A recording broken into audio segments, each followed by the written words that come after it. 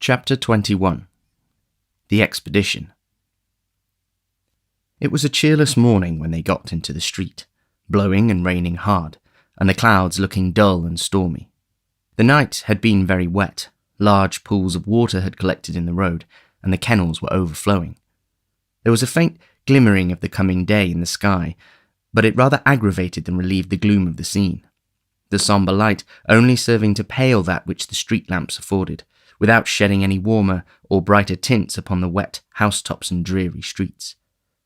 There appeared to be nobody stirring in that quarter of the town. The windows of the houses were all closely shut, and the streets through which they passed were noiseless and empty. By the time they had turned into the Bethnal Green Road, the day had fairly begun to break. Many of the lamps were already extinguished. A few country wagons were slowly toiling on towards London. Now and then a stagecoach, covered with mud, rattled briskly by, the driver bestowing, as he passed, an admonitory lash upon the heavy waggoner who, by keeping on the wrong side of the road, had endangered his arriving at the office a quarter of a minute after his time. The public houses with gaslights burning inside were already open. By degrees, other shops began to be unclosed, and a few scattered people were met with. Then came straggling groups of labourers going to their work. Then men and women with fish baskets on their heads, donkey carts laden with vegetables, chaise carts filled with livestock or whole carcasses of meat, milk women with pails, an unbroken concourse of people trudging out with various supplies to the eastern suburbs of the town. As they approached the city, the noise and traffic gradually increased. When they had threaded the streets between Shoreditch and Smithfield, it had swelled into a roar of sound and bustle. It was as light as it was likely to be till night came on again, and the busy morning of half the London population had begun. Turning down Sun Street and Crown Street and crossing Finsbury Square, Mr. Sykes struck by way of Chisel Street into Barbican, thence into Long Lane and so into Smithfield, from which latter place arose a tumult of discordant sounds that filled Oliver Twist with amazement. It was market morning. The ground was covered nearly ankle deep with filth and mire, a thick steam perpetually rising from the reeking bodies of the cattle and mingling with the fog, which seemed to rest upon the chimney-tops, hung heavily above. All the pens in the centre of the large area, and as many temporary pens as could be crowded into the vacant space, were filled with sheep. Tied up to posts by the gutter-side were long lines of beasts and oxen 3 or 4 deep. Countrymen, butchers, drovers, hawkers, boys, thieves, idlers, and vagabonds of every low grade were mingled together in a mass. The whistling of drovers, the barking dogs, the bellowing and plunging of the oxen, the bleating of sheep, the grunting and squeaking of pigs, the cries of hawkers, the shouts, oaths, and quarrelling on all sides, the ringing of bells and the roar of voices that issued from every public house, the crowding, pushing, driving, beating, whooping and yelling, the hideous and discordant din that resounded from every corner of the market, and the unwashed, unshaven, squalid and dirty figures constantly running to and fro, and bursting in and out of the throng, rendered it a stunning and bewildering scene, which quite confounded the senses. Mr. Sykes, dragging Oliver after him, elbowed his way through the thickest of the crowd, and bestowed very little attention on the numerous sights and sound which so astonished the boy. He nodded twice or thrice to a passing friend, and resisting as many invitations to take a morning dram, pressed steadily onward until they were clear of the turmoil, and had made their way through Hosier Lane into Holborn. "Now, young un," said Sykes, looking up at the clock of St. Andrew's Church, "hard upon 7, you must step out. Come, don't lag behind already, lazy legs." Mr. Sykes accompanied this speech with a jerk at his little companion's wrist. Oliver, quickening his pace into a kind of a trot between a fast walk and a run, kept up with the rapid strides of the housebreaker as well as he could. They held their course at this rate until they passed Hyde Park Corner, and were on their way to Kensington when Sykes relaxed his pace, until an empty cart which was at some little distance behind came up. Seeing Hounslow written on it, he asked the driver with as much civility as he could assume if he would give them a lift as far as Isleworth. "Jump up," said the man. "Is that your boy?" "Yeah, he's my boy," replied Sykes, looking hard at Oliver and putting his hand abstractedly into the pocket where the pistol was. "Your father walks rather too quick for you, don't he, my man?" inquired the driver, seeing that Oliver was out of breath. "Not a bit of it," replied Sikes, interposing. "He's used to it. Here, take hold of my hand, Ned. In with you." Thus addressing Oliver, he helped him into the cart, and the driver, pointing to a heap of sticks, told him to lie down there and rest himself. As they passed the different milestones, Oliver wondered more and more where his companion meant to take him. Kensington, Hammersmith, Chiswick, Kew Bridge, Brentford were all passed, and yet they went on as steadily as if they had just begun their journey. At length they came to a public house called the Coach and Horses, a little way beyond which another road appeared to run off, and here the cart stopped. Sikes dismounted with great precipitation, holding Oliver by the hand all the while, and lifting him down directly, bestowed a furious look upon him, and rapped the side pocket with his fist in a significant manner. "Goodbye, boy," said the man. "He's sulky," replied Sikes, giving him a shake. "He's sulky. A young dog don't mind him." "Not I," rejoined the other, getting into his cart. "It's a fine day after all," and he drove away. Sikes waited until he had fairly gone, and then, telling Oliver he might look about him if he wanted, once again led him onward on his journey. They turned round to the left, a short way past the public house, and then, taking a right-hand road, walked on for a long time, passing many large gardens and gentlemen's houses on both sides of the way, and stopping for nothing but a little beer, until they reached a town. Here, against the wall of a house, Oliver saw written up in pretty large letters, "Hampton." They lingered about in the fields for some hours. At length they came back into the town, and turning into an old public house with a defaced signboard, ordered some dinner by the kitchen fire. The kitchen was an old, low-roofed room, with a great beam across the middle of the ceiling, and benches with high backs to them by the fire, on which were seated several rough men in smock frocks, drinking and smoking. They took no notice of Oliver, and very little of Sikes, and as Sikes took very little notice of them, he and his young comrade sat in a corner by themselves, without being much troubled by their company. They had some cold meat for dinner, and sat so long after it, while Mr. Sikes indulged himself with 3 or 4 pipes, that Oliver began to feel quite certain they were not going any further. Being much tired with the walk, and getting up so early, he dozed a little at first, then, quite overpowered by fatigue and the fumes of the tobacco, fell asleep. It was quite dark when he was awakened by a push from Sikes. Rousing himself sufficiently to sit up and look about him, he found that worthy in close fellowship and communication with a labouring man over a pint of ale. "So, you're going on to Lower Halliford, are you?" inquired Sikes. "Yes, I am," replied the man, who seemed a little the worse or better, as the case might be, for drinking. "And not slow about it, neither. My horse hasn't got a load behind him going back, as he had coming up in the morning, and he won't be long of doing it. Here's good luck to him. He's a good un." "Could you give my boy a lift as far as there?" demanded Sikes, pushing the ale towards his new friend. "If you're going directly, I can," replied the man, looking out of the pot. "Are you going to Halliford?" "Going on to Shepperton," replied Sikes. "I'm your man, as far as I go," replied the other.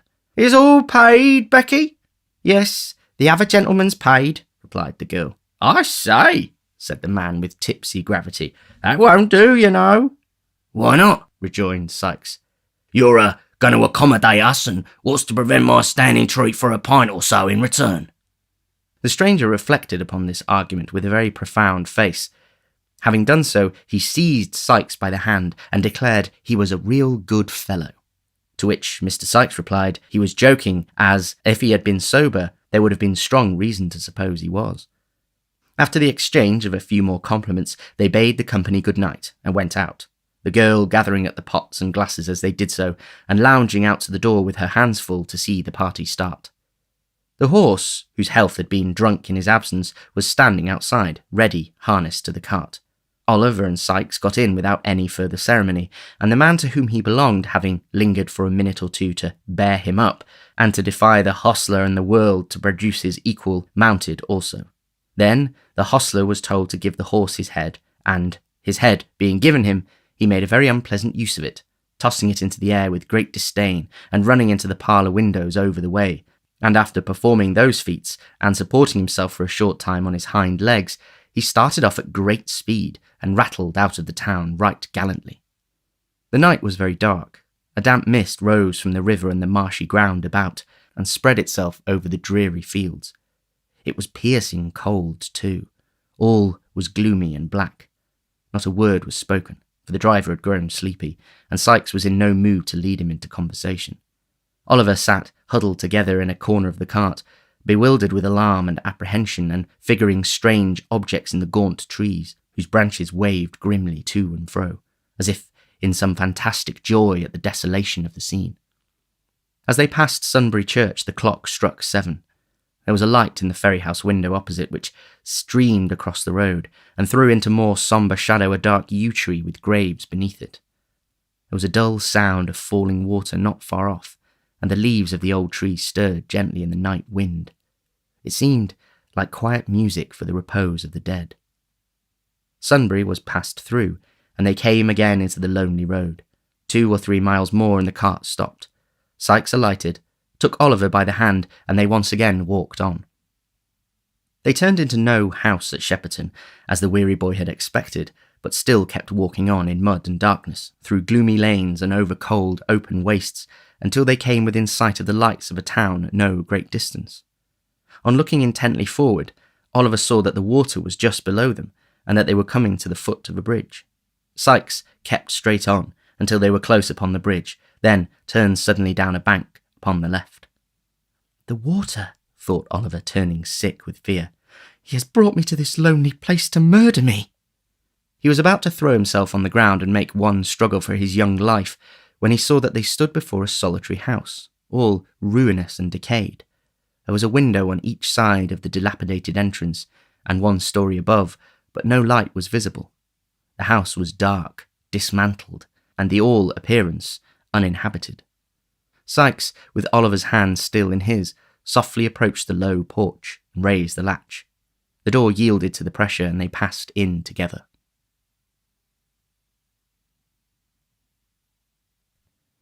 Chapter 22. The Burglary. "Hello!"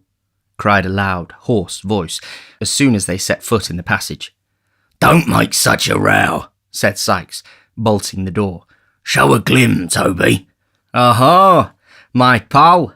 cried the same voice. "A glim, Barney, a glim! Show the gentleman in, Barney. Wake up first, if convenient."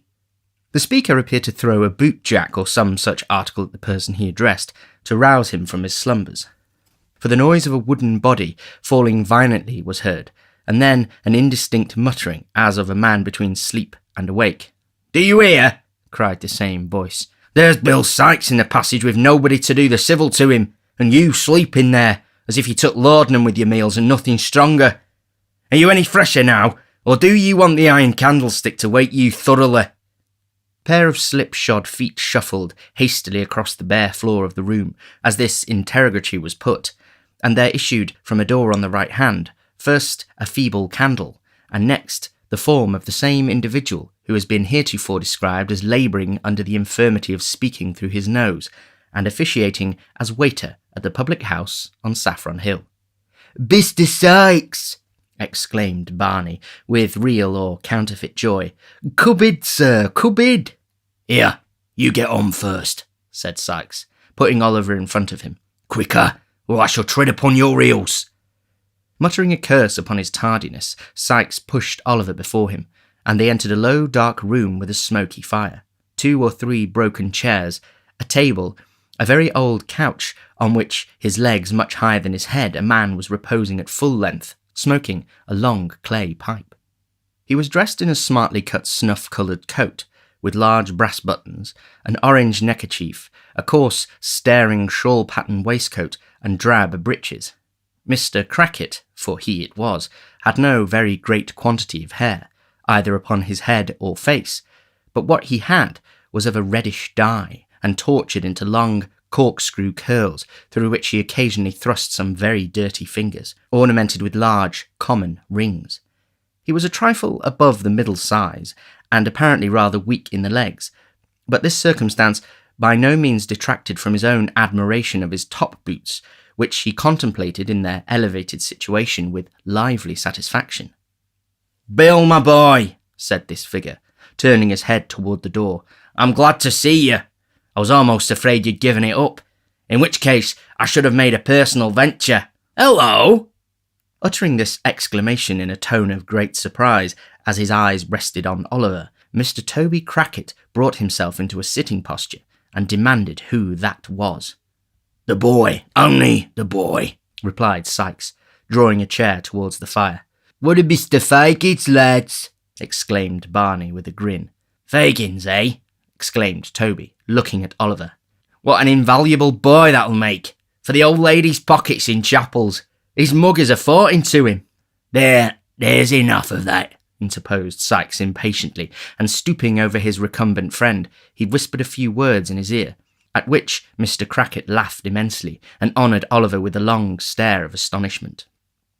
"Now," said Sikes, as he resumed his seat, "if you'll give us something to eat and drink while you're waiting, you'll put some heart in us, or in me at all events. Sit down by the fire, younker, and rest yourself, for you'll have to go out with us again tonight, though I'm not very far off." Oliver looked at Sikes in mute and timid wonder, and drawing a stool to the fire sat with his aching head upon his hands, scarcely knowing where he was or what was passing around him. "Here," said Toby, as the young Jew placed some fragments of food and a bottle upon the table. "Success to the crack!" He rose to honour the toast, and carefully depositing his empty pipe in a corner, advanced to the table, filled a glass with spirits, and drank off its contents. Mr. Sikes did the same. "A drain for the boy," said Toby, half filling a wine-glass. "Down with it, innocence." "Indeed," said Oliver, looking piteously up into the man's face. "Indeed, I—" "Down with it," echoed Toby. "Do you think I don't know what's good for you? Tell him to drink it, Bill." "He had better," said Sikes, clapping his hand upon his pocket. "Burn my body, if he isn't more trouble than a whole family of dodgers. Drink it, you perverse imp. Drink it." Frightened by the menacing gestures of the two men, Oliver hastily swallowed the contents of the glass, and immediately fell into a violent fit of coughing, which delighted Toby Crackit and Barney, and even drew a smile from the surly Mr. Sikes. This done, and Sikes having satisfied his appetite, Oliver could eat nothing but a small crust of bread which they made him swallow. The two men laid themselves down on chairs for a short nap. Oliver retained his stool by the fire. Barney, wrapped in a blanket, stretched himself on the floor, close outside the fender. They slept, or appeared to sleep, for some time, nobody stirring but Barney, who rose once or twice to throw coals on the fire. Oliver fell into a heavy doze, imagining himself straying along the gloomy lanes, or wandering about the dark churchyard, or retracing some one or other of the scenes of the past day, when he was roused by Toby Crackit, jumping up and declaring it was 1:30. In an instant the other two were on their legs, and all were actively engaged in busy preparation. Sikes and his companion enveloped their necks and chins in large dark shawls, and drew on their greatcoats. Barney, opening a cupboard, brought forth several articles which he hastily crammed into his pockets. "Barkers for me, Barney," said Toby Crackit. "Here they are," replied Barney, producing a pair of pistols. "You loaded them yourself." "All right," replied Toby, stowing them away. "The persuaders?" "I've got 'em," replied Sikes. "Crape, keys, centre bits, darkies. Nothing forgotten?" inquired Toby, fastening a small crowbar to a loop inside the skirt of his coat. "All right," rejoined his companion. "Bring them bits of timber, Barney. That's the time of day." With these words, he took a thick stick from Barney's hands, who, having delivered another to Toby, busied himself in fastening on Oliver's cape. "Now then," said Sikes, holding out his hand. Oliver, who was completely stupefied by the unwonted exercise, and the air, and the drink which had been forced upon him, put his hand mechanically into that which Sikes extended for the purpose. "Take his other hand, Toby," said Sikes. "Look out, Barney." The man went to the door, and returned to announce that all was quiet. The two robbers issued forth with Oliver between them. Barney, having made all fast, rolled himself up as before, and was soon asleep again. It was now intensely dark. The fog was much heavier than it had been in the early part of the night, and the atmosphere was so damp that, although no rain fell, Oliver's hair and eyebrows, within a few minutes after leaving the house, had become stiff with the half-frozen moisture that was floating about. They crossed the bridge, and kept on towards the lights which he had seen before. They were at no great distance off, and as they walked pretty briskly, they soon arrived at Chertsey. "Slap through the town," whispered Sykes. "There'll be nobody in the way tonight to see us." Toby acquiesced, and they hurried through the main street of the little town, which at that late hour was wholly deserted. A dim light shone at intervals from some bedroom window, and the hoarse barking of dogs occasionally broke the silence of the night. But there was nobody abroad. They had cleared the town as the church bell struck 2. Quickening their pace, they turned up a road upon the left hand. After walking about a quarter of a mile, they stopped before a detached house surrounded by a wall, to the top of which Toby Crackit, scarcely pausing to take breath, climbed in a twinkling. "The boy next," said Toby. "Hoist him up. I'll catch hold of him." Before Oliver had time to look around, Sykes had caught him under the arms, and in 3 or 4 seconds he and Toby were lying on the grass on the other side. Sykes followed directly, and they stole cautiously towards the house. And now, for the first time, well nigh mad with grief and terror, saw that housebreaking and robbery, if not murder, were the objects of the expedition. He clasped his hands together and involuntarily uttered a subdued exclamation of horror. A mist came before his eyes. The cold sweat stood upon his ashy face, his limbs failed him, and he sank upon his knees. "Get up," murmured Sykes, trembling with rage and drawing the pistol from his pocket. "Get up, or I'll stew your brains upon the grass." "Oh, for God's sake, let me go," cried Oliver. "Let me run away and die in the fields. I will never come near London, never, never. Oh, pray have mercy on me. Do not make me steal. For the love of all the bright angels that rest in heaven, have mercy upon me." The man to whom this appeal was made swore a dreadful oath, and had cocked the pistol, when Toby, striking it from his grasp, placed his hand upon the boy's mouth and dragged him to the house. "Hush," cried the man. "It won't answer here. Say another word, and I'll do your business myself with a crack on the head. That makes no noise, and is quite as certain and more genteel. Here, Bill, wrench the shutter open. He's game enough now, I'll engage. I've seen older hands of his age took the same way for a minute or 2 on a cold night." Sykes, invoking terrific imprecations upon Fagin's head for sending Oliver on such an errand, plied the crowbar vigorously, but with little noise. After some delay, and some assistance from Toby, the shutter to which he had referred swung open on its hinges. It was a little lattice window, about 5.5 feet above the ground at the back of the house, which belonged to a scullery or small brewing place at the end of the passage. The aperture was so small that the inmates had probably not thought it worth while to defend it more securely, but it was large enough to admit a boy of Oliver's size nevertheless. A very brief exercise of Mr. Sykes's art sufficed to overcome the fastening of the lattice, and it soon stood wide open also. "Now listen, you young limb," whispered Sykes, drawing a dark lantern from his pocket and throwing the glare full on Oliver's face. "I'm going to put you through there. Take this light. Go softly up the steps straight afore you, and along the little hall to the street door. Unfasten it, and let us in." "There's a bolt at the top you won't be able to reach," interposed Toby. "Stand upon one of the hall chairs. There are 3 there, Bill, and a jolly large blue unicorn and gold pitchfork on 'em, which is the old lady's arms." "Keep quiet, can't ya?" replied Sykes with a threatening look. "The room door is open, is it?" "Wide," replied Toby after peeping in to satisfy himself. "The game of that is that they always leave it open with a catch, so that the dog who's got a bed in there may walk up and down to the passage when he feels wakeful. Barney ticed him away tonight. So neat." Although Mr. Crackit spoke in a scarcely audible whisper and laughed without noise, Sykes imperiously commanded him to be silent and get to work. Toby complied, by first producing his lantern and placing it on the ground, then by planting himself firmly with his head against the wall beneath the window and his hands upon his knees so as to make a step of his back. This was no sooner done than Sykes, mounting upon him, put Oliver gently through the window with his feet first, and without leaving hold of his collar, planted him safely on the floor inside. "Take this lantern," said Sykes, looking into the room. "You see the stairs afore you?"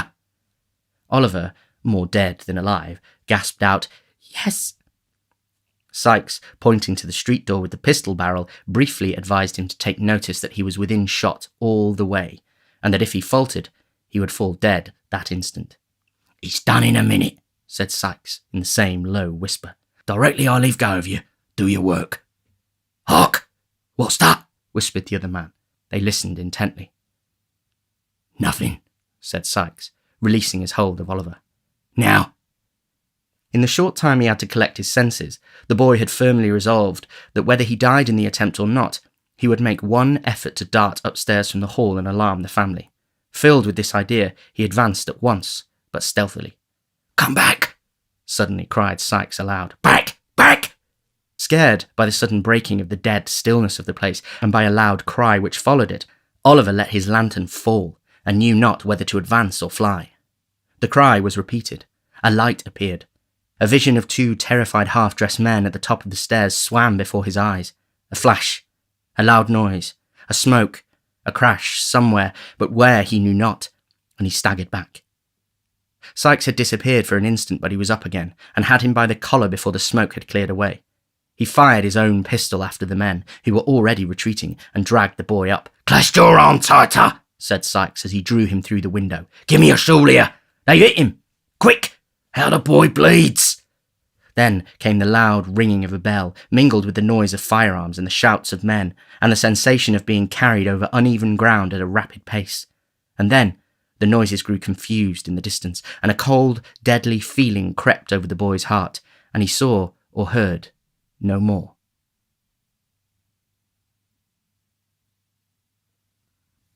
Chapter 23, which contains the substance of a pleasant conversation between Mr. Bumble and a lady, and shows that even a beadle may be susceptible on some points.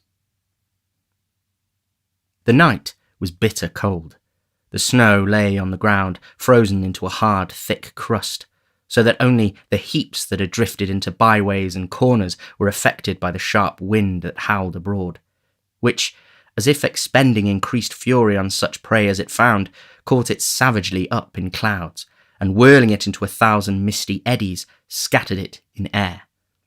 Bleak, dark, and piercing cold, it was a night for the well-housed and fed to draw round the bright fire and thank God they were at home, and for the homeless, starving wretch to lay him down and die.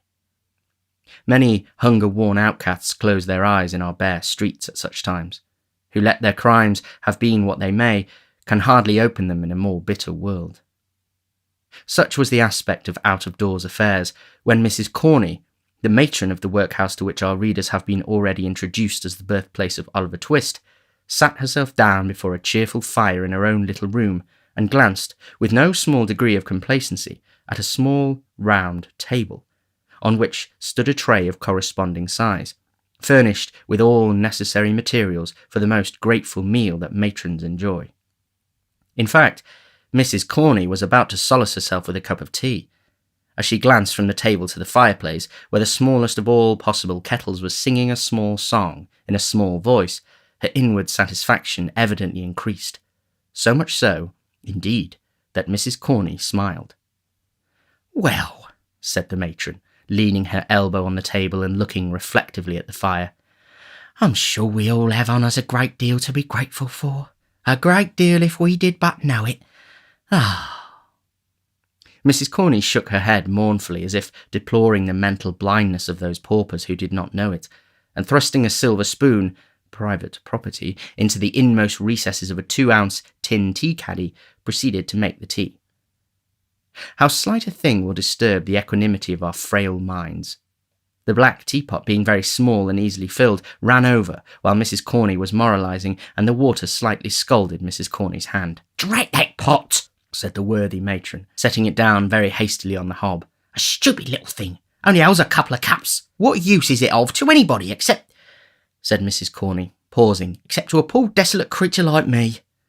Oh dear." With these words the matron dropped into her chair, and once more resting her elbow on the table, thought of her solitary fate. The small teapot and the single cup had awakened in her mind sad recollections of Mr. Corney, who had not been dead more than 25 years, and she was overpowered. "I shall never get another," said Mrs. Corney pettishly. "I shall never have another like him." Whether this remark bore reference to the husband or the teapot is uncertain. It might have been the latter, for Mrs. Corney looked at it as she spoke and took it up afterwards. She had just tasted her first cup when she was disturbed by a soft rap at the room door. "Oh, come in with you," said Mrs. Corney sharply. "Some of the old women dying, I suppose. They always die when I'm at meals. Don't stand there letting the cold in, don't. What's amiss now, eh?" Nothing, ma'am, nothing," replied a man's voice. "Dear me," exclaimed the matron in a much sweeter tone. Is that Mr. Bumble?" "At your service, ma'am," said Mr. Bumble, who had been stopping outside to rub his shoes clean and to shake the snow off his coat, and who now made his appearance bearing the cocked hat in one hand and a bundle in the other. "Shall I shut the door, ma'am?"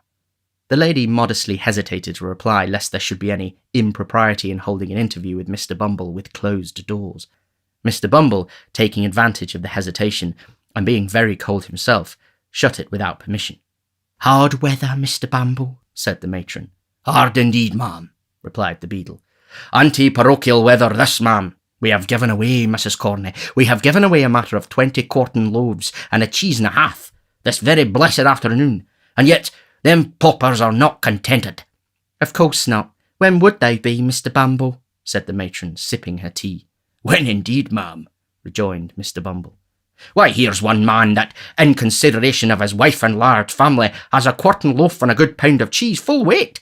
Is he grateful, ma'am? Is he grateful? Not a copper farthing's worth of it. What does he do, ma'am, but ask for a few coals? If it's only a pocket handkerchief full, he says, 'Coals!'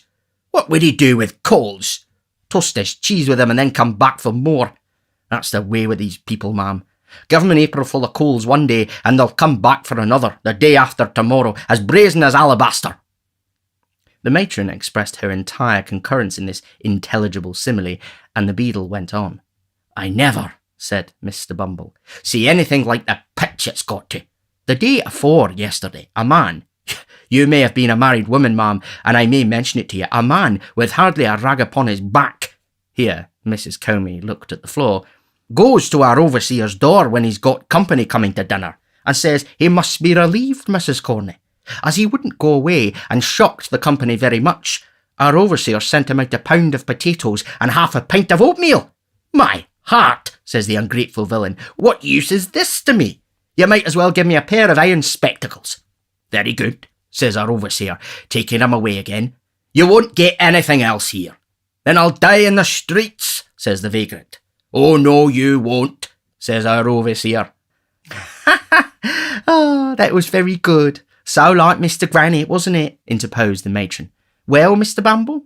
"Well, ma'am," rejoined the beadle, "he went away and did die in the streets. That's an obstinate pauper for you." "It beats anything I could have believed," observed the matron emphatically.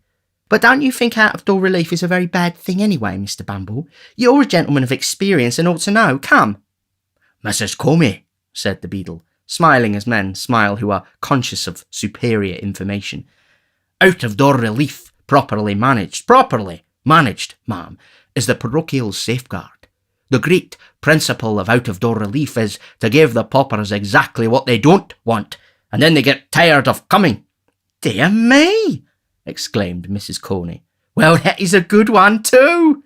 "Yes, betwixt you and me, ma'am," returned Mr. Bumble, "that's the great principle, and that's the reason why, if you look at any cases that get into them audacious newspapers, you'll always observe that sick families have been relieved with slices of cheese.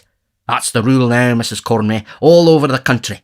But, however," said the beadle, stopping to unpack his bundle, "these are official secrets, ma'am, not to be spoken of, except, as I may say, among the parochial officers such as ourselves.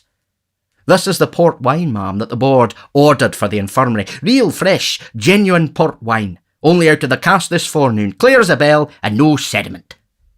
Having held the first bottle up to the light and shaken it well to test its excellence, Mr. Bumble placed them both on top of a chest of drawers, folded the handkerchief in which they had been wrapped, put it carefully in his pocket, and took up his hat as if to go. "You'll have a very cold walk, Mr. Bumble," said the matron. "It blows, ma'am," replied Mr. Bumble, turning up his coat collar. "Enough to cut one's ears off." The matron looked from the little kettle to the beadle, who was moving towards the door, and as the beadle coughed, preparatory to bidding her good night, bashfully inquired whether he wouldn't take a cup of tea. Mr. Bumble instantaneously turned back his collar again, laid his hat and stick upon a chair, and drew another chair up to the table. As he slowly seated himself, he looked at the lady. She fixed her eyes upon the little teapot. Mr. Bumble coughed again, and slightly smiled. Mrs. Corney rose to get another cup and saucer from the closet. As she sat down, her eyes once again encountered those of the gallant Beadle. She coloured, and applied herself to the task of making his tea. Again Mr. Bumble coughed, louder this time than he had coughed yet. "Sweet, Mr. Bumble?" inquired the matron, taking up the sugar basin. "Very sweet indeed, ma'am," replied the Bumble. He fixed his eyes on Mrs. Corney as he said this, and if ever a beadle looked tender, Mr. Bumble was that beadle at that moment. The tea was made and handed in silence. Mr. Bumble, having spread a handkerchief over his knees to prevent the crumbs from sullying the splendour of his shorts, began to eat and drink, varying these amusements occasionally by fetching a deep sigh, which, however, had no injurious effect on his appetite, but on the contrary rather seemed to facilitate his operations in the tea and toast department. "You have a cat, ma'am, I see," said Mr. Bumble, glancing at one who, in the centre of her family, was basking before the fire. "And kittens too, I declare." "I'm so fond of them, Mr. Bumble, you can't think," replied the matron. "They're so happy, so frolicsome and so cheerful that they are quite companions for me." "Very nice animals, ma'am," replied Mr. Bumble approvingly. "So very domestic." "Oh, yes," rejoined the matron with enthusiasm. "So fond of their own, too, that it's quite a pleasure, I'm sure." "Mrs. Corney, ma'am," said Mr. Bumble, slowly, and marking the time with his teaspoon. "I mean to say this, ma'am, that any cat or kitten that could live with you, ma'am, and not be fond of its home, must be an ass, ma'am." "Oh, Mr. Bumble," remonstrated Mrs. Corney. "It's of no use disguising the facts, ma'am," said Mr. Bumble, slowly flourishing the teaspoon with a kind of amorous dignity which made him doubly impressive. "I would drown it myself with pleasure." "Then you are a cruel man," said the matron vivaciously as she held out her hand for the beadle's cup, "and a very hard-hearted man besides." "Hard-hearted, ma'am," said Mr. Bumble. "Hard!" Mr. Bumble resigned his cup without another word, squeezed Mrs. Comey's little finger as she took it, and inflicted 2 open-handed slaps upon his laced waistcoat, gave a mighty sigh, and hitched his chair a very little morsel farther from the fire. It was a round table, and as Mrs. Corney and Mr. Bumble had been sitting opposite each other, with no great space between them, and fronting the fire, it will be seen that Mr. Bumble, in receding from the fire and still keeping at the table, increased the distance between himself and Mrs. Corney, which proceeding some prudent readers will doubtless be disposed to admire, and to consider an act of great heroism on Mr. Bumble's part, he being in some sort tempted by time, place, and opportunity to give utterance to certain soft nothings, which, however well they may become the lips of the light and thoughtless, do seem immeasurably beneath the dignity of judges of the land, members of Parliament, ministers of state, Lord Mayors, and other great public functionaries, but more particularly beneath the stateliness and gravity of a beadle, who, as is well known, should be the sternest and most inflexible among them all. Whatever were Mr. Bumble's intentions, however, and no doubt they were of the best, it unfortunately happened, as has been twice before remarked, that the table was a round one. Consequently, Mr. Bumble, moving his chair by little and little, soon began to diminish the distance between himself and the matron, and continuing to travel round the outer edge of the circle, brought his chair, in time, close to that in which the matron was seated. Indeed, the 2 chairs touched, and when they did so, Mr. Bumble stopped. Now, if the matron had moved her chair to the right, she would have been scorched by the fire, and if to the left, she must have fallen into Mr. Bumble's arms. So, being a discreet matron, and no doubt foreseeing these consequences at a glance, she remained where she was, and handed Mr. Bumble another cup of tea. "Hard-hearted, Mrs. Corney," said Mr. Bumble, stirring his tea and looking up into the matron's face. "Are you hard-hearted, Mrs. Corney?" "Dear me," exclaimed the matron. What a very curious question from a single man. What can you want to know for, Mr. Bumble? The beadle drank his tea to the last drop, finished a piece of toast, whisked the crumbs off his knees, wiped his lips, and deliberately kissed the matron. Mr. Bumble, cried that discreet lady in a whisper, for the fright was so great that she had quite lost her voice. Mr. Bumble, I shall scream. Mr. Bumble made no reply, but in a slow and dignified manner he put his arm round the matron's waist. As the lady had stated her intention of screaming, of course she would have screamed at this additional boldness, but that the exertion was rendered unnecessary by a hasty knocking at the door, which was no sooner heard than Mr. Bumble darted with much agility to the wine bottles and began dusting them with great violence, while the matron sharply demanded who was there. It is worthy of remark, as a curious physical instance of the efficacy of sudden surprise in counteracting the effects of extreme fear, that her voice had quite recovered all of its official asperity. "If you please, mistress," said a withered old female pauper, hideously ugly, putting her head in at the door. "Old Sally is a-going fast." "Well, what's that to me?" angrily demanded the matron. "I can't keep her alive, can I?" No, mistress," replied the old woman. "Nobody can. She's far beyond the reach of help. I've seen many people die, little babies and great strong men, and I know when deaths are coming, well enough. But she's troubled in her mind, and when the fits are not on her, and that's not often for she's dying very hard, she says she has got something to tell, which you must hear. She'll never die quite till you come, mistress." At this intelligence, the worthy Mrs. Corney muttered a variety of invectives against the old woman, who couldn't even die without purposely annoying their betters, and muffling herself in a thick shawl, which she hastily caught up, briefly requested Mr. Bumble to stay till she came back, lest anything particular should occur.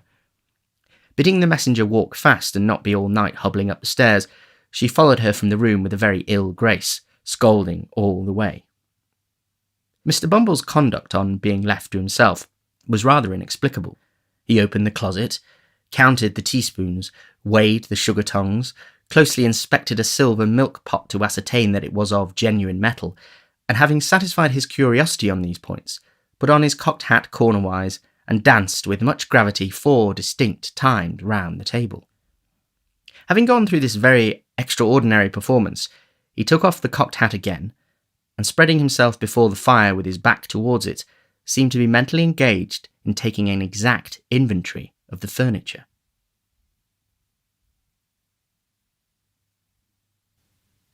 Chapter 24. Treats on a very poor subject, but it is a short one, and may be found of importance in this history. It was no unfit messenger of death who had disturbed the quiet of the matron's room. Her body was bent by age, her limbs trembled with palsy. Her face, distorted into a mumbling leer, resembled more the grotesque shaping of some wild pencil than the work of nature's hand.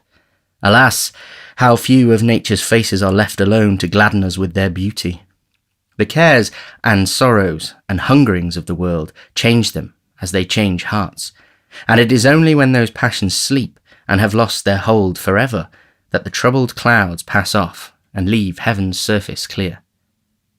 It is a common thing for the countenances of the dead, even in that fixed and rigid state, to subside into the long-forgotten expression of sleeping infancy, and settle into the very look of early life, so calm, so peaceful do they grow again, that those who knew them in their happy childhood kneel by the coffin's side in awe, and see the angel even upon earth.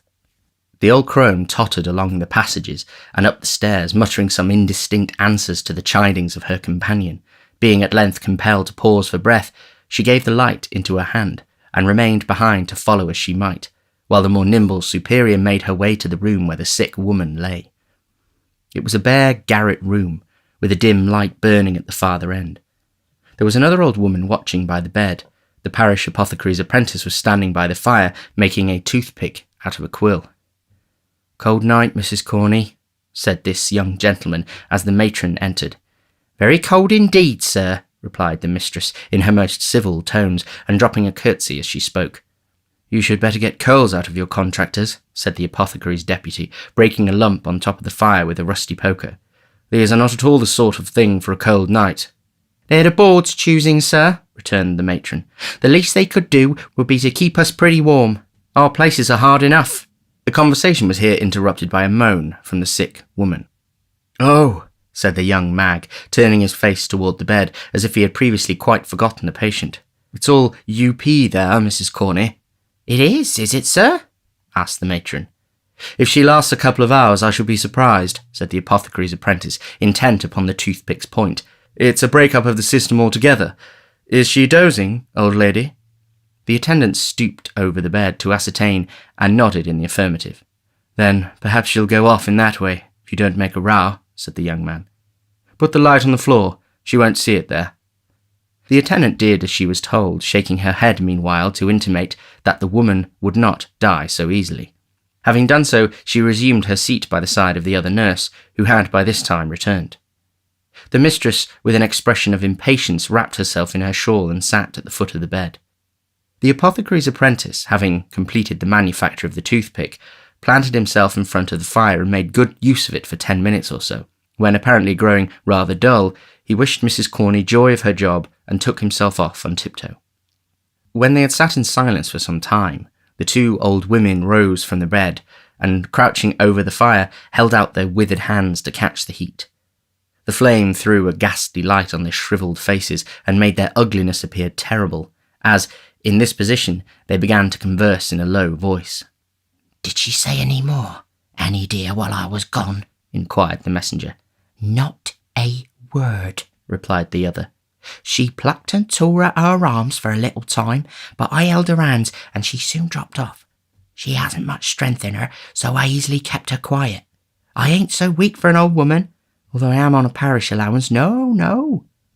Did she drink the hot wine the doctor said she was to have? Demanded the first. I tried to get it down, rejoined the other, but her teeth were tight set, and she clenched the mug so hard it was as good as I could do to get it back again.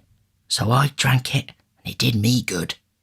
Looking cautiously round to ascertain that they were not overheard, the two hags cowered near the fire and chuckled heartily. I mind the time, said the first speaker, when she would have done the same and made rare fun of it afterwards. Aye, that she would, rejoined the other. She had a merry heart, and many, many beautiful corpses she laid out, as nice and neat as waxwork. My old eyes have seen them, aye, and those old hands have touched them too, for I've helped her scores of times. Stretching forth her trembling fingers as she spoke, the old creature shook them exultingly before her face, and fumbling in her pocket, brought out an old-time discoloured tin snuff-box, from which she shook a few grains into the outstretched palm of her companion, and a few more into her own. While they were thus employed, the matron, who had been impatiently waiting until the dying woman should awaken from her stupor, joined them by the fire, and sharply asked how long she was to wait. Not long, mistress, replied the second woman, looking up into her face. We have none of us long to wait for death. Patience. He'll be here soon enough for us all. Hold your tongue, you doting idiot, said the matron sternly. You, Martha, tell me, has she been in this way before? Often, answered the first woman. But will never be again, added the second one. That is, she'll never wake again but once, and my mistress, that won't be for long. Long or short, said the matron snappishly. She won't find me here when she does wake. Take care, both of you, how you worry me again for nothing. It's no part of my duty to see the old women in the house die, and I won't, that's more. Mind you, you impudent old harridans, if you make a fool of me again, I'll soon cure you, I'll warrant you. She was bouncing away, when a cry from the two women who had turned towards the bed caused her to look round. The patient had raised herself upright and was stretching her arms towards them. Who's that? She cried in a hollow voice. Hush, said one of the women, stooping over her. Lie down. I'll never lie down again alive, said the woman, struggling. I will tell her. Come here, nearer. Let me whisper in your ear. She clutched the matron by the arm, and forcing her into a chair by the bedside, was about to speak, when, looking round, she caught sight of the two old women bending forward in the attitude of eager listeners. Turn them away, said the woman, drowsily. Make haste, Make haste! The two old crones, chiming in together, began pouring out many piteous lamentations that the poor dear was too far gone to know her best friends, and were uttering sundry protestations that they would never leave her, when the superior pushed them from the room, closed the door, and returned to the bedside. On being excluded, the old ladies changed their tone, and cried through the keyhole that old Sally was drunk, which indeed was not unlikely, since in addition to a moderate dose of opium prescribed by the apothecary, she was labouring under the effects of a final taste of gin and water, which had been privily administered in the openness of their hearts by the worthy old ladies themselves. Now you listen to me, said the dying old woman aloud, as if making a great effort to revive one latent spark of energy. In this very room, in this very bed, I once nursed a pretty young creature that was brought into the house with her feet cut and bruised with walking, and all soiled with dust and blood. She gave birth to a boy and died. Let me think. What was the year again? Never mind the year, said the impatient auditor. What about her? Aye, murmured the sick woman, relapsing into a former drowsy state. What about her? What about... I know! She cried, jumping fiercely up, her face flushed and her eyes starting from her head. I robbed her, so I did. She wasn't cold, I tell you, she wasn't cold when I stole it. Stole what, for God's sake? Cried the matron, with a gesture as if she would call for help. It, replied the woman, laying her hand over the other's mouth. The only thing she had. She wanted clothes to keep her warm and food to eat, but she had kept it safe and had it in her bosom. It was gold, I tell you, rich gold that might have saved her life. Gold? Echoed the matron, bending eagerly over the woman as she fell back. Go on, yes, what of it? Who was the mother? When was it? She charged me to keep it safe, replied the old woman with a groan, and trusted me as the only woman about her. I stole it in my heart when she first showed it me hanging round her neck, and the child's death, perhaps, is on me besides. They would have treated him better if they'd known it all. Known what? asked the other. Speak! The boy grew so like his mother, said the woman, rambling on and not heeding the question, that I could never forget it when I saw his face. Poor girl, she was so young too. Such a gentle lamb. Wait, there's more to tell. I have not told you all, have I?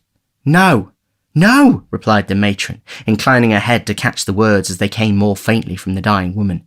Be quick, or it may be too late. The mother, said the woman, making a more violent effort than before. The mother, when the pains of death first came upon her, whispered in my ear that if her baby was born alive and thrived, the day might come when it would not feel so disgraced to hear its poor young mother named. And oh, kind heaven, she said, folding her thin hands together, whether it be boy or girl, raise up some friends for it in this troubled world, and take pity upon a lonely, desolate child abandoned to its mercy. The boy's name, demanded the matron. They called him Oliver, replied the woman feebly. The gold I stole was... Yes, what? cried the other. She was bending eagerly over the woman to hear her reply, but drew back instinctively as she once again rose, slowly and stiffly, into a sitting posture. Then, clutching the coverlid with both hands, muttered some indistinct sounds in her throat, and fell, lifeless, on the bed. Stone dead, said one of the old women, hurrying in as soon as the door was opened. And nothing to tell, after all, rejoined the matron, walking carelessly away. The two crones, to all appearance, too busily occupied in the preparations for their dreadful duties to make any reply, were left alone, hovering about the body.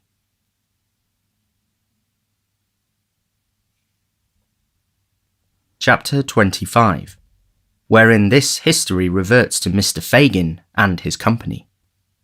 While these things were passing in the country workhouse, Mr. Fagin sat in the old den, the same from which Oliver had been removed by the girl, brooding over a dull, smoky fire. He held a pair of bellows upon his knee, with which he had apparently been endeavouring to rouse it into a more cheerful action, but he had fallen into deep thought, and with his arms folded on them and his chin resting on his thumbs, fixed his eyes abstractedly on the rusty bars. At a table behind him sat the artful Dodger, Master Charles Bates and Mr. Chitling, all intent upon a game of whist, the artful taking dummy against Master Bates and Mr. Chitling. The countenance of the first-named gentleman, peculiarly intelligent at all times, acquired great additional interest from his close observance of the game and his attentive perusal of Mr. Chitling's hand, upon which, from time to time, as occasion served, he bestowed a variety of earnest glances, wisely regulating his own play by the result of his observations upon his neighbour's cards. It being a cold night, the Dodger wore his hat, as, indeed, was often the custom within doors. He also sustained a clay pipe between his teeth, which he only removed for a brief space when he deemed it necessary to apply for refreshment to a quart pot on the table, which stood ready filled with gin and water for the accommodation of the company. Master Bates was also attentive to the play, but being of a more excitable nature than his accomplished friend, it was observable that he more frequently applied himself to the gin and water, and moreover indulged in many jests and irrelevant remarks, all highly unbecoming a scientific rubber. Indeed, the artful, presuming upon their close attachment, more than once took occasion to reason gravely with his companion upon these improprieties, all of which remonstrances Master Bates received in extremely good part, merely requesting his friend to be blowed, or to insert his head in a sack, or replying with some other neatly turned witticism of a similar kind, the happy application of which excited considerable admiration in the mind of Mr. Chitling. It was remarkable that the latter gentleman and his partner invariably lost, and that circumstance, so far from angering Master Bates, appeared to afford him the highest amusement, inasmuch as he laughed most uproariously at the end of every deal, and protested that he had never seen such a jolly game in all his born days.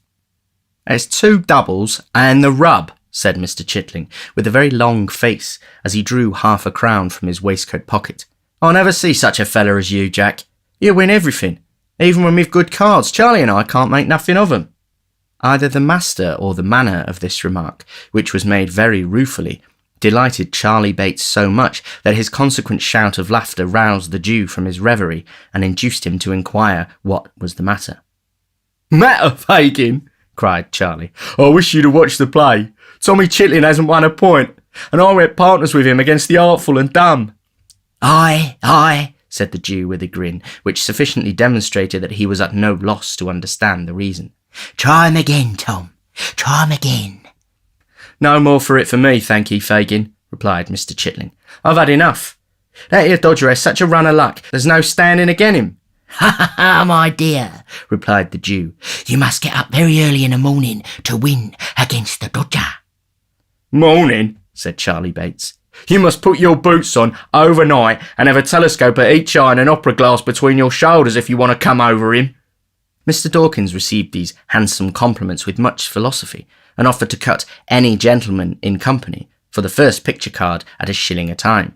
Nobody accepting the challenge, and his pipe being this time smoked out, he proceeded to amuse himself by sketching a ground plan of Newgate on the table with a piece of chalk, which had served him in lieu of counters, whistling, meantime, with particular shrillness. "How precious dull you are, Tommy," said the Dodger, stopping short when there had been a long silence and addressing Mr. Chitling. "What do you think he's thinking of, Fagin?" How should I know, my dear? replied the Jew, looking round as he plied the bellows. About his losses, maybe? Or the little retirement in the country that he's just left, eh? Is that it, my dear? "Not a bit of it," replied the Dodger, stopping the subject of discourse as Mr. Chitling was about to reply. "What do you say, Charlie?" "I should say," replied Master Bates with a grin, "that he was uncommon sweet upon Betsy, seeing how he's a-blushing. Oh, my eye, he's a merry-go-rounder. Tommy Chitling's in love. Oh, Fagin, what a spree!" Thoroughly overpowered with the notion of Mr. Chitling being the victim of the tender passion, Master Bates threw himself back in his chair with such violence that he lost his balance and pitched over upon the floor, where, the accident abating nothing of his merriment, he lay at full length until his laugh was over, when he resumed his former position and began another laugh. Never mind him, my dear, said the Jew, winking at Mr. Dawkins and giving Master Bates a reproving tap with the nozzle of the bellows. Betsy's a fine girl. Stick up to her, Tom, stick up to her.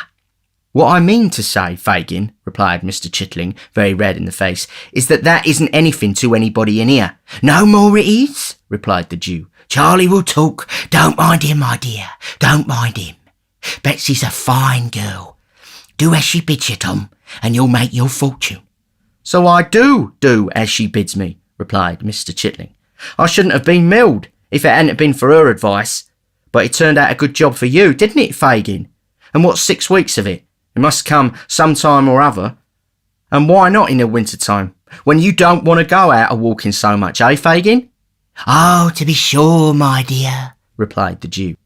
You wouldn't mind it again, Tom, would ya? Asked the Dodger, winking upon Charlie and the Jew. If Bet was all right. I mean to say that I shouldn't, replied Tom angrily. There now. Who'll say as much as that? I should like to know, eh, Fagin? Nobody, my dear, replied the Jew. Not a soul, Tom. I don't know one of them that would do it besides you. Not one of them, my dear. I might have got clear off if I'd have split upon her, mightn't I, Fagin? Angrily pursued the poor half-witted dupe. A word from me would have done it, wouldn't it, Fagin? To be sure it would, my dear, replied the Jew. But I didn't blab it, did I, Fagin? Demanded Tom, pouring question upon question with great volubility. No, to be sure, replied the Jew. You are too stout-hearted for that. A deal too stout, my dear. Perhaps I was, rejoined Tom, looking round. And if I was, what's to laugh at in that, eh, Fagin? The Jew, perceiving that Mr. Chittling was considerably roused, hastened to assure him that nobody was laughing, and to prove the gravity of the company, appealed to Master Bates, the principal offender. But unfortunately, Charlie, in opening his mouth to reply that he was never more serious in his life, was unable to prevent the escape of such a violent roar that the abused Mr. Chittling, without any preliminary ceremonies, rushed across the room and aimed a blow at the offender, who, being skilful in evading pursuit, ducked to avoid it, and chose his time so well that it lighted on the chest of the merry old gentleman, and caused him to stagger to the wall, where he stood panting for breath, while Mr. Chittling looked on in intense dismay. "Hark!" cried the Dodger at this moment. "I heard a tinkler!" Catching up the light, he crept softly upstairs. The bell was rung again with some impatience while the party were in darkness. After a short pause, the Dodger reappeared, and whispered Fagin mysteriously. "What?" cried the Jew. "Alone?"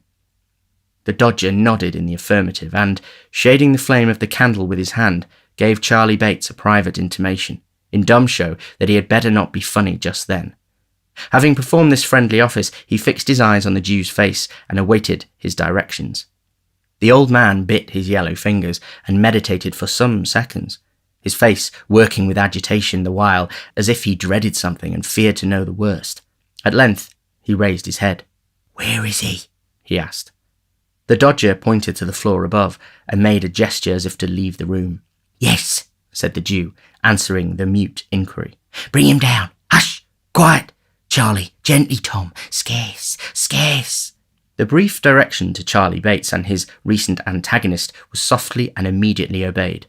There was no sound of their whereabout when the Dodger descended the stairs, bearing the light in his hand, and followed by a man in a coarse smock frock who, after casting a hurried glance around the room, pulled off a large wrapper which had concealed the lower portion of his face, and disclosed, all haggard, unwashed and unshorn, the features of Flash Toby Crackit. "How are you, Fagin?" said this worthy, nodding to the Jew.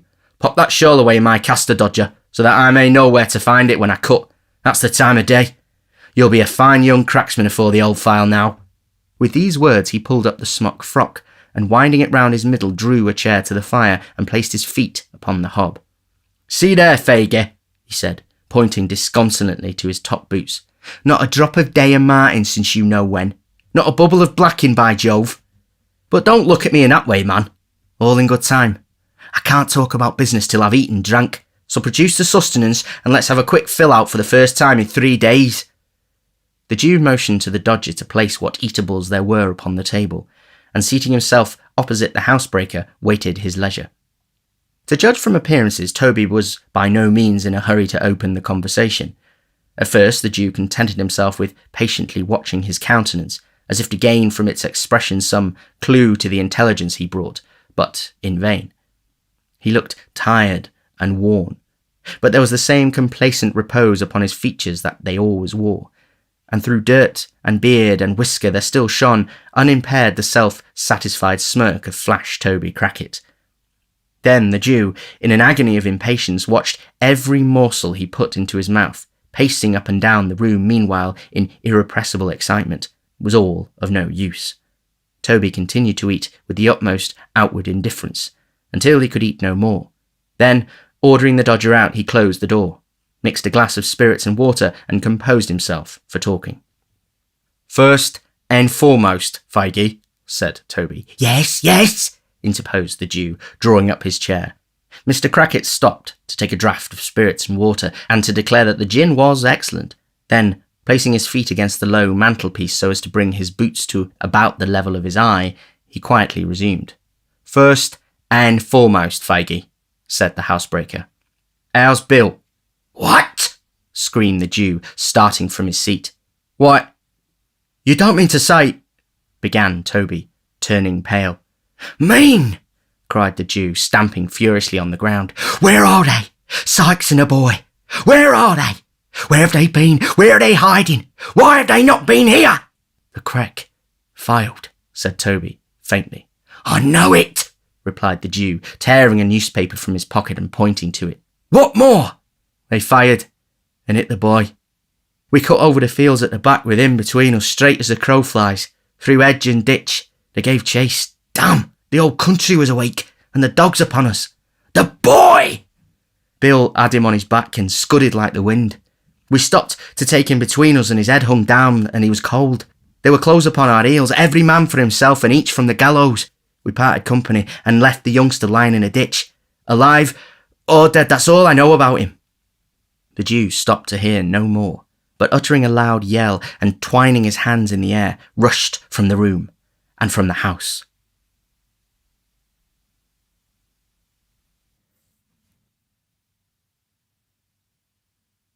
Chapter 26, in which a mysterious character appears upon the scene, and many things inseparable from this history are done and performed. The old man had gained the street corner before he began to recover the effect of Toby Crackit's intelligence. He had relaxed nothing of his unusual speed, but was still pressing onward in the same wild and disordered manner, when the sudden dashing past of a carriage and a boisterous cry from the foot passengers who saw his danger drove him back upon the pavement. Avoiding as much as possible all the main streets, and skulking only through the byways and alleys, he at length emerged on Snow Hill. Here he walked even faster than before, nor did he linger until he had again turned into a court, when, as if conscious that he was now in his proper element, he fell into his usual shuffling pace, and seemed to breathe more freely. Near to the spot on which Snow Hill and Holborn Hill meet, opens, upon the right hand as you come out of the city, a narrow and dismal alley, leading to Saffron Hill. In its filthy shops are exposed for sale huge bunches of second-hand silk handkerchiefs, of all sizes and patterns, for here reside the traders who purchase them from pickpockets. Hundreds of these handkerchiefs hang dangling from pegs outside the windows, or flaunting from the doorposts, and the shelves within are piled with them. Confined as the limits of Field Lane are, it has its barber, its coffee shop, its beer shop, and its fried fish warehouse. It is a commercial colony of itself, the emporium of petty larceny, visited at early morning and setting in of dusk by silent merchants, who traffic in dark back parlours, and who go as strangely as they come. Here the clothesman, the shoe vamper, and the rag merchant display their goods as signboards to the petty thief. Here stores of old iron and bones, and heaps of mildewy fragments of woolen stuff and linen, rust and rot in the grimy cellars. It was into this place that the Jew turned. He was well known to the sallow denizens of the lane, for such of them as were on the lookout to buy or sell nodded familiarly as he passed along. He replied to their salutations in the same way, but bestowed no closer recognition until he reached the further end of the alley, when he stopped to address a salesman of small stature, who had squeezed as much of his person into a child's chair as the chair would hold, and was smoking a pipe at his warehouse door.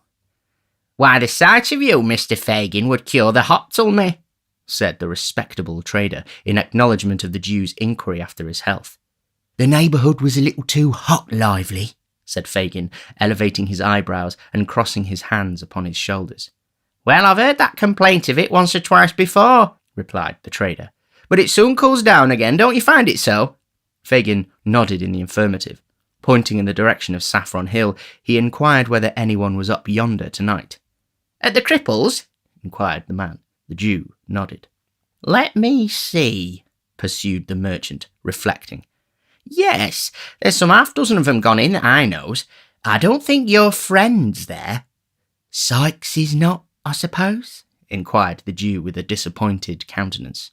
Non istuentus, as the lawyers say, replied the little man, shaking his head and looking amazingly sly. Have you got anything in my line tonight? Nothing tonight, said the Jew, turning away. Are you going up to the Cripples, Fagin? Cried the little man, calling after him. Stop! I don't mind if I have a drop there with you. But as the Jew, looking back, waved his hand to intimate that he preferred being alone, and, moreover, as the little man could not very easily disengage himself from the chair, the sign of the Cripples was, for the time being, bereft of the advantage of Mr. Lively's presence. By the time he had got upon his legs, the Jew had disappeared, so Mr. Lively, after ineffectually standing on tiptoe in the hope of catching sight of him, again forced himself into the little chair, and, exchanging a shake of head with a lady in the opposite shop, in which doubt and mistrust were plainly mingled, resumed his pipe with a grave demeanour. The Three Cripples, or rather the Cripples, which was the sign by which the establishment was familiarly known to its patrons, was the public house in which Mr. Sykes and his dog have already figured. Merely making a sign to a man at the bar, Fagin walked straight upstairs, and opening the door of a room and softly insinuating himself into the chamber, looked anxiously about, shading his eyes with his hand as if in search of some particular person. The room was illuminated by 2 gas lights, the glare of which was prevented by the barred shutters and closely drawn curtains of faded red from being visible outside. The ceiling was blackened to prevent its colour from being injured by the flaring of the lamps, and the place was so full of dense tobacco smoke that at first it was scarcely possible to discern anything more. By degrees, however, as some of it cleared away through the open door, an assemblage of heads, as confused as the noises that greeted the ear, might be made out, and as the eye grew more accustomed to the scene, the spectator gradually became aware of the presence of a numerous company, male and female, crowded round a long table, at the upper end of which sat a chairman with a hammer of office in his hand, while a professional gentleman with a bluish nose and his face tied up for the bereft of a toothache presided at a jingling piano in a remote corner.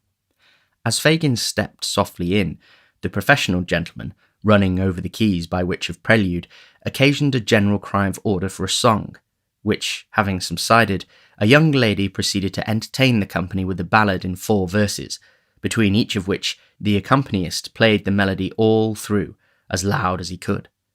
When this was over, the chairman gave a sentiment, after which the professional gentleman on the chairman's right and left volunteered a duet, and sang it with great applause. It was curious to observe some faces which stood out prominently from among the group. There was the chairman himself, the landlord of the house, a coarse, rough, heavy-built fellow who, while the songs were proceeding, rolled his eyes hither and thither, and, seeming to give himself up to joviality, had an eye for everything that was done, and an ear for everything that was said, and sharp ones too. Near him were the singers, receiving with professional indifference the compliments of the company, and applying themselves in turn to a dozen proffered glasses of spirits and water, tendered by their more boisterous admirers, whose countenances, expressive of almost every vice in almost every grade, irresistibly attracted the attention by their very repulsiveness. Cunning, ferocity, and drunkenness in all its stages were there, in their strongest aspect, and women, some with the last lingering tinge of their early freshness almost fading as you looked, others with every mark and stamp of their sex utterly beaten out, and presenting but one loathsome blank of profligacy and crime. Some mere girls, others but young women, and none past the prime of life, formed the darkest and saddest portion of this dreary picture.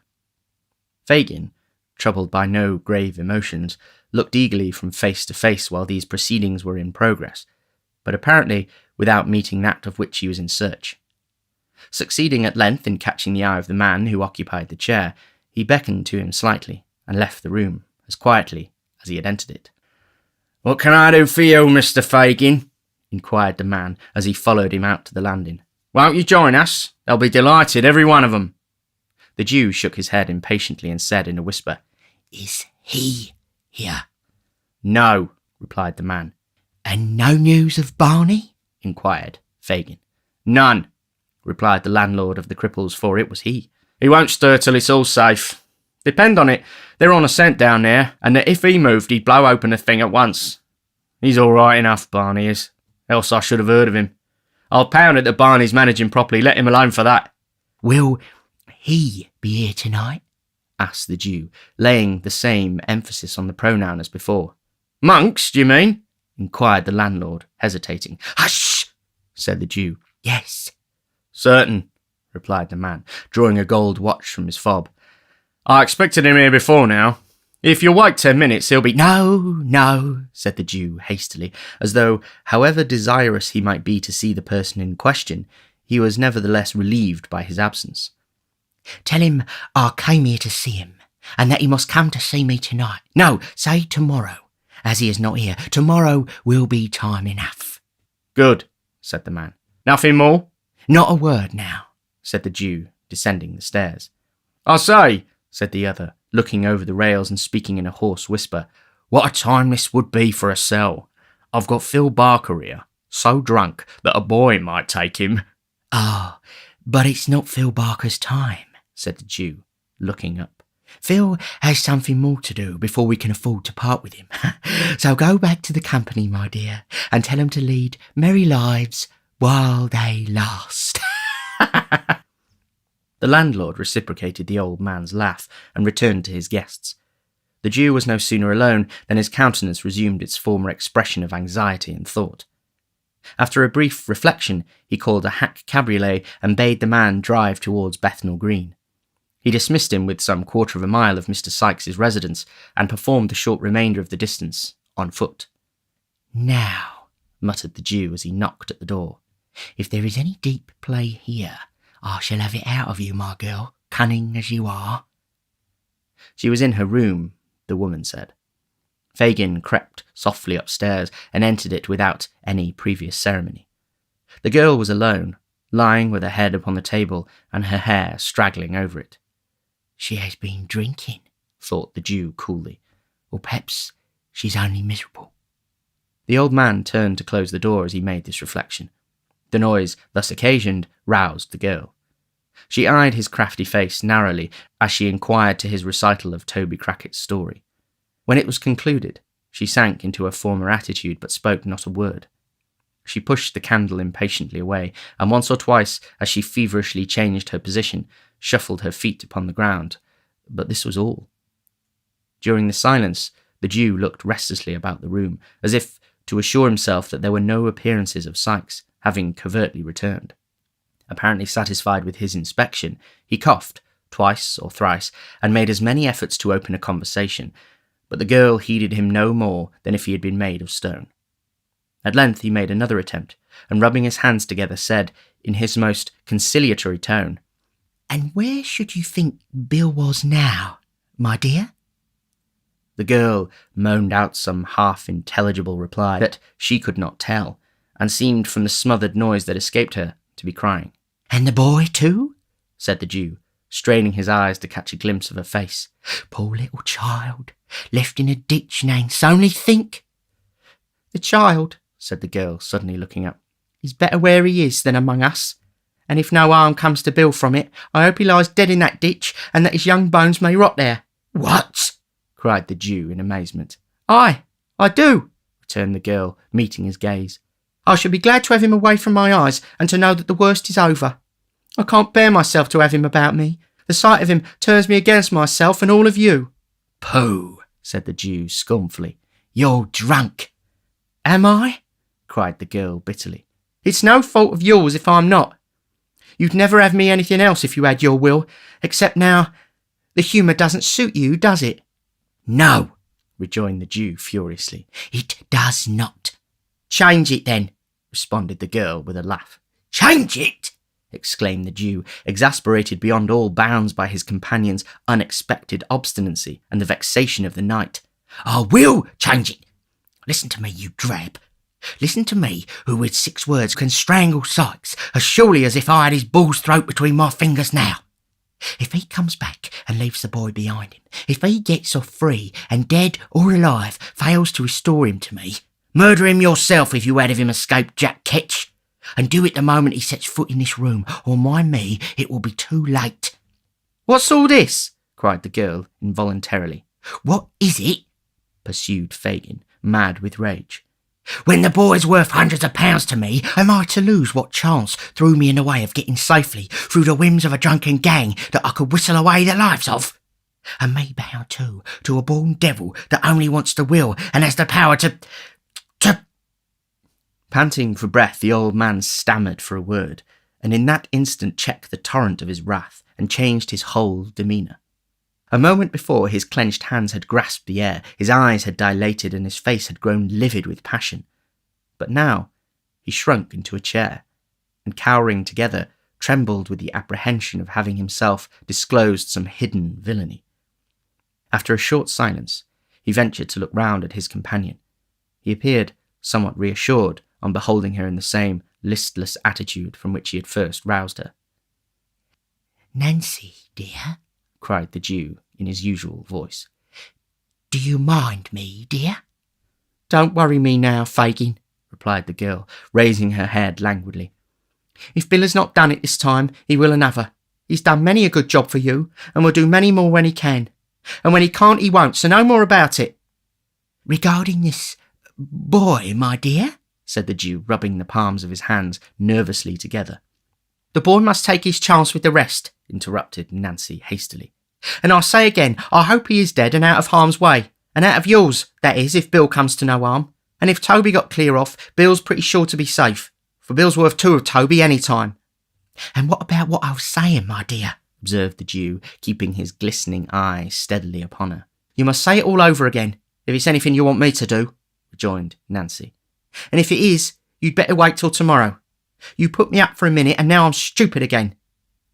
Fagin put several other questions, all with the same drift of ascertaining whether the girl had profited by his unguarded hints, but she answered them so readily, and was withal so utterly unmoved by his searching looks, that his original impression of her being more than a trifle in liquor was confirmed.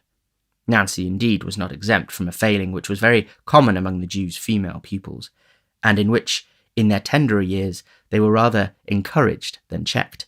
A disordered appearance and a wholesale perfume of Geneva which pervaded the apartment afforded strong, confirmatory evidence of the justice of the Jew's supposition. And when, after indulging in the temporary display of violence above described, she subsided first into dullness, and afterwards into a compound of feelings under the influence of which she shed tears one minute, and in the next gave utterance to various exclamations of never say die, and diverse calculations as to what might be the amount of the odds, so long as a lady or gentleman was happy. Mr. Fagin, who had considerable experience of such matters in his time, saw with great satisfaction that she was very far gone indeed. Having eased his mind by this discovery, and having accomplished his twofold object of imparting to the girl what he had that night heard, and of ascertaining with his own eyes that Sykes had not returned, Mr. Fagin again turned his face homeward, leaving his young friend asleep with her head upon the table. It was within an hour of midnight. The weather being dark and piercing cold, he had no great temptation to loiter. The sharp wind that scoured the streets seemed to have cleared them of passengers, as of dust and mud, for few people were abroad, and they were, to all appearance, hastening fast home. It blew from the right quarter for the Jew, however, and straight before it he went, trembling and shivering, as every fresh gust drove him rudely on his way. He had reached the corner of his own street, and was already fumbling in his pocket for the door-key, when a dark figure emerged from a projecting entrance which lay in deep shadow, and crossing the road, glided up to him, unperceived. Fagin, whispered a voice close to his ear. Ah! said the Jew, quickly turning around. Is that... Yes, interrupted the stranger. I've been lingering here these 2 hours. Where the devil have you been? On your business, my dear, replied the Jew, glancing uneasily at his companion and slackening his pace as he spoke. On your business, all night. Oh, of course, said the stranger with a sneer. Well, and what's come of it? Nothing good, said the Jew. Nothing bad, I hope, said the stranger, stopping short and turning a startled look on his companion. The Jew shook his head and was about to reply when the stranger, interrupting him, motioned to the house, before which they had by this time arrived, remarking that he had better say what he had got to say under cover, for his blood was chilled with standing around so long, and the wind blew through him. Fagin looked as if he could have willingly excused himself from taking home a visitor at that unseasonable hour, and indeed muttered something about having no fire, but his companion repeating his request in a peremptory manner, he unlocked the door and requested him to close it softly while he got a light. It's as dark as the grave, said the man, groping forward a few steps. Make haste. Shut the door, whispered Fagin from the end of the passage. As he spoke, it closed with a loud noise. That wasn't my doing, said the other man, feeling his way. The wind blew it, or it shut of its own accord, one or the other. Look sharp with the light, or I shall knock my brains out against something in this confounded hole. Fagin stealthily descended the kitchen stairs. After a short absence, he returned with a lighted candle and the intelligence that Toby Crackit was asleep in the back room below, and that the boys were in the front one. Beckoning the man to follow him, he led the way upstairs.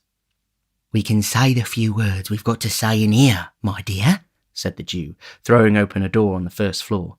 And as there are holes in the shutters, and we never show lights to our neighbours, we'll set the candle on the stairs. There. With these words, the Jew, stooping down, placed the candle on the upper flight of stairs, exactly opposite the room door. This done, he led the way into the apartment, which was destitute of all movables save a broken armchair and an old couch or sofa without covering, which stood behind the door. Upon this piece of furniture, the stranger sat himself with the air of a very weary man, and the Jew drawing up the armchair opposite, they sat face to face. It was not quite dark. The door was partially open and the candle outside threw a feeble reflection on the opposite wall. They conversed for some time in whispers, though nothing of the conversation was distinguishable beyond a few disjointed words here and there. A listener might have easily perceived that Fagin appeared to be defending himself against some remarks of the stranger, and that the latter was in a state of considerable irritation.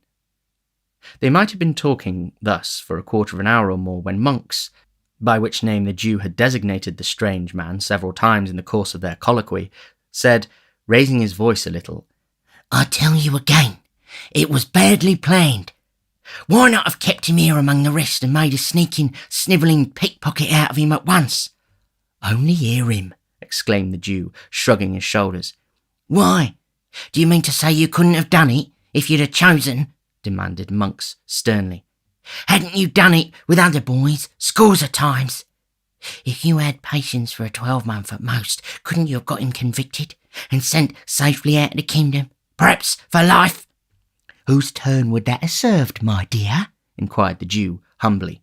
Mine, replied Monks. But not mine, said the Jew submissively. He might have become of use to me. When there are two parties to a bargain, it's only reasonable that the interests of both should be consulted, is it, my good friend? What then? Demanded Monks. I saw it was not easy to train him to the business, replied the Jew. He was not like the other boys in the same circumstances. Curse him, no, muttered the man, or he would have been a thief long ago. I had no hold upon him to make him worse, pursued the Jew, anxiously watching the countenance of his companion. His hand was not in. I had nothing to frighten him with, which we always must have in the beginning, or we labour in vain. What could I do? Send him out with Dodger and Charlie? We had enough of that. At first, my dear, I trembled for us all.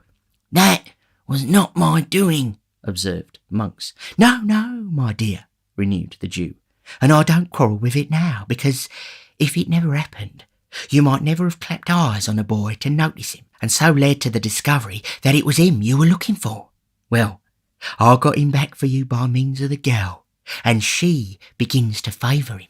Throttle the girl, said Monks impatiently. Well, we can't afford to do that just now, my dear, replied the Jew, smiling. "And, besides, that sort of thing is not in our way, or one of these days I might be glad to have it done. I know what these girls are, Monks, well. As soon as the boy begins to harden, she'll care no more for him than for a block of wood. You want him made a thief? If he is alive, I can make him one from this time, and if, said the Jew, drawing nearer to the other, it's not likely, mind, but if the worst comes to the worst, and he is dead, it's no fault of mine if he is, interposed the other man, with a look of terror and clasping the Jew's arm with trembling hands. Mind that, Fagin. I had no hand in it. Anything but his death. I told you from the first, I won't shed blood. It's always found out and haunts a man besides. If they shot him dead, I was not the cause. Do you hear me? Fire this infernal den! What's that? What? Cried the Jew, grasping the coward round the body with both arms as he sprung to his feet. Where? Yonder, replied the man, glaring at the opposite wall. A shadow. I saw a shadow of a woman in a cloak and bonnet pass along the wainscot like a breath. The Jew released his hold, and they rushed tumultuously from the room. The candle, wasted by the draught, was standing where it had been placed, and showed them only the empty staircase and their own white faces. They listened intently. A profound silence reigned throughout the house. It's your fancy, said the Jew, taking up the light and turning to his companion. I swear I saw it, replied Monks, trembling. It was bending forward when I saw it first, and when I spoke, it darted away. The Jew glanced contemptuously at the pale face of his associate, and telling him he could follow if he pleased, ascended the stairs. They looked into all the rooms. They were cold, bare, and empty. They descended into the passage, and thence into the cellars below. The green damp hung upon the low walls, the tracks of the snail and slug glistened in the light of the candle, but all was still as death. What do you think now? Said the Jew, when they'd regained the passage. Besides ourselves, there's not a creature in the house, except Toby and the boys, and they're safe enough. See, here? As proof of the fact, the Jew drew forth 2 keys from his pocket, and explained that when he first went downstairs, he had locked them in to prevent any intrusion on the conference. This accumulated testimony effectually staggered Mr. Monks. His protestations had gradually become less and less vehement as they proceeded in their search without making any discovery, and now he gave vent to several very grim laughs, and confessed it could only have been his excited imagination. He declined any renewal of the conversation, however, for that night, suddenly remembering that it was past 1 o'clock, and so the amiable couple parted.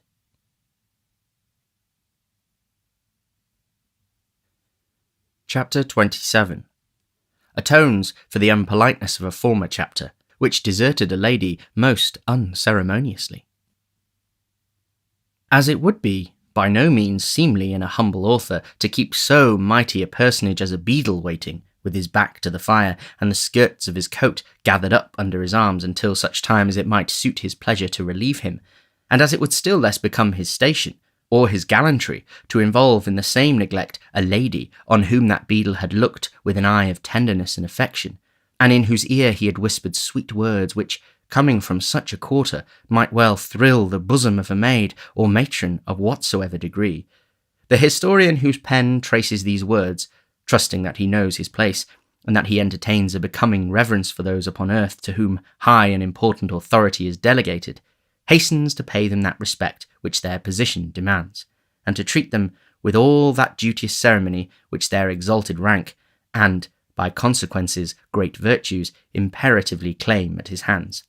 Towards this end, indeed, he had proposed to introduce in this place a dissertation touching the divine right of beadles, and elucidative of the position that a beadle can do no wrong, which could not fail to have been both pleasurable and profitable to the right-minded reader, but which he is unfortunately compelled, by want of time and space, to postpone to some more convenient and fitting opportunity, on the arrival of which he will be prepared to show that a beadle properly constituted, that is to say, a parochial beadle, attached to a parochial workhouse, and attending in his official capacity the parochial church, is, in right and virtue of his office, possessed of all the excellences and best qualities of humanity, and that to none of those excellencies can mere companions beadles, or court of law beadles, or even chapel of ease beadles, save the last, as they in a very lowly and inferior degree lay the remotest sustainable claim.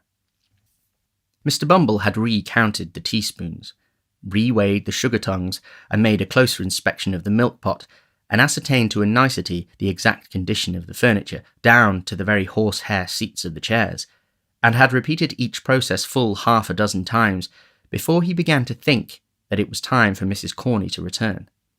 Thinking begets thinking. As there were no sounds of Mrs. Corney's approach, it occurred to Mr. Bumble that it would be an innocent and virtuous way of spending the time, if he were further to allay his curiosity by a cursory glance at the interior of Mrs. Corney's chest of drawers. Having listened at the keyhole to assure himself that nobody was approaching the chamber, Mr. Bumble, beginning at the bottom, proceeded to make himself acquainted with the contents of the 3 long drawers, which, being filled with various garments of good fashion and texture, carefully preserved between 2 layers of old newspapers, speckled with dried lavender, seemed to yield him exceeding satisfaction. Arriving, in the course of time, at the right-hand corner drawer, in which was the key, and beholding therein a small padlocked box, which, being shaken, gave forth a pleasant sound as the chinking of coin, Mr. Bumble returned with a stately walk to the fireplace, and, resuming his old attitude, said with a grave and determined air, "I'll do it." He followed up this remarkable declaration by shaking his head in a waggish manner for 10 minutes, as though he were remonstrating with himself for being such a pleasant dog, and then he took a view of his legs in profile, with much seeming pleasure and interest. He was still placidly engaged in this latter survey when Mrs. Corney, hurrying into the room, threw herself in a breathless state on a chair by the fireside, and covering her eyes with one hand, placed the other over her heart and gasped for breath. "Mrs. Corney," said Mr. Bumble, stooping over the matron. "What is this, ma'am? Has anything happened, ma'am? Pray, answer me. I'm on... Mr. Bumble, in his alarm, could not immediately think of the word tenterhooks, and so he said, "Broken bottles." "Oh, Mr. Bumble," cried the lady, "I've been so dreadfully put out." "Put out, ma'am?" exclaimed Mr. Bumble. "Who has dared to—" "I know," said Mr. Bumble, checking himself with native majesty. "It's them vicious paupers." "It's dreadful to think of," said the old lady, shuddering. "Then don't think of it, ma'am," rejoined Mr. Bumble. "I can't help it," whimpered the lady. "Then take something, ma'am," said Mr. Bumble soothingly. "A little of the wine?" "Not for the world," replied Mrs. Corney. "I couldn't... the top shelf in the right corner. Oh!" Uttering these words, the good lady pointed distractedly to the cupboard, and underwent a convulsion from internal spasms. Mr. Bumble rushed to the closet, and, snatching a pint-green glass bottle from the shelf, thus incoherently indicated, filled a teacup with its contents, and held it to the lady's lips. "Oh, I'm better now," said Mrs. Corney, falling back after drinking half of it. Mr. Bumble raised his eyes piously to the ceiling in thankfulness, and bringing them down again to the brim of the cup, lifted it to his nose. "Peppermint," exclaimed Mrs. Corney in a faint voice, smiling gently on the beadle as she spoke. "Try it. There's a little something else in it." Mr. Bumble tasted the medicine with a doubtful look, smacked his lips, took another taste, and put the cup down, empty. "It's very comforting," said Mrs. Corney. "Very much so indeed, ma'am," said the beadle. As he spoke, he drew a chair beside the matron and tenderly inquired what had happened to distress her. "Nothing," replied Mrs. Corney. "I'm a foolish, excitable, weak creature." "Not weak, ma'am," retorted Mr. Bumble, drawing his chair a little closer. "Are you a weak creature, Mrs. Corney?" "We're all weak creatures," said Mrs. Corney, laying down a general principle. "So we are," said the beadle. Nothing was said on either side for a minute or two afterwards. By the expiration of that time, Mr. Bumble had illustrated the position by removing his left arm from the back of Mrs. Corney's chair, where it had previously rested, to Mrs. Corney's apron string, round which it gradually became entwined. "We are all weak creatures," said Mr. Bumble. Mrs. Corney sighed. "Don't sigh, Mrs. Corney," said Mr. Bumble. I can't help it, said Mrs. Corney, and she sighed again.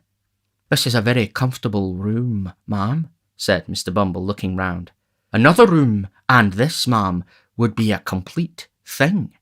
It would be too much for one, murmured the lady.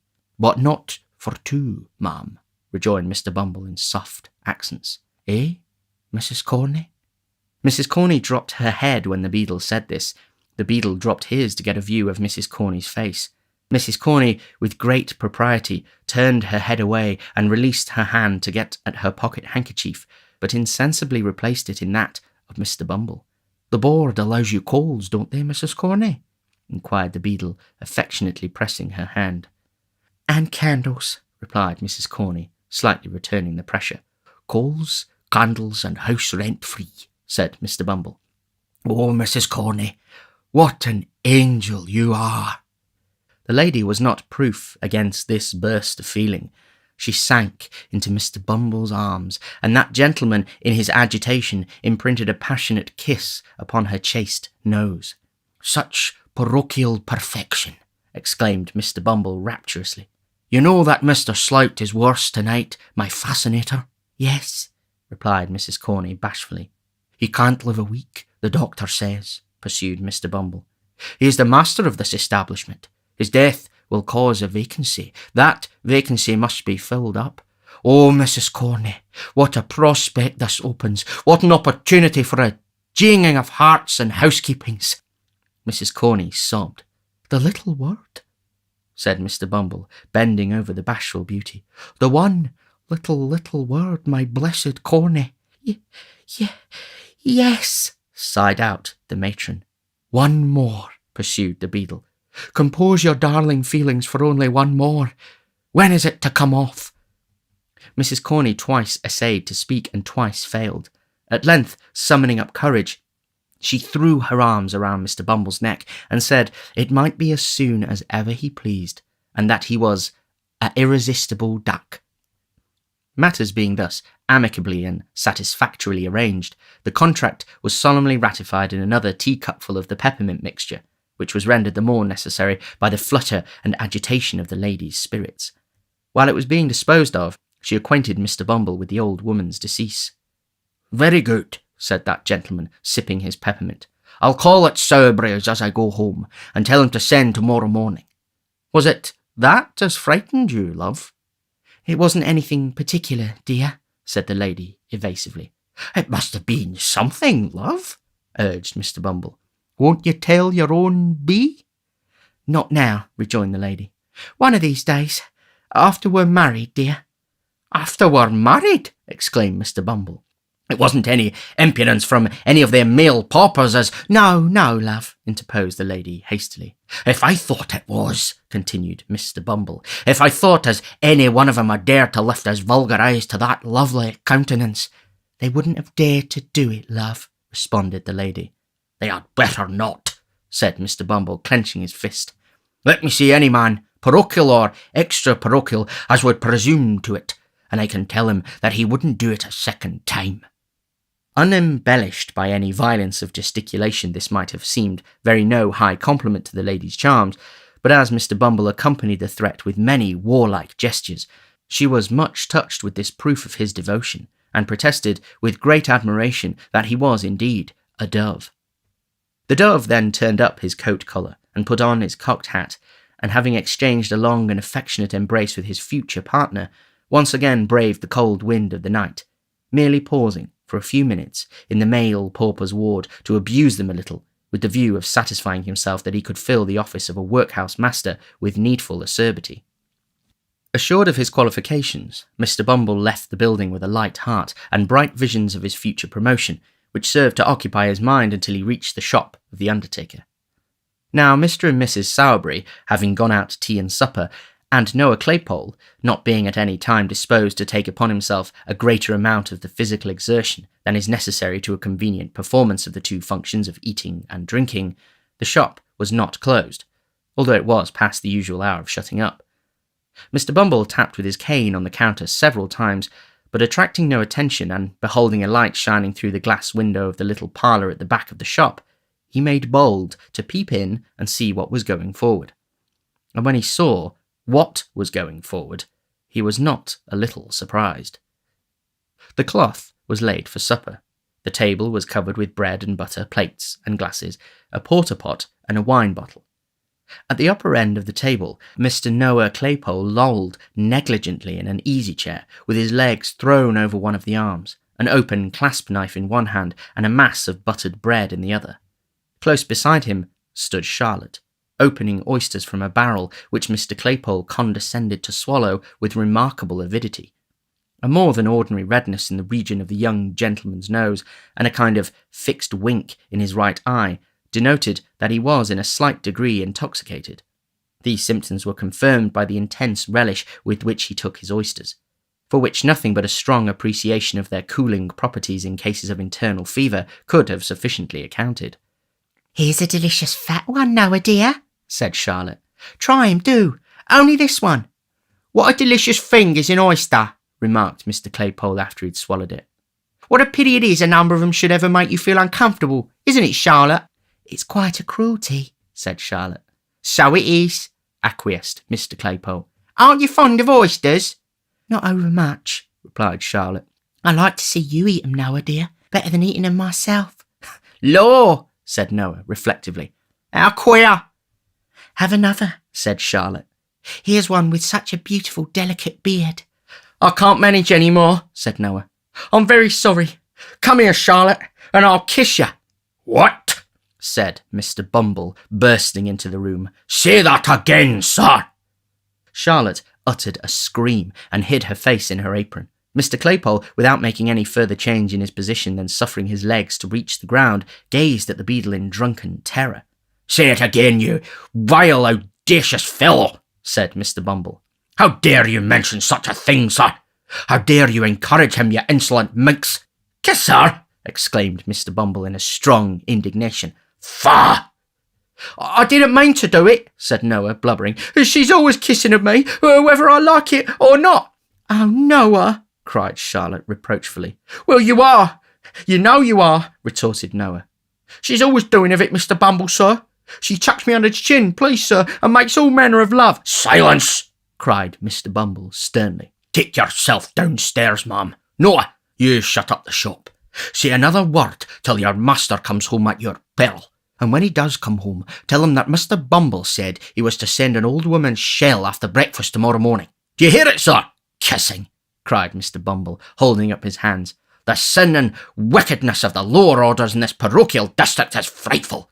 If Parliament don't take their abominable courses under consideration, this country's ruined, and the character of the peasantry gone forever." With these words, the beadle strode with a lofty and gloomy air from the undertaker's premises. And now that we have accompanied him so far on his road home, and have made all necessary preparations for the old woman's funeral, let us set foot a few inquiries after young Oliver Twist, and ascertain whether he still be lying in the ditch where Toby Crackit left him.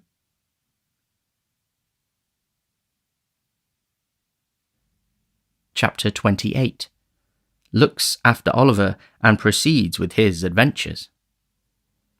"Wolves tear your throats," muttered Sikes, grinding his teeth. "I wish I was among some of you. You'd howdy also for it." As Sikes growled forth this imprecation, with the most desperate ferocity that his desperate nature was capable of, he rested the body of the wounded boy across his bended knee, and turned his head for an instant to look back at his pursuers. There was little to be made out in the mist and darkness, but the loud shouting of men vibrated through the air, and the barking of the neighbouring dogs, roused by the sound of the alarm bell, resounded in every direction. "Stop, you white-livered hound!" cried the robber, shouting after Toby Crackit, who, making the best use of his long legs, was already ahead. "Stop!"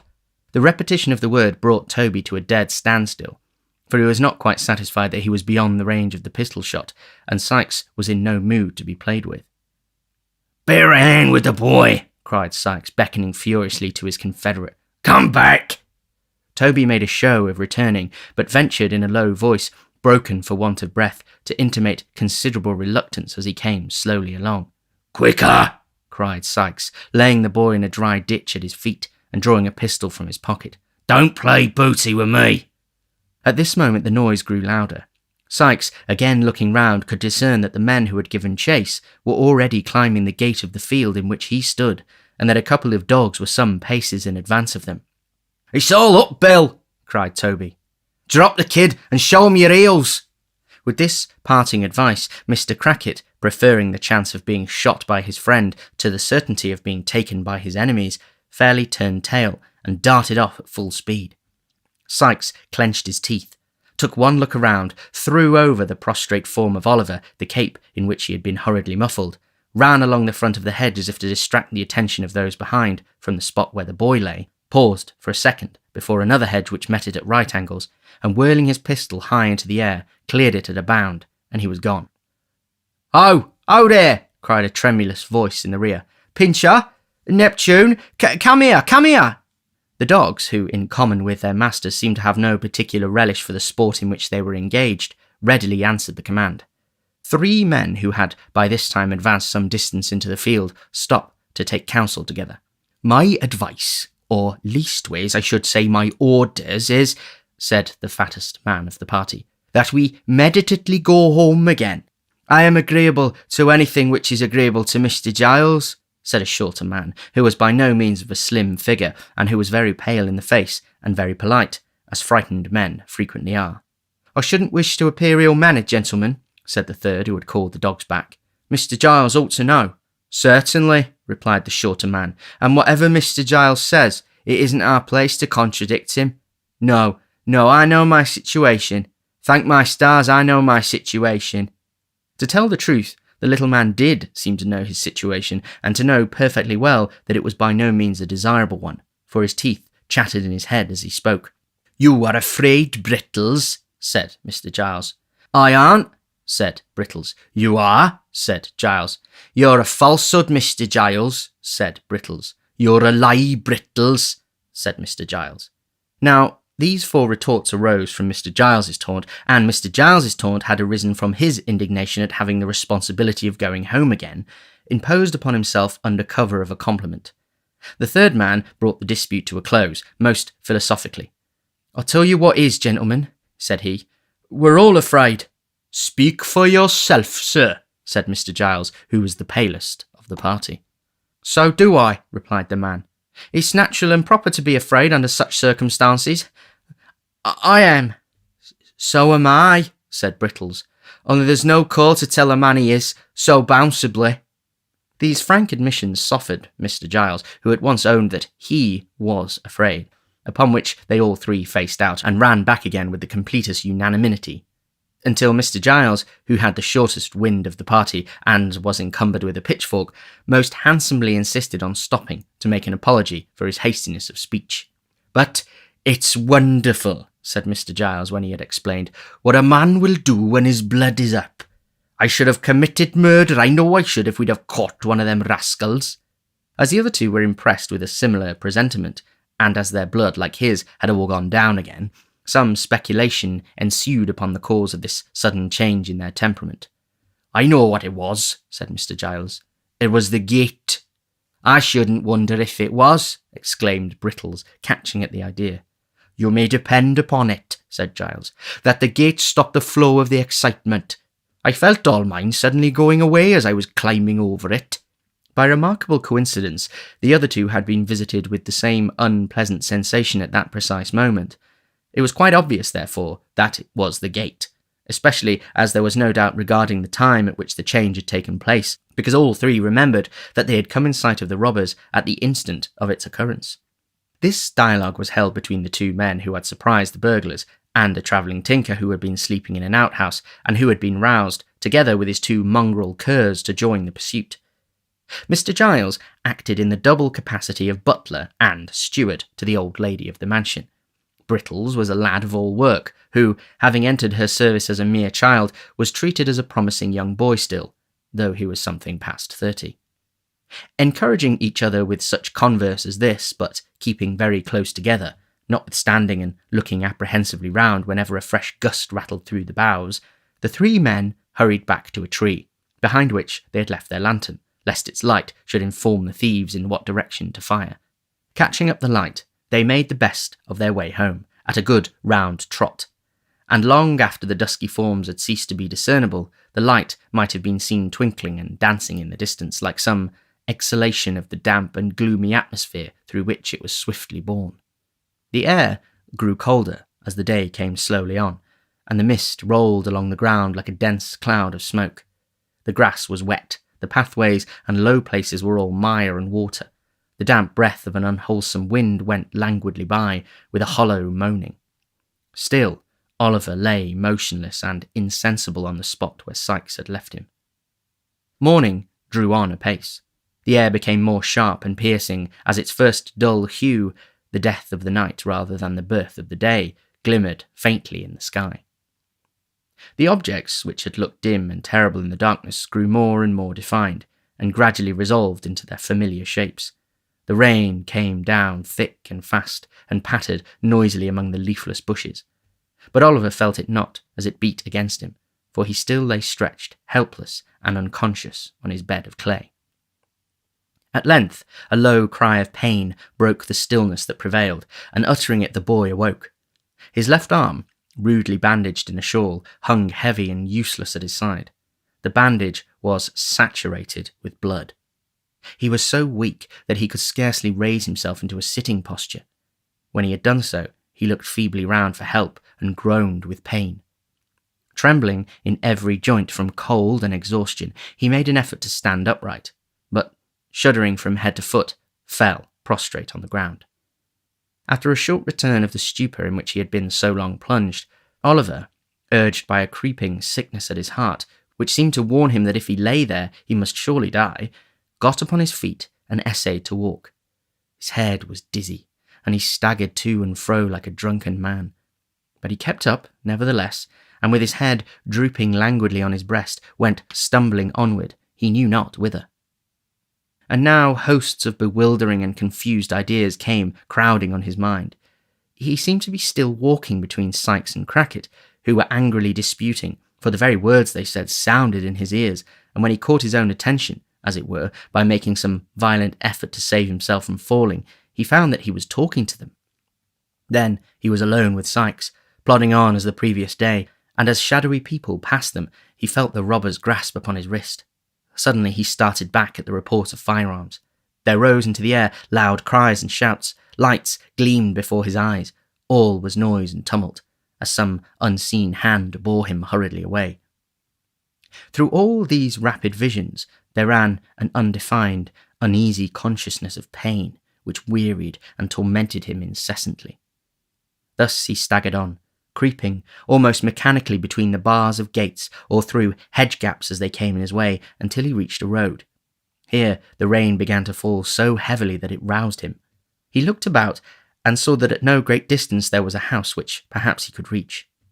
Pitying his condition, they might have compassion on him, and if they did not, it would be the better, he thought, to die near human beings than in the lonely, open fields.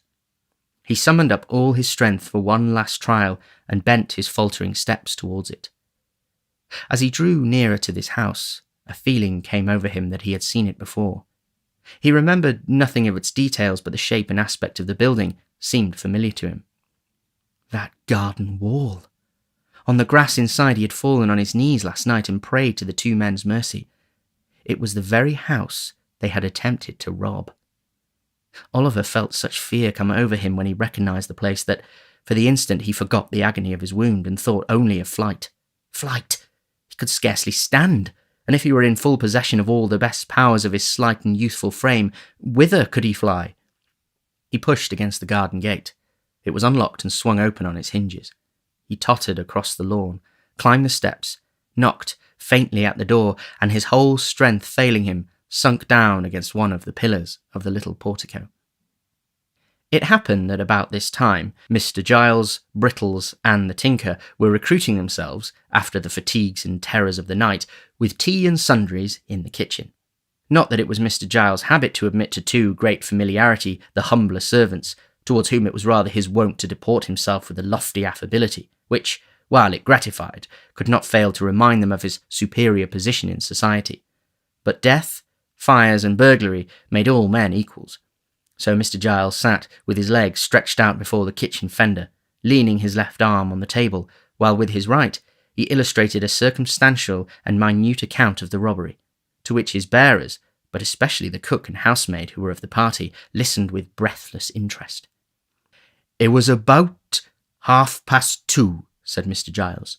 "Or I wouldn't swear it mightn't have been a little nearer 3 when I woke up, and turning round in my bed, as it might be so." Here Mr. Giles turned round in his chair and pulled the corner of the tablecloth over him to imitate bedclothes. "I fancied I heard a noise." At this point of the narrative, the cook turned pale, and asked the housemaid to shut the door, who asked Brittles, who asked the tinker, who pretended not to hear. "Heard a noise," continued Mr. Giles. "I says at first, this is an illusion, and was composing myself off to sleep, when I heard the noise again. Distinct." "What sort of noise?" asked the cook. "A kind of busting noise," replied Mr. Giles, looking around him. "More like the noise of powdering an iron bar on a nutmeg grater," suggested Brittles.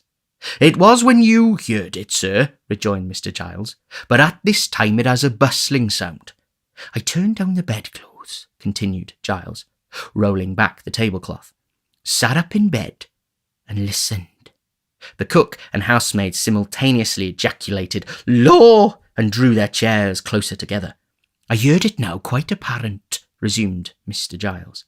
"Somebody, I says, is forcing of a door or window. What's to be done? I'll call up that poor lad Brittles and save him from being murdered in his bed, or his throat, I says, may be cut from his right ear to his left without his ever knowing it." Here all eyes were turned upon Brittles, who fixed his upon the speaker and stared at him with his mouth wide open and his face expressive of the most unmitigated horror.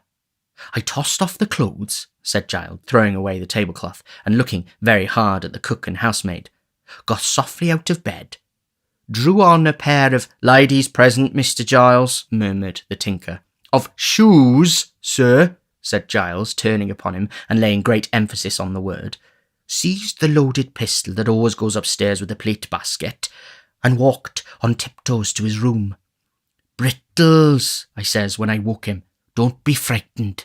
'So you did,' observed Brittles in a low voice. 'We're dead men, I think, Brittles,' I says," continued Giles, "'but don't be frightened.' 'Was he frightened?' asked the cook. "Not a bit of it," replied Mr. Giles. "He was as firm, pretty near firm as I was." "I should have died at once, I'm sure, if it had been me," observed the housemaid. "You're a woman," retorted Brittles, plucking up a little.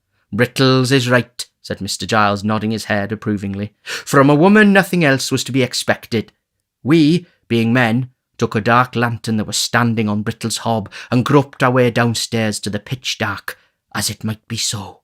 Mr. Giles had risen from his seat and taken 2 steps with his eyes shut to accompany his description with appropriate action, when he started violently, in common with the rest of the company, and hurried back to his chair. The cook and housemaid screamed. "It was a knock," said Mr. Giles, assuming perfect serenity. "Open the door, somebody." Nobody moved. "It seems a strange sort of a thing, a knock coming at such a time in the morning," said Mr. Giles, surveying the pale faces which surrounded him, and looking very blank himself. "But the door must be opened. Do you hear, somebody?" Mr. Giles, as he spoke, looked at Brittles, but that young man, being naturally modest, probably considered himself nobody, and so held that the inquiry could not have any application to him. At all events, he tendered no reply. Mr. Giles directed an appealing glance at the tinker, but he had suddenly fallen asleep. The women were out of the question. "If Brittles would rather open the door in the presence of witnesses," said Mr. Giles, after a short silence, "I am ready to make one." "So am I," said the tinker, waking up as suddenly as he had fallen asleep. Brittles capitulated on these terms, and the party being somewhat reassured by the discovery, made on throwing open the shutters that it was now broad day, took their way upstairs with the dogs in front. The 2 women who were afraid to stay below brought up the rear. By the advice of Mr. Giles, they all talked very loud to warn any evil-disposed person outside that they were strong in numbers, and by a master stroke of policy, originating in the brain of the same ingenious gentleman, the dogs' tails were well pinched in the hall to make them bark savagely. These precautions having been taken, Mr. Giles held fast by the tinker's arm, to prevent his running away, as he pleasantly said, and gave the word of command to open the door. Brittles obeyed.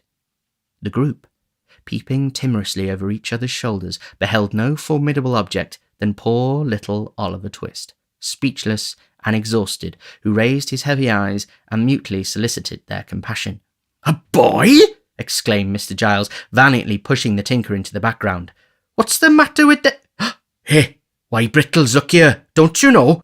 Brittles, who had got behind the door to open it, no sooner saw Oliver than he uttered a loud cry. Mr. Giles, seizing the boy by one leg and one arm, fortunately not the broken limb, lugged him straight into the hall and deposited him at full length on the floor thereof. "Here he is!" bawled Giles, calling in a state of great excitement up the staircase. "Here's one of the thieves, ma'am. Here's a thief, miss. Wounded, miss. I shot him, miss, and Brittles held the light." "In a lantern, miss," cried Brittles, applying one hand to the side of his mouth so that the voice might travel the better. The two women servants ran upstairs to carry the intelligence that Mr. Giles had captured a robber, and the tinker busied himself in endeavouring to restore Oliver, lest he should die before he could be hanged. In the midst of all this noise and commotion, there was heard a sweet female voice, which quelled it in an instant. "Giles?" whispered the voice from the stairhead. "I'm here, miss," replied Mr. Giles. "Don't be frightened, miss. I ain't much injured. He didn't make a very desperate resistance, miss. I was soon too many for him." "Hush," replied the young lady. "You frightened my aunt as much as the thieves did. Is this poor creature much hurt?" "Wounded desperate, miss," replied Giles, with indescribable complacency. "He looks as if he was a-going, miss," bawled Brittles in the same manner as before. "Wouldn't you like to come and look at him, miss, in case he should?" "Hush, pray, there's a good man," rejoined the lady. "Wait quietly one instant while I speak to aunt." With a footstep as soft and gentle as the voice, the speaker tripped away. She soon returned with the direction that the wounded person was to be carried carefully upstairs to Mr. Giles' room, and that Brittles was to saddle the pony and betake himself instantly to Chertsey, from which place he was to dispatch with all speed a constable and doctor. "But won't you take one look at him first, miss?" asked Mr. Giles, with as much pride as if Oliver were some bird of rare plumage that he had skilfully brought down. "Not one little peep, miss?" "Not now for the world," replied the young lady. "Poor fellow. Oh, treat him kindly, Giles, for my sake." The old servant looked up at the speaker as she turned away with a glance as proud and admiring as if she had been his own child. Then, bending over Oliver, he helped to carry him upstairs with the care and solicitude of a woman.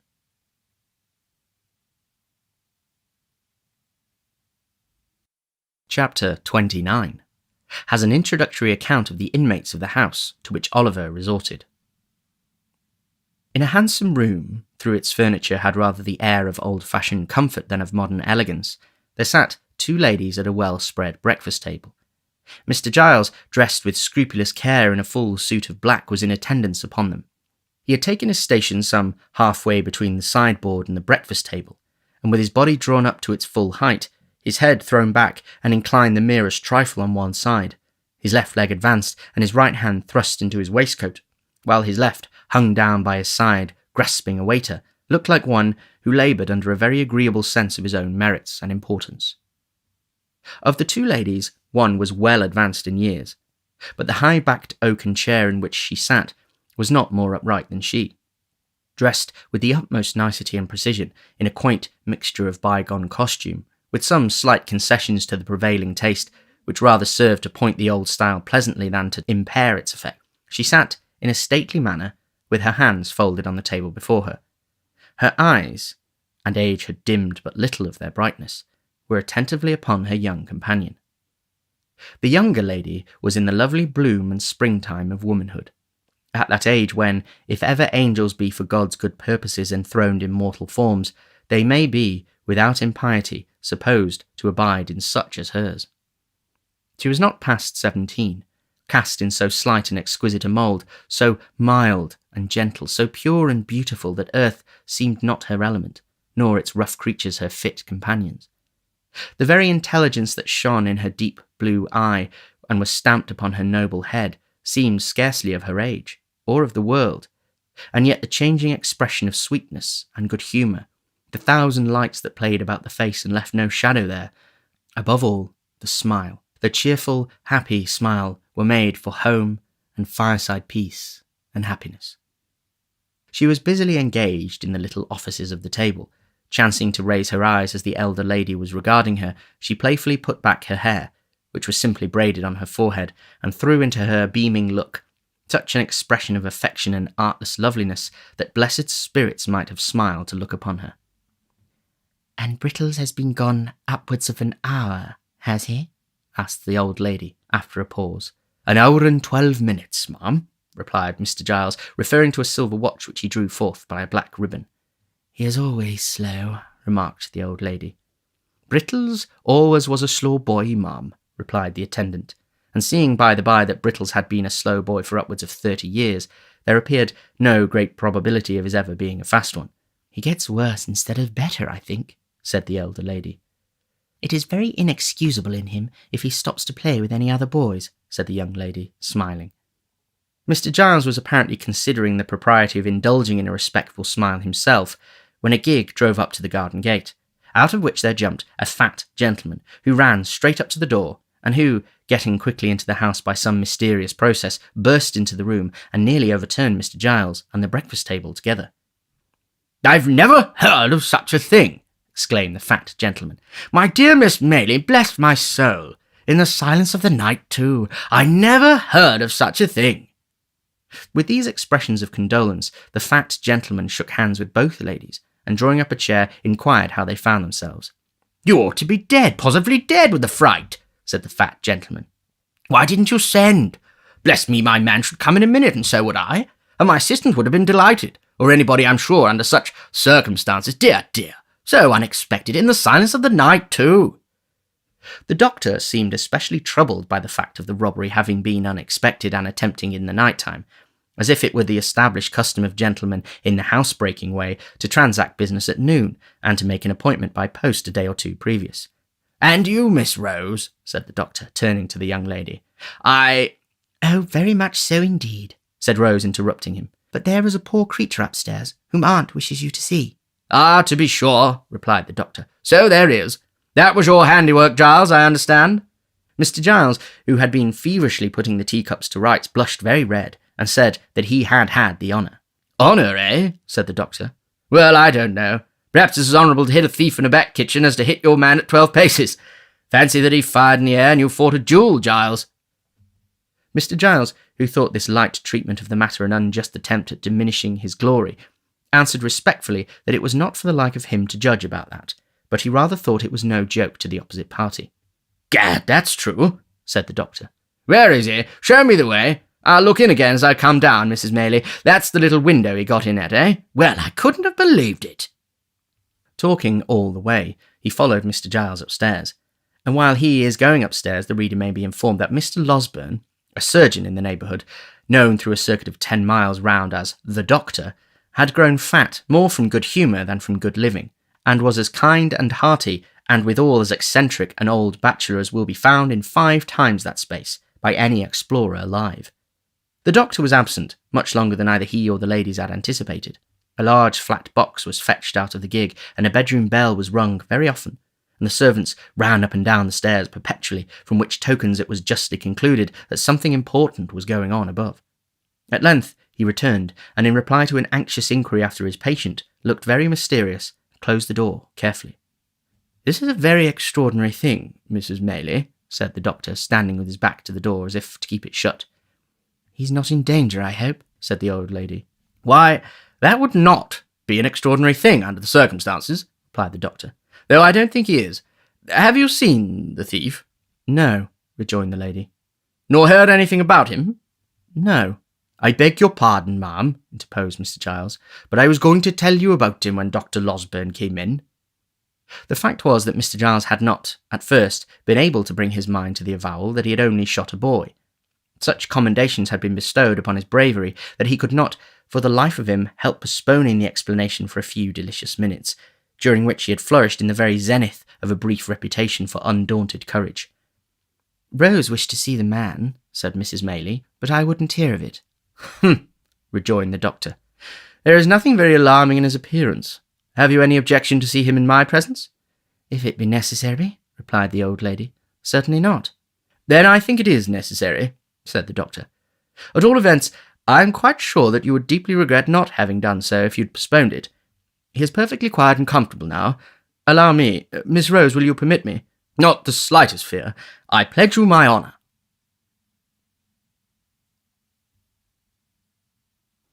Chapter 30 relates what Oliver's new visitors thought of him. With many loquacious assurances that they would be agreeably surprised in the aspect of the criminal, the doctor drew the young lady's arm through one of his, and offering his disengaged hand to Mrs. Maylie, led them, with much ceremony and stateliness, upstairs.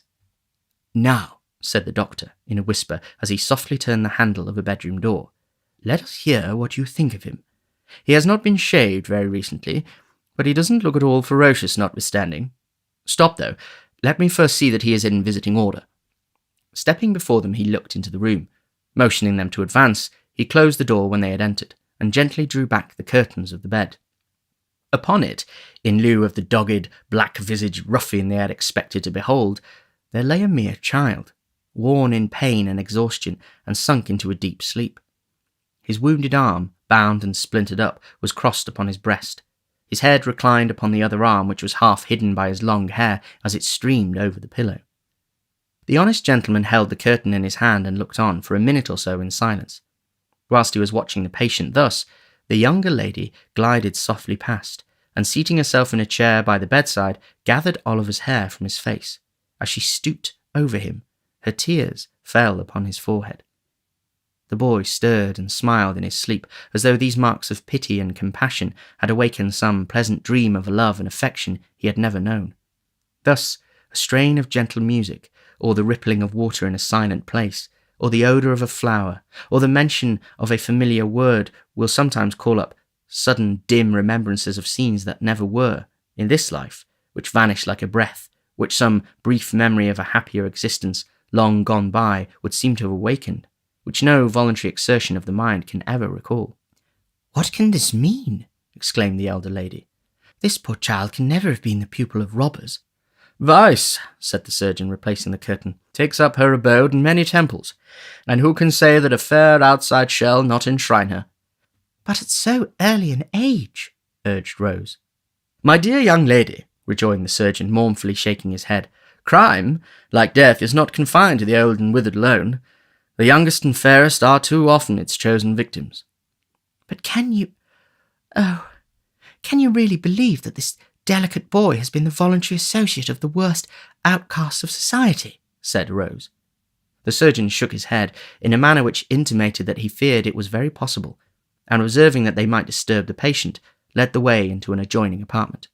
"But even if he has been wicked," pursued Rose, "think how young he is, that he may have never known a mother's love, or the comfort of a home, that ill usage and blows, or the want of bread, may have driven him to herd with men who have forced him to guilt. Aunt, dear aunt, for mercy's sake think of this before you let them drag this sick child to a prison, which in any case must be the grave of all his chances of amendment. Oh, as you love me, and know that I have never felt the want of parents in your goodness and affection, but that I might have done so, I might have been equally helpless and unprotected with this poor child. Have pity upon him, before it is too late." "My dear love," said the elder lady, as she folded the weeping girl to her bosom, "do you think I would harm a hair of his head?" "Oh, no," replied Rose eagerly. "Not surely," said the old lady. "My days are drawing to their close, and may mercy be shown to me as it is shown to others. What can I do to save him, sir?" "Let me think, ma'am," said the doctor. "Let me think." Mr. Losberne thrust his hands into his pockets and took several turns up and down the room, often stopping and balancing himself on his toes and frowning frightfully. After various exclamations of "I've got it now," and "No, I haven't," and as many renewals of the walking and frowning, he at length made a dead halt, and spoke as follows. "I think, if you'll give me a full and unlimited commission to bully Giles and that little boy Brittles, I can manage it. Giles is a faithful fellow and an old servant, I know, but you can make it up to him in 1,000 ways, and reward him for being such a good shot besides. You don't object to that?" "Unless there is some other way of preserving the child," replied Mrs. Maylie. "I'm afraid there is no other," said the doctor. "No other. Take my word for it." "Then my aunt invests you with full power," said Rose, smiling through the tears. "But pray don't be harder on the poor fellows than is indispensably necessary." You seem to think, retorted the doctor, that everybody is disposed to be hard-hearted today except yourself, Miss Rose. I only hope, for the sake of the rising male sex generally, that you may be found in as vulnerable and soft-hearted a mood by the first eligible young fellow who appeals to your compassion, and I wish I were a young fellow that I might avail myself on the spot, such a favourable opportunity for doing so, as the present. You are as great a bore as poor Brittles himself, returned Rose, blushing. Well, said the doctor, laughing heartily, that is no very difficult matter. But, to return to the boy, the great point of our agreement is yet to come. He will wake in an hour or so, I dare say, and although I have told that thick-headed constable fellow downstairs that he mustn't be moved or spoken to on peril of his life, I think we may converse with him without danger. Now, I make this stipulation, that I shall examine him in your presence, and that, if from what he says we judge, and I can show, to the satisfaction of your cool reason, that he is a real and thorough bad one, which is more than possible, he shall be left to his fate, without any farther interference on my part, at all events. Oh, no, Aunt, entreated Rose. Oh, yes, Aunt, said the doctor. Is it a bargain? Cannot be hardened in vice, said Rose. It is impossible. Very good, retorted the doctor. Then so much more the reason for acceding to my proposition.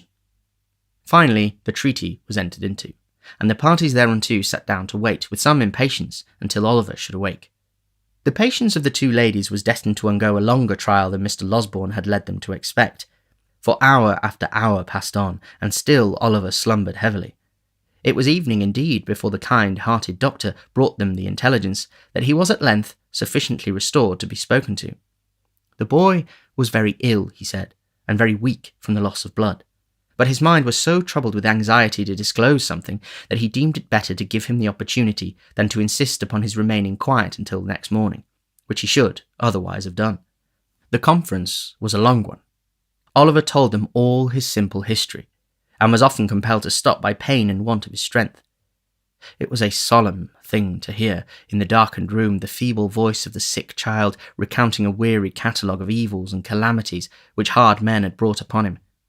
Oh, if when we oppress and grind our fellow creatures, we bestowed but one thought on the dark evidences of human error, which, like dense and heavy clouds, are rising, slowly it is true, but not less surely to heaven, to pour their after vengeance on our heads, if we heard but one instant, in imagination, the deep testimony of dead men's voices, which no power can stifle, and no pride shut out, where would be the injury and injustice, the suffering, misery, cruelty, and wrong that each day's life brings with it? Oliver's pillow was smoothed by gentle hands that night, and loveliness and virtue watched him as he slept. He felt calm and happy, and could have died without a murmur.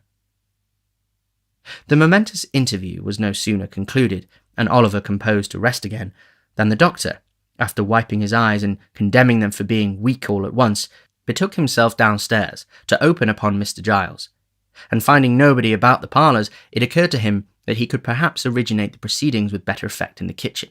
So, into the kitchen he went. There were assembled in that lower house of the domestic parliament the women servants, Mr. Brittles, Mr. Giles, the tinker who had received a special invitation to regale himself for the remainder of the day in consideration of his services, and the constable. The latter gentleman had a large staff, a large head, large features, and large half-boots, and he looked as if he had been taking a proportionate allowance of ale, as indeed he had. The adventures of the previous night were still under discussion, for Mr. Giles was expatiating upon his presence of mind when the doctor entered. Mr. Brittles, with a mug of ale in his hand, was corroborating everything before his superior said it. "Sit still," said the doctor, waving his hand. "Thank you, sir," said Mr. Giles. "Missus wished some ale to be given out, sir, and as I felt no ways inclined for my own little room, sir, and was disposed for company, I'm taking mine among 'em here." Brittles headed a low murmur, by which the ladies and gentlemen generally were understood to express the gratification they derived from Mr. Giles's condescension. Mr. Giles looked round with a patronising air, as much to say that so long as they behaved properly, he would never desert them. "How was the patient tonight, sir?" asked Giles. "So-so," returned the doctor. "I'm afraid you've got yourself into a scrape there, Mr. Giles." "I hope you don't mean to say, sir," said Mr. Giles, trembling, "that he's going to die. Oh, if I thought it, I should never be happy again. I wouldn't cut the boy off. No, Not even Brittles here, not for all the plate in the country, sir. That's not the point, said the doctor mysteriously. Mr. Giles, are you a Protestant? Yes, sir. I hope so, faltered Mr. Giles, who had turned very pale. And what are you, boy? Said the doctor, turning sharply upon Brittles. Lord bless me, sir, replied Brittles, starting violently. I'm the same as Mr. Giles, sir. Then tell me this, said the doctor. Both of you. Are you going to take upon yourselves to swear that that boy upstairs is the boy that was put through the window last night? Out with it. Come. We are prepared for you. The doctor, who was universally considered one of the best-tempered creatures on earth, made this demand in such a dreadful tone of anger that Giles and Brittles, who were considerably muddled by ale and excitement, stared at each other in a state of stupefaction. Pay attention to the reply, Constable, will you? Said the doctor, shaking his forefinger with great solemnity of manner, and tapping the bridge of his nose with it, to bespeak the exercise of that worthy's utmost acuteness. Something may come of this before long. The constable looked as wise as he could, and took up his staff of office, which had been reclining indolently in the chimney corner. It's a simple question of identity, you will observe, said the doctor. That is what it is, sir, said the constable, coughing with great violence, for he had finished his ale in a hurry, and some of it had gone the wrong way. Here's the house broken into, said the doctor, and a couple of men catch one moment's glimpse of a boy in the midst of gunpowder smoke, and in all the distraction of alarm and darkness. Here's a boy comes to that very same house next morning, and because he happens to have his arm tied up, these men lay violent hands upon him, by doing which they place his life in great danger, and swear he is the thief. Now, the question is whether these men are justified by the fact. If not, in what situation do they place themselves? The constable nodded profoundly. He said if that wasn't the law, he would be glad to know what was. I ask you again, thundered the doctor, are you, on your solemn oaths, able to identify that boy? Brittles looked doubtfully at Mr. Giles. Mr. Giles looked doubtfully at Brittles. The constable put his hand behind his ear to catch the reply. The two women and the tinker leaned forward to listen. The doctor glanced keenly around, when a ring was heard at the gate, and the same moment the sound of wheels. It's the runners, cried Brittles, to all appearance much relieved. The what? exclaimed the doctor, aghast in his turn. The Bow Street officers, sir, replied Brittles, taking up a candle. Me and Mr. Giles sent from this morning. What? cried the doctor. Yeah, replied Brittles. I sent a message up by the coachman, and I only wonder they weren't here before, sir. You did you? Then confound your slow coaches down here. That's all, said the doctor, walking away.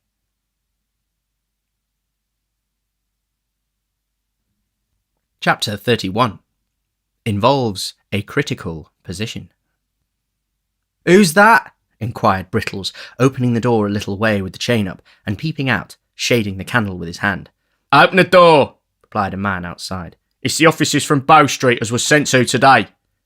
Much comforted by this assurance, Brittles opened the door to its full width, and confronted a portly man in a greatcoat, who walked in without saying any more, and wiped his shoes on the mat as coolly as if he lived there.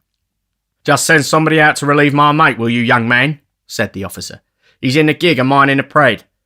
Have you got a coaches here that you could put it up in for 5 or 10 minutes? Brittles replying in the affirmative and pointing out the building, the portly man stepped back to the garden gate and helped his companion to put up the gig, while Brittles lighted them in a state of great admiration. This done, they returned to the house, and being shown into a parlour, took off their greatcoats and hats, and showed like what they were. The man who had knocked at the door was a stout personage of middle height, aged about 50, with shiny black hair, cropped pretty close, half whiskers, a round face, and sharp eyes. The other was a red-headed, bony man in top boots, with rather ill-favoured countenance, and a turned-up, sinister-looking nose. Tell your governor that Blathers and Duff is here, will ya?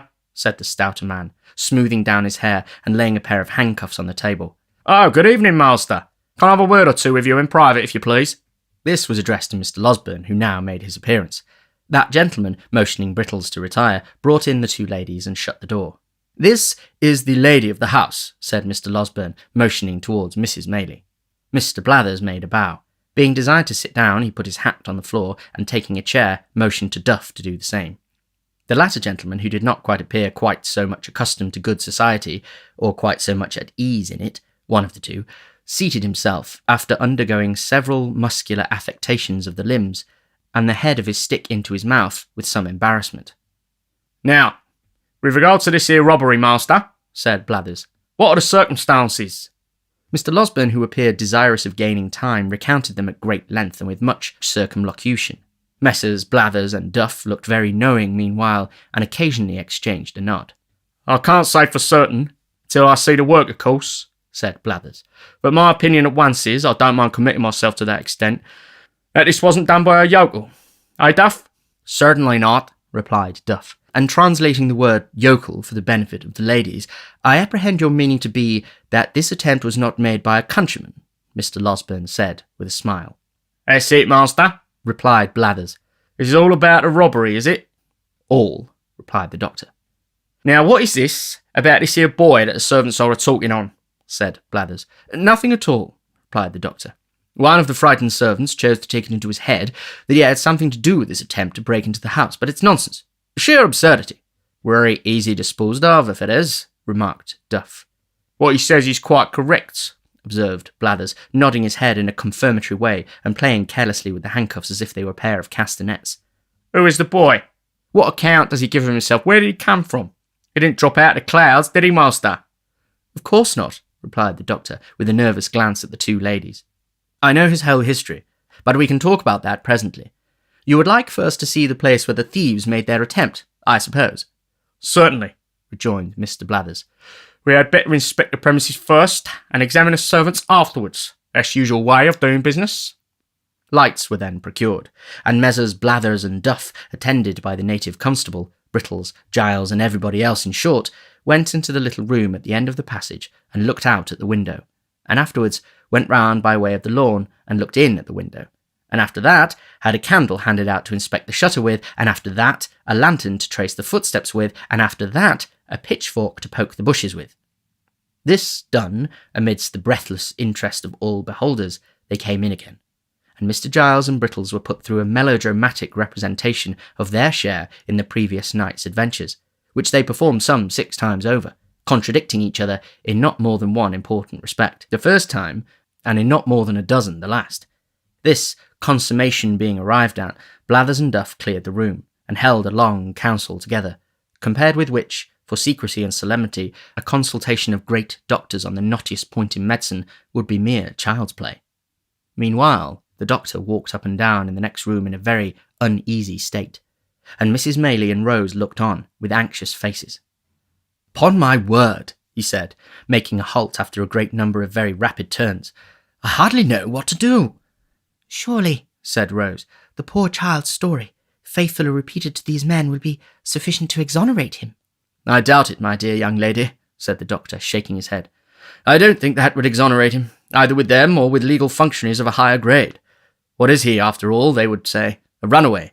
Judged by more worldly considerations and probabilities, his story is a very doubtful one." "You believe it, surely?" interrupted Rose. "I believe it, strange as it is, and perhaps I may be an old fool for doing so," rejoined the doctor. "But I don't think it is exactly the tale for a practical police officer nonetheless." "Why not?" demanded Rose. "Because, my pretty cross-examiner," replied the doctor, "because viewed with their eyes, there are many ugly points about it. He can only prove the parts that look ill, and none of those that look well. Confound the fellows, they will have the why and the wherefore, and we will take nothing for granted. On his own showing, you see, he has been the companion of thieves for some time past. He has been carried to a police officer on a charge of picking a gentleman's pocket. He has been taken away forcibly from that gentleman's house to a place which he cannot describe or point out, and of the situation of which he has not the remotest idea. He is brought down to Chertsey by men who seem to have taken a violent fancy to him, whether he will or no, and is put through a window to rob a house. And then, just at the very moment when he is going to alarm the inmates, and do so the very thing that would set him all to rights, there rushes into the way a blundering dog of a half-bred butler and shoots him, as if on purpose to prevent his doing any good for himself. Don't you see all this?" "I see it, of course," replied Rose, smiling at the doctor's impetuosity. "But I still do not see anything in it to criminate the poor child." "No," replied the doctor, "of course not. Bless the bright eyes of your sex, they never see, whether for good or bad, more than one side of any question, and that is always the one which first presents itself to them." Having given vent to this result of experience, the doctor put his hands into his pockets and walked up and down the room with even greater rapidity than before. "The more I think of it," said the doctor, "the more I see that it will occasion endless trouble and difficulty if we put these men in possession of the boy's real story. I'm certain it will not be believed, and even if they can do nothing to him in the end, still the dragging it forward and giving him publicity to all the doubts that will be cast upon it must interfere materially with your benevolent plan of rescuing him from misery." "Oh, what is to be done?" cried Rose. "Dear, dear, why did they send for these people?" "Why, indeed?" exclaimed Mrs. Maylie. "I would not have had them here for the world." "All I know is," said Mr. Losberne at last, sitting down with a kind of desperate calmness, "that we must try and carry it off with a bold face. The object is a good one, and that must be our excuse. The boy has strong symptoms of fever upon him, and is in no condition to be talked to any more. That's one comfort. We must make the best of it, and if bad be the best, that's no fault of ours. Come in." "Well, master," said Blathers, entering the room followed by his colleague and making the door fast before he said any more. "This weren't a put-up thing." "And what the devil's a put-up thing?" demanded the doctor impatiently. "We call it a put-up robbery, ladies," said Blathers, turning to them as if he pitied their ignorance, but he had contempt for the doctors. "When the servants is in it." "Nobody suspected them in this case," said Mrs. Maylie. "Very likely not, ma'am," replied Blathers, "but they might have been in it for all that." "More likely on that very account," said Duff. "We find it was a town hand," said Blathers, continuing his report, "for the style of work is first rate." "Very pretty indeed it is," remarked Duff in an undertone. "There was two of them in it," continued Blathers, "and he had a boy with him. That's plain from the size of the window. That's all to be said at present. We'll see this lad you've got upstairs at once, if you please." "Perhaps they will take something to drink first, Mrs. Maylie," said the doctor, his face brightening as if some new thought had occurred to him. "Oh, to be sure," exclaimed Rose eagerly. "You shall have it immediately, if you will." "Why, thank you, miss," said Blathers, drawing his coat sleeve across his mouth. "It's dry work, this sort of duty. Anything that's handy, miss, don't put yourself out of the way on our accounts." "What shall it be?" asked the doctor, following the young lady to the sideboard. "A little drop of spirits, master, if it's all the same," replied Blathers. "It's a cold ride from London, ma'am, and I always find that spirits come home warmer to the feelings." This interesting communication was addressed to Mrs. Maylie, who received it very graciously. While it was being conveyed to her, the doctor slipped out of the room. "Ah," said Mr. Blathers, not holding his wine-glass by the stem, but grasping the bottom between thumb and forefinger of his left hand and placing it in front of his chest. "I've seen many good pieces of business like this in my time, ladies." "That crackdown in the back lane at Edmonton, Blathers," said Mr. Duff, assisting his colleague's memory. "That was something in this way, weren't it?" rejoined Mr. Blathers. "That was done by Conky Chickweed, that was." "You always give that to him," replied Duff. "It was the family pet, I tell you. Conky hadn't any more to do with that than I had." "Get out," retorted Mr. Blathers. "I know better. Do you mind that time when Conky was robbed out of his money, though? What a start that was. Better than any novel book I ever see." "What was that?" inquired Rose, anxious to encourage any symptoms of good humour in the unwelcome visitors. "It was a robbery, miss, that hardly anybody would have been down upon," said Blathers. "This here Conky Chickweed—" "Conky means nosy, ma'am," interposed Duff. "Of course the lady knows that, don't she?" demanded Blathers. "Who's interrupting me, you old partner?" "This here Conky Chickweed, miss, kept a public house over Battlebridge way, and he had a cellar where a good many young lords went to see cockfighting and badger drawing and that, and a very intellectual manner of the sports was conducted in, for I've seen him often. He weren't one of the family at that time, and one night he was robbed of 327 guineas in a canvas bag that was stole out of his bedroom in the dead of night by a tall man with a black patch over his eye who had concealed himself under the bed, and after committing the robbery jumped slap out the window, which was only a story high. He was very quick about it, but Conky was quick too, for he fired a blunderbuss after him and roused the neighbourhood. They set up a hue and cry directly, and when they came to look about and find that Conky had hit a robber, for there was traces of blood all the way to some palings a good distance off, and there they lost him. However, he made off with the blunt, and consequently the name of Mr. Chickweed, licensed whittler, appeared in the Gazette amongst the other bankrupts, and all manner of benefits and subscriptions, and I don't know what all, was got up for the poor man, who was in a very low state of mind about his loss, and went up and down the streets for 3 or 4 days and pulling his hair off in such a desperate manner that many people was afraid he might be going to make away with himself.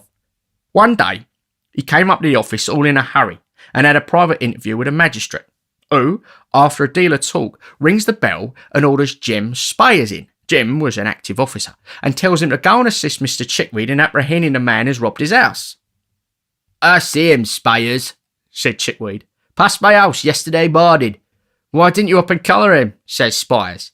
"I was so struck of a heap that you might have fractured my skull with a toothpick," says the poor man. "But was sure to have him, for between 10 and 11 o'clock at night he passed again." Spires no sooner heard this than he put some clean linen and a comb in his pocket in case he should have to stop a day or two, and away he goes and sets himself down on one of the public house windows behind a little red curtain with his hat on, all ready to bolt out at a moment's notice. He was smoking his pipe here late at night, when all of a sudden Chickweed roars out, "Here he is, stop the thief, murder!" Jem Spires dashes out, and there he sees Chickweed a tearing down the street full cry. Away goes Spires, and on goes Chickweed. Turns round to people, everybody roars out, "Thieves!" and Chickweed himself keeps on shouting all the time like mad. Spires loses sight of him a minute as he turns a corner, shoots round, sees a little crowd, dives in. "Which is the man? Damn me," says Chickweed, "I've lost him again." It was a remarkable occurrence, but he weren't to be seen nowhere, so they went back to the public house. Next morning, Spires took his old place and looked out from behind a curtain, for a tall man with a black patch over his eye, till his own 2 eyes ached again. At last he couldn't help shutting them to ease him a minute, and the very moment he did so, he hears Chickweed roaring out, "Here he is!" Off he starts once more, with Chickweed halfway down the street ahead of him, and after twice as long a run as the yesterday's one, the man's lost again. This was done once or twice more, till one of the neighbours gave out that Mr. Chickweed had been robbed by the devil, who was playing tricks with him afterwards, and the other half that poor Mr. Chickweed had gone mad with grief. "What did Jem Spires say?" inquired the doctor, who had returned to the room shortly after the commencement of the story.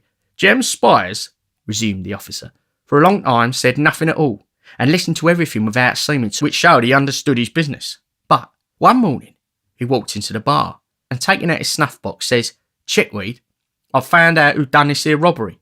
'Have you?' says Chickweed. 'Oh, my dear Spires, only let me have vengeance and I shall die contented. Oh, my dear Spires, where is the villain?' 'Come,' says Spires, offering a pitch of snuff. 'None of that gammon. You did it yourself.' So he had, and a good bit of money he had made by it too, and nobody would have found out if he hadn't been so precious anxious to keep up appearances," said Mr. Blathers, putting down his wineglass and clinking the handcuffs together. "Very curious indeed," observed the doctor. "Now, if you please, you can walk upstairs." "If you please, sir," returned Mr. Blathers, closely following Mr. Losberne. The 2 officers ascended to Oliver's bedroom, Mr. Giles preceding the party with a lighted candle. Oliver had been dozing, but looked worse and was far more feverish than he had appeared yet. Being assisted by the doctor, he managed to sit up in bed for a minute or so, and looked at the strangers without all understanding what was going forward. In fact, without seeming to recollect where he was or what had been passing. "This," said Mr. Losberne, speaking softly, but with great vehemence notwithstanding, "this is the lad who, being accidentally wounded by a spring gun in some boyish trespass on Mr. what-you-call-him's grounds at the back here, comes to the house for assistance this morning, and is immediately laid hold of and maltreated by that ingenious gentleman with the candle in his hand, who has placed his life in considerable danger, as I can professionally certify." Messrs. Blathers and Duff looked at Mr. Giles as he was thus recommended to their notice. The bewildered butler gazed from them towards Oliver, and from Oliver towards Mr. Losberne, with a most ludicrous mixture of fear and perplexity. "You don't mean to deny that, I suppose?" said the doctor, laying Oliver gently down again. "It was all done for the best, sir," answered Giles. "I'm sure I thought it was the boy, or I wouldn't have meddled with him. I'm not of an inhuman disposition, sir." "Thought it was what boy?" inquired the senior officer. "The housebreaker's boy, sir," replied Giles. They certainly had a boy." "Well, do you think so now?" inquired Blathers. "Think what now?" replied Giles, looking vacantly at his questioner. "That it's the same boy, stupid head," rejoined Blathers impatiently. I don't know. I really don't know," said Giles with a rueful countenance. "I couldn't swear to him." "What do you think?" asked Mr. Blathers. "I don't know what to think," replied poor Giles. "I don't think it's the boy, indeed. I'm almost certain that it isn't. You know it can't be." "Has this man been a-drinking, sir?" inquired Blathers, turning to the doctor. "What a precious muddle-headed chap you are," said Duff, addressing Mr. Giles with supreme contempt. Mr. Losberne had been feeling the patient's pulse during this short dialogue, but he now rose from the chair by the bedside and remarked that if the officers had any doubts upon the subject, they would perhaps like to step into the next room and have Brittles before them. Acting upon this suggestion, they adjourned to a neighbouring apartment, where Mr. Brittles, being called in, involved himself and his respected superior in such a wonderful maze of fresh contradictions and impossibilities, as tended to throw no particular light upon anything but the fact of his own strong mystification, except indeed his declarations that he shouldn't know the real boy if he were put before him that instant, that he had only taken Oliver to be he because Mr. Giles had said he was, and that Mr. Giles had 5 minutes previously admitted in the kitchen that he began to be very much afraid he had been a little too hasty. Among other ingenious surmises, the question was then raised whether Mr. Giles had really hit anybody, and upon examination of the fellow pistol to that which he had fired, it turned out to have no more destructive loading than gunpowder and brown paper, a discovery which made a considerable impression on everybody but the doctor, who had drawn the ball about 10 minutes before. Upon no one, however, did it make a greater impression than on Mr. Giles himself, who, after labouring for some hours under the fear of having mortally wounded a fellow creature, eagerly caught at this new idea and favoured it to the utmost. Finally, the officers, without troubling themselves very much about Oliver, left the Chertsey constable in the house, and took up their rest for that night in the town, promising to return the next morning. With the next morning there came a rumour that 2 men and a boy were in the cage at Kingston, who had been apprehended overnight under suspicious circumstances, and to Kingston Messrs. Blathers and Duff journeyed accordingly. The suspicious circumstances, however, resolving themselves on investigation into the one fact that they had been discovered sleeping under a haystack, which, although a great crime, is only punishable by imprisonment, and is, in the merciful eye of the English law and its comprehensive love of all the king's subjects, held to be no satisfactory proof, in the absence of all other evidence, that the sleeper or sleepers had committed burglary accompanied with violence, and have therefore rendered themselves liable to the punishment of death. Mr. Blathers and Duff came back again, as wise as they went. In short, after some more examination and a great deal more conversation, a neighbouring magistrate, who was readily induced to take the joint bail of Mrs. Maylie and Mr. Losberne for Oliver's appearance if he should ever be called upon, and Blathers and Duff, being rewarded with a couple of guineas, returned to the town with divided opinions on the subject of their expedition. The latter gentleman, on a mature consideration of all the circumstances, inclining to the belief that the burglarious attempt had been originated with the family pet, and the former being equally disposed to concede the full merit of it to a great Mr. Conky Chickweed. Meanwhile, Oliver gradually throve and prospered under the united care of Mrs. Maylie, Rose, and the kind-hearted Mr. Losberne. If fervent prayers, gushing from hearts overcharged with gratitude, be heard in heaven, and if they be not what prayers are, the blessings which the orphan child called down upon them sunk into their souls, diffusing peace and happiness.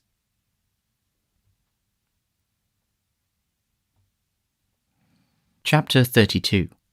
Of the happy life Oliver began to lead with his kind friends. Oliver's ailings were neither slight nor few. In addition to the pain and delay attendant on a broken limb, his exposure to the wet and cold had brought on fever and ague, which hung about him for many weeks and reduced him sadly. But at length he began by slow degrees to get better, and to be able to say sometimes in a few tearful words how deeply he felt the goodness of the 2 sweet ladies, and how ardently he hoped that when he grew strong and well again, he could do something to show his gratitude, only something which would let them see the love and duty with which his breast was full, something, however slight, which would prove to them that their gentle kindness had not been cast away, but that the poor boy whom their charity had rescued from misery or death was eager to serve them with his whole heart and soul. "Poor fellow," said Rose, when Oliver had been one day feebly endeavouring to utter the words of thankfulness that rose to his pale lips. "You shall have many opportunities of serving us if you will. We're going into the country, and my aunt intends that you shall accompany us. The quiet place, the pure air, and all the pleasure and beauties of spring will restore you in a few days. We will employ you in 100 ways when you can bear the trouble." "The trouble?" cried Oliver. Oh, dear lady, if I could but work for you, if I could only give you the pleasure by watering your flowers or watching your birds, running up and down the whole day long to make you happy, what I would give to do it." "You shall give nothing at all," said Mrs. Maylie, smiling, "for as I told you before, we shall employ you in 100 ways, and if you only take half the trouble to please us that you promise now, you will make me very happy indeed." "Happy, ma'am," cried Oliver. "How kind of you to say so." "You will make me happier than I can tell you," replied the young lady.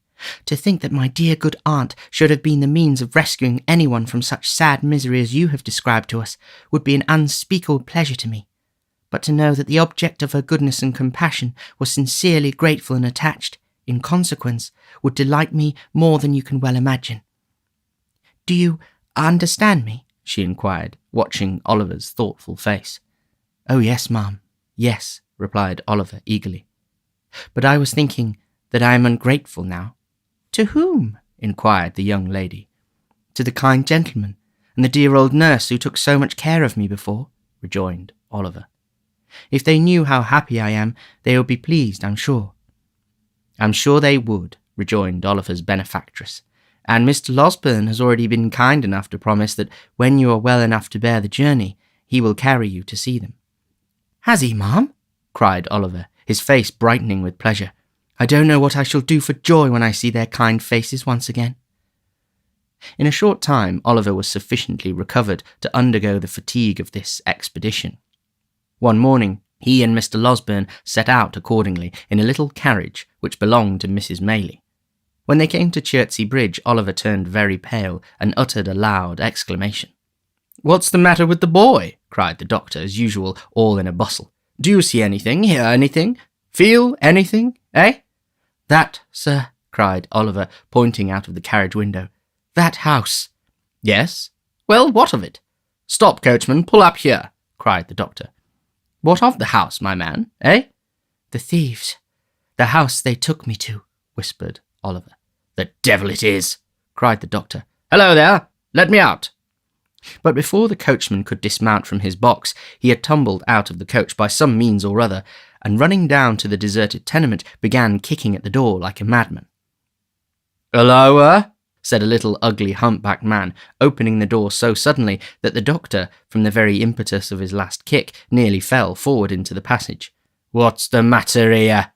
"Matter?" exclaimed the other, collaring him without a moment's reflection. "A good deal. Robbery is the matter." "There'll be murder the matter too," replied the humpbacked man coolly, "if you don't take your hands off. Do you hear me?" "I hear you," said the doctor, giving his captive a hearty shake. "Where's... Confound the fellow, what's his rascally name? Sykes, that's it. Where's Sykes, you thief?" The humpbacked man stared, as if in excess of amazement and indignation, then, twisting himself dexterously from the doctor's grasp, growled forth a volley of horrid oaths and retired into the house. Before he could shut the door, however, the doctor had passed into the parlour without a word of parley. He looked anxiously around. Not an article of furniture, not a vestige of anything animate or inanimate, not even the position of the cupboards, answered Oliver's description. "Now," said the humpbacked man, who had watched him keenly, "what do you mean by coming into my home in this violent way? Do you want to rob me, or to murder me? Which is it?" "Did you ever know a man come out to do either in a chariot and pair, you ridiculous old vampire?" said the irritable doctor. "What do you want, then?" demanded the hunchback. "Will you take yourself off before I do you a mischief? Curse you!" "As soon as I think proper," said Mr. Losberne, looking into the other parlour, which, like the first one, bore no resemblance whatever to Oliver's account of it. "I shall find you out some day, my friend." "Will you?" sneered the ill-favoured cripple. "If ever you want me, I'm here. I haven't lived here mad and all alone for 25 years to be scared by you. You shall pay for this." And so saying, the misshapen little demon set up a yell and danced upon the ground as if wild with rage. "Stupid enough, this," muttered the doctor to himself. "The boy must have made a mistake. Here, put that in your pocket and shut yourself up again." With these words, he flung the hunchback a piece of money and returned to the carriage. The man followed to the chariot door, uttering the wildest imprecations and curses all the way. But as Mr. Losberne turned to speak to the driver, he looked into the carriage, and eyed Oliver for an instant with a glance so sharp and fierce, and at the same time so furious and vindictive that, waking or sleeping, he could not forget it for months afterwards. He continued to utter the most fearful imprecations until the driver had resumed his seat, and when they were once more on their way, they could see him some distance behind, beating his feet upon the ground and tearing his hair in transports of real or pretended rage. "I'm an ass," said the doctor, after a long silence. "Did you know that before, Oliver?" "No, sir." "Then don't forget it another time." "An ass," said the doctor again, after a further silence of some minutes. "Even if it had been the right place, and the right fellows had been there, what could I have done single-handed? And if I had had assistance, I see no good that I should have done except leading to my own exposure, and an unavoidable statement of the manner in which I have hushed up this business. That would have served me right, though. Always involving myself in some scrape or other by acting on impulse. Might have done me good." Now the fact was that the excellent doctor had never acted upon anything but impulse all through his life, and it was no bad compliment to the nature of the impulses which governed him that so far from being involved in any peculiar troubles or misfortunes, he had the warmest respect and esteem of all who knew him. If the truth must be told, he was a little out of temper for a minute or two at being disappointed in procuring corroborative evidence of Oliver's story on the very first occasion on which he had a chance of obtaining any. He soon came round again, however, and finding that Oliver's replies to his questions were still as straightforward and consistent, and still delivered with as much apparent sincerity and truth as they had ever been, he made up his mind to attach full credence to them from that time forth. As Oliver knew the name of the street in which Mr. Brownlow resided, they were enabled to drive straight thither. When the coach turned into it, his heart beat so violently that he could scarcely draw his breath. "Now, my boy, which house is it?" inquired Mr. Losberne. That, replied Oliver, pointing eagerly out of the window. "The White House. Oh, make haste, pray make haste. I feel as if I should die, it makes me tremble so." Come, said the good doctor, patting him on the shoulder. "You will see them directly, and they will be overjoyed to find you safe and well." "Oh, I hope so," cried Oliver. "They were so good to me, so very, very good to me." The coach rolled on. It stopped. No, that was the wrong house. The next door. It went on a few paces and stopped again. Oliver looked up at the windows with tears of happy expectation coursing down his face. Alas, the White House was empty, and there was a bill in the window. "To let." "A knock at the next door," cried Mr. Losberne, taking Oliver's arm in his. "What has become of Mr. Brownlow, who used to live in the adjoining house, do you know?" The servant did not know, but would go and inquire. She presently returned and said that Mr. Brownlow had sold off his goods and gone to the West Indies 6 weeks before. Oliver clasped his hands and sank feebly backward. "Has his housekeeper gone too?" inquired Mr. Losberne after a moment's pause. "Yes, sir," replied the servant. "The old gentleman, the housekeeper, and a gentleman who was a friend of Mr. Brownlow's all went together." "Then turn towards home again," said Mr. Losberne to the driver, "and don't stop to bait the horses till you get out of this confounded London." "The bookstall keeper, sir," said Oliver. "I know the way there. See him, pray, sir, do see him." "My poor boy, this is disappointment enough for one day," said the doctor. "Quite enough for both of us. If we go to the bookstall keeper's, we shall certainly find that he is dead, or has set his house on fire, or run away. No, home again, straight." And in obedience to the doctor's impulse, home they went. This bitter disappointment caused Oliver much sorrow and grief, even in the midst of his happiness, for he had pleased himself many times during his illness with thinking of all that Mr. Brownlow and Mrs. Bedwin would say to him, and what delight it would be to tell them how many long days and nights he had passed in reflecting on what they had done for him, and in bewailing his cruel separation from them. The hope of eventually clearing himself with them, too, and explaining how he had been forced away, had buoyed him up, and sustained him under many of his recent trials, and now the idea that they should have gone so far, and carried with them the belief that he was an impostor and a robber, a belief which might remain uncontradicted to his dying day, was almost more than he could bear. The circumstance occasioned no alteration, however, in the behaviour of his benefactors.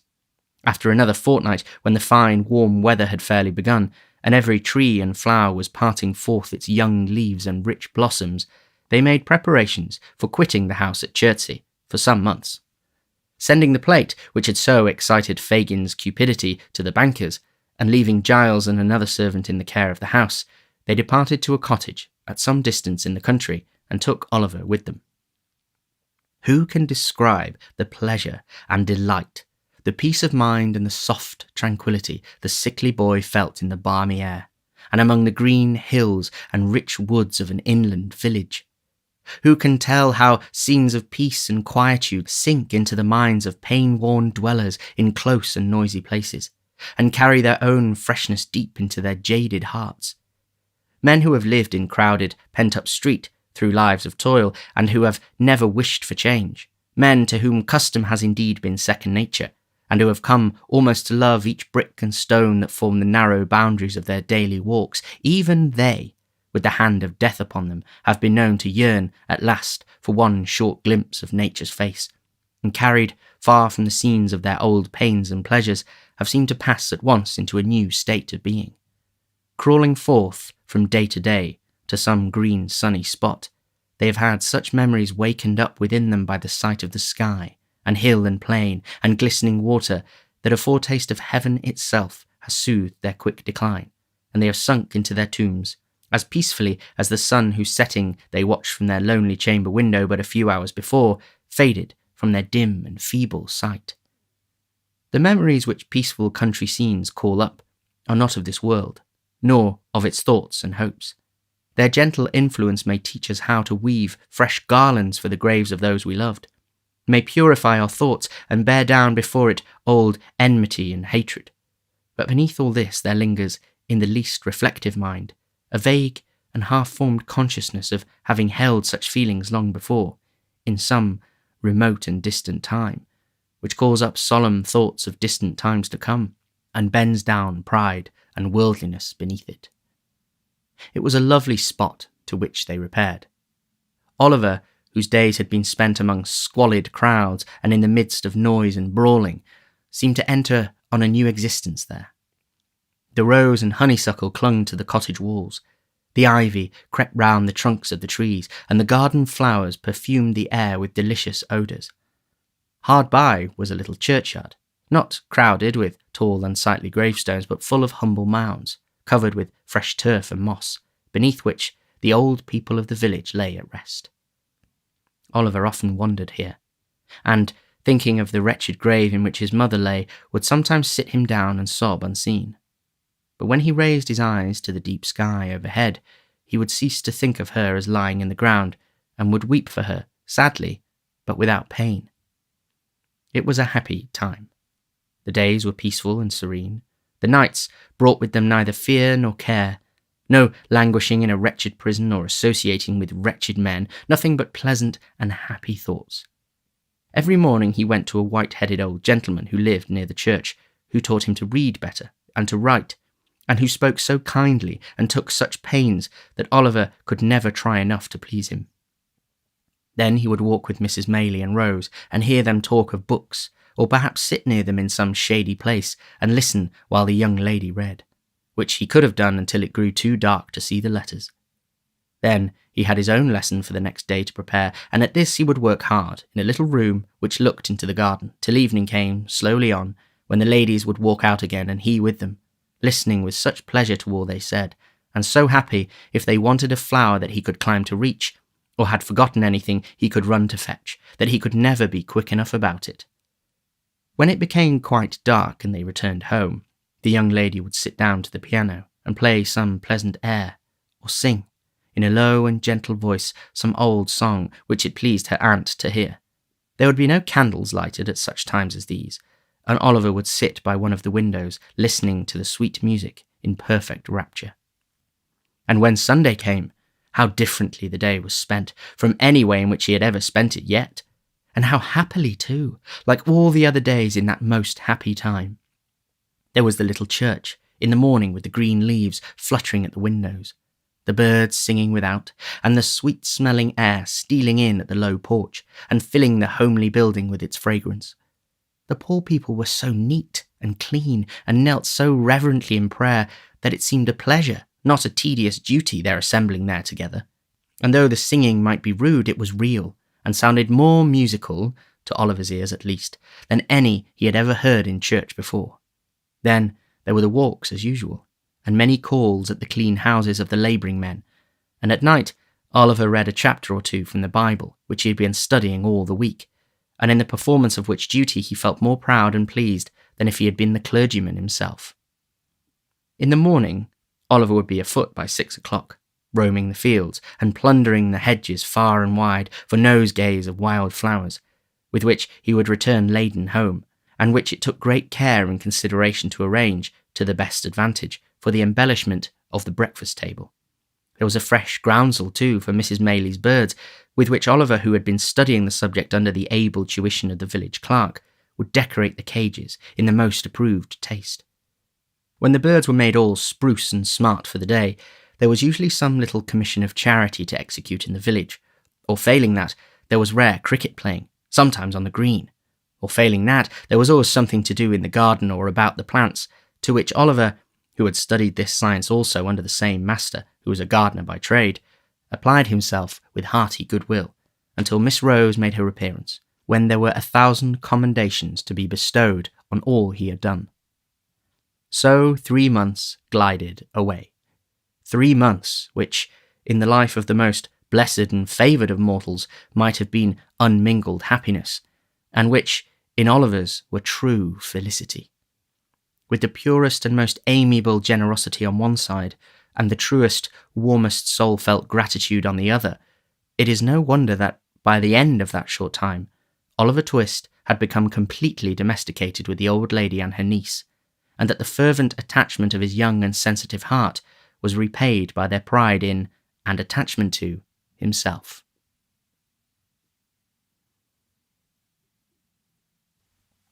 Chapter 33, wherein the happiness of Oliver and his friends experiences a sudden check. Spring flew swiftly by, and summer came. If the village had been beautiful at first, it was now in the full glow and luxuriance of its richness. The great trees, which had looked shrunken and bare in the earlier months, had now burst into strong life and health, and stretching forth their green arms over the thirsty ground, converted open and naked spots into choice nooks, where was a deep and pleasant shade from which to look upon the wide prospect, steeped in sunshine which lay stretched beyond. The earth had donned her mantle of brightest green, and shed her richest perfumes abroad. It was the prime and vigour of the year. All things were glad and flourishing. Still the same quiet life went on at the little village, and the same cheerful serenity prevailed among its inmates. Oliver had long since grown stout and healthy, but health or sickness made no difference in his warm feelings of a great many people. He was still the same gentle, attached, affectionate creature that had been when pain and suffering had wasted his strength, and when he was dependent for every slight attention and comfort on those who tended him.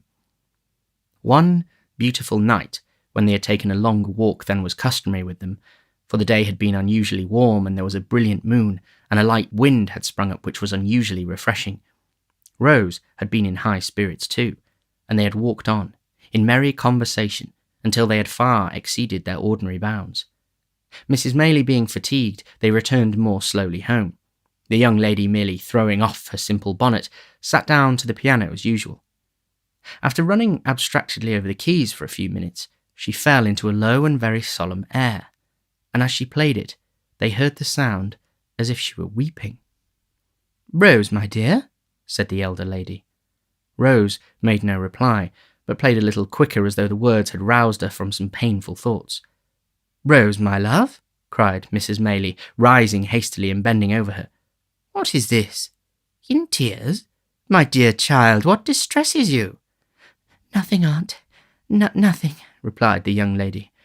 "I don't know what it is. I can't describe it, but I feel—" "Not ill, my love?" interposed Mrs. Maylie. "Oh, no. Oh, not ill," replied Rose, shuddering as though some deadly chillness was passing over her when she spoke. "I shall be better presently. Close the window, pray." Oliver hastened to comply with her request.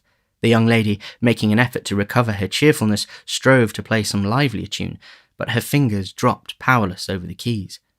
Covering her face with her hands, she sank upon a sofa and gave vent to the tears which she was now unable to repress.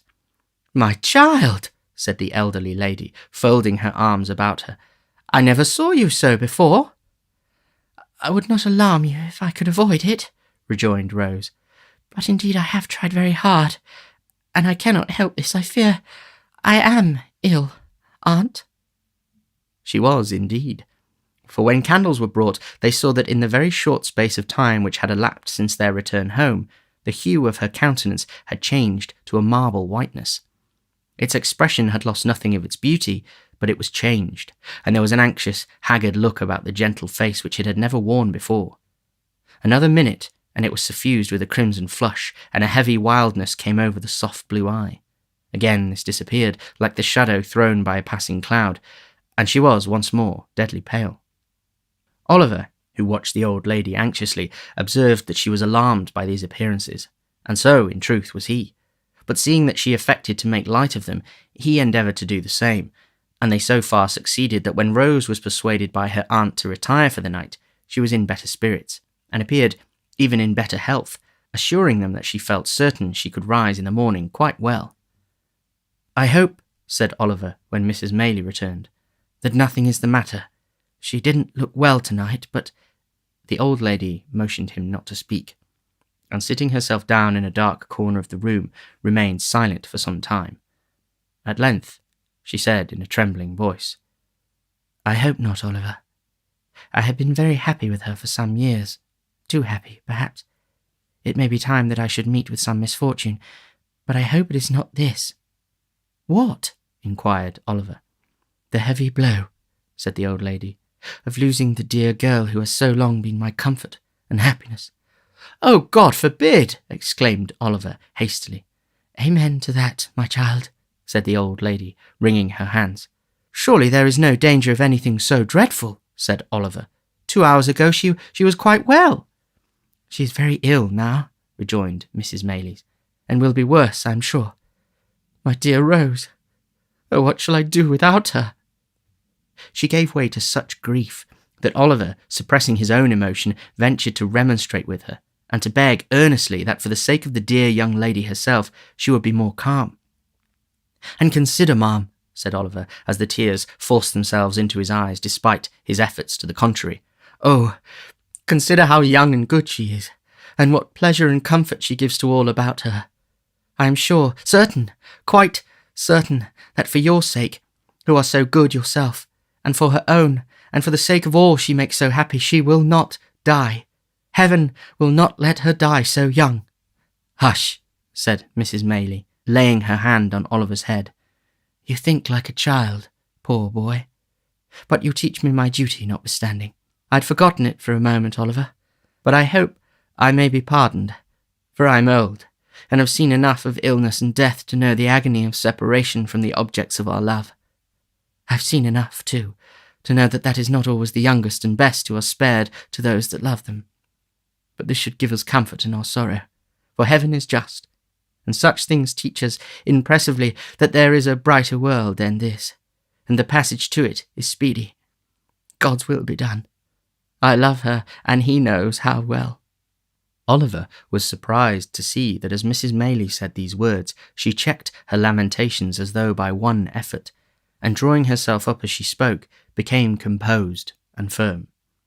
He was still more astonished to find that this firmness lasted, and that, under all the care and watching which ensued, Mrs. Maylie was ever ready and collected, performing all the duties which had devolved upon her, steadily, and to all external appearances even cheerfully. But he was young, and did not know what strong minds are capable of under trying circumstances. How should he, when their possessors so seldom know themselves? An anxious night ensued. When morning came, Mrs. Maylie's predictions were too well verified. Rose was in the first stage of a high and dangerous fever. "We must be active, Oliver, and not give way to useless grief," said Mrs. Maylie, laying her finger on her lip as she looked steadily into his face. "This letter must be sent, with all possible expedition, to Mr. Losberne. It must be carried to the market town, which is not more than 4 miles off by the footpath across the field, and thence dispatched by an express on horseback straight to Chertsey. The people at the inn will undertake to do this, and I can trust you to see it done, I know." Oliver made no reply, but looked his anxiety to be gone at once. "Here is another letter," said Mrs. Maylie, pausing to reflect. "But whether to send it now or wait, I see how Rose goes on. I scarcely know.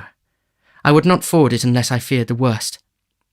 "It is for Chertsey too, ma'am?" inquired Oliver, impatient to execute his commission and holding out his trembling hand from the letter. "No," replied the old lady, giving it to him mechanically. Oliver glanced at it and saw that it was directed to Harry Maylie, Esquire, at some great lord's house in the country, where he could not make out. "Shall it go, ma'am?" asked Oliver, looking up impatiently. "I think not," replied Mrs. Maylie, taking it back. "I will wait until tomorrow." With these words she gave Oliver her purse, and he started off, without more delay, at the greatest speed he could muster. Swiftly he ran across the fields and down the little lanes which sometimes divided them, now almost hidden by the high corn on either side, and now emerging on an open field, where the mowers and haymakers were busy at their work. Nor did he stop once, save now and then for a few seconds to recover breath, until he came, in a great heat and covered with dust, on the little market-place of the market-town. Here he paused and looked about for the inn. There was a white bank and a red brewery and a yellow town hall, and in one corner there was a large house, with all the wood about it painted green, before which was the sign of The George. To this he hastened as soon as it caught his eye. He spoke to a postboy who was dozing under the gateway, and who, after hearing what he wanted, referred him to the ostler, who, after hearing all he had to say again, referred him to the landlord, who was a tall gentleman in a blue neckcloth, a white hat, drab breeches and boots with tops to match, leaning against a pump by the stable door, picking his teeth with a silver toothpick. This gentleman walked with much deliberation into the bar to make out the bill, which took a long time making out, and after it was ready and paid, a horse had to be saddled, and a man to be dressed, which took up 10 good minutes more. Meanwhile, Oliver was in such a desperate state of impatience and anxiety that he felt as if he could have jumped upon the horse himself and galloped away, full tear, to the next stage. At length, all was ready, and the little parcel having been handed up, with many injunctions and entreaties for its speedy delivery, the man set spurs to his horse, and rattling over the uneven paving of the market-place, was out of the town and galloping along the turnpike road in a couple of minutes. As it was something to feel certain that assistance was sent for, and that no time had been lost, Oliver hurried up the inn yard with a somewhat lighter heart. He was turning out of the gateway when he accidentally stumbled against a tall man wrapped in a cloak, who was at that moment coming out of the inn door. "Ha!" cried the man, fixing his eyes on Oliver and suddenly recoiling. "What the devil's this?" "I beg your pardon, sir," said Oliver. "I was in a great hurry to get home, and I didn't see you coming." "Death!" muttered the man to himself, glaring at the boy with his large, dark eyes. "Who would have thought it? Grind him to ashes. He'd start up from a stone coffin to come in my way." "I'm sorry," stammered Oliver, confused by the strange man's wild look. "I hope I have not hurt you." "Rot you!" murmured the man in a horrible passion between his clenched teeth. "If I'd only the courage to say the word, I might have been free of you in a night. Curses on your head and black death upon your heart, you imp! What are you doing here?" The man shook his fist as he uttered those words incoherently. He advanced towards Oliver as if with the intention of aiming a blow at him, but fell violently on the ground, writhing and foaming in a fit. Oliver gazed, for a moment, at the struggles of the madman, for such he supposed him to be, and then darted into the house for help. Having seen him safely carried into the hotel, he turned his face homewards, running as fast as he could to make up for lost time, and recalling with a great deal of astonishment and some fear the extraordinary behaviour of the person from whom he had just parted. The circumstance did not dwell in his recollection long, however, for when he reached the cottage there was enough to occupy his mind, and to drive all considerations of self completely from his memory. Rose Maylie had rapidly grown worse. Before midnight she was delirious. A medical practitioner who resided on the spot was in constant attendance upon her, and after first seeing the patient, he had taken Mrs. Maylie aside and pronounced her disorder to be one of the most alarming nature. "In fact," he said, "it would be a little short of a miracle if she recovered." How often did Oliver start from his bed that night, and stealing out with noiseless footstep to the staircase, listen for the slightest sound from the sick chamber. How often did a tremble shake his frame, and the cold drops of terror start upon his brow, when a sudden trampling of feet caused him to fear that something too dreadful to think of had even then occurred.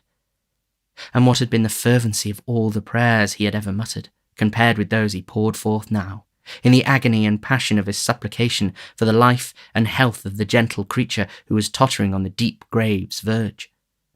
Oh, the suspense! The fearful, acute suspense of standing idly by while the life of one we dearly love is trembling in the balance. Oh, the racking thoughts that crowd upon the mind, and make the heart beat violently and the breath come thick by the force of the images they conjure up before it.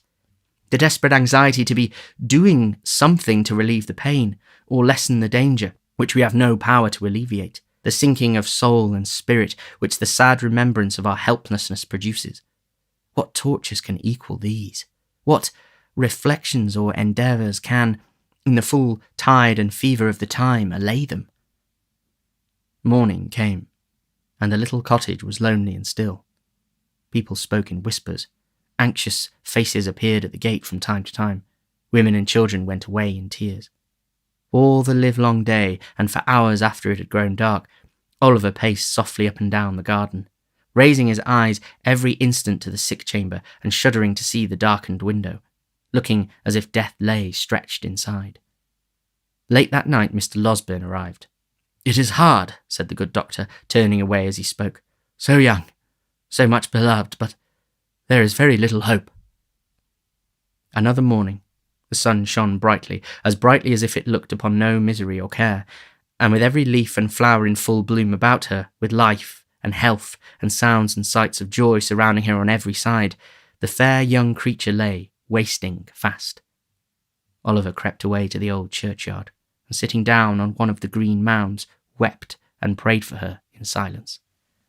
There was such peace and beauty in the scene, so much of brightness and mirth in the sunny landscape, such blithesome music in the songs of the summer birds, such freedom in the rapid flight of the rook careering overhead, so much of life and joyousness in all that, when the boy raised his aching eyes and looked about, the thought instinctively occurred to him that this was not a time for death, that Rose could surely never die when humbler things were all so glad and gay, that graves were for cold and cheerless winter, not for sunlight and fragrance. He almost thought that shrouds were for the old and shrunken, and that they never wrapped the young and graceful form in their ghastly folds. A knell from the church bell broke harshly on these useful thoughts. Another. Again. It was tolling for the funeral service. A group of humble mourners entered the gate wearing white favours, for the corpse was young. They stood uncovered by a grave, and there was a mother once among the weeping train. But the sun shone brightly, and the birds sang on. Oliver turned homeward, thinking on the many kindnesses he had received from the young lady, and wishing that the time could come again, that he might never cease showing her how grateful and attached he was. He had no cause for self-reproach on the score of neglect, or want of thought, for he had been devoted to her service, and yet 100 little occasions rose up before him on which he fancied he might have been more zealous, and more earnest, and wished he had been. We need be careful how we deal with those about us, when every death carries to some small circle of survivors thoughts of so much omitted and so little done, of so many things forgotten, and so many more which might have been repaired. There is no remorse so deep as that which is unavailing. If we would be spared its tortures, let us remember this in time. When he reached home, Mrs. Maylie was sitting in the little parlour. Oliver's heart sank at the sight of her, for she had never left the bedside of her niece, and he trembled to think what change could have driven her away. He learnt that she had fallen into a deep sleep from which she would waken, either to recovery and life, or to bid them farewell and die. They sat, listening and afraid to speak for hours. The untasted meal was removed. With looks which showed that their thoughts were elsewhere, they watched the sun as he sank lower and lower, and at length cast over sky and earth those brilliant hues which herald his departure. Their quick ears caught the sound of an approaching footstep. They both involuntarily darted to the door as Mr. Losberne entered. "What of Rose?" cried the old lady. "Tell me at once. I can bear it anything but suspense. Oh, tell me, in the name of heaven." "You must compose yourself," said the doctor, supporting her. "Be calm, my dear ma'am. Pray." "Let me go, in God's name. My dear child, she's dead. She is dying." "No!" cried the doctor passionately. "As he is good and merciful, she will live to bless us all for years to come." The lady fell upon her knees and tried to fold her hands together, but the energy which had supported her so long fled up to heaven with her first thanksgiving, and she sank into the friendly arms which were extended to receive her.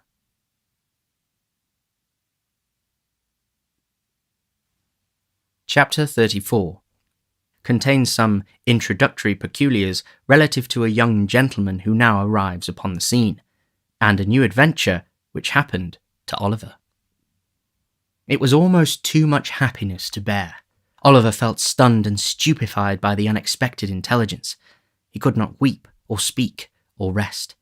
He had scarcely the power of understanding anything that had passed until, after a long ramble in the quiet evening air, a burst of tears came to his relief, and he seemed to awaken, all at once, to a full sense of the joyful change that had occurred, and the almost insupportable load of anguish which had been taken away from his breast. The night was fast closing in when he returned homeward, laden with flowers which he had culled with particular care for the adornment of the sick chamber. As he walked briskly along the road, he heard behind him the noise of some vehicle approaching at a furious pace. Looking round, he saw that it was a post-chaise driven at great speed, and as the horses were galloping and the road was narrow, he stood leaning against a gate until it should have passed him. As it dashed on, Oliver caught a glimpse of a man in a white nightcap, whose face seemed familiar to him, although his view was so brief that he could not identify the person. In another second or two, the nightcap was thrust out of the chaise window, and a stentorian voice bellowed to the driver to stop, which he did, as soon as he could pull up the horses. Then the nightcap once again appeared, and the same voice called Oliver by his name. "Here!" cried the voice. "Oliver! What's the news? Miss Rose! Master Oliver!" "Is it you, Giles?" cried Oliver, running up to the chaise door. Giles popped out his nightcap again, preparatory to making some reply, when he was suddenly pulled back by a young gentleman who occupied the other corner of the chaise, and who eagerly demanded what was the news. "In a word," cried the gentleman, "better or worse?" "Better, much better," replied Oliver hastily. "Thank heaven!" exclaimed the gentleman. "You are sure?" "Quite, sir," replied Oliver. "The change took place only a few hours ago, and Mr. Losberne says that all danger is at an end." The gentleman said not another word, but opening the chaise door, leapt out, and taking Oliver hurriedly by the arm, led him aside. "You're quite certain? There is no possibility of any mistake on your part, my boy, is there?" demanded the gentleman in a tremulous voice. "Do not deceive me by awakening hopes that are not to be fulfilled." "I would not for the world, sir," replied Oliver. "Indeed, you may believe me. Mr. Losborne's words were that she would live to bless us all for many years to come. I heard him say so." The tears stood in Oliver's eyes as he recalled the scene which was the beginning of so much happiness, and the gentleman turned his face away and remained silent for some minutes. Oliver thought he heard him sob more than once, but he feared to interrupt him by any fresh remark, for he could well guess what his feelings were, and so stood apart, feigning to be occupied with his nosegay. All this time Mr. Giles, with the white nightcap on, had been sitting on the steps of the chaise, supporting an elbow on each knee and wiping his eyes with a blue cotton pocket handkerchief dotted with white spots. That the honest fellow had not been feigning emotion was abundantly demonstrated by the very red eyes with which he regarded the young gentleman when he turned round and addressed him. "I think you had better go on to my mother's in the chaise, Giles," said he. "I would rather walk slowly on, so as to gain a little time before I see her. You can say I'm coming." "I beg your pardon, Mr. Harry," said Giles, giving a final polish to his ruffled countenance with the handkerchief. "But if you would leave the post-boy to say that, I should be very much obliged to you. It would never be proper for the maids to see me in this state, sir. I should never have any more authority with them if I did." "Well," rejoined Harry Maylie, smiling, "you can do as you like. Let him go on with the luggage if you wish it, and do you follow with us. Only first, exchange that nightcap for some more appropriate covering, or we shall be taken for madmen." Mr. Giles, reminded of his unbecoming costume, snatched off and pocketed his nightcap, and substituted a hat of grave and sober shape, which he took out of the chaise. This done, the postboy drove off. Giles, Mr. Maylie, and Oliver followed at their leisure. As they walked along, Oliver glanced from time to time with much interest and curiosity at the newcomer. He seemed about 25 years of age, and was of the middle height. His countenance was frank and handsome, and his demeanour easy and prepossessing.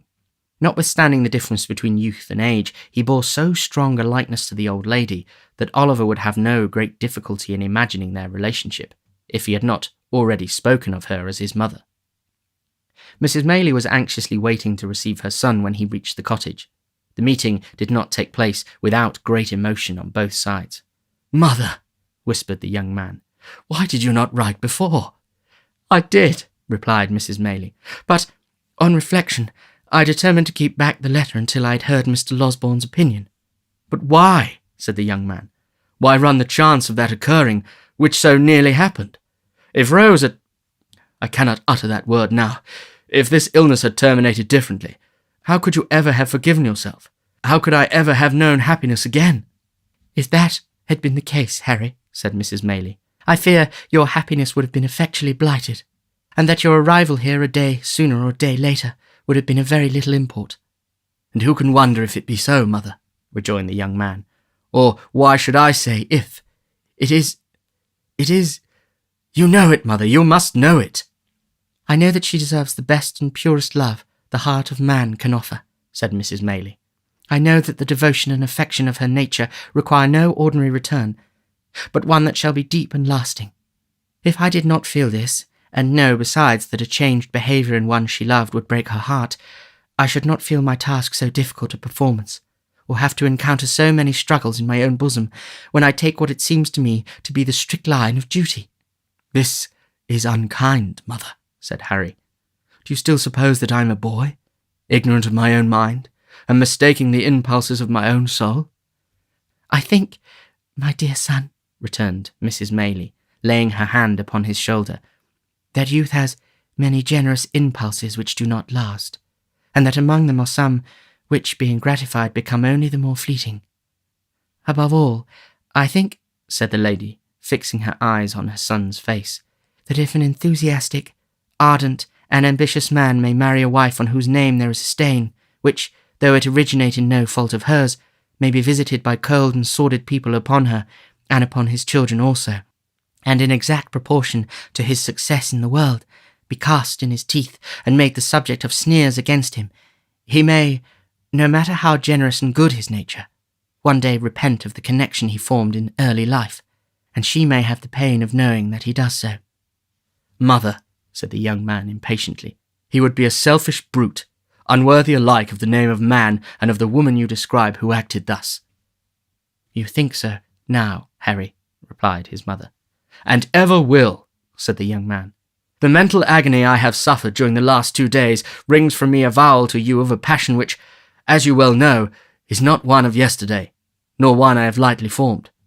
On Rose, sweet, gentle girl, my heart is set, as firmly as ever heart of a man was set on woman. I have no thought, no view, no hope in life beyond her, and if you oppose me in this great stake, you will take my peace and happiness in your hands and cast them to the wind.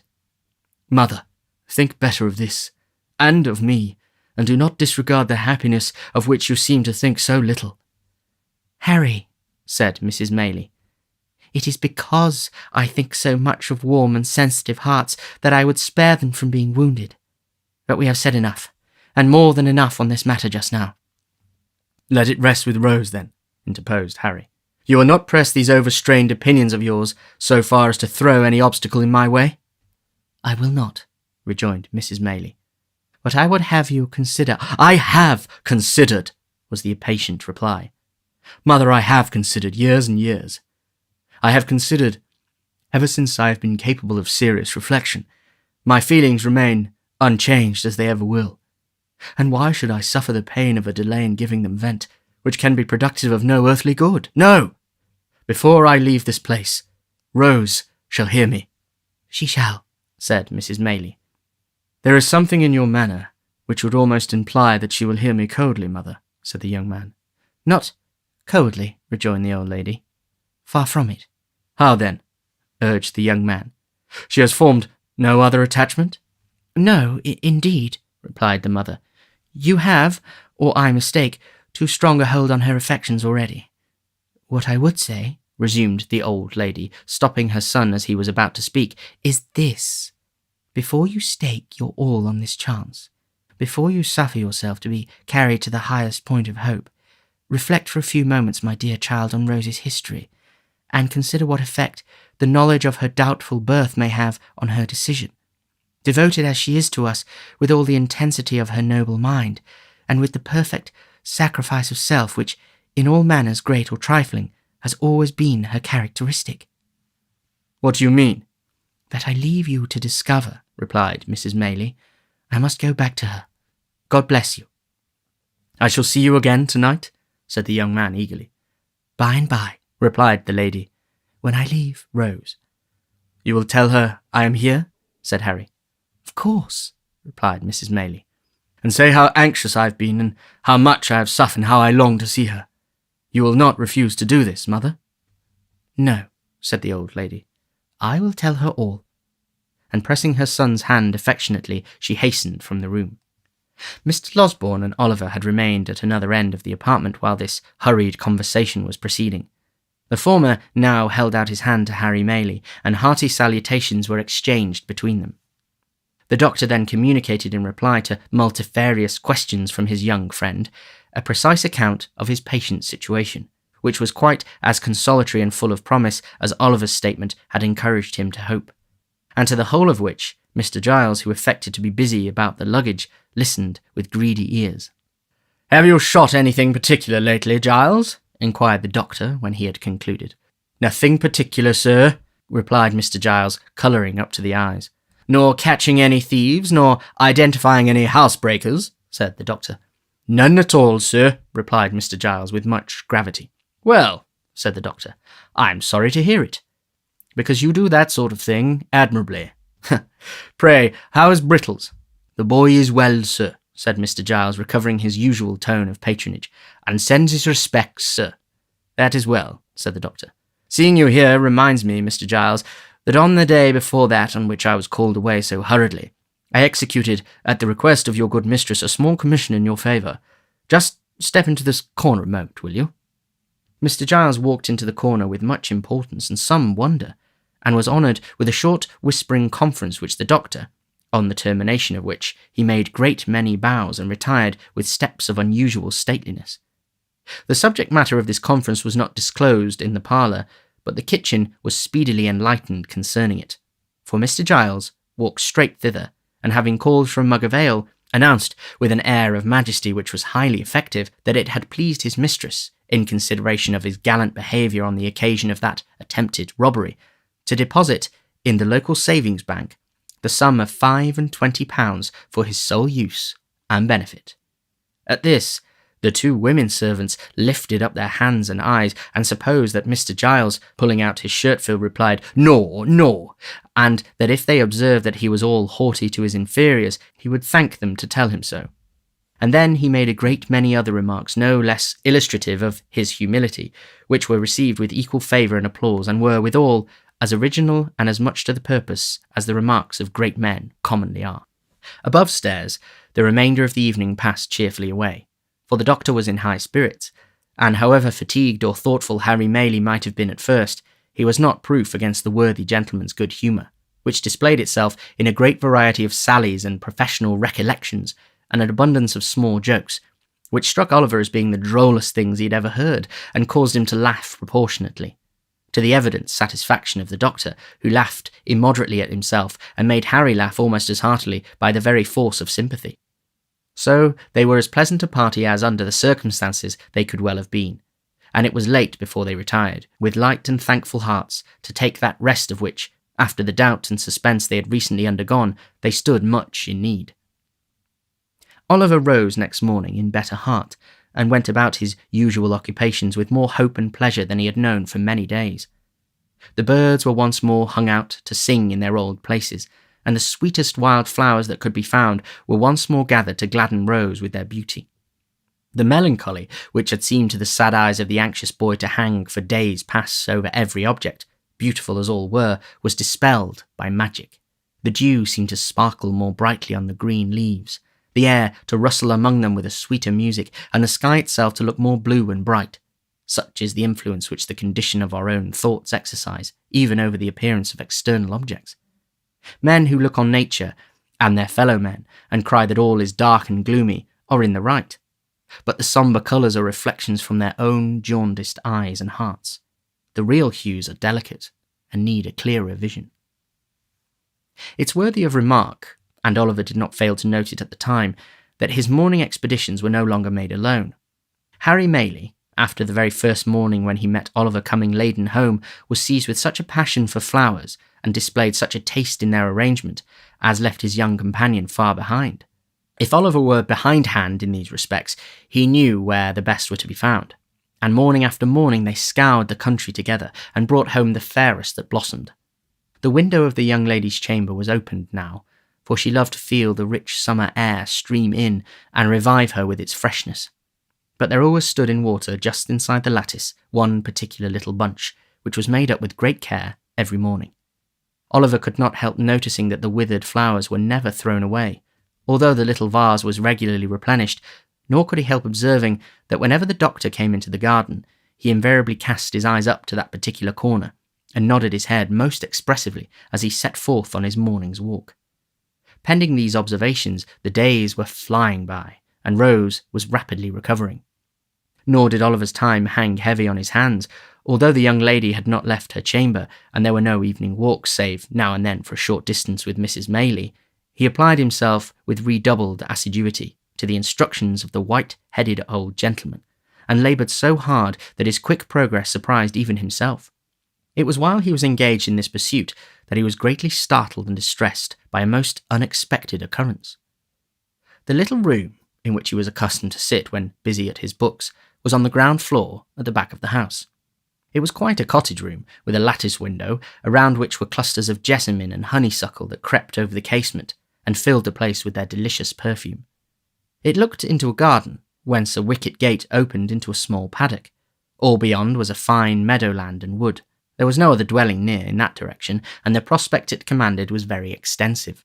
One beautiful evening, when the first shades of twilight were beginning to settle upon the earth, Oliver sat at this window, intent upon his books. He had been poring over them for some time, and as the day had been uncommonly sultry, he had exerted himself a great deal. It is no disparagement to the authors, whoever they may have been, to say that gradually, and by slow degrees, he fell asleep. There is a kind of sleep that steals upon us sometimes, which, while it holds the body prisoner, does not free the mind from a sense of things about it, and enable it to ramble at its pleasure. So far as an overpowering heaviness, a prostration of strength, and an utter inability to control our thoughts or power of motion can be called sleep, this is it. And yet, we have a consciousness of all that is really going on about us, and if we dream at such a time, words which are really spoken, or sounds which really exist at that moment, accommodate themselves with surprising readiness to our visions, until reality and imagination become so strangely blended that it is afterwards almost matter of impossibility to separate the two. Nor is this the most striking phenomenon incidental to such a state. It is an undoubted fact that although our senses of touch and sight be for the time dead, yet our sleeping thoughts and the visionary scenes that pass before us will be influenced and materially influenced by the mere silent presence of some external object, which may not have been near us when we closed our eyes, and of whose vicinity we have had no waking consciousness. Oliver knew perfectly well that he was in his own little room, that his books were lying on the table before him, that the sweet air was stirring among the creeping plants outside, and yet he was asleep. Suddenly the scene changed. The air became close and confined, and he thought with a glow of terror that he was in the Jew's house again. There sat the hideous old man in his accustomed corner, pointing at him, and whispering to another man with his face averted, who sat beside him. "Hush, my dear," he thought he heard the Jew say. "It is he for sure. Enough, come away." "He," the older man seemed to answer. "Could I mistake him, think you? If a crowd of ghosts were to put themselves into his exact shape, and he stood amongst them, there is something that would tell me how to point him out. If you buried him 50 feet deep, and took me across his grave, I fancy I should know, if there wasn't a mark above it that he lay buried there." The man seemed to say this with such dreadful hatred that Oliver awoke with the fear and started up. Good heaven! What was that which sent the blood tingling to his heart and deprived him of his voice and of power to move? That, there, at the window, close before him, so close that he could have almost touched him before he started back. With his eyes peering into the room and meeting his, there stood the Jew. And beside him, white with rage or fear or both, were the scowling features of the man who had accosted him in the inn yard. It was but an instant, a glance, a flash before his eyes, and they were gone. But they had recognized him, and he them, and their look was as firmly impressed upon his memory as if it had been deeply carved in stone and set before him from his birth. He stood, transfixed for a moment, then, leaping from the window into the garden, called loudly for help.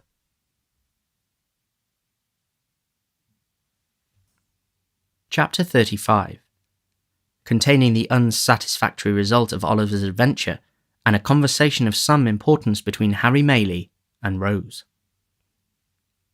When the inmates of the house, attracted by Oliver's cries, hurried to the spot from which they proceeded, they found him, pale and agitated, pointing in the direction of the meadows beyond the house, and scarcely able to articulate the words, "The Jew! The Jew!" Mr. Giles was at such a loss to comprehend what this outcry meant, but Harry Maylie, whose perceptions were something quicker, and who had heard Oliver's history from his mother, understood it at once. "What direction did he take?" he asked, catching up a heavy stick which was standing in a corner. "That," replied Oliver, pointing out the course the man had taken. "I missed them in an instant." "Then they're in the ditch," said Harry. "Follow, and keep as near me as you can." So saying, he sprang over the hedge and darted off with a speed which rendered it matter of exceeding difficulty for the others to keep near him. Giles followed as well as he could, and Oliver followed too, and in the course of a minute or two Mr. Losberne, who had been out walking and just then returned, tumbled over the hedge after them, and picking himself up with more agility than he could have been supposed to possess, struck into the same course at no contemptible speed, shouting all the while most prodigiously to know what was the matter. On they all went, nor stopped they once to breathe, until the leader, striking off into an angle of the field indicated by Oliver, began to search narrowly the ditch and hedge adjoining, which afforded time for the remainder of the party to come up, and for Oliver to communicate to Mr. Losberne the circumstances that had led to so vigorous a pursuit. The search was all in vain. There were not even the traces of recent footsteps to be seen. They stood now on the summit of a little hill commanding the open fields in every direction for 3 or 4 miles. There was the village in the hollow on the left, but in order to gain that, after pursuing the track Oliver had pointed out, the men must have made a circuit of the open ground, which it was impossible they could have accomplished in so short a time. A thick wood skirted the meadowland in another direction, but they could not have gained that covert for the same reason. "It must have been a dream, Oliver," said Harry Maylie. "Oh no, indeed, sir," replied Oliver, shuddering at the very recollection of the old wretch's countenance. "I saw him too plainly for that. I saw them both, as plainly as I see you now." "Who was the other?" inquired Harry and Mr. Losberne together. "The very same man I told you of, who came so suddenly upon me at the inn," said Oliver. "We had our eyes fixed full upon each other, and I could swear to him." "They took this way?" demanded Harry. "Are you sure?" "As I am that the men were at the window," replied Oliver, pointing down as he spoke to the hedge which divided the cottage garden from the meadow. "The tall man leapt over just there, and the Jew, running a few paces to the right, crept through that gap." The 2 gentlemen watched Oliver's earnest face as he spoke, and looking from him to each other, seemed to feel satisfied of the accuracy of what he said. Still, in no direction were there any appearances of the trampling of men in hurried flight. The grass was long, but it was trodden down nowhere, save where their own feet had crushed it. The sides and brinks of the ditches were of damp clay, but in no one place could they discern the print of men's shoes or the slightest mark which would indicate that any feet had pressed the ground for hours before. "This is strange," said Harry. "Strange?" echoed the doctor. "Blathers and Duff themselves could make nothing of it." Notwithstanding the evidently useless nature of their search, they did not desist until the coming on of night rendered its further prosecution hopeless, and even then they gave it up with reluctance. Giles was dispatched to the different alehouses in the village, furnished with the best description Oliver could give of the appearance and dress of the strangers. Of these, the Jew was, at all events, sufficiently remarkable to be remembered, supposing he had been seen drinking or loitering about, but Giles returned without any intelligence, calculated to dispel or lessen the mystery. On the next day, fresh search was made, and the inquiries renewed, but with no better success. On the day following, Oliver and Mr. Maylie repaired to the market town, in the hope of seeing or hearing something of the men there, but this effort was equally fruitless. After a few days, the affair began to be forgotten, as most affairs are, when wonder, having no fresh food to support it, dies away of itself. Meanwhile, Rose was rapidly recovering. She had left her room and was able to go out, and mixing once more with the family, carried joy into the hearts of all. But although this happy change had a visible effect on the little circle, and although cheerful voices and merry laughter were once more heard in the cottage, there was at times an unwonted restraint upon some there, even upon Rose herself, which Oliver could not fail to remark. Mrs. Maylie and her son were often closeted together for a long time, and more than once Rose appeared with traces of tears upon her face. After Mr. Losberne had fixed a day for his departure to Chertsey, these symptoms increased, and it became evident that something was in progress which affected the peace of the young lady, and of somebody else besides. At length one morning, when Rose was alone in the breakfast parlour, Harry Maylie entered, and, with some hesitation, begged permission to speak with her for a few moments. A very few will suffice, Rose," said the young man, drawing his chair towards her. "What I shall have to say has already presented itself to your mind. The most cherished hopes of my heart are not unknown to you, though from my lips you have not heard them stated." Rose had been very pale from the moment of his entrance, but that might have been the effect of her recent illness. She merely bowed, and, bending over some plants that stood near, waited in silence for him to proceed. I ought to have left here before," said Harry. "You should indeed," replied Rose. "Forgive me for saying so, but I wish you had."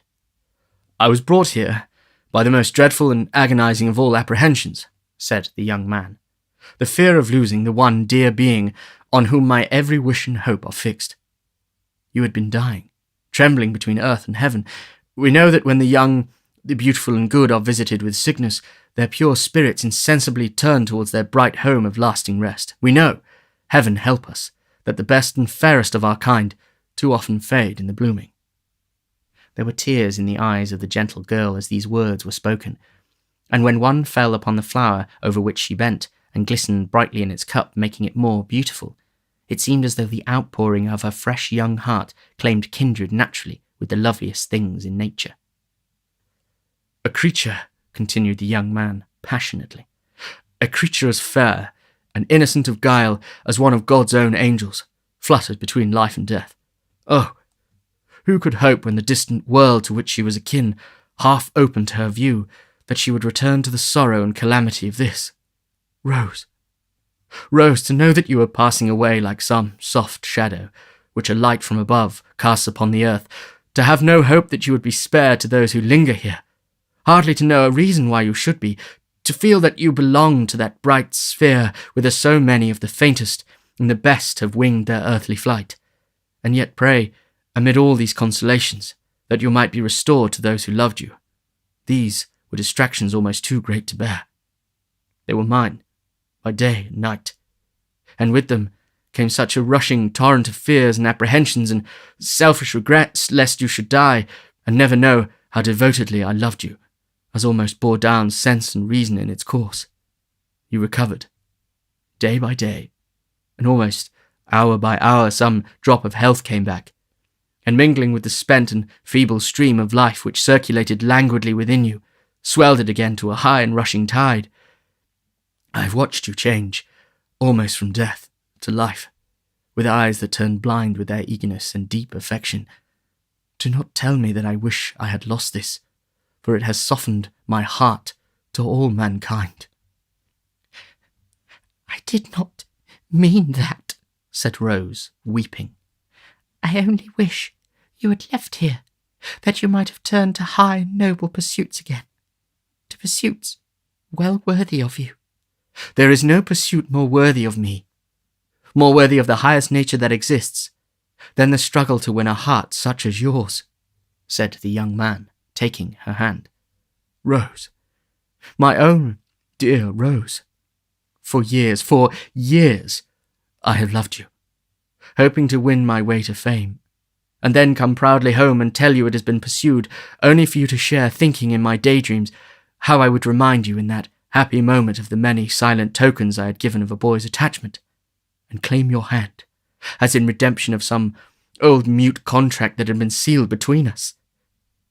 That time has not arrived, but here, with not fame won, and no young vision realized, I offer you the heart, so long your own, and stake my all upon the words with which you greet the offer. Your behaviour has ever been kind and noble, said Rose, mastering the emotions by which she was agitated. As you believe that I am not insensible or ungrateful, so hear my answer. It is that I may endeavour to deserve you. It is, dear Rose. It is, replied Rose, that you must endeavour to forget me, not as your old and dearly attached companion, for that would wound me deeply, but as the object of your love. Look into the world. Think how many hearts you would be proud to gain are there. Confide some other passion to me if you will. I will be the truest, warmest, and most faithful friend you have. There was a pause, during which Rose, who had covered her face with one hand, gave free vent to her tears.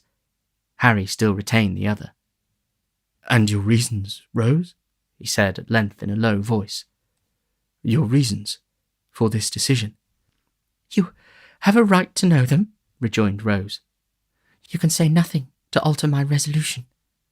It is a duty I must perform. I owe it alike to others and to myself. To yourself? Yes, Harry, I owe it to myself that I, a friendless, portionless girl with a blight upon my name, should not give your friends reason to suspect that I had sordidly yielded to your first passion, and fastened myself, a clog, on all your hopes and projects. I owe it to you and yours to prevent you from opposing, in the warmth of your generous nature, this great obstacle to your progress in the world. If your inclinations chime with your sense of duty, Harry began. They do not, replied Rose, colouring deeply. Then you return my love? Said Harry. Say but that, dear Rose. Say but that, and soften the bitterness of this hard disappointment. If I could have done so, without doing heavy wrong to him I loved, rejoined Rose, I could have received this declaration very differently, said Harry. Do not conceal that from me, at least, Rose. I could, said Rose. Stay, she added, disengaging her hand. Why should we prolong this painful interview? Most painful to me and yet productive of lasting happiness, notwithstanding, for it will be happiness to know that I once held the high place in your regard which I now occupy, and every triumph you achieve in life will animate me with this new fortitude and firmness. Farewell, Harry. As we have met today, we must meet no more. But in other relations than those in which this conversation have placed us, we may be long and happily entwined, and may every blessing that the prayers of a true and earnest heart can call down from the source of all truth and sincerity cheer and prosper you. Another word, Rose, said Harry. Your reason in your own words, from your own lips. Let me hear it. The prospect before you, answered Rose firmly, is a brilliant one. All the honours to which great talents and powerful connections can help men in public life are in store for you. But those connections are proud, and I will neither mingle with such as may hold in scorn the mother who gave me life, nor bring disgrace or failure on the son of her who has so well supplied that mother's place. In a word, said the young lady, turning away as her temporary firmness forsook her, there is a stain upon my name, which the world visits on innocent heads. I will carry it no blood but my own, and the reproach shall rest alone on me. One word more, Rose. Dearest Rose, one more, cried Harry, throwing himself before her. If I had been less fortunate, the world would call it, if some obscure and peaceful life had been my destiny. If I had been poor, sick, helpless, would you have turned from me then? Or has my probable advancement to riches and honour given this scruple birth?" "Do not press me to reply," answered Rose. "The question does not arise, and it never will. It is unfair, almost unkind, to urge it." "If your answer be what I almost dare to hope it is," retorted Harry, "it will shed a gleam of happiness upon my lonely way, and light the path before me.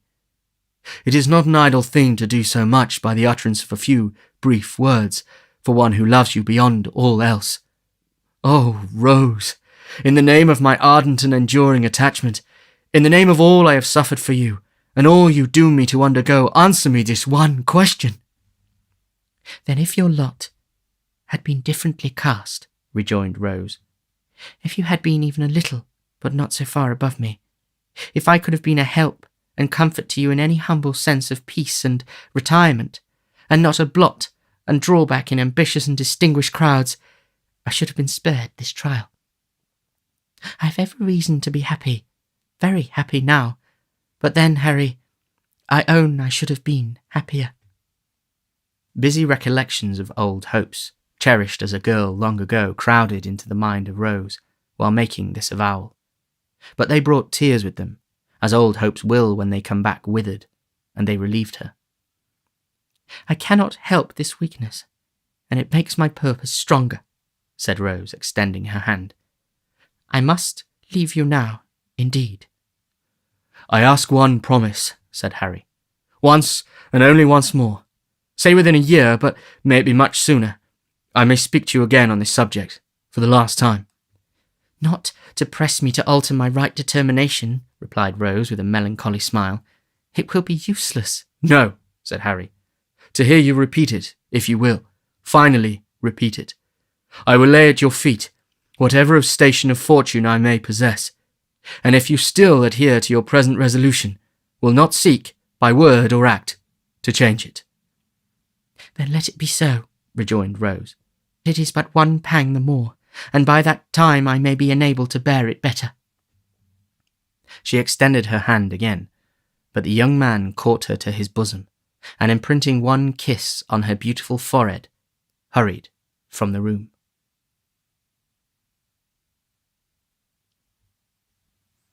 Chapter 36 is a very short one, and may appear of no great importance in its place, but it should be read notwithstanding, as a sequel to the last, and a key to one that will follow when its time arrives. "And so you're resolved to be my travelling companion this morning, eh?" said the doctor, as Harry Maylie joined him and Oliver at the breakfast table. "Why, you are not in the same mind or intention 2 half-hours together." "You will tell me a different tale one of these days," said Harry, colouring without any perceptible reason. "I hope that I may have good cause to do so," replied Mr. Losberne, "though I confess I don't think I shall. But yesterday morning you had made up your mind in a great hurry to stay here and to accompany your mother, like a dutiful son, to the seaside. But before noon you announced that you're going to do me the honour of accompanying me as far as I go on your road to London. And at night you urge me, with great mystery, to start before the ladies are stirring, the consequence of which is that young Oliver here is pinned down to his breakfast when he ought to be ranging the meadows after botanical phenomena of all kinds. Too bad, isn't it, Oliver?" "I should have been very sorry not to have been at home when you and Mr. Maylie went away, sir," rejoined Oliver. "That's a fine fellow," said the doctor. "You shall come and see me when you return. But, to speak seriously, Harry, has any communication from the great Nobbs produced this sudden anxiety on your part to be gone?" "The great Nobbs," replied Harry, "under which designation I presume you include my most stately uncle, have not communicated with me at all. Since I have been here, nor at this time of year is it likely that anything would occur to render necessary my immediate attendance among them." "Well," said the doctor, "you are a queer fellow. But of course they will get you into Parliament at the election before Christmas, and these sudden shiftings and changes are no bad preparation for political life. There's something in that. Good training is always desirable, whether the race be for place, cup, or sweepstakes." Harry Maylie looked as if he could have followed up this short dialogue by one or two remarks that would have staggered the doctor not a little, but he contented himself with saying, "We shall see," and pursued the subject no further. The post-chaise drove up to the door shortly afterwards, and Giles coming in for luggage, the good doctor bustled out to see it packed. "Oliver," said Harry Maylie in a low voice, "let me speak a word with you." Oliver walked into a window recess to which Mr. Maylie beckoned him, much surprised at the mixture of sadness and boisterous spirits which his whole behaviour displayed. "You can write well now," said Harry, laying his hand upon his arm. "I hope so, sir," replied Oliver. "I shall not be at home again, perhaps for some time. I wish you would write me, say, once a fortnight, every alternate Monday, to the General Post Office in London. Will you?" "Oh, certainly, sir. I shall be proud to do it," exclaimed Oliver, greatly delighted with the commission. "I should like to know how my mother and Miss Maylie are," said the young man. "And you can fill up a sheet by telling me what walks you take and what you talk about, and whether they, I mean, seem quite happy and quite well. You understand me?" "Oh, quite, sir, quite," replied Oliver. "I would rather you did not mention it to them," said Harry, hurrying over his words, "because it might make my mother anxious to write me oftener, and it's a trouble and worry to her. Let it be a secret between you and me, and mind you tell me everything. I depend upon you." Oliver, quite elated and honoured by a sense of his importance, faithfully promised to be secret and explicit in his communications. Mr. Maylie took leave of him with many assurances of his regard and protection. The doctor was in the chaise. Giles, who it had been arranged should be left behind, held the door open in his hand, and the women servants were in the garden looking on. Harry cast one slight glance at the latticed window and jumped into the carriage. "Drive on," he cried. "Hard, fast, full gallop. Nothing short of flying will keep pace with me today." "Halloa!" cried the doctor, letting down the front glass in great hurry and shouting to the postilion. "Something very short of flying will keep pace with me, do you hear?" Jingling and clattering till distance rendered its noise inaudible, and its rapid progress only perceptible to the eye, the vehicle wound its way along the road, almost hidden in a cloud of dust, now wholly disappearing, and now becoming visible again as intervening objects, or the intricacies of the way permitted. It was not until even the dusty cloud was no longer to be seen that the gazers dispersed. And there was one looker-on, who remained with eyes fixed upon the spot where the carriage had disappeared, long after it was many miles away, for behind the white curtain which had shrouded her from view when Harry raised his eyes towards the window, sat Rose herself. "He seems in high spirits and happy," she said at length. "I feared for a time he might be otherwise. I was mistaken. I am very, very glad." Tears are signs of gladness as well as grief, but those which coursed down Rose's face as she sat pensively at the window, still gazing at the same direction, seemed to tell more of sorrow than of joy.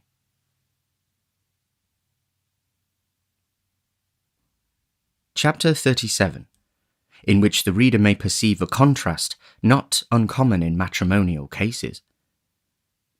Mr. Bumble sat in the workhouse parlour with his eyes moodily fixed on the cheerless grate, whence, as it was summer-time, no brighter gleam proceeded than the reflection of certain sickly rays of the sun, which were sent back from its cold and shining surface.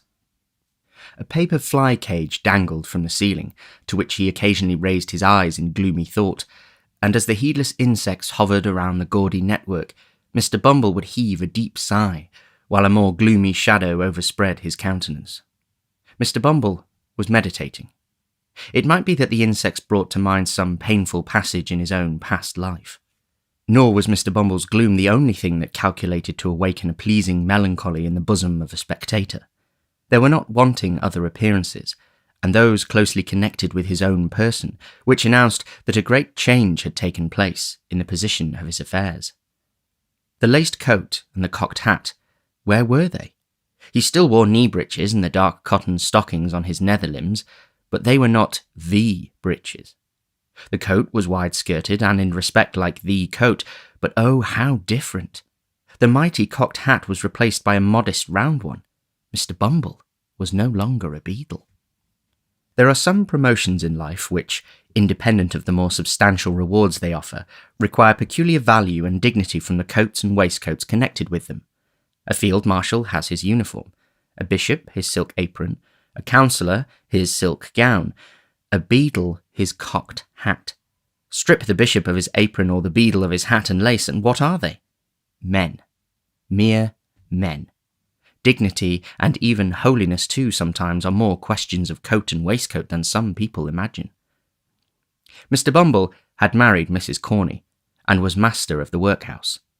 Another beadle had come into power. On him the cocked hat, gold-laced coat and staff had all three descended. "And tomorrow 2 months it was done," said Mr. Bumble with a sigh. "It seems an age." Mr. Bumble might have meant that he had concentrated a whole existence of happiness into the short space of 8 weeks, but the sigh, there was a vast deal of meaning in the sigh. "I sold myself," said Mr. Bumble, pursuing the same train of reflection, "for 6 teaspoons, a pair of sugar tongs and a milk pot, with a small quantity of second-hand furniture and £20 in money. I went very reasonable. Cheap. Dirt cheap." "Cheap?" cried a shrill voice in Mr. Bumble's ear. "You would have been dear at any price, and dear enough I paid for you. Lord above knows that." Mr. Bumble turned and encountered the face of his interesting consort, who, in perfectly comprehending the few words she had overheard of his complaint, had hazarded the foregoing remark at a venture. "Mrs. Bumble, ma'am," said Mr. Bumble, with sentimental sternness. "Well," cried the lady. "Have the goodness to look at me," said Mr. Bumble, fixing his eyes upon her. "If she stands such an eye as that," said Mr. Bumble to himself, "she can stand anything. It is an eye I never knew to fail with paupers. If it fails with her, my power is gone." Whether an exceedingly small expansion of eye be sufficient to quell paupers, who, being lightly fed, are in no very high condition, or whether the late Mrs. Corney was particularly proof against eagle glances, are matters of opinion. The matter of fact is that the matron was in no way overpowered by Mr. Bumble's scowl, but, on the contrary, treated it with great disdain, and even raised a laugh thereat, which sounded as though it were genuine. On hearing this most unexpected sound, Mr. Bumble looked first incredulous, and afterwards amazed. He then relapsed into his former state, nor did he rouse himself until his attention was again awakened by the voice of his partner. "Are you going to sit snoring there all day?" inquired Mrs. Bumble. "I am going to sit here as long as I think proper, ma'am," rejoined Mr. Bumble, "and although I was not snoring, I shall snore, gape, sneeze, laugh, or cry as the humour strikes me, such being my prerogative." "Your prerogative?" sneered Mrs. Bumble with ineffable contempt. "I said the word, ma'am," said Mr. Bumble. "The prerogative of a man is to command." "And what's the prerogative of a woman, in the name of goodness?" cried the relict of Mr. Corney deceased. "To obey, ma'am," thundered Mr. Bumble. "Your late unfortunate husband should have taught it you, and then, perhaps, he might have been alive now. I wish he was, poor man." Mrs. Bumble, seeing at a glance that the decisive moment had now arrived, and that a blow struck for the mastership on one side or other must necessarily be final and conclusive, no sooner heard this allusion to the dead and gone than she dropped into a chair, and with a loud scream that Mr. Bumble was a hard-hearted brute, fell into a paroxysm of tears. But tears were not things to find their way to Mr. Bumble's soul. His heart was waterproof. Like washable beaver hats that improve with rain, his nerves were rendered stouter and more vigorous by showers of tears, which, being tokens of weakness, and so far tacit admissions of his own power, pleased and exalted him.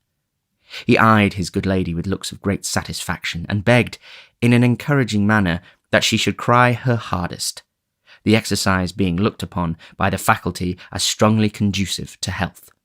"It opens the lungs, washes the countenance, exercises the eyes, and softens the temper," said Mr. Bumble. "So, cry away."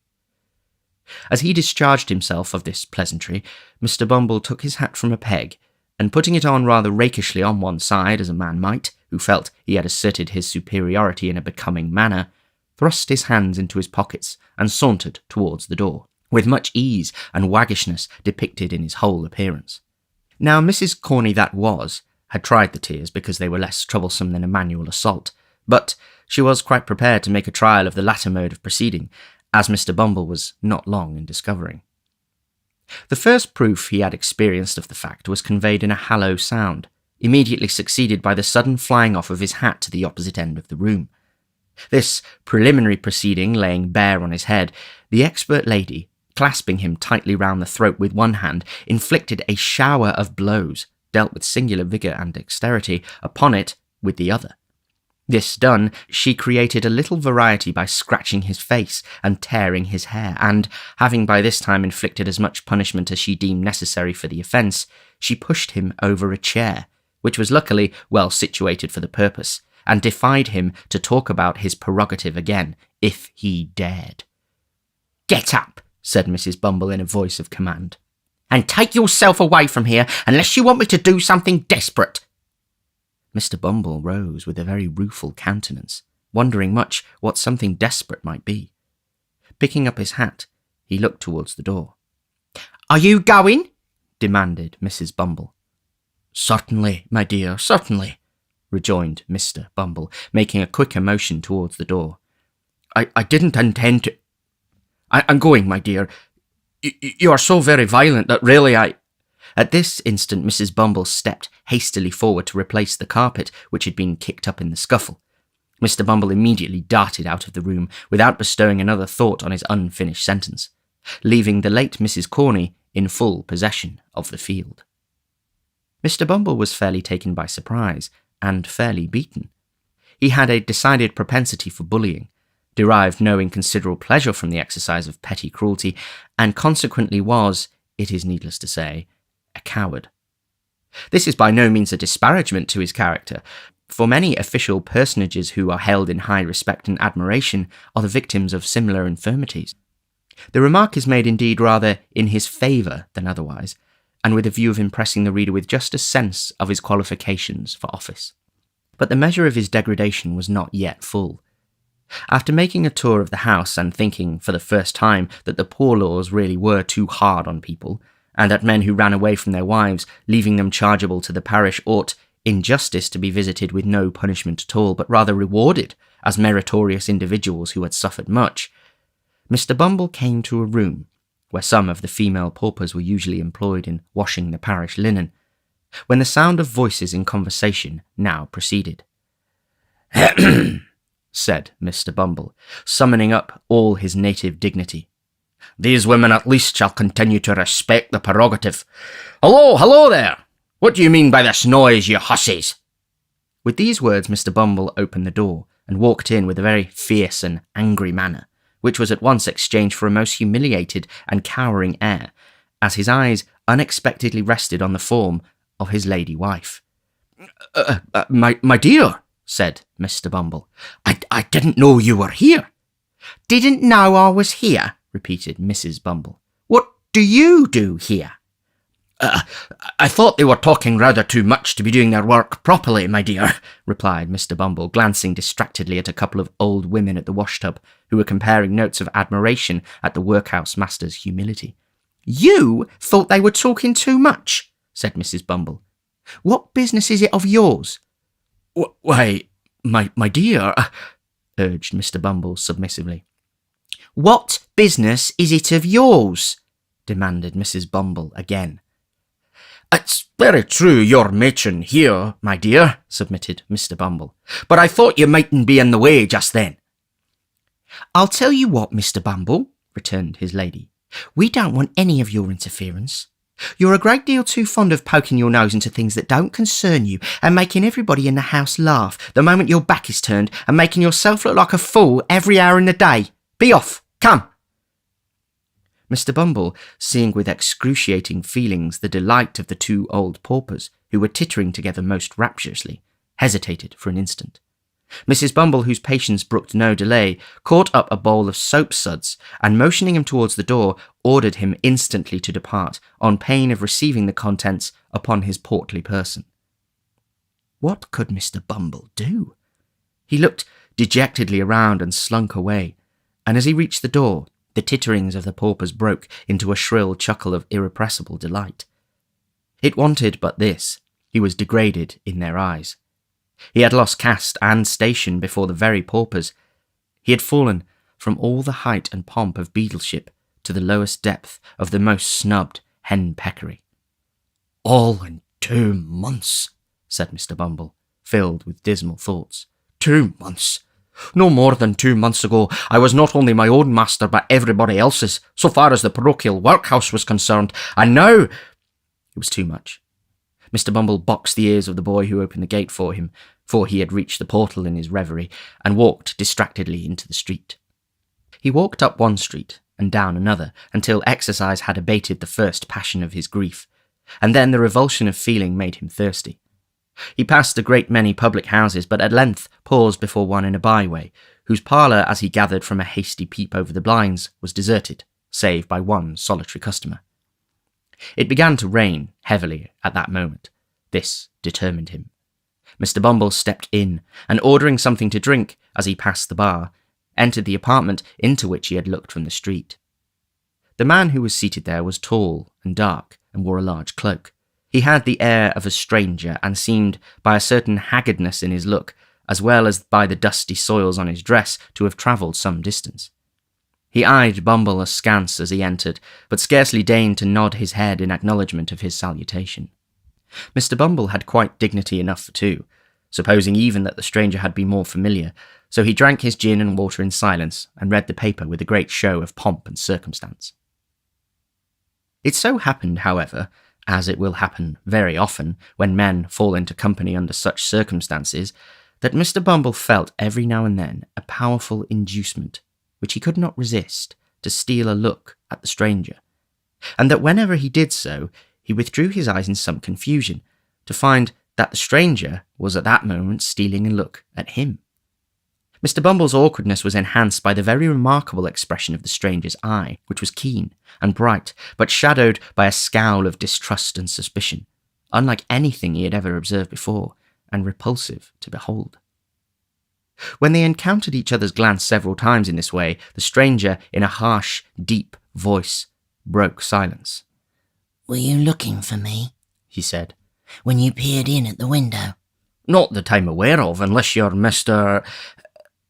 Here Mr. Bumble stopped short, for he was curious to know the stranger's name, and thought, in his impatience, he might supply the blank. "I see you were not," said the stranger, an expression of quiet sarcasm playing about his mouth. "or you have known my name. You don't know it. I would recommend you not ask for it." I meant no harm, young man, observed Mr. Bumble majestically. "And have done none," said the stranger. Another silence succeeded this short dialogue, which was again broken by the stranger. "I've seen you before, I think," said he.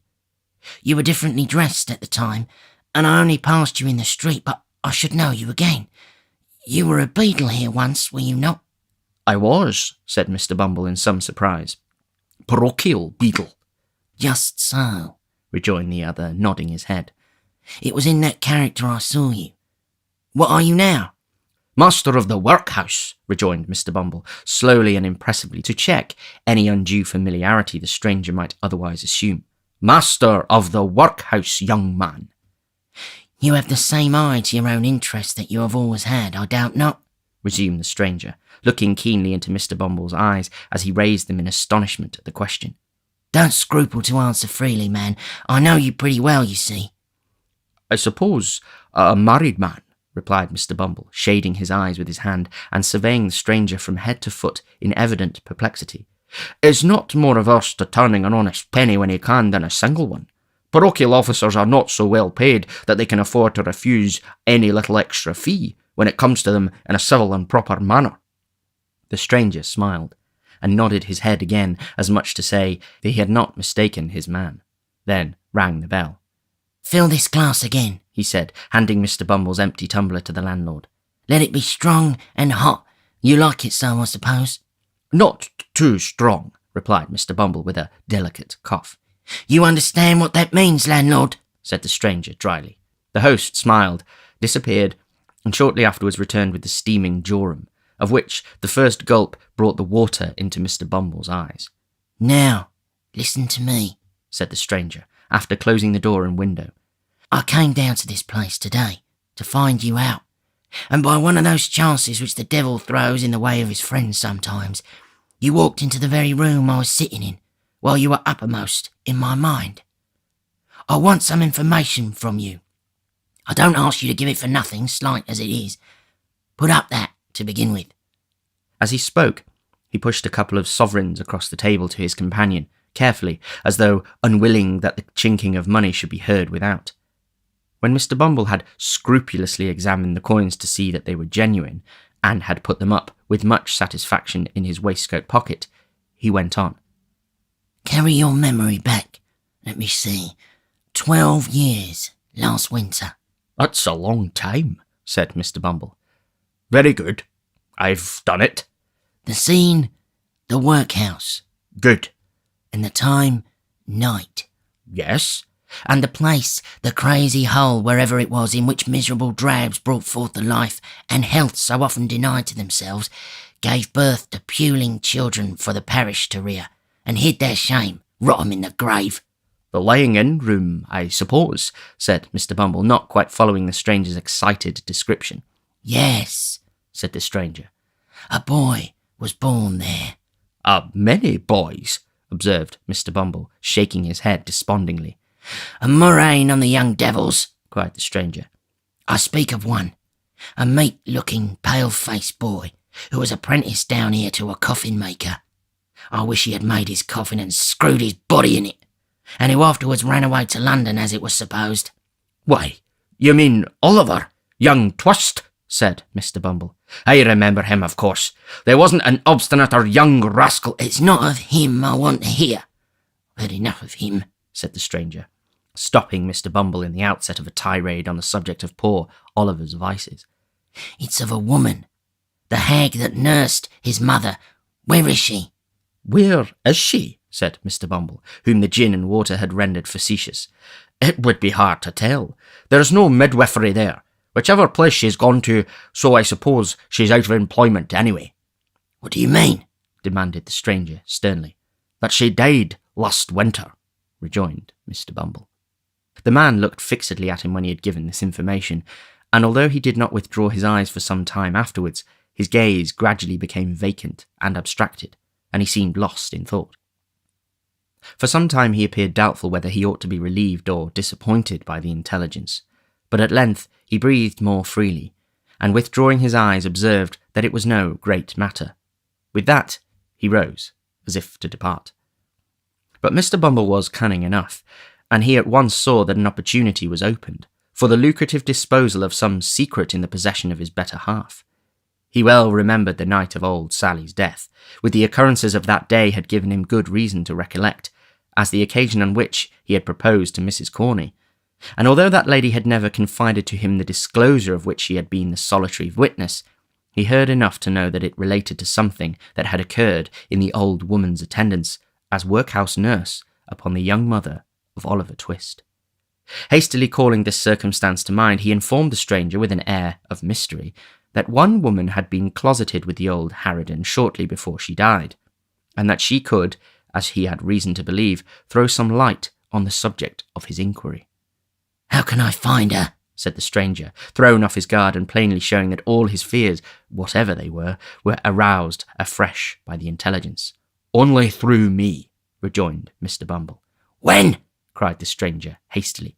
Tomorrow, rejoined Bumble.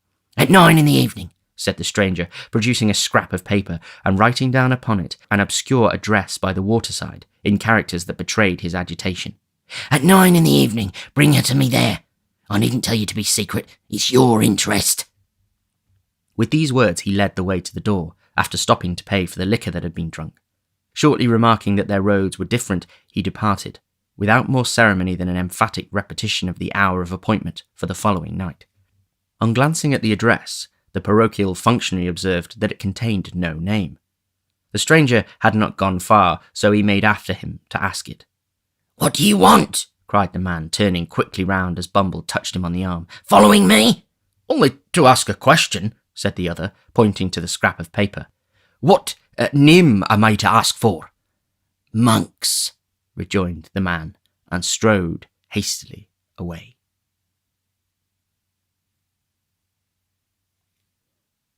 Chapter 38, containing an account of what passed between Mr. and Mrs. Bumble and Mr. Monks at their nocturnal interview. It was a dull, close, overcast summer evening. The clouds, which had been threatening all day, spread out in a dense and sluggish mass of vapour, already yielded large drops of rain and seemed to presage a violent thunderstorm, when Mr. and Mrs. Bumble, turning out of a main street of the town, directed their course towards a scattered little colony of ruinous houses, distant from it some mile and a half, or thereabouts, and erected on a low, unwholesome swamp bordering upon the river. They were both wrapped in old and shabby outer garments, which might, perhaps, serve the double purpose of protecting their persons from the rain and sheltering them from observation. The husband carried a lantern, from which, however, no light yet shone, and trudged on a few paces in front as though, the way being dirty, to give his wife the benefit of treading in his heavy footprints. They went on in profound silence. Every now and then Mr. Bumble relaxed his pace and turned his head as if to make sure that his helpmate was following. Then, discovering that she was close at his heels, he mended his rate of walking and proceeded, at a considerable increase of speed, towards their place of destination.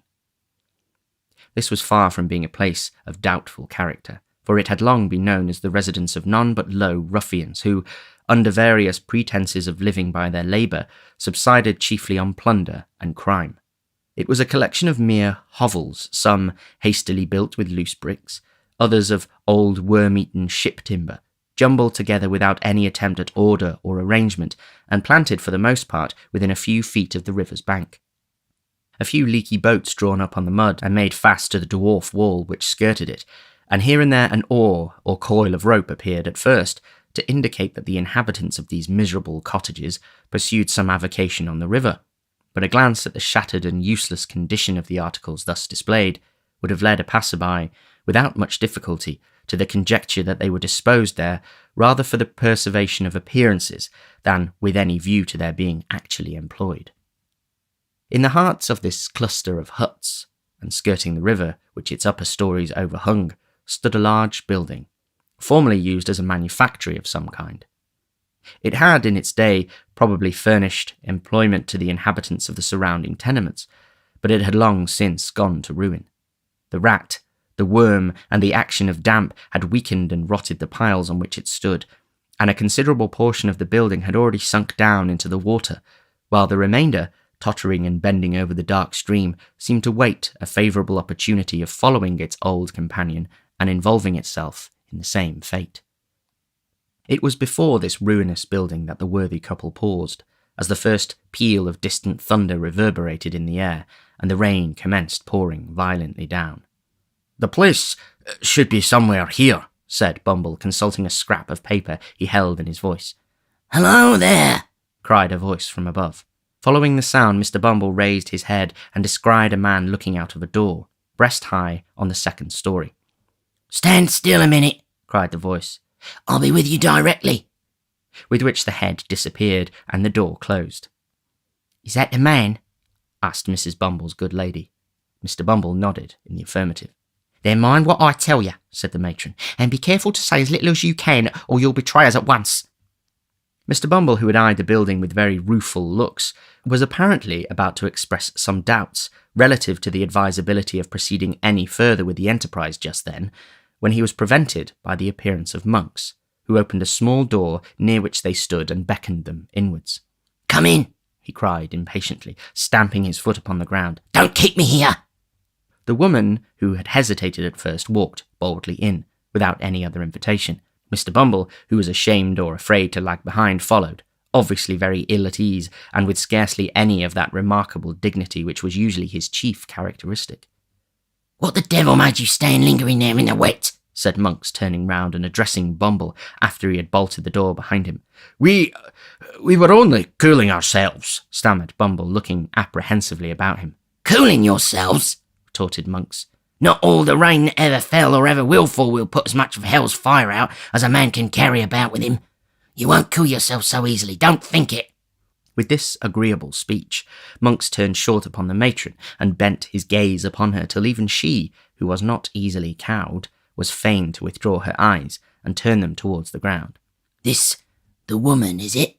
Demanded Monks. That is the woman, replied Mr. Bumble, mindful of his wife's caution. You think women can never keep secrets, I suppose? Said the matron, interposing and returning as she spoke the searching look of Monks. I know they will always keep one till it's found out," said Monks. "And what might that be?" said the matron. "The loss of their own good name," replied Monks. "So, by the same rule, if a woman's a party to a secret that might hang or transport her, I'm not afraid of telling it to anybody, not I. Do you understand, mistress?" "No," rejoined the matron, slightly colouring as she spoke. "Of course you don't," said Monks. "How should you?" Bestowing something halfway between a smile and a frown upon his two companions, and again beckoning them to follow him, the man hastened across the apartment, which was of considerable extent but low in the roof. He was preparing to ascend a steep staircase, or rather ladder, leading to another floor of warehouses above, when a bright flash of lightning streamed down the aperture and a peal of thunder followed, which shook the crazy building to its centre. "Hear it!" he cried, shrieking back. "Hear it, rolling and crashing as if it echoed through 1,000 caverns where the devils were hiding from it. I hate the sound." He remained silent for a few moments, and then, removing his hands suddenly from his face, showed, to the unspeakable discomposure of Mr. Bumble, that it was much distorted and discoloured. "These fits come over me now and then," said Monks, observing his alarm. "and thunder sometimes brings them on. Don't mind me now. It's all over for this once." Thus speaking, he led the way up the ladder, and hastily closing the window shutter of the room into which it led, lowered a lantern, which hung at the very end of a rope and pulley passed through one of the heavy beams in the ceiling, and which cast a dim light upon an old table and 3 chairs that were placed beneath it. "Now," said Monks, when they had all 3 seated themselves, "the sooner we come to our business, the better for all. The woman know what it is, does she?" The question was addressed to Bumble, but his wife anticipated the reply by intimating that she was perfectly acquainted with it. "He is right in saying that you were with this hag the night she had died, and that she told you something." "About the manner of the boy you named," replied the matron, interrupting him. "Yes." "The first question is, of what nature was her communication?" said Monks. "That's the second," observed the woman with much deliberation. "The first is, what may the communication be worth?" "Who the devil can tell that, without knowing what kind it is?" asked Monks. "Nobody better than you, I am persuaded," answered Mrs. Bumble, who did not want for spirit, as her yoke-fellow could abundantly testify.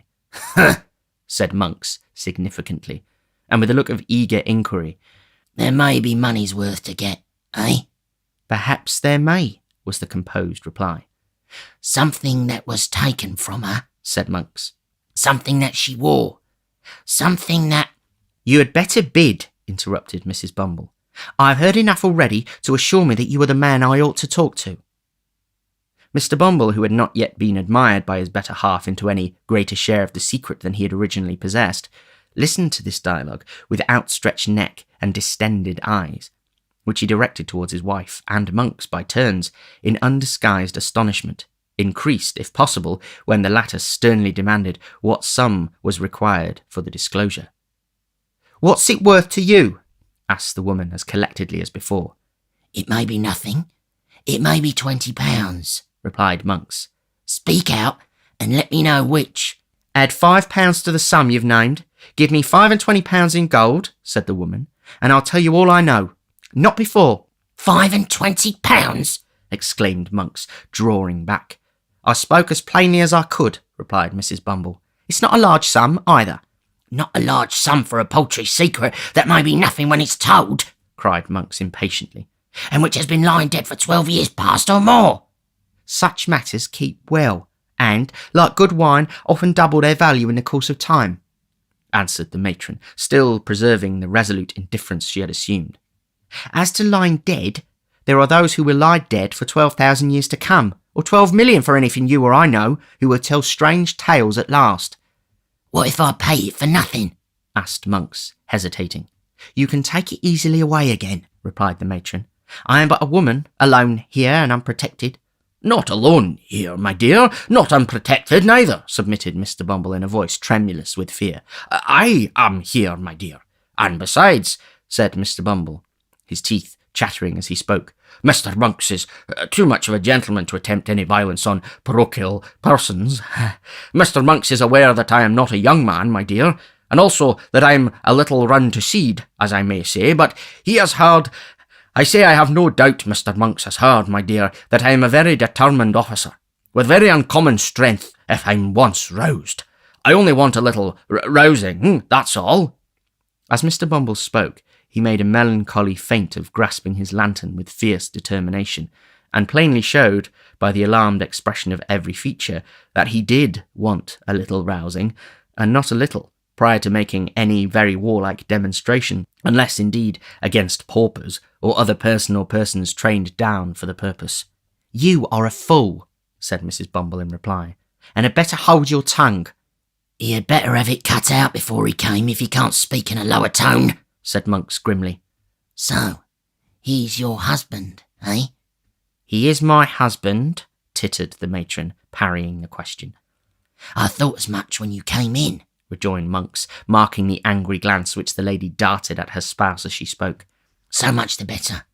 I've less hesitation in dealing with two people, when I find that there's only one will between them. I'm in earnest. See here."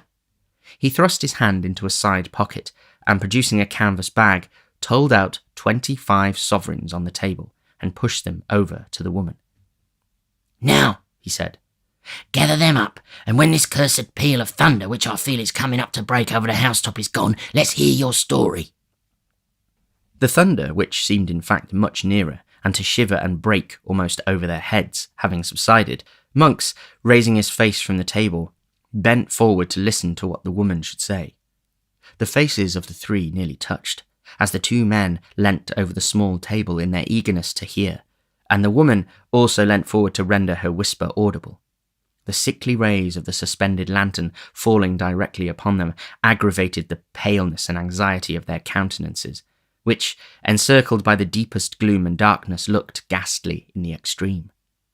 "When this woman that we called Old Sally died," the matron began, "she and I were alone." "Was there no one by?" asked Monks, in the same hollow whisper. "No sick wretch or idiot in some other bed? No one who could hear and might, by possibility, understand?" "Not a soul," replied the woman.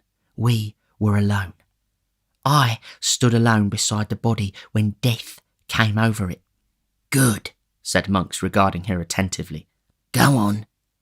"She spoke of a young creature," resumed the matron, "who had brought a child into the world some years before, not merely in the same room, but in the same bed, in which she then lay dying." "Aye," said Monks with quivering lip and glancing over his shoulder. "Blood, how things come about." "The child was the one you named to him last night," said the matron, nodding carelessly toward her husband. "The mother this nurse had robbed." "In life?" asked Monks. "In death," replied the woman with something like a shudder. "She stole from the corpse when it had hardly turned to one, that which the dead mother had prayed her with her last breath to keep for the infant's sake." "She sold it?" cried Monks with desperate eagerness. "Did she sell it? When? Where? To whom? How long before?" "As she told me with great difficulty that she had done this," said the matron, "she fell back and died." "Without saying more?" cried Monks, in a voice which, from its very suppression, seemed only the more furious. "It's a lie. I'll not be played with. She said more, I'll tear the life out of you both, but I'll know what it was." "She didn't utter another word," said the woman, to all appearance unmoved, as Mr. Bumble was very far from being, by the strange man's violence. "But she clutched my gown violently with one hand, which was partly closed, and when I saw that she was dead, and so removed the hand by force, I found it clasped a scrap of dirty paper." "Which contained?" interposed Monks, stretching forward. "Nothing," replied the woman. "It was a pawnbroker's duplicate." "For what?" demanded Monks. "In good time, I'll tell you," said the woman.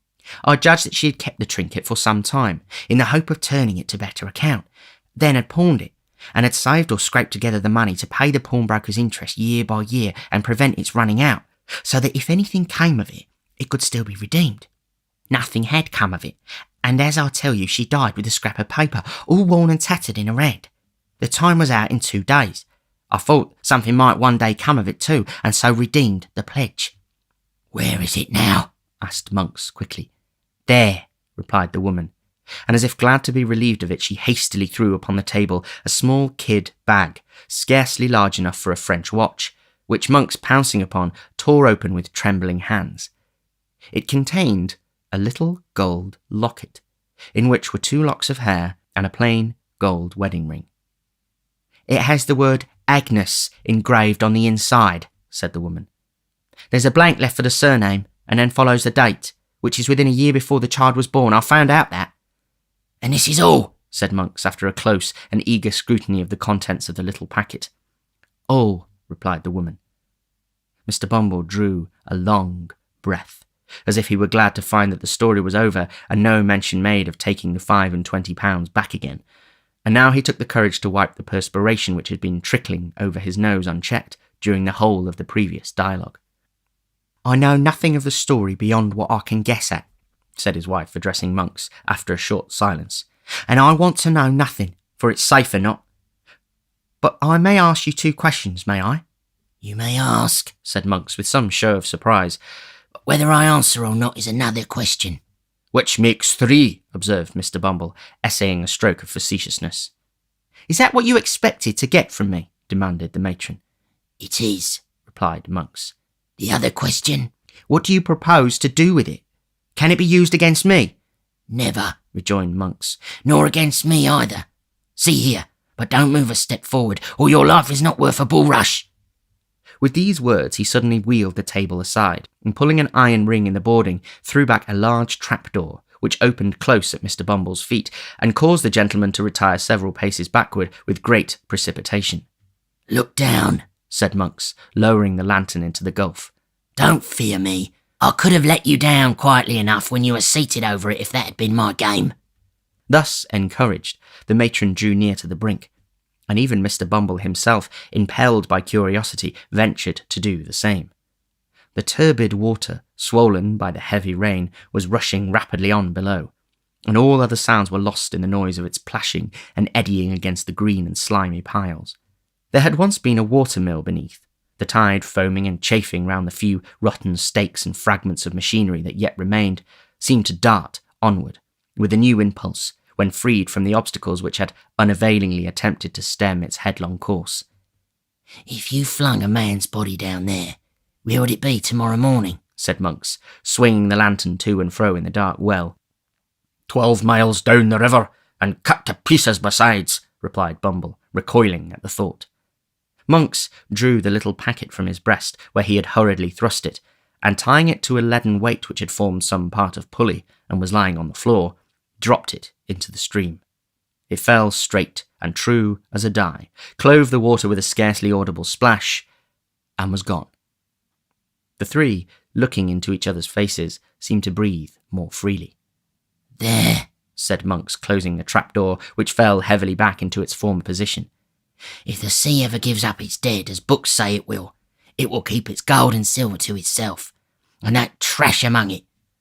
We have nothing more to say, and may break up our pleasant party." "By all means," observed Mr. Bumble with great alacrity. "You'll keep a quiet tongue in your head, will ya?" said Mr. Monks, with a threatening look. "I'm not afraid of your wife." "You may depend upon me, young man," answered Mr. Bumble, bowing himself gradually towards the ladder with excessive politeness. "On everybody's account, young man. On my own, you know, Mr. Monks." "I'm glad for your sake to hear it," remarked Monks. "Light your lantern, and get away from here as fast as you can." It was fortunate that the conversation terminated at this point, or Mr. Bumble, who had bowed himself to within 6 inches of the ladder, would infallibly have pitched headlong into the room below. He lighted his lantern from that which Monks had detached from the rope, and now carried in his hand, and making no effort to prolong the discourse, descended in silence, followed by his wife. Monks brought up the rear, after pausing on the steps to satisfy himself that there were no other sounds to be heard than the beating of the rain without and the rushing of the water. They traversed to the lower room slowly and with caution, for Monks started at every shadow, and Mr. Bumble, holding his lantern a foot above the ground, walked not only with remarkable care, but with a marvellously light step for a gentleman of his figure, looking nervously about him for hidden trap-doors. The gate at which they had entered was softly unfastened and opened by Monks. Merely exchanging a nod with their mysterious acquaintance, the married couple emerged into the wet and darkness outside. They were no sooner gone than Monks, who appeared to entertain an invincible repugnance to being left alone, called to a boy who had been hidden somewhere below. Bidding him go first and bear the light, he returned to the chamber he had just quitted.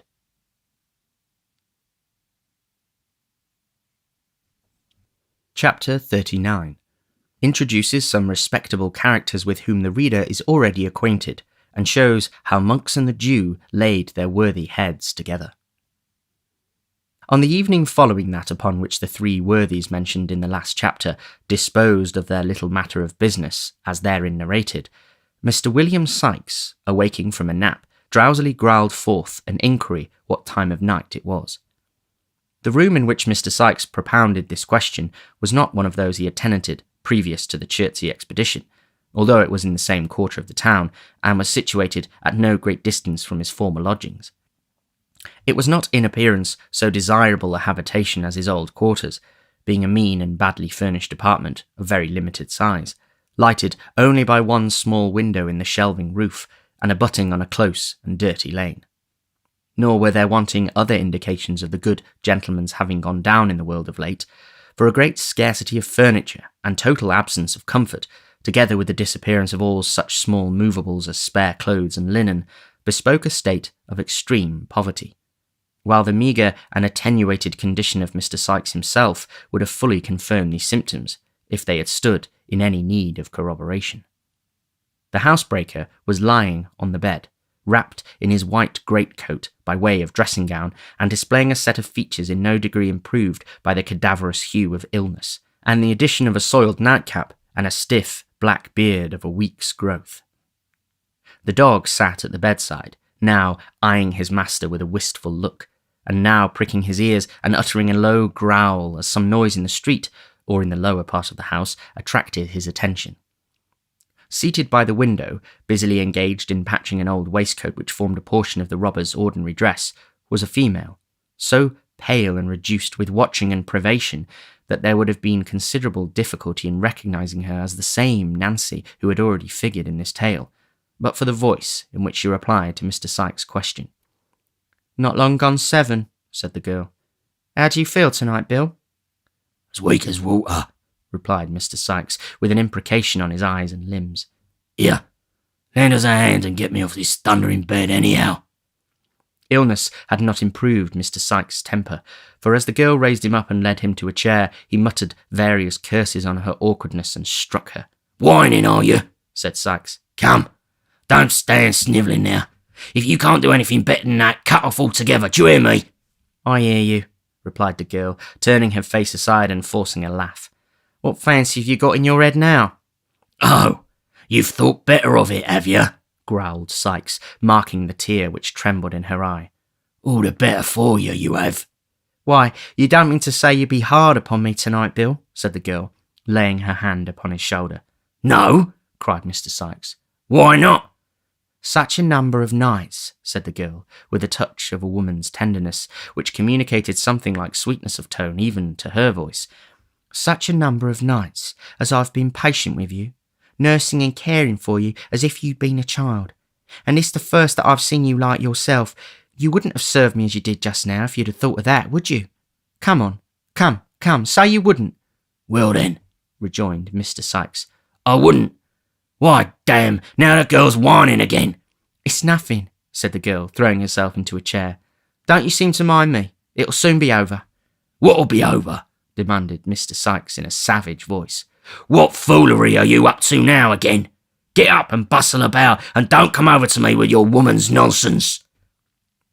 At any other time, this remonstrance and the tone with which it was being delivered would have had the desired effect, but the girl, being really weak and exhausted, dropped her head over the back of the chair and fainted, before Mr. Sikes could get out a few of the appropriate oaths with which, on similar occasions, he was accustomed to garnish his threats. Not knowing very well what to do in this uncommon emergency, for Miss Nancy's hysterics were usually of that violent kind which the patient fights and struggles out of without much assistance, Mr. Sikes tried a little blasphemy, and finding that mode of treatment wholly ineffectual, called for assistance. "What's the matter here, my dear?" said Fagin, looking in. "Lend a hand to the girl, can't you?" replied Sikes impatiently. "Don't stand chattering and grinning at me." With an exclamation of surprise, Fagin hastened to the girl's assistance, while Mr. John Dawkins, otherwise the Artful Dodger, who had followed his venerable friend into the room, hastily deposited on the floor a bundle with which he was laden, and snatching a bottle from the grasp of Mr. Charlie Bates, who had come close at his heels, uncorked it in a twinkling with his teeth, and poured a portion of its contents down the patient's throat, previously taking a taste himself to prevent mistakes. "Give her a whiff of fresh air with the bellows, Charlie," said Mr. Dawkins, "and you slap her hands, Fagin, while Bill undoes the petticoats." These untied restoratives, administered with great energy, especially that department consigned to Master Bates, who appeared to consider his share in the proceedings a piece of unexampled pleasantry, were not long in producing the desired effect. The girl gradually recovered her senses, and staggering to a chair by the bedside, hid her face upon the pillow, leaving Mr. Sikes to confront the newcomers in some astonishment at their unlooked-for appearance. "Why, what evil wind has blowed you here?" he asked Fagin. "No evil wind at all, my dear, for evil winds blow nobody any good, and I've brought something good with me that you'll be glad to see. Dodger, my dear, open the bundle, and give Bill the little trifles that we spent all our money on this morning."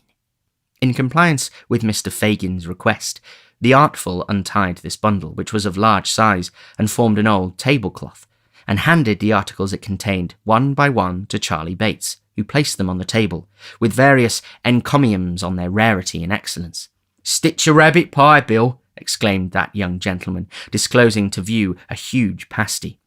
"Stitch delicate creatures with stitch tender limbs, Bill, that the very bones melt in your mouth, and there's no occasion to pick 'em. £1/2 of 7 and a 6-penny green, so precious strong that if you mix it with boiling water, it'll go nigh to blow the lid off a teapot.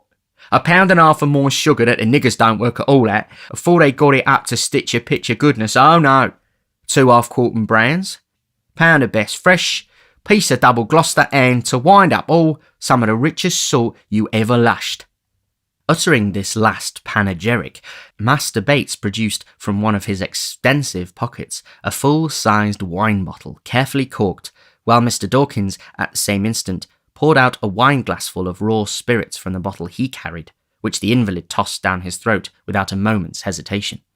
"Ah," said Fagin, rubbing his hands together with great satisfaction. "You'll do, Bill. You'll do now." "Do?" exclaimed Mr. Sikes. "I might have been done for 20 times over afore you'd have done anything to help me. What do you mean by leaving a man in this state 3 weeks or more, you false-hearted vagabond?" "Only hearing, boys," said Fagin, shrugging his shoulders, "and us come to bring him all these beautiful things." "These things is well enough in their way," observed Mr. Sikes, a little soothed as he glanced over the table. "but what have you got to say for yourself? Why should you leave me here, down in the mouth, health, blunt and everything else, and take no more notice of me all this mortal time than if I was that here dog? Drive him down, Charlie." "I'd never see such a jolly dog as that," cried Master Bates, doing as he was desired. "Smelling the grub like an old lady a-going to market. He'd make his fortune on a stage, that dog would, and revive the drama besides." "Hold your din," cried Sikes as the dog retreated under the bed, still growling angrily. "What have you got to say for yourself, you withered old fence, eh?" "I was away from London a week or more, my dear, on a plant," replied the Jew. "And what about the other fortnight?" demanded Sikes. "What about the other fortnight that you left me lying here like a sick rat in this hole?" "I couldn't help it, Bill. I can't go into a long explanation before company, but I couldn't help it, upon my honour." "Upon your what?" growled Sikes with excessive disgust. "Here, cut me a piece of that pie, one of you boys, to take the taste of that out of my mouth, or it'll choke me dead." "Don't be out of temper, my dear," urged Fagin submissively. "I've never forgot you, Bill. Never once." "No, I'll pound it that you ain't," replied Sikes with a bitter grin. "You've been scheming and plotting away every hour that I've laid shivering and burning here. And Bill was to do this, and Bill was to do that, and Bill was to do it all dirt cheap as soon as he got well, and was quite poor enough for your work. If it hadn't have been for the girl, I might have died." "There now, Bill," remonstrated Fagin, eagerly catching at the word. "If it hadn't been for the girl. Who but poor old Fagin was the means of your having such a handy girl about you?" "He says true enough there," said Nancy, coming hastily forward. "Let him be. Let him be." Nancy's appearance gave a new turn to the conversation, for the boys, receiving a sly wink from the wary old Jew, began to ply her with liquor, of which, however, she took very sparingly, while Fagin, assuming an unusual flow of spirits, gradually brought Mr. Sikes into a better temper, by affecting to regard his threats as a little pleasant banter, and moreover by laughing very heartily at one or two rough jokes, which, after repeated applications to the spirit bottle, he condescended to make. "It's all very well," said Mr. Sikes, "but I must have some blunt from you tonight." "I haven't got a piece of coin about me," replied the Jew. "Then you've got lots at home," retorted Sikes, "and I must have some from there." "Lots?" cried Fagin, holding up his hands. "I haven't so much as would—" "I don't know how much you've got, and I dare say you hardly know yourself, as it would take a pretty long time to count it," said Sikes. "But I must have some of it tonight, and that's flat." "Well, well," said Fagin with a sigh. "I'll send the artful round presently." "You would do nothing of the kind," rejoined Mr. Sikes. "The artful's a deal too artful, and would forget to come or lose his way, or get dodged by traps and so be prevented, or anything for an excuse if you put him up to it. Nancy shall go to the ken and fetch it to make all sure, and I'll lie down and have a snooze while she's gone."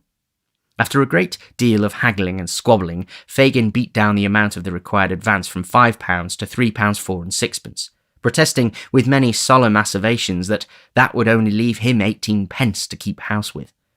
Mr. Sikes sullenly remarking that if he couldn't get any more, he must accompany him home, with the Dodger and Master Bates put the eatables in the cupboard. The Jew then taking leave of his affectionate friend, returned homeward, attended by Nancy and the boys. Mr. Sikes, meanwhile, flinging himself on the bed and composing himself to sleep away the time until the young ladies' return. In due course they arrived at Fagin's abode, where they found Toby Crackit and Mr. Chitling intent upon their 15th game at cribbage, which is scarcely necessary to say the latter gentleman lost, and with it his 15th and last sixpence, much to the amusement of his young friends. Mr. Crackit, apparently somewhat ashamed at being found relaxing himself with a gentleman so much his inferior in station and mental endowments, yawned, and inquiring after Sikes, took up his hat to go. "Has nobody been, Toby?" asked Fagin. "Not a living leg," answered Mr. Crackit, pulling up his collar.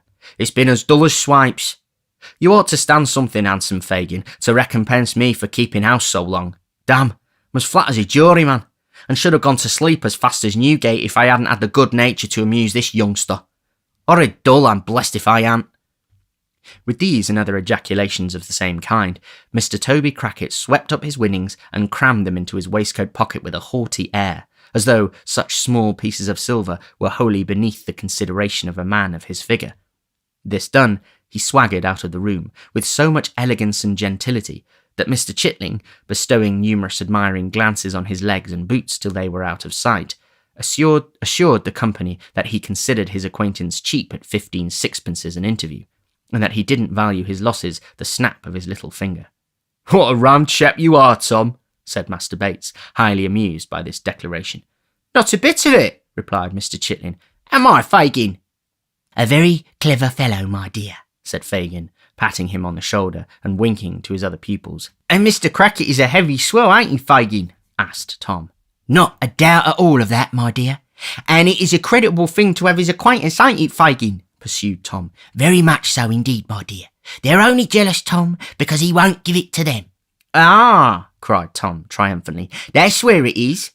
He has cleaned me out, but I can go and earn some more when I like, can't I, Fagin?" "To be sure you can, and the sooner you go the better, Tom. So make up your loss at once, and don't lose any more time. Dodger, Charlie, it's time you were on the lay. Come, if it's near 10 and nothing done yet."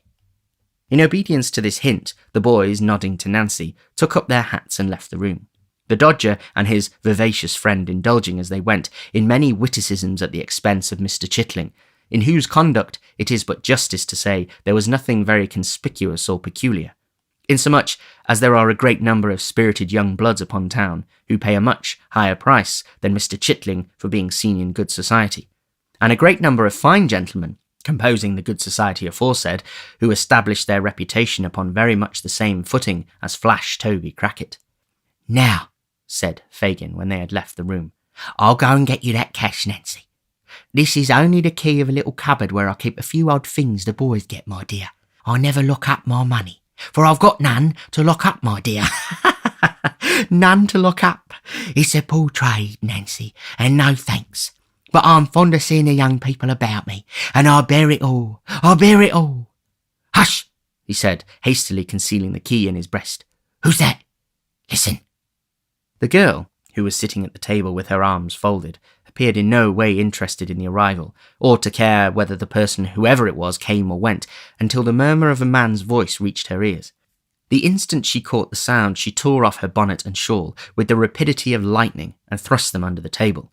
The Jew, turning round immediately afterwards, she muttered a complaint of the heat in a tongue of languor that contrasted very remarkably with the extreme haste and violence of this action, which, however, had been unobserved by Fagin, who had his back towards her at the time. Bah, he whispered, as though netted by the interruption. It's the man I expected before.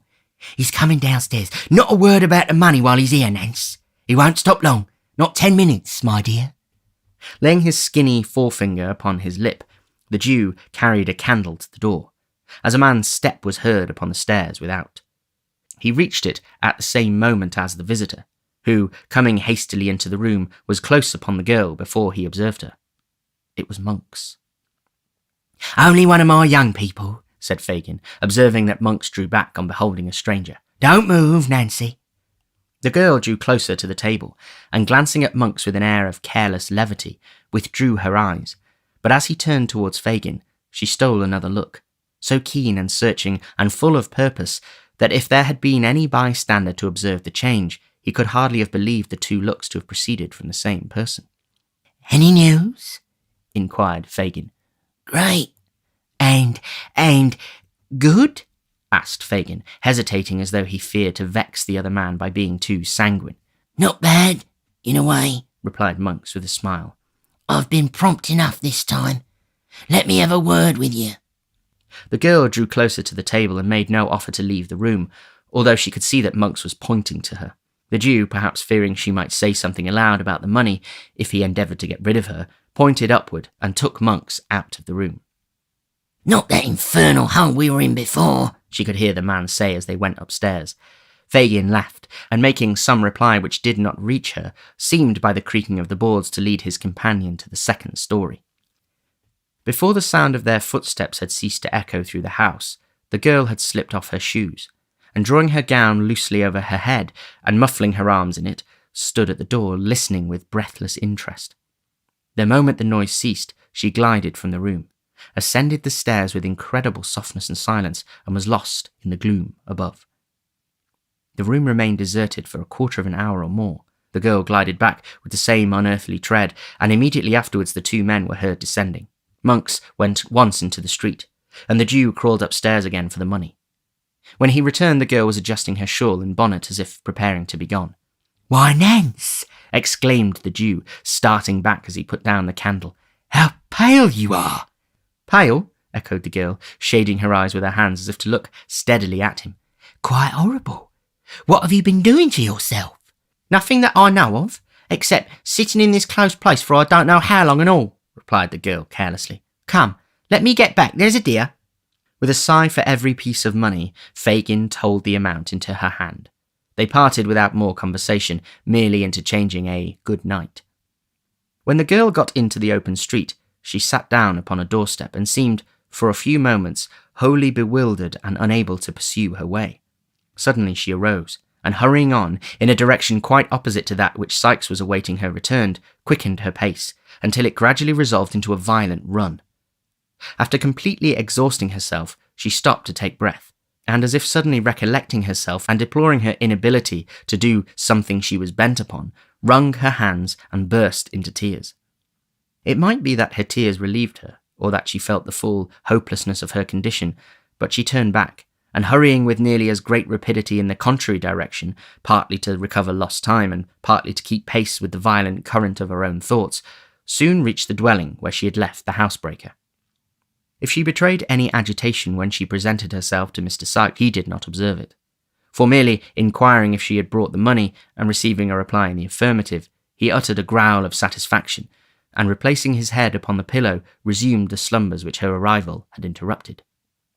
It was fortunate for her that the possession of money occasioned him so much employment next day in the way of eating and drinking, and withal had so beneficial an effect in smoothing down the asperities of his temper, that he had neither time nor inclination to be very critical upon her behaviour and deportment, that she had all the abstracted and nervous manner of one who is on the eve of some bold and hazardous step, which it has been required no common struggle to resolve upon, would have been obvious to the lynx-eyed Fagin, who would most probably have taken the alarm at once. But Mr. Sikes, lacking the niceties of discrimination, and being troubled with no more subtle misgivings than those which resolve themselves into dogged roughness of behaviour towards everybody, and being, furthermore, in an unusually amiable condition, as has already been observed, saw nothing unusual in her demeanour, and indeed troubled himself so little about her that, had her agitation been far more perceptible than it was, it would have been very unlikely to have awakened his suspicions. As that day closed in, the girl's excitement increased, and when night came on she sat by, watching until the housebreaker should drink himself asleep. There was an unusual paleness in her cheek, and a fire in her eye that even Sikes observed with astonishment. Mr. Sikes, being weak from the fever, was lying in bed, taking hot water with his gin to render it less inflammatory, and pushed his glass towards Nancy to be replenished for the third or fourth time when these symptoms first struck him.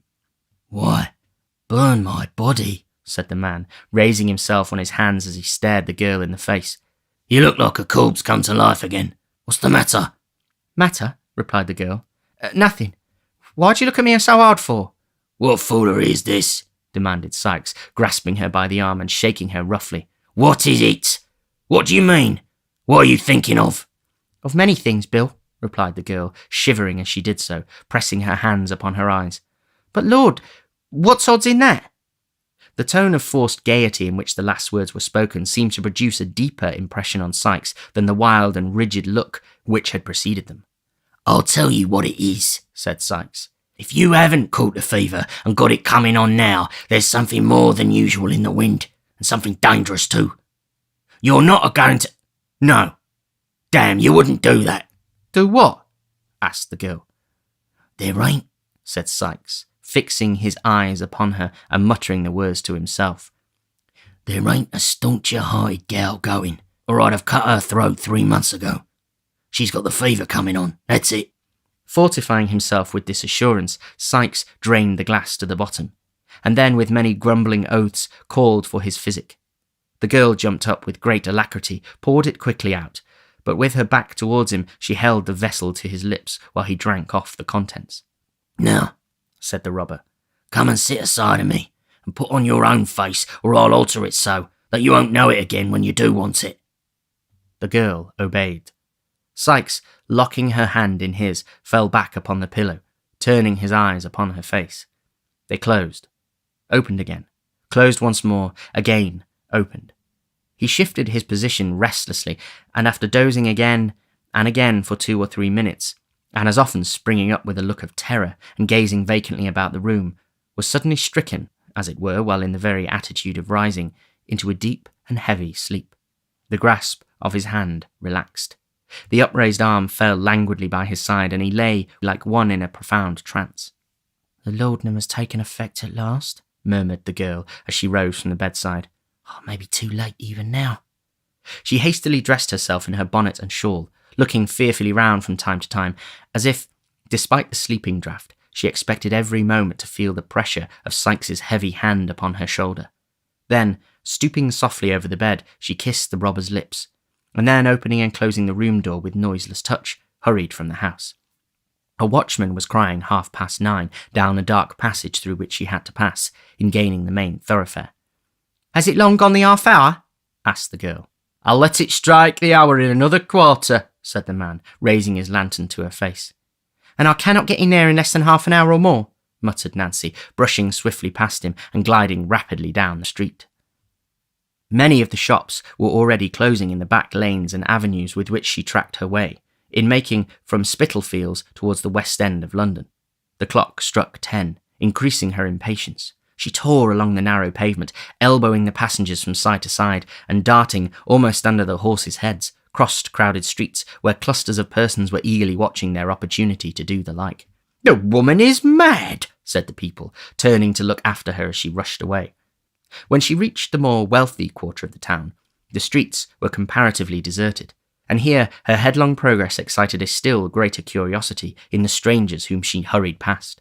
Some quickened their pace behind, as though to see whither she was hastening at such an unusual rate, and a few made head upon her and looked back, surprised at her undiminished speed. But they fell off one by one, and when she neared the place of destination, she was alone. It was a family hotel, in a quiet but handsome street near Hyde Park. As the brilliant light of a lamp which burnt before its door guided her to the spot, the clock struck 11. She had loitered for a few paces as though irresolute, and making up her mind to advance, but the sound determined her, and she stepped into the hall. The porter's seat was vacant. She looked round with an air of incertitude and advanced towards the stairs. "Now, young woman," said a smartly dressed female, looking out from a door behind her, "what do you want here?" "A lady who is stopping in this house," answered the girl. "A lady?" was the reply, accompanied with a scornful look. "What lady?" "Miss Maylie," said Nancy. The young woman, who had by this time noted her appearance, replied only by a look of virtuous disdain, and summoned a man to answer her. To him, Nancy repeated her request. "What name am I to say?" asked the waiter. "It's no use of saying any," replied Nancy. "Nor business?" said the man. "No, nor that neither," rejoined the girl. "I must see the lady." "Come," said the man, pushing her towards the door. "None of this. Take yourself off." "I shall be carried out if I go," said the girl violently, "and I can make that a job or two if you won't like to do. Isn't there anybody here," she said, looking round, "that will see a simple message carried for a poor wretch like me?" The appeal produced an effect on a good-tempered man-cook, who with some other of the servants was looking on, and who stepped forward to interfere. "Take it up for a joke, can't you?" said this person. "What's the good?" replied the man. "You don't suppose the young lady will see such as her, do you?" This allusion to Nancy's doubtful character raised a vast quantity of chaste wrath in the bosoms of 4 housemaids, who remarked with great fervour that the creature was a disgrace to her sex, and strongly advocated her being thrown ruthlessly into the kennel. "Do what you like with me," said the girl, turning to the men again, "but do what I ask you first, and I ask you to give this message for God Almighty's sake." The soft-hearted cook added his intercession, and the result was that the man who had first appeared undertook its delivery. "What's it to be?" said the man, with one foot on the stairs. "That a young woman earnestly asked to speak with Miss Maylie alone," said Nancy, "and that if the lady will only hear the first word she has to say, she'll know whether to hear her business or to have her turned out of doors as an impostor." "I say," said the man, "you're coming it strong." "You give the message," said the girl firmly, "and let me hear the answer." The man ran upstairs. Nancy remained, pale and almost breathless, listening with quivering lip to the very audible expressions of scorn, of which the chaste housemaids were very prolific, and of which they became still more so when the man returned and said that the young woman was to walk upstairs. "It's no good being proper in this world," said the first housemaid. "Brass could do no better than gold what has stood the fire," said the second. The third contented herself with wondering what ladies was made of, and the fourth took the first in a quartet of shameful with which the Dianas concluded. Regardless of all this, for she had weightier matters at heart, Nancy followed the man, with trembling lips, to a small antechamber lighted by a lamp from the ceiling. Here he left her and retired.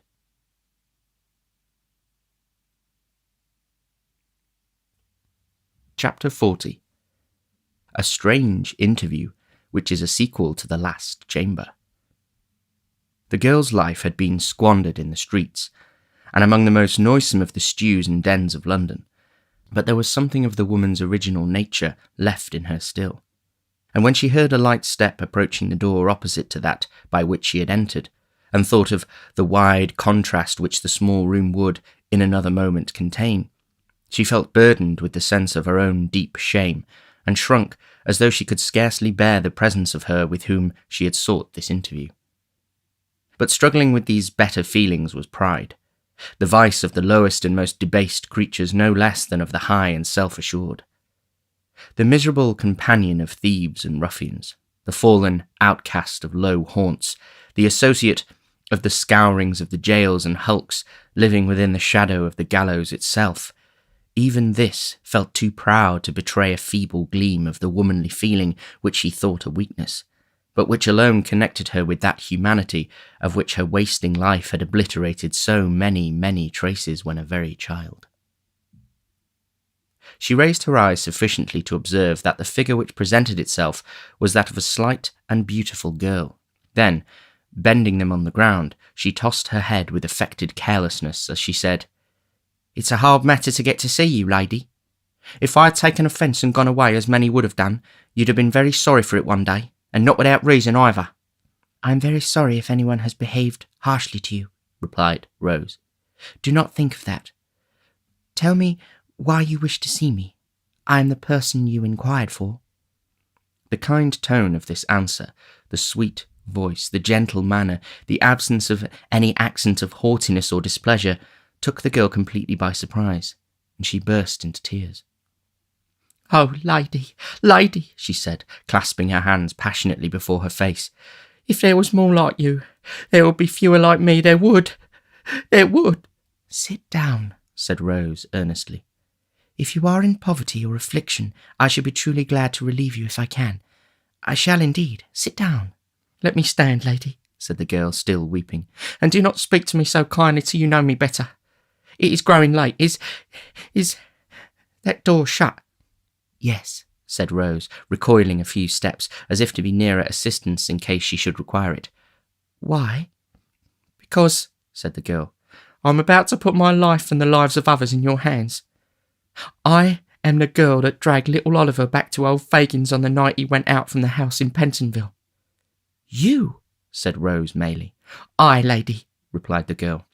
"I am the infamous creature you have heard of, that lives among the thieves, and that never from the first moment I can recollect my eyes and senses opening on London streets have known any better life, or kinder words than they have given me, so help me God.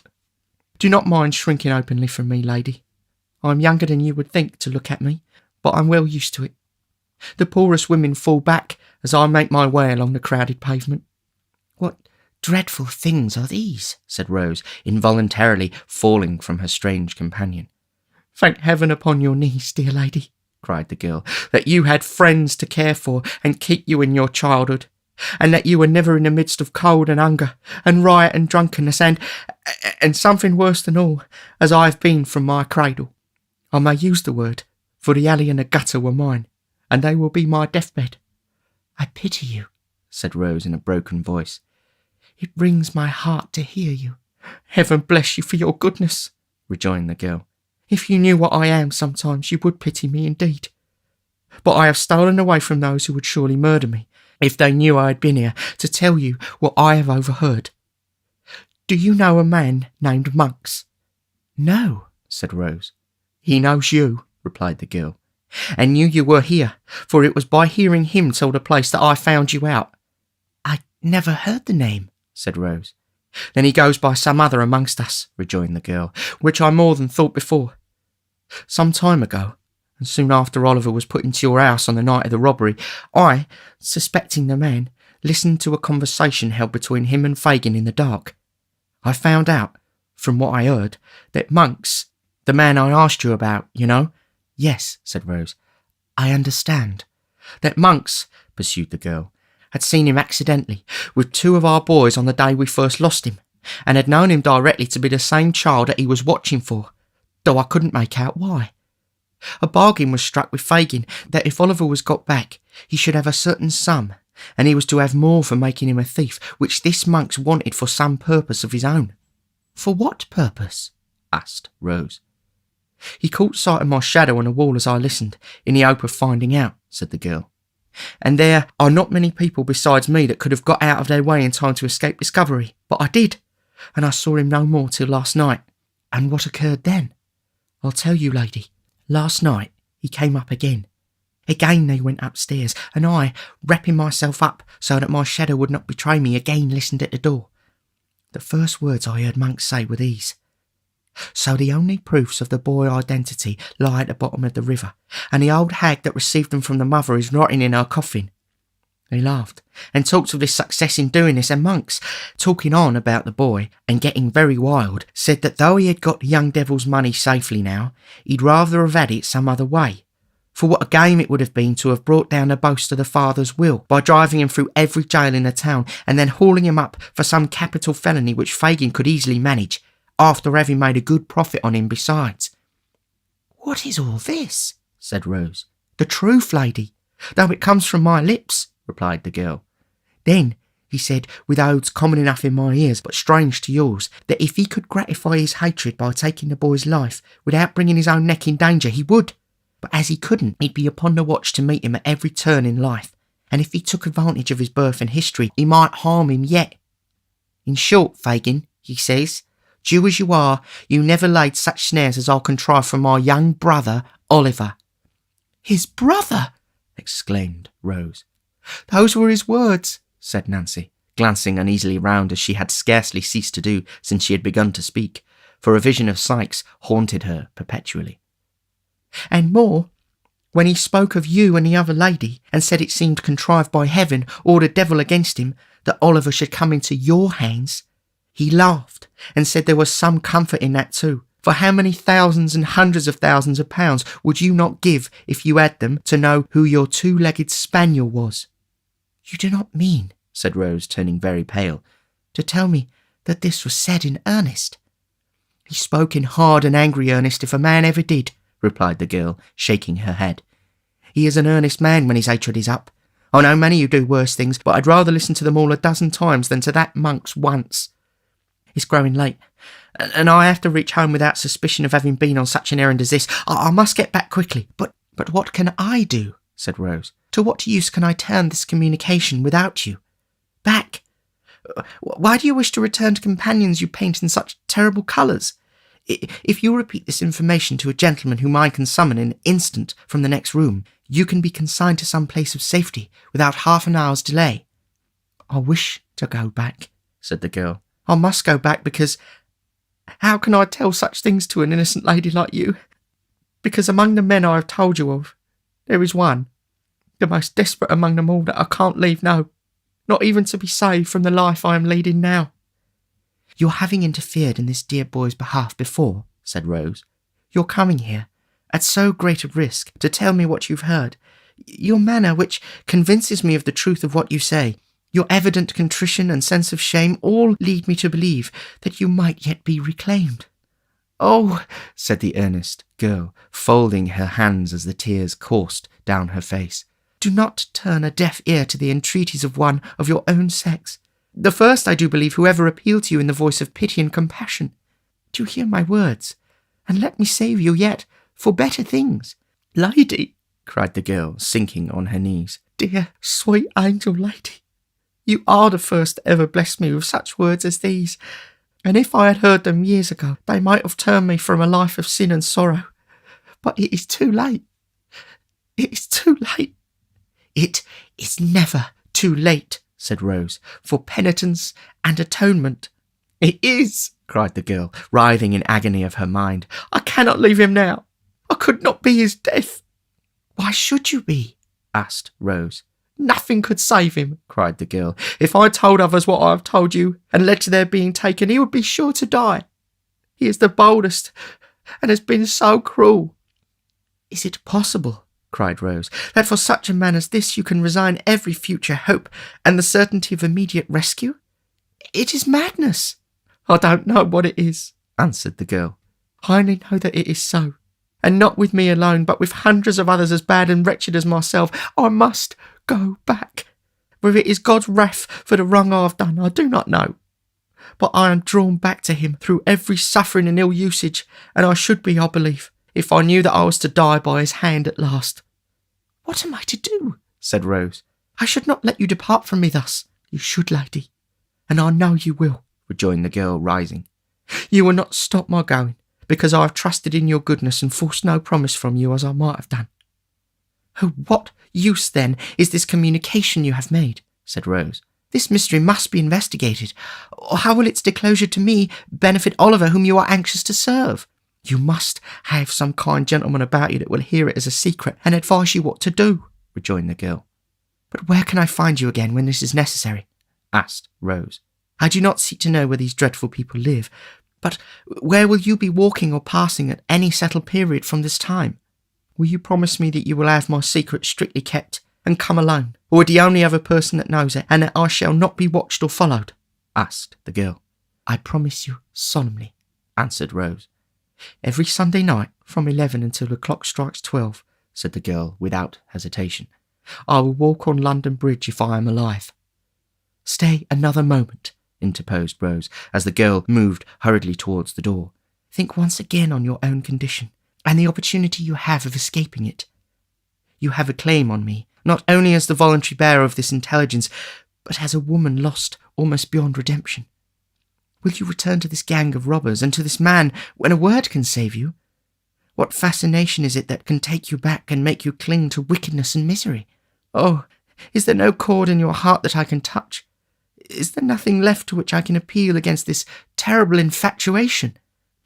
"When ladies as young and good and beautiful as you are," replied the girl steadily, "give away your hearts, love will carry you all lengths, even such as you who have home, friends, other admirers, everything to fill them. When such as I, who have no certain roof but the coffin lid, and no friend in sickness or death but the hospital nurse, set our rotten hearts on any man, and let him fill the place that has been a blank through all our wretched lives, who can hope to cure us? Pity us, lady. Pity us for having only one feeling of woman left, and for having that turned by a heavy judgment from a comfort and a pride into new means of violence and suffering." "You will," said Rose after a pause, "take some money from me, which may enable you to live without dishonesty, at all events until we meet again." "Not a penny," replied the girl, waving her hand. "Do not close your heart against all my efforts to help you," said Rose, stepping gently forward. "I wish to serve you, indeed." "You would serve me best, lady," replied the girl, wringing her hands, "if you could take my life at once. For I felt more grief to think of what I am tonight than I ever did before, and it would be something not to die in the hell in which I have lived.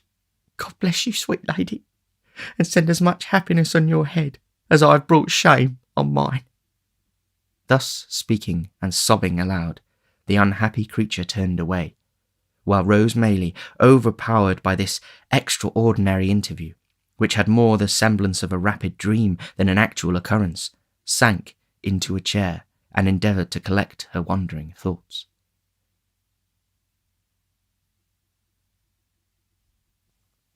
Chapter 41, containing fresh discoveries and showing that surprises, like misfortunes, seldom come alone.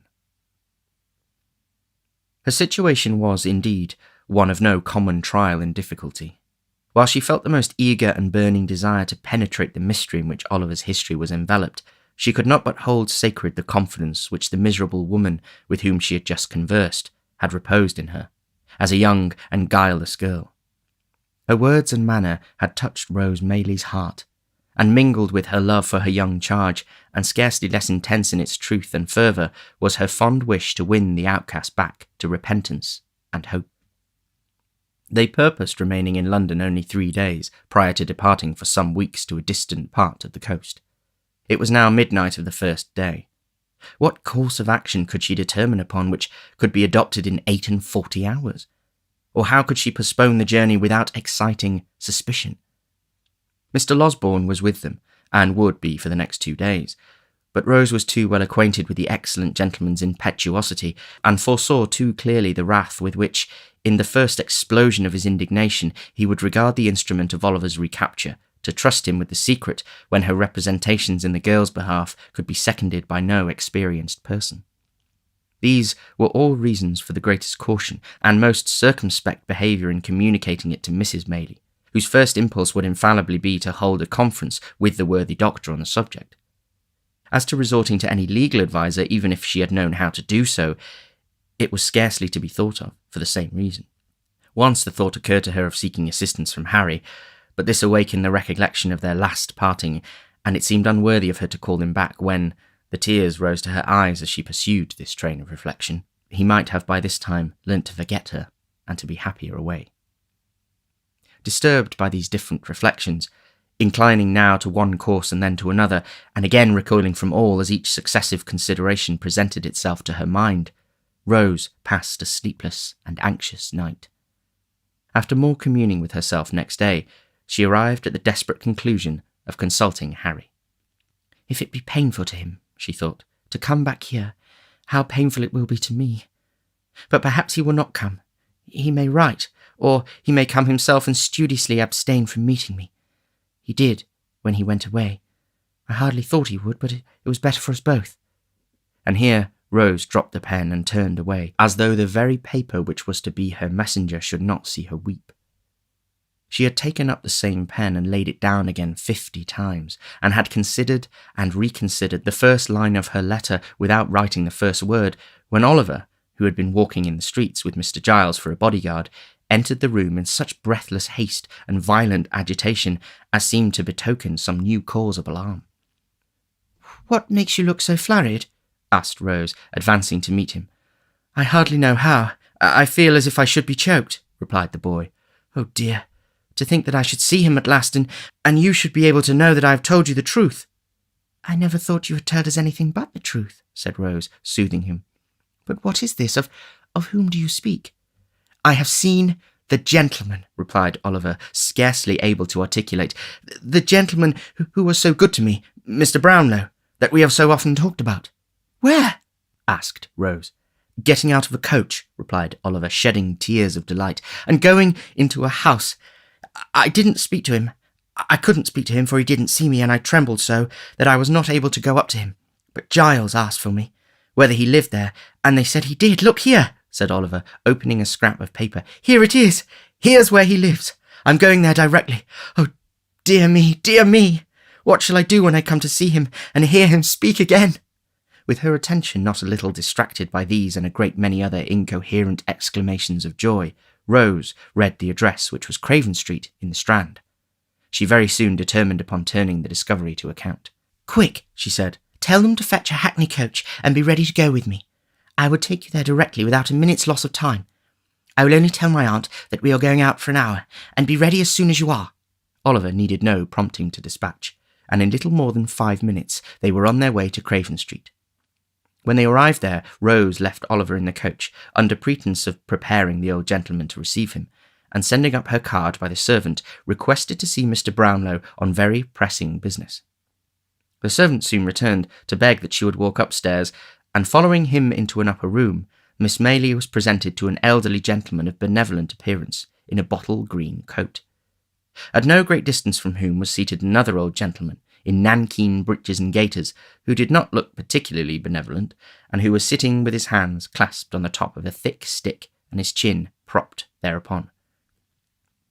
"Dear me," said the gentleman in the bottle green coat, hastily rising with great politeness.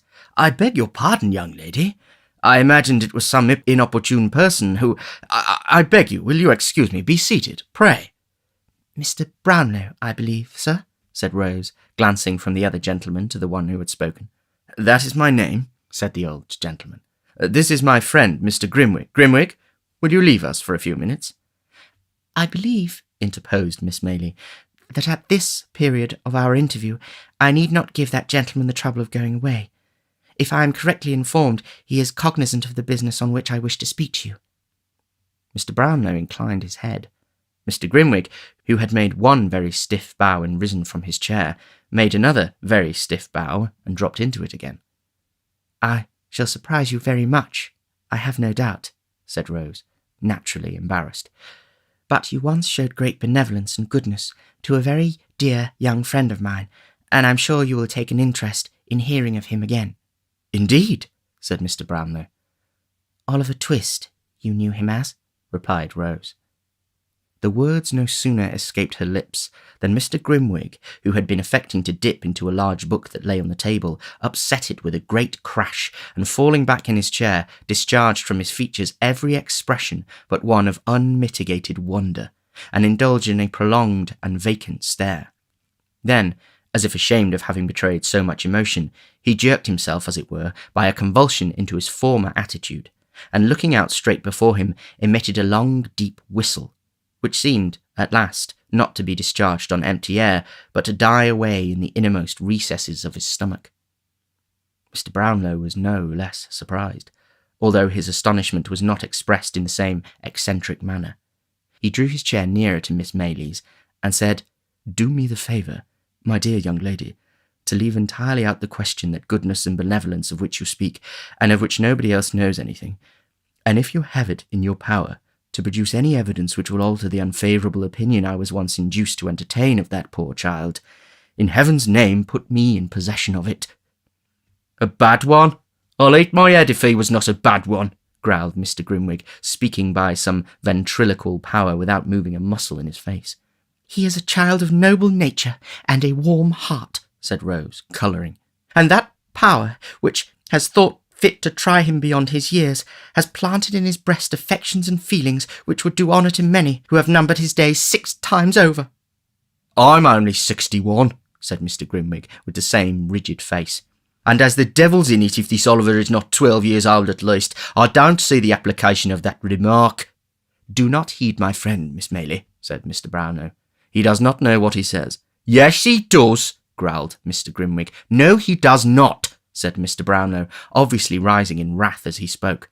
"He'll eat his head if he doesn't," growled Mr. Grimwig. "He would deserve to have it knocked off if he does," said Mr. Brownlow. "He'd uncommonly like to see any man offer to do it," responded Mr. Grimwig, knocking his stick upon the floor. Having gone thus far, the 2 old gentlemen severally took snuff, and afterwards shook hands, according to their invariable custom. "Now, Miss Maylie," said Mr. Brownlow, "to return to the subject in which your humanity is so much interested, will you let me know what intelligence you have of this poor child, allowing me to promise that I exhausted every means in my power of discovering him, and that since I have been absent from this country, my first impression that he had imposed upon me, and had been persuaded by his former associates to rob me, has been considerably shaken." Rose, who had had time to collect her thoughts, at once related in a few natural words all that had befallen Oliver since he left Mr. Brownlow's house, reserving Nancy's information for that gentleman's private ear, and concluding with the assurance that his only sorrow, for some months past, had been not being able to meet with his former benefactor and friend. "Thank God," said the old gentleman. "This is great happiness to me, great happiness. But you have not told me where he is now, Miss Maylie. You must pardon my finding fault with you, but why not have you brought him?" "He is waiting in a coach at the door," replied Rose. "At this door?" cried the old gentleman, with which he hurried out of the room, down the stairs, up the coach steps and into the coach without another word. When the room door closed behind him, Mr. Grimwig lifted up his head, and converting one of the hind legs of his chair into a pivot, described 3 distinct circles with the assistance of his stick and the table, sitting in it all the time.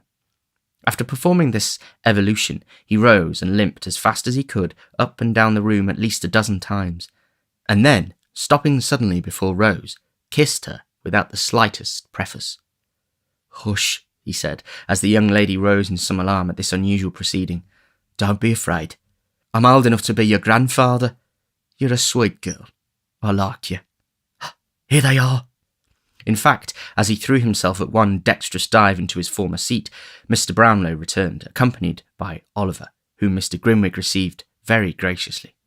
And if the gratification of that moment had been the only reward for all her anxiety and care in Oliver's behalf, Rose Maylie would have been well repaid. "There is somebody else who should not be forgotten, by the by," said Mr. Brownlow, ringing the bell. "Send Mrs. Bedwin here, if you please." The old housekeeper answered the summons with all dispatch, and dropping a curtsy at the door, waited for orders.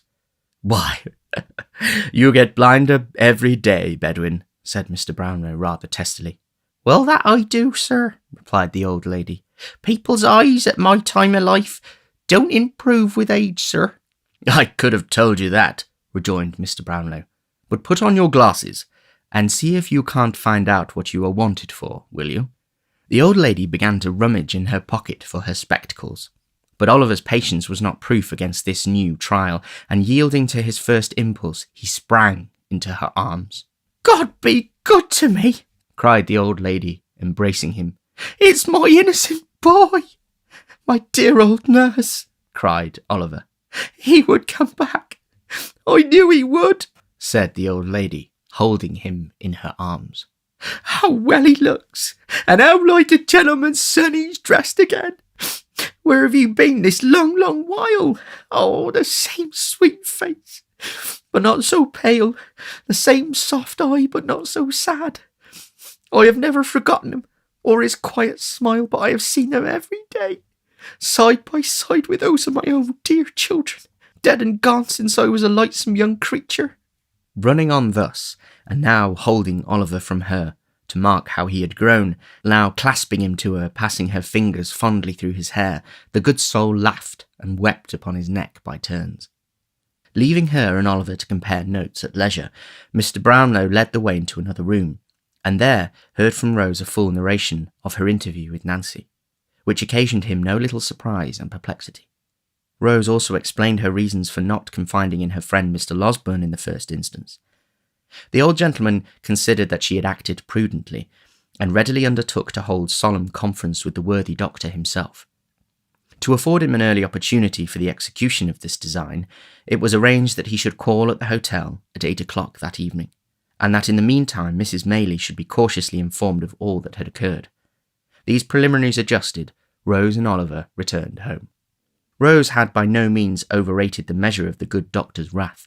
Nancy's history was no sooner unfolded to him than he poured forth a shower of mingled threats and execrations, threatened to make her the first victim of the combined ingenuity of Messrs. Blathers and Duff, and actually put on his hat, preparatory to sallying forth to obtain the assistance of those worthies.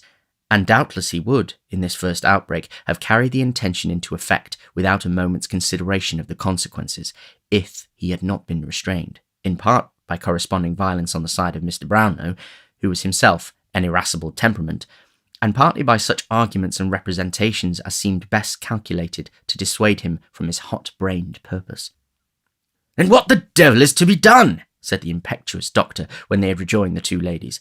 "Are we to pass a vote of thanks to all these vagabonds, male and female, and beg them to accept £100 or so apiece as a trifling mark of our esteem, and some slight acknowledgment of their kindness to Oliver?" "Not exactly that," rejoined Mr. Brownlow, laughing. "But we must proceed gently, and with great care." "Gentleness and care?" exclaimed the doctor.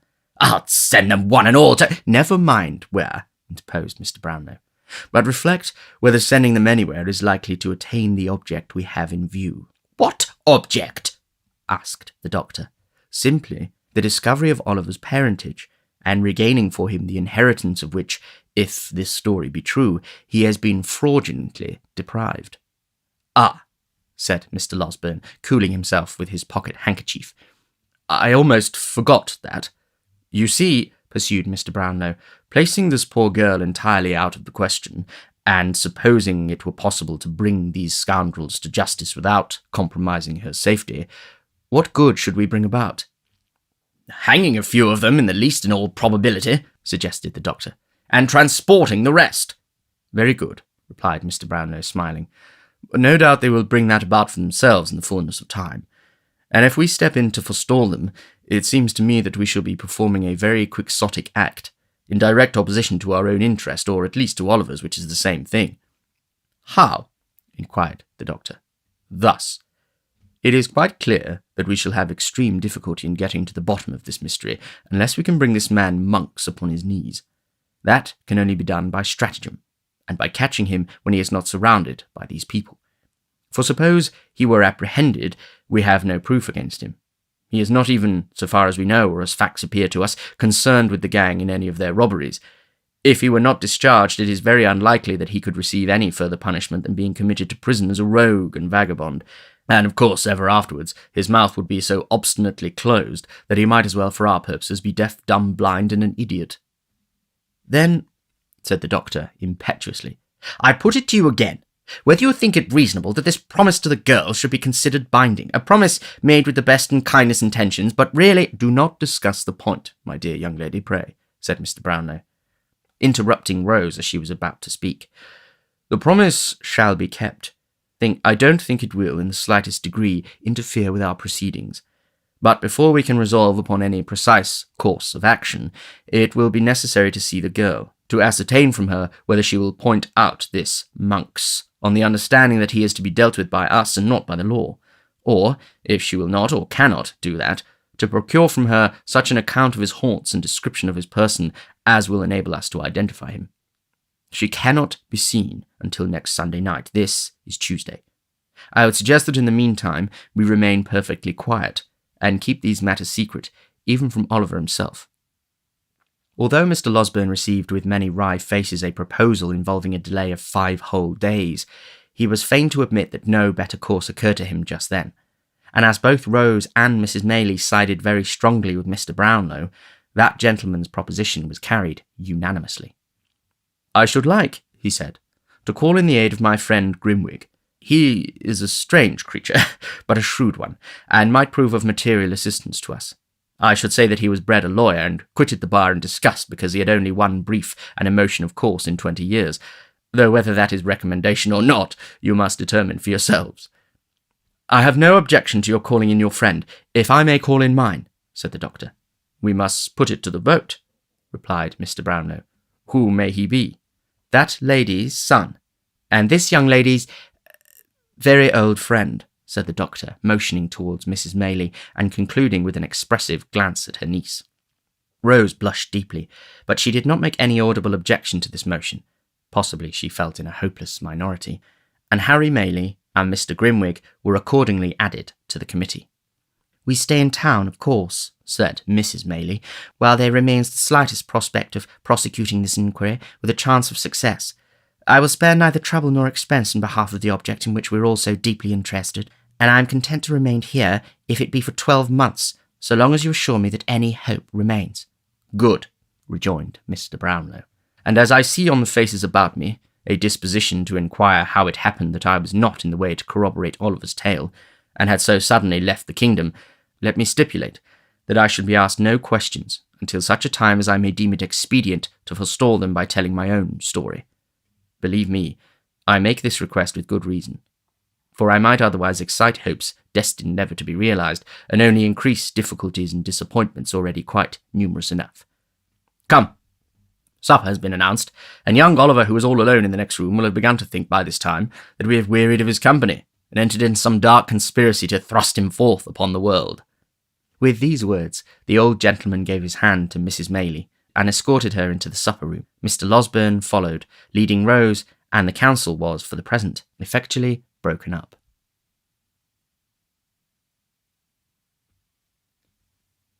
Chapter 42. An old acquaintance of Oliver's, exhibiting decided marks of genius, becomes a public character in the metropolis.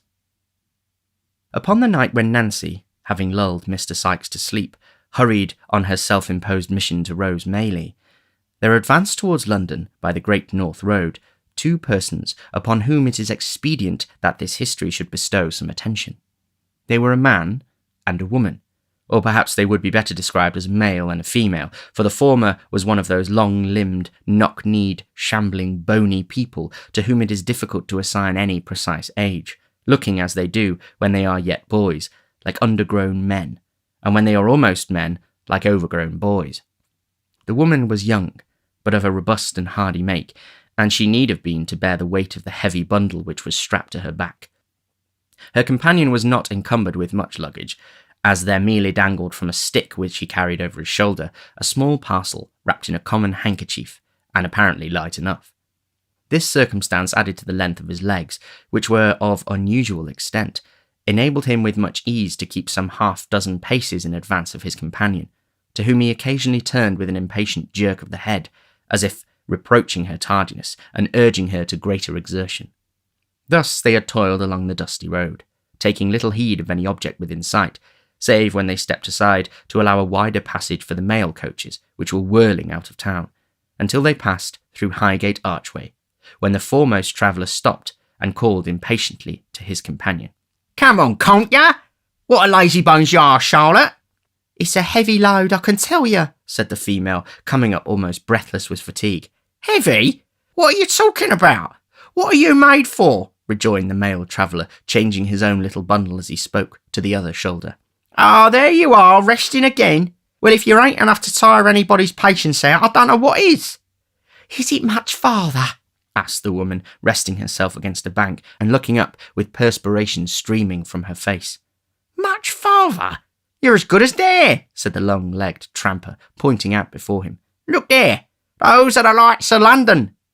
They're a good 2 mile off at least, said the woman despondingly. Never mind whether they're 2 mile off or 20, said Noah Claypole, for he it was. But get up and come on, or I'll kick you, and so give you notice. As Noah's red nose grew redder with anger, and as he crossed the road while speaking, as if fully prepared to put his threat into execution, the woman rose without any further remark and trudged onward by his side. Where do you mean to stop for the night, Noah? She asked, after they'd walked a few 100 yards. How should I know? Replied Noah, whose temper had been considerably impaired by walking. Near, I hope, said Charlotte. No, not near, replied Mr. Claypole. There, not near, so don't think it. Why not? When I tell you that I don't mean to do a thing, that's enough, without any why or because either, replied Mr. Claypole with dignity. Well, you needn't be so cross, said his companion. A pretty thing it would be, wouldn't it, to go and stop at the very first public house outside the town, so that Sowbury, if he come up after us, might poke in his old nose and have us taken back in a cart with handcuffs on, said Mr. Claypole in a jeering tone. No, I shall go and lose myself among the narrowest streets I can find, and not stop till we come to the very out of the wayest house I can set eyes on. God, you many thanks your stars I've got ahead, for if we hadn't gone at first the wrong road o' purpose and come back across country, you'd have been locked up hard and fast a week ago, my lady, and serve you right for being a fool. I know I ain't as cunning as you are, replied Charlotte, but don't put all the blame on me and say I should have been locked up. You would have been if I had been anyway. You took money from the till, you know you did, said Mr. Claypole. I took it for you, Noah dear, rejoined Charlotte. Did I keep it? Asked Mr. Claypole. No, you trusted me and let me carry it like a dear, and so you are, said the lady, chucking him under the chin and drawing her arm through his. This was indeed a case, but it was not Mr. Claypole's habit to repose a blind and foolish confidence in anybody. It should be observed, in justice to that gentleman, that he had trusted Charlotte to this extent, in order that if they were pursued, the money might be found on her, which would leave him an opportunity of asserting his innocence of any theft, and would greatly facilitate his chances of escape. Of course, he entered at this juncture into no explanation of his motives, and they walked on very lovingly together. In pursuance of this cautious plan, Mr. Claypole went on, without halting, until he arrived at the Angel at Islington, where he wisely judged, from the crowd of passengers and numbers of vehicles, that London began in earnest. Just pausing to observe which appeared the most crowded streets, and consequently the most to be avoided, he crossed into St. John's Road, and was soon deep in the obscurity of the intricate and dirty ways which, lying between Gray's Inn and Smithfield, render that part of the town one of the lowest and worst that improvement has left in the midst of London. Through these streets Noah Claypole walked, dragging Charlotte after him, now stepping into the kennel to embrace at a glance the whole external character of some small public house, now jogging on again, as some fancied appearance induced him to believe it too public for his purpose. At length he stopped in front of one, more humble in appearance and more dirty than any he had yet seen, and having crossed over and surveyed it from the opposite pavement, graciously announced his intention of putting up there for the night. So, give us the bundle, said Noah, unstrapping it from the woman's shoulders and slinging it over his own. And don't you speak, except when you spoke to. What's the name of the house? The three what? Cripples, said Charlotte. 3 Cripples, repeated Noah. And a very good sign too. Now then, keep close at my heels and come along. With these injunctions he pushed the rattling door with his shoulder and entered the house, followed by his companion. There was nobody at the bar but a young Jew who, with his 2 elbows on the counter, was reading a dirty newspaper. He stared very hard at Noah, and Noah stared very hard at him. If Noah had been attired in his charity boy's dress, there might have been some reason for the Jew opening his eyes so wide, but as he had discarded the coat and badge and wore a short smock frock over his leathers, there seemed no particular reason for his appearance exciting so much attention in a public house. Is this the 3 Cripples? Asked Noah. That is the name of this house, replied the Jew. A gentleman we met on the road, coming up from the country, recommended us here, said Noah, nudging Charlotte, perhaps to call her attention to this most ingenious device for attracting respect, and perhaps to warn her to betray no surprise. We want to sleep here tonight. I'm not certain you can, said Barney, who was the attendant sprite, but I'll inquire. Show us a tap and give us a bit of cold meat and a drop of beer while you're inquiring, will ya? said Noah. Barney complied by ushering them into a small back room, and setting the required viands before them, having done which he informed the travellers that they could be lodged that night, and left the amiable couple to their refreshment. Now, this back room was immediately behind the bar, and some steps lower, so that any person connected with the house, undrawing a small curtain which concealed a single pane of glass fixed in the wall of the last named apartment, about 5 feet from its flooring, could not only look down upon any guests in the back room without any great hazard of being observed, the glass being in a dark angle of the wall between which and a large upright beam the observer had to thrust himself, but could, by applying his ear to the partition, ascertain with tolerable distinctness their subject of conversation. The landlord of the house had not withdrawn his eye from this place of espial for 5 minutes, and Barney had only just returned from making the communication above related, when Fagin, in the course of his evening's business, came into the bar to inquire after some of his young pupils. "Hush," said Barney. "Strangers in the next room." Strangers? replied the old man in a whisper. "Aye, and Roberts too," said Barney. "From the country, but something in your way or I'd be mistaked." Fagin appeared to receive this communication with great interest. Mounting a stool, he cautiously applied his eye to the pane of glass, from which secret post he could see Mr. Claypole taking cold beef from the dish and porter from the pot, and administering homeopathic doses of both to Charlotte, who sat patiently by, eating and drinking at his pleasure. Aha, he whispered, looking round to Barney. I like that fellow's looks. He'd be of much use to us. He knows how to train the girl already. Don't make as much noise as a mouse, my dear, and let me hear him talk. Let me hear him. He again applied his eye to the glass, and turning his ear to the partition listened attentively, with a subtle and eager look upon his face that might have appertained to some old goblin. "So, I mean to be a gentleman," said Mr. Claypole, kicking out his legs and continuing a conversation, the commencement of which Fagin had arrived too late to hear. "No more jolly old coughing, Charlotte, but a gentleman's life for me, and, if you like, you shall be a lady." I should like that well enough, dear, replied Charlotte. but tills ain't to be emptied every day, and people to get clear off after it. "Tills be blowed," said Mr. Claypole. "There's more things beside tills to be emptied." What do you mean? asked his companion. "Pockets, women's ridicules, houses, mail coaches, banks," said Mr. Claypole, rising with the porter. But you can't do all that, dear, said Charlotte. "I shall look out to get into company with them as can," replied Noah. "They'll be able to make us useful somewhere or another. Why, you yourself are worth 50 women. I never see such a precious sly and deceitful creature as you can be when I let you." Lord, how nice it is to hear you say so, exclaimed Charlotte, imprinting a kiss upon his ugly face. "There, that'll do. Don't you be getting too affectionate in case I'm cross with you," said Noah, disengaging himself with great gravity. "I should like to be the captain of some band and have the whopping of 'em and following 'em about unbeknown to themselves. That'd suit me. If there was good profit and if we could only get in with some gentleman's sort, I say it would be cheap at that £20 note you've got, especially as we don't very well know how to get rid of it ourselves." After expressing this opinion, Mr. Claypole looked into the porter-pot with an aspect of deep wisdom, and having well shaken its contents, nodded condescendingly to Charlotte and took a draught, wherewith he appeared greatly refreshed. He was meditating another when the sudden opening of a door and the appearance of a stranger interrupted him.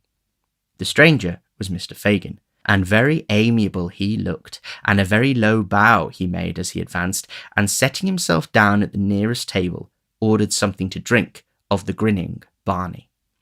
A pleasant night, sir, but cool for the time of year, said Fagin, rubbing his hands. From the country, I see, sir? "How'd you see that?" asked Noah Claypole. We have not so much dust as that in London, replied Fagin, pointing from Noah's shoes to that of his companion, and from them to the 2 bundles. "You're a sharp fella," said Noah. "Only hear that, Charlotte?" Why, one need to be sharp in this town, my dear, replied the Jew, sinking his voice to a confidential whisper. And that's the truth. Fagin followed up this remark by striking the side of his nose with his right forefinger, a gesture which Noah attempted to imitate, though not with complete success, in consequence of his own nose not being large enough for the purpose. However, Mr. Fagin seemed to interpret the endeavour as expressing a perfect coincidence with his opinion, and put about the liquor which Barney reappeared with in a very friendly manner. "Good stuff, that," observed Mr. Claypole, smacking his lips. Dear, said Fagin. A man need always be emptying a till, or a pocket, or a woman's reticule, or a house, or a mail coach, or a bank, if he drinks it regularly. Mr. Claypole no sooner heard this extract from his own remarks than he fell back in his chair, and looked from the Jew to Charlotte with a countenance of ashy paleness and excessive terror. Don't mind me, my dear, said Fagin, drawing his chair closer. Ha ha ha! It was lucky it was only me that heard you by chance. It was very lucky it was only me. I didn't take it, stammered Noah, no longer stretching out his legs like an independent gentleman, but coiling them up as well as he could under his chair. It was all I'm doing. You've got it now, Charlotte. You know you have. No matter who's got it, or who did it, my dear, replied Fagin, glancing, nevertheless with a hawk's eye at the girl and the two bundles. I'm in that way myself, and I like you for it. In what way? Asked Mr. Claypole, a little recovering. In that way of business, rejoined Fagin. And so are the people of the house. You've hit the right nail upon the head, and are as safe here as you could be.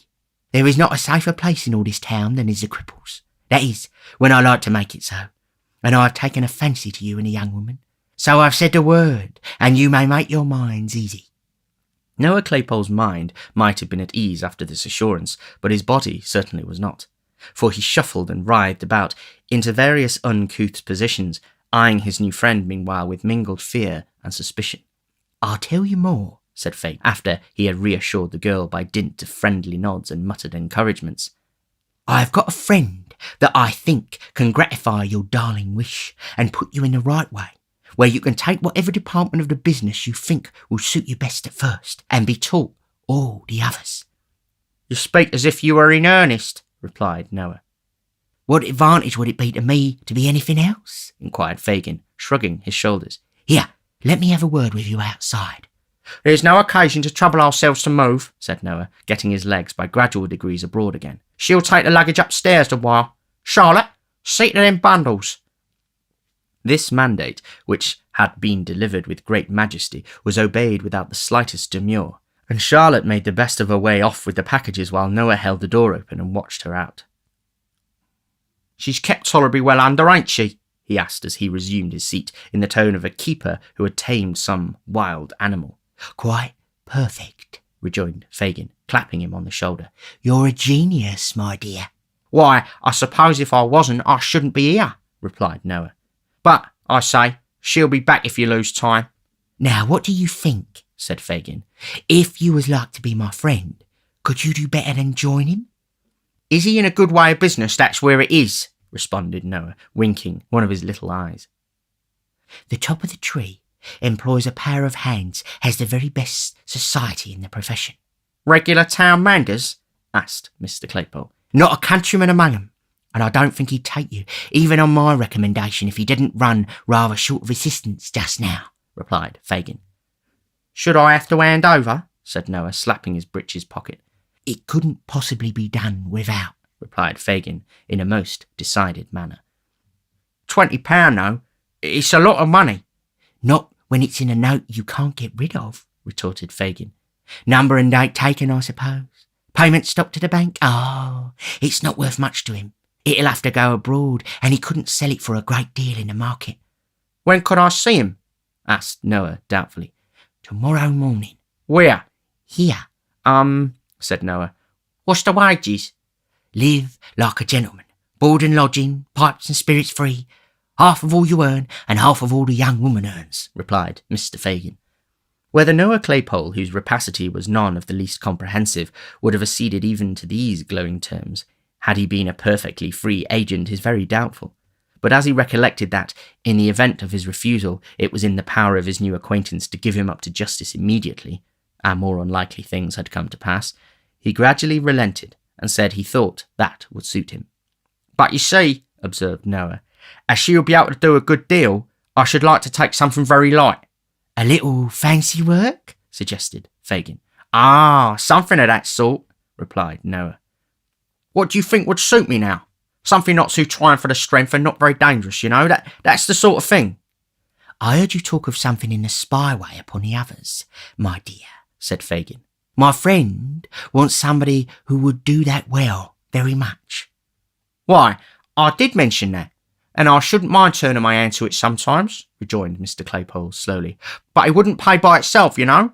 That's true, observed the Jew, ruminating or pretending to ruminate. No, it might not. What do you think, then? Asked Noah, anxiously regarding him. Something in the sneaking way, when it was pretty sure work and not much more risk than being at home? What do you think of the old ladies? Asked Fagin.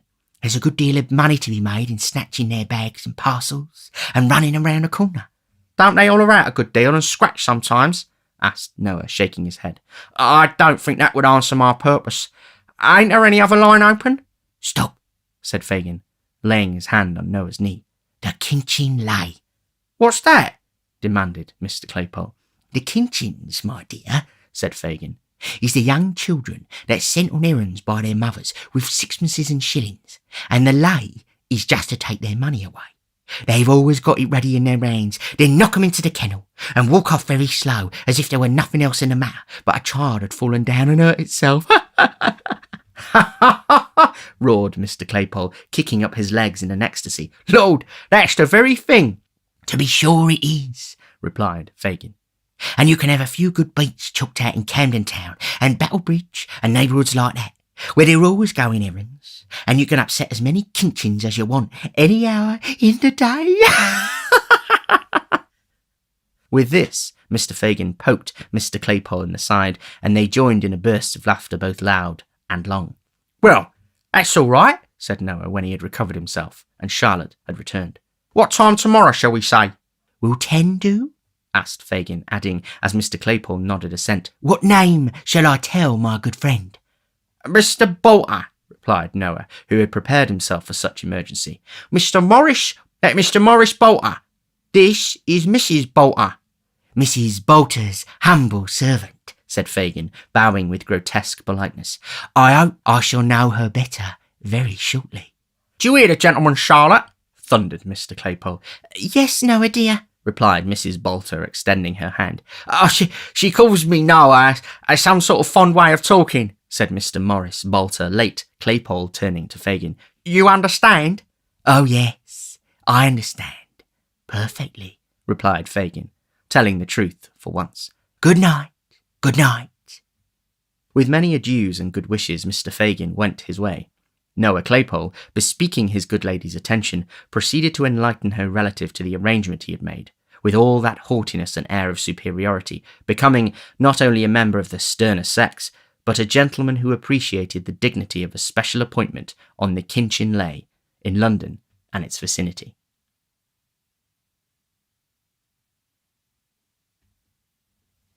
Chapter 43, wherein is shown how the artful Dodger got into trouble. And so it was you that was your own friend, was it? Asked Mr. Claypole, otherwise Bolter, when, by virtue of the compact entered into between them, he had removed next day to Fagin's house. Caw, I thought as much last night. Every man's his own friend, my dear, replied Fagin with his most insinuating grin. He hasn't as good a one as himself anywhere. Except sometimes, replied Morris Bolter, assuming the air of a man of the world. Some people are nobody's enemies but their own, you know. Don't believe that, said Fagin. When a man's his own enemy, it's only because he's too much his own friend, not because he's careful for everybody but himself. Pooh, pooh, there ain't such a thing in nature. There oughtn't to be, if there is, replied Mr. Bolter. That stands to reason. Some conjurers say that number 3 is the magic number, and some say number 7. It's neither, my friend, neither. It's number 1. Ha ha ha ha, cried Mr. Bolter. Number 1 forever.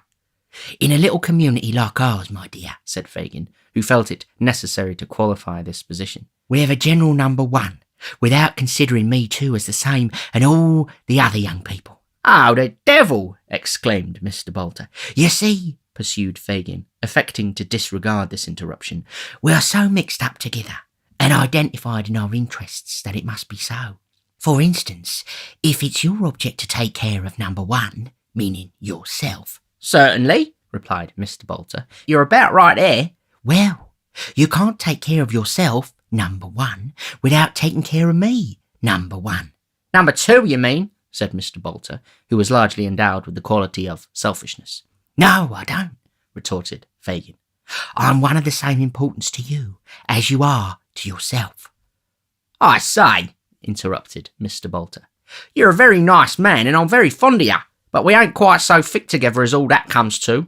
Only think, said Fagin, shrugging his shoulders and stretching out his hands. only consider. You've done what's a very pretty thing and what I love you for doing. But what at the same time would put the cravat round your throat that's so very easily tied and so very difficult to unloose? In plain English, the halter. Mr. Bolter put his hand to his neckerchief as if he felt it inconveniently tight, and murmured an assent, qualified in tone but not in substance. The gallows, continued Fagin. The gallows, my dear, is an ugly finger post which points out a very short and sharp turning that has stopped many a bold fellow's career on the broad highway. To keep in the easy road and keep it at a distance, it's object number one with you. Of course it is, replied Mr. Bolter. What do you talk about such things for? Only to show you my meaning clearly, said the Jew, raising his eyebrows. To be able to do that, you depend upon me. To keep my little business all snug, I depend on you. The first is your number one, the second, my number one. The more you value your number one, the more careful you must be of mine. So we come, at last, to what I told you at first, that a regard for number one holds us all together, and must do so, unless we would all go to pieces in company. That's true, rejoined Mr. Bolter thoughtfully. Oh, you're a cunning old codger. Mr. Fagin saw with delight that this tribute to his powers was no mere compliment, but that he really had impressed his recruit with a sense of his wily genius, which it was most important that he should entertain in the outset of their acquaintance.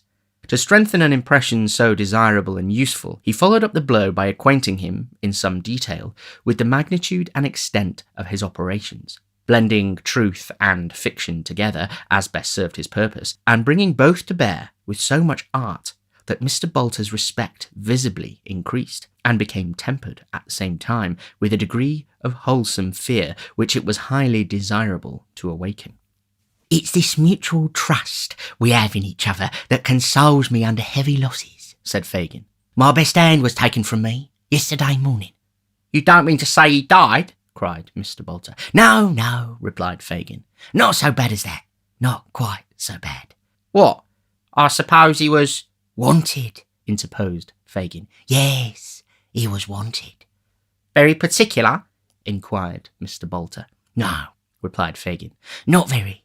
He was charged with attempting to pick a pocket, and they found a silver snuff box on him. His own, my dear, his own, for he took snuff himself and was very fond of it. They remanded him till today, for they thought they knew the owner. He was worth 50 boxes, and I'd give the price of as many to have him back. You should have known the dodger, my dear. You should have known the dodger. Well, but I shall know him, I hope, don't you think so? Said Mr. Bolter. I'm doubtful about it, replied Fagin with a sigh. If they don't get any fresh evidence, it'll only be a summary conviction, and we shall have him back again after 6 weeks or so. But if they do, it's a case of lagging. They know what a clever lad he is. He'll be a lifer. They'll make the artful nothing less than a lifer. What do you mean by lagging and a lifer? Demanded Mr. Bolter. What's the good of talking in that way to me? Why don't you speak so I can understand you? Fagin was about to translate these mysterious expressions into the vulgar tongue, and, being interpreted, Mr. Bolter would have been informed that they represented the combination of words, transportation for life, when the dialogue was cut short by the entry of Master Bates, with his hands in his breeches pockets and his face twisted into a look of semi-comical woe. You saw that, Fagin? Said Charlie, when he and his new companion had been made known to each other. What do you mean? They found a gentleman as owns the box. 2 or 3 more's coming to identify him, and the Artful's booked for a passage out, replied Master Bates. I must have a full suit of mourning, Fagin, and a hatband to visit him before he sets out on his travels. To think of Jack Dawkins, Lummy Jack, the Dodger, the Artful Dodger, going abroad for a common tuppenny halfpenny sneeze box. I never thought he'd have done it under a gold watch, chain and seals at the lowest. Why didn't he rob some rich old gentleman of all his valuables and go out as a gentleman and look like a common prig without no honour nor glory? With this expression of feeling for his unfortunate friend, Master Bates sat himself on the nearest chair with an aspect of chagrin and despondency. "Why do you talk about his having neither honour nor glory for?" exclaimed Fagin, darting an angry look at his pupil. "Wasn't he always the top sawyer among you all? Is there one of you that could touch him or come near him on any scent? Eh?" "Not one," replied Master Bates in a voice rendered husky by regret. "Not one." "Then what do you talk of?" replied Fagin angrily. "What are you blubbering for?" "'Cause it isn't on the record, is it?" said Charlie, chafed into perfect defiance of his venerable friend by the current of his regrets. "'Cause it can't come out in the Dickman, 'cause nobody will never know half of what he was. How will he stand in the Newgate calendar? Perhaps not be there at all. Oh, my eye, what a blow this is!" cried Fagin, extending his right hand and turning to Mr. Bolter in a fit of chuckling which shook him as though he had had the palsy. "See what pride they take in their profession, my dear. Ain't it beautiful?" Mr. Bolter nodded assent, and Fagin, after contemplating the grief of Charlie Bates for some seconds with evident satisfaction, stepped up to that young gentleman and patted him on the shoulder. "Never mind, Charlie," said Fagin soothingly. "It'll come out. It'll be sure to come out. They'll all know what a clever fellow he was. He'll show it himself and not disgrace his old pals and teachers. Think how young he is, too. What a distinction, Charlie, to be lagged at his time of life." "Well, it is an honour, that is," said Charlie, a little consoled. "He shall have all he wants," continued the Jew. "He shall be kept in a stone jug, Charlie, like a gentleman, with his beer every day and money in his pocket to pitch and toss with, if he can't spend it."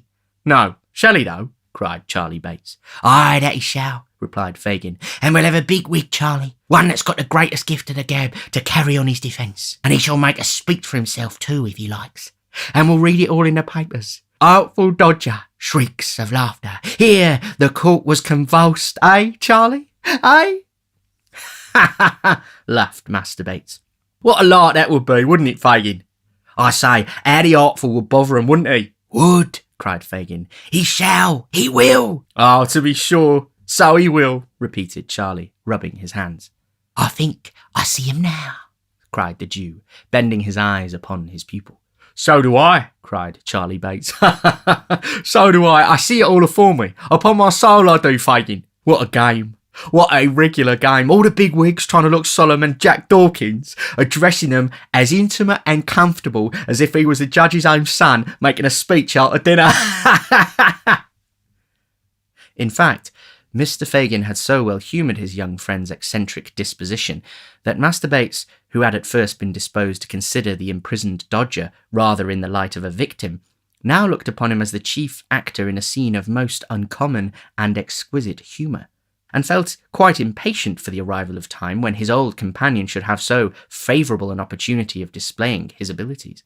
"We must know how he gets on today by some handy means or other," said Fagin. "Let me think." "Shall I go?" asked Charlie. "Not for the world," replied Fagin. "Are you mad, my dear? Stark mad that you walk into the very place where—" "No, Charlie, no. One is enough to lose at a time." "You don't mean to go yourself, I suppose?" said Charlie, with a humorous leer. "That wouldn't quite fit," replied Fagin, shaking his head. "Then why don't you send this new cove?" asked Master Bates, laying his hand on Noah's arm. "Nobody knows him." "Why, if he didn't mind," observed Fagin. "Mind?" interposed Charlie. "Why should he have to mind?" "Really nothing, my dear," said Fagin, turning to Mr. Bolter. "Really nothing." "Oh, I dare say about that, you know," observed Noah, backing towards the door and shaking his head with a kind of sober alarm. No, none of that. It's not in my department, that ain't." "What department has he got, Fagin?" inquired Master Bates, surveying Noah's lank form with much disgust. "The cutting away when there's anything wrong, and the eating all the victuals when there's everything right, is that his branch?" "Never mind," retorted Mr. Bolter. "And don't you take liberties with your superiors, little boy, or you'll find yourself in the wrong shop." Master Bates laughed so vehemently at this magnificent threat that it was some time before Fagin could interpose and represent to Mr. Bolter that he incurred no possible danger in visiting the police office, that insomuch as no account of the little affair in which he had engaged, nor any description of his person had yet been forwarded to the metropolis. It was very probable that he was not even suspected of having resorted to it for shelter, and that, if he were properly disguised, it would be as safe a spot for him to visit as any in London, insomuch as it would be, of all places, the very last to which he could be supposed likely to resort of his own free will. Persuaded in part by these representations, but overborne in a much greater degree by his fear of Fagin, Mr. Boulter at length consented, with a very bad grace, to undertake the expedition.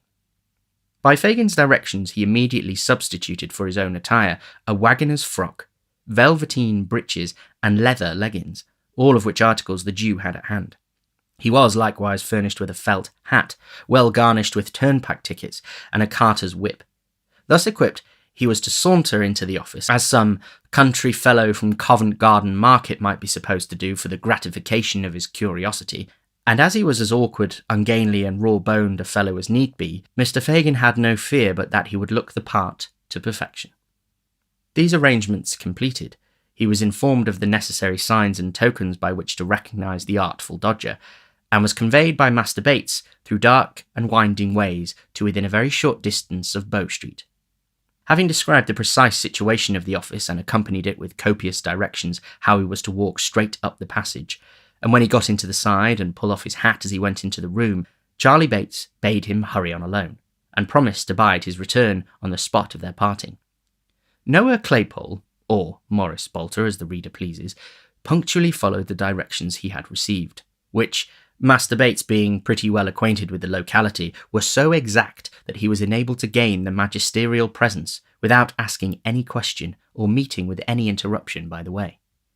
He found himself jostled among a crowd of people, chiefly women, who were huddled together in a dirty, frowsy room, at the upper end of which was a raised platform railed off from the rest, with a dock for the prisoners on the left hand against the wall, a box for the witnesses in the middle, and a desk for the magistrates on the right.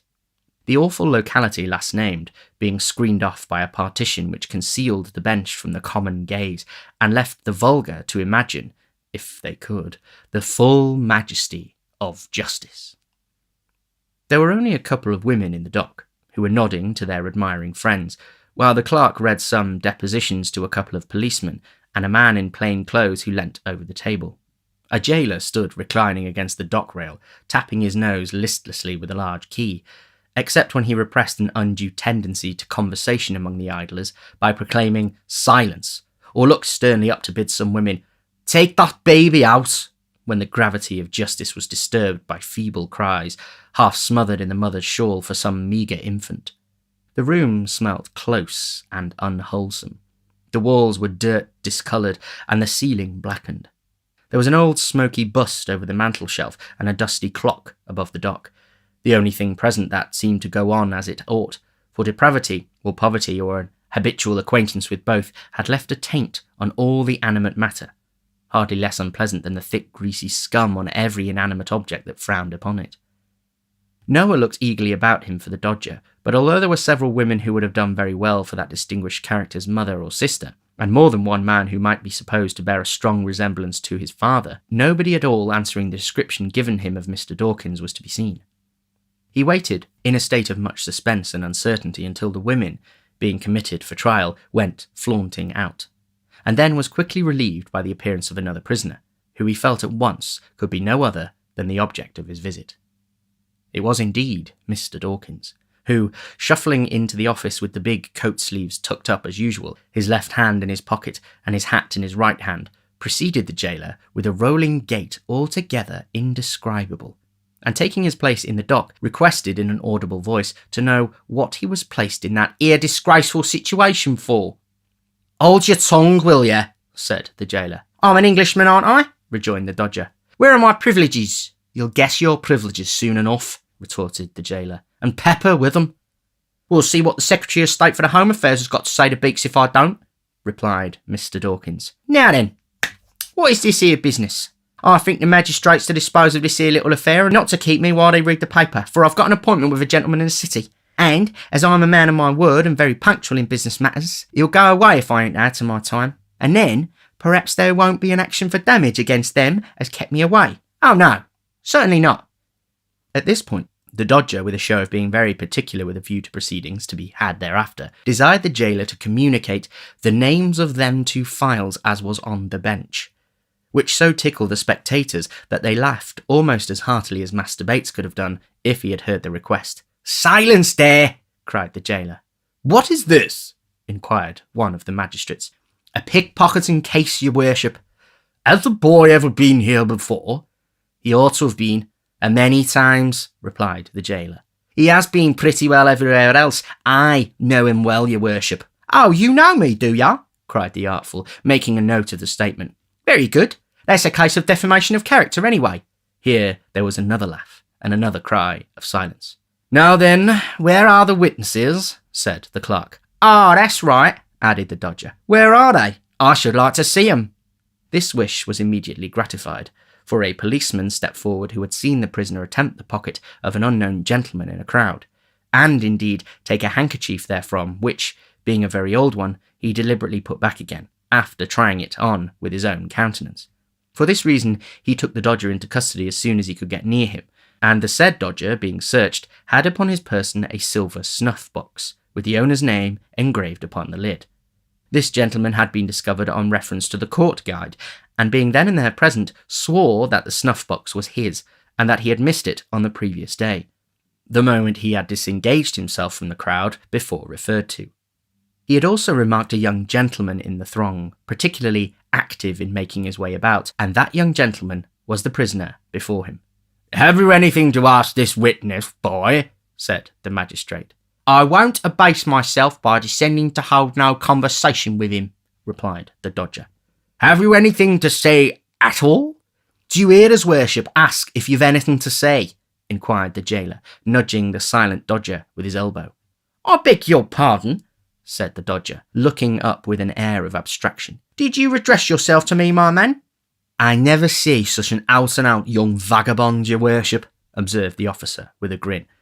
"Do you mean to say anything, you young shaver?" "No," replied the Dodger. "Not here, for this ain't a shop for justice. Besides which, my attorney is a breakfasting this morning with the Vice President of the House of Commons.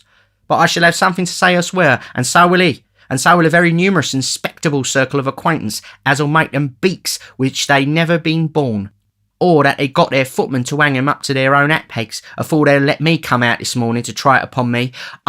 There, he's fully committed," interposed the clerk. "Take him away." "Come on," said the gaoler. "Oh, I'll come on," replied the Dodger, brushing his hat with the palm of his hand. To the bench. "It's no use you're looking frightened. I won't show you no mercy, and not a ha'porth of it. You'll pay for this, my fine fellas. I won't be for you for something. I wouldn't go free now, if you was to fall down on your knees and ask me. Here, carry me off to prison. Take me away." With these last words, the Dodger suffered himself to be led off by the collar, threatening till he got into the yard to make a parliamentary business of it, and then grinning in the officer's face with great glee and self-approval. Having seen him locked up by himself in a little cell, Noah made the best of his way back to where he had left Master Bates. After waiting here some time, he was joined by that young gentleman, who had prudently abstained from showing himself until he had looked carefully abroad from a snug retreat, and ascertained that his new friend had not been followed by any impertinent person. The two hastened back together, to bear to Mr. Fagin the animating news that the Dodger was doing full justice to his bringing up, and establishing for himself a glorious reputation.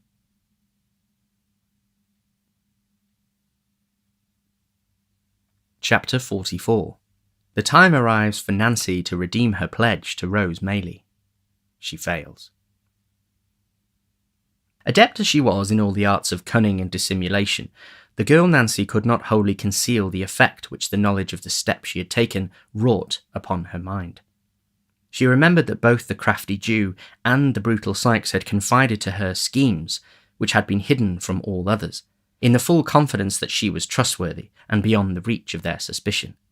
Vile as those schemes were, desperate as were their originators, and bitter as were her feelings towards Fagin, who had led her step by step deeper and deeper down into an abyss of crime and misery whence was no escape, still there were times when even towards him she felt some relenting, lest her disclosure should bring him within the iron grasp he had so long eluded, and he should fall at last, richly as he merited such a fate, by her hand. But these were the mere wanderings of a mind unable wholly to detach itself from old companions and associations, though enabled to fix itself steadily on one object and resolved not to be turned aside by any consideration. Her fears for Sikes would have been more powerful inducements to recoil while there was yet time, but she had stipulated that her secret should be rigidly kept. She had dropped no clue which could lead to his discovery. She had refused, even for his sake, a refuge from all the guilt and wretchedness that encompasses her. And what more could she do? She was resolved. Though all her mental struggles terminated in this conclusion, they forced themselves upon her again and again, and left their traces too. She grew pale and thin, even within a few days. At times she took no heed of what was passing before her, or no part in conversations where once she would have been the loudest. At other times she laughed without merriment, and was noisy without a moment afterwards. She sat silent and dejected, brooding with her head upon her hands, while the very effort by which she roused herself told, more forcibly than even these indications, that she was ill at ease, and that her thoughts were occupied with matters very different and distant from those in the course of discussion by her companion. It was Sunday night, and the bell of the nearest church struck the hour. Sikes and the Jew were talking, but they paused to listen. The girl looked up from the low seat on which she crouched, and listened too. 11. An hour this side of midnight, said Sikes, raising the blind to look out and returning to his seat. Dark and heavy it is too. A good night for business, this. Ah, replied Fagin. What a pity, Bill, my dear, that there's none quite ready to be done. You're right for once, replied Sikes, gruffly. It is a pity, for I'm in a humour too. Fagin sighed and shook his head despondingly. We must make up for lost time when we've got things into a good train. That's all I know, said Sikes. That's the way to talk, my dear, replied Fagin, venturing to pat him on the shoulder. It does me good to hear you. Does you good, does it? said Sikes. Well, so be it. Laughed Fagin, as if he were relieved by even this concession. You are like yourself tonight, Bill. Quite like yourself. I don't feel like myself when you lay that withered old claw on my shoulder, so take it away, said Sikes, casting off the Jew's hand. It make you nervous, Bill? Reminds you of being nabbed, does it? said Fagin, determined not to be offended. Reminds me of being nabbed by the devil, returned Sikes. There never was another man with such a face as yours, unless it was your father. I suppose he is singeing his grizzled red beard by this time, unless you came straight from the old one without any father at all betwixt you, which I shouldn't wonder at, a bit. Fagin offered no reply to this compliment, but pulling Sikes by the sleeve, pointed his finger towards Nancy, who had taken advantage of the foregoing conversation to put on her bonnet, and was now leaving the room. Hello, cried Sikes. Nance, where's the girl going to at this time of night? Not far. What answer's that? retorted Sikes. Do you hear me? I don't know where, replied the girl. Then I do, said Sikes, more in spirit of obstinacy than because he had any real objection to the girl going where she listed. Nowhere. Sit down. I'm not well. I told you that before, rejoined the girl. I want a breath of air. Put your head out the window, replied Sikes. There's not enough there, said the girl. I want it in the street. Then you won't have it, replied Sikes, with which assurance he rose, locked the door, took the key out, and pulling her bonnet from her head, flung it up to the top of an old press. There, said the robber. Now stop quietly where you are, will ya? It's not such a matter as a bonnet would keep me, said the girl, turning very pale. What do you mean, Bill? Do you know what you're doing? Know what I'm... Oh, cried Sikes, turning to Fagin. She's out of her senses, you know, or she daren't talk to me in that way. You'll drive me on to something desperate, muttered the girl, placing both hands upon her breast, as though to keep down by force some violent outbreak. Let me go, will ya? This minute. This instant. No, said Sikes. Tell him to let me go, Fagin. It will be better for him. Do you hear me? Cried Nancy, stamping her foot upon the ground. Hear ya? Repeated Sikes, turning round in his chair to confront her. Aye, and if I hear you for half a minute longer, the dog shall have such a grip on your throat as I'll tear some of that screaming voice out. What's come over you jade? What is it? Let me go, said the girl, with great earnestness. Then, sitting herself down on the floor before the door, she said, Bill, Let me go. You don't know what you're doing. You don't indeed. For only 1 hour, do. Do. Cut my limbs off one by one, cried Sykes, seizing her roughly by the arm. If I don't think the gal's stark raving mad. Get up. Not till you let me go. Not till you let me go. Never. Never, screamed the girl. Sykes looked on for a minute, watching his opportunity, and suddenly, pinioning her hands, dragged her, struggling and wrestling with him by the way, into a small room adjoining, where he sat himself on a bench, and thrusting her into a chair, held her down by force. She struggled and implored by turns until 12 o'clock had struck, and then, wearied and exhausted, ceased to contest the point any further.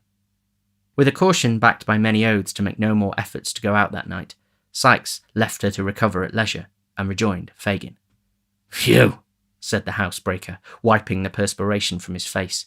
What a precious strange gal that is. You may say that, Bill, replied Fagin thoughtfully. You may say that. What did she take it into her head to go out tonight for, do you think? Asked Sykes. Come, you should know better than me. What does it mean?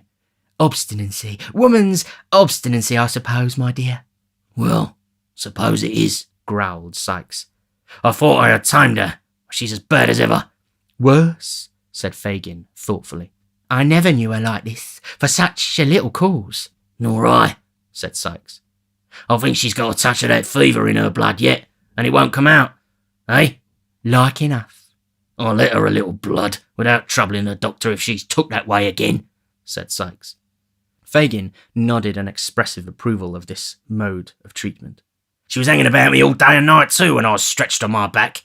And you, like a black-hearted wolf as you are, kept yourself aloof, said Sykes.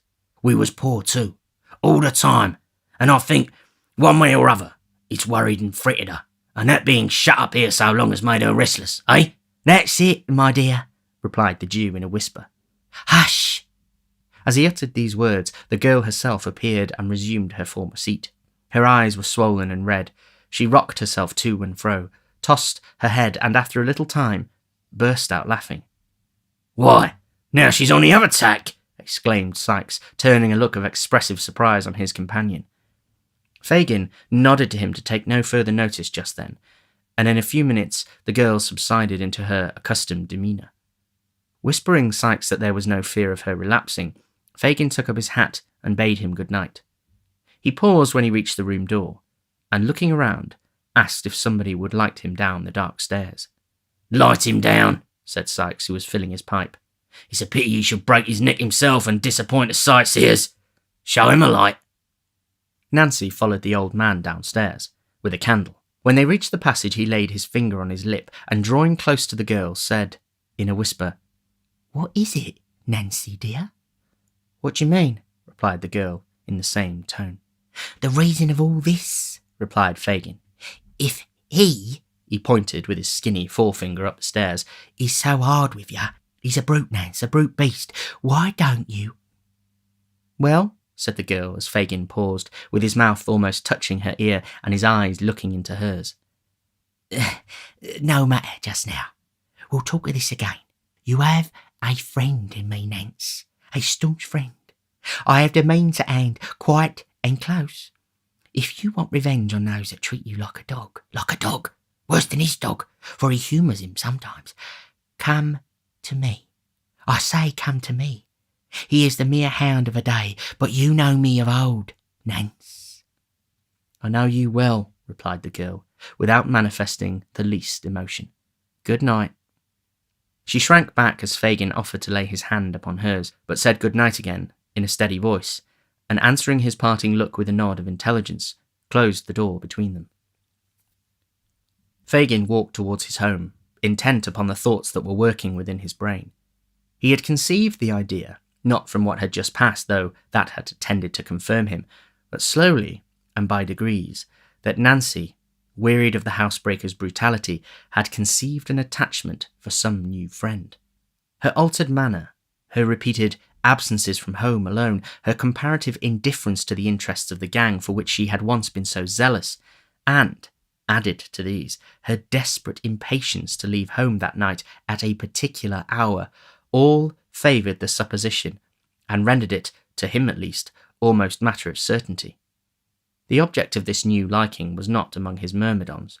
He would be a valuable acquisition with such an assistant as Nancy, and must, thus Fagin argued, be secured without delay. There was another, and a darker object to be gained.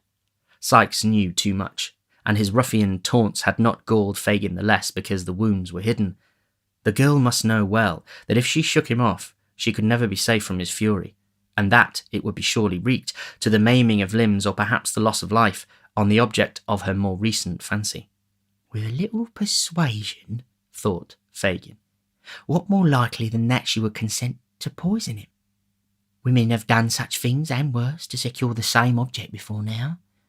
There would be the dangerous villain, the man I hate, gone, another secured in his place, and my influence over the girl, with the knowledge of this crime to back it, unlimited. These things passed through the mind of Fagin during the short time he sat alone in the housebreaker's room, and with them uppermost in his thoughts, he had taken the opportunity afterwards afforded him of sounding the girl in the broken hints he threw out at parting. There was no expression of surprise, no assumption of an inability to understand his meaning. The girl clearly comprehended it.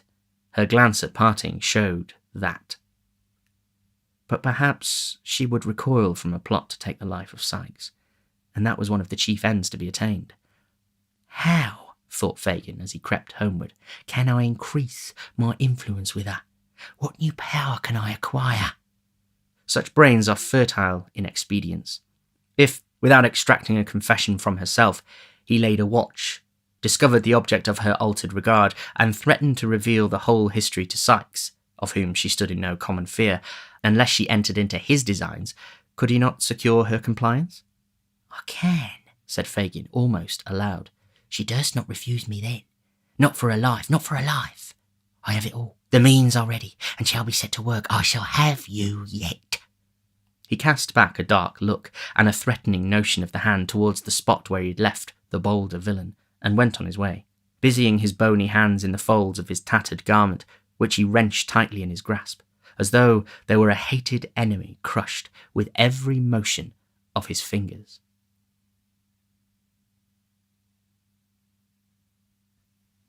Chapter 45. Noah Claypole is employed by Fagin on a secret mission. The old man was up betimes next morning, and waited impatiently for the appearance of his new associate, who, after a delay that seemed interminable, at length presented himself and commenced a voracious assault on the breakfast. Bolter, said Fagin, drawing up a chair and seating himself opposite Morris Bolter. Well, here I am, returned Noah. What's the matter? Don't you ask me to do anything till I've done eating. There's a great fault in this place. You never get time enough over your meals. You can talk as you eat, can't ya? Said Fagin, cursing his dear young friend's greediness from the very bottom of his heart. Oh, yeah, I can talk. I'll get on better when I talk, said Noah, cutting a monstrous slice of bread. Where's Charlotte? Out, said Fagin. I sent her out this morning with the other young woman because I wanted us to be alone. Oh, said Noah. I wish you'd ordered her to make up some buttered toast first. Well, talk away. You won't interrupt me. There seemed indeed no great fear of anything interrupting him, as he had evidently sat down with the determination to do a great deal of business. You did well yesterday, my dear, said Fagin. Beautiful. 6 shillings and 9pence halfpenny on the very first day. The kitchen lay will be a fortune to you. Don't forget to add 3 pint pots and a milk can, said Mr. Bolter. No, my dear. The pint pots were great strokes of genius, but the milk can was a perfect masterpiece. Pretty well, I think, for a beginner, remarked Mr. Bolter complacently. The pots I took off airy railings, and the milk can was standing by itself outside a public house. I thought it might get rusty with the rain, or catch cold, you know. Fagin affected to laugh very heartily, and Mr. Bolter, having had his laugh out, took a series of large bites, which finished his first hunk of bread and butter, and assisted himself to a second. I want you, Bolter, said Fagin, leaning over the table, to do a piece of work for me, my dear, that needs great care and caution. I say, rejoined Bolter, don't you go shoving me into danger or sending me on any more of your police offices. That don't suit me, that don't, and so I tell you. That's not the smallest danger in it, not the very smallest, said the Jew. It's only to dodge a woman. An old woman? demanded Bolter. A young one, replied Fagin. I can do that pretty well, I know, said Bolter. I was a regular cunning sneak when I was at school. What am I to dodge her for? Not to do anything, but to tell me where she goes, who she sees, and if possible, what she says. To remember the street if it is a street, or the house if it is a house, and come back to me all the information you can. What'll you give me? asked Noah, setting down his cup and looking at his employer eagerly in the face. If you do it well, £1, my dear. £1, said Fagin, wishing to interest him in the scent as much as possible. And that's what I never gave yet, for any job of work where there wasn't valuable consideration to be gained. Who is she? inquired Noah. One of us. Oh, law, cried Noah, curling up his nose. You're doubtful of her, are you? She has found out some new friends, my dear, and I must know who they are, replied Fagin. I see, said Noah. Just to have the pleasure of knowing them, if they're respectable people, eh? I'm your man. I knew you would be, cried Fagin, elated by the success of his proposal. Of course, replied Noah. Where is she?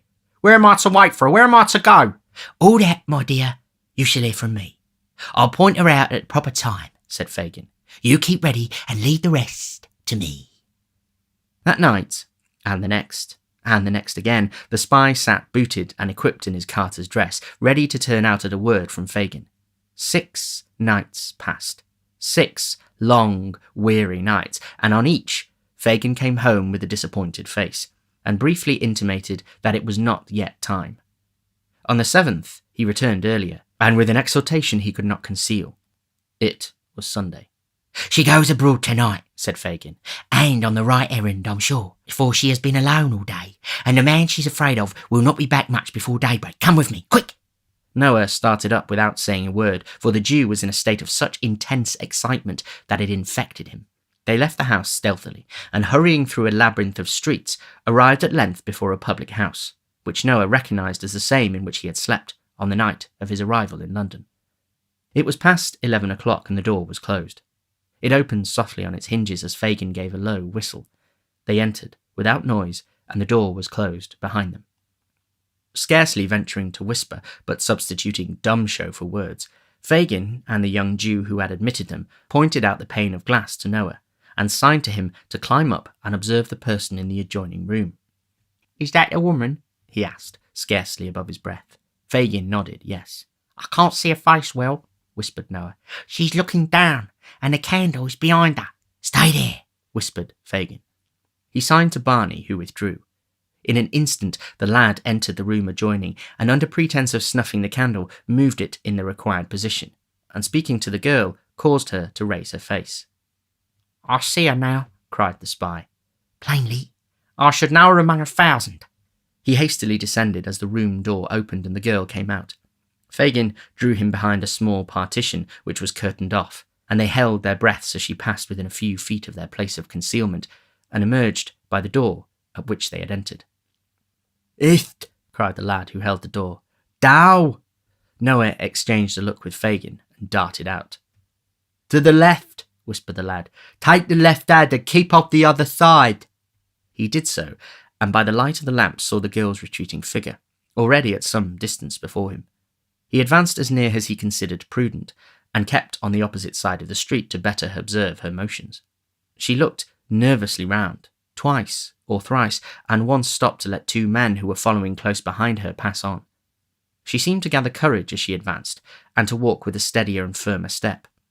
The spy preserved with the same relative distance between them, and followed, with his eye upon her.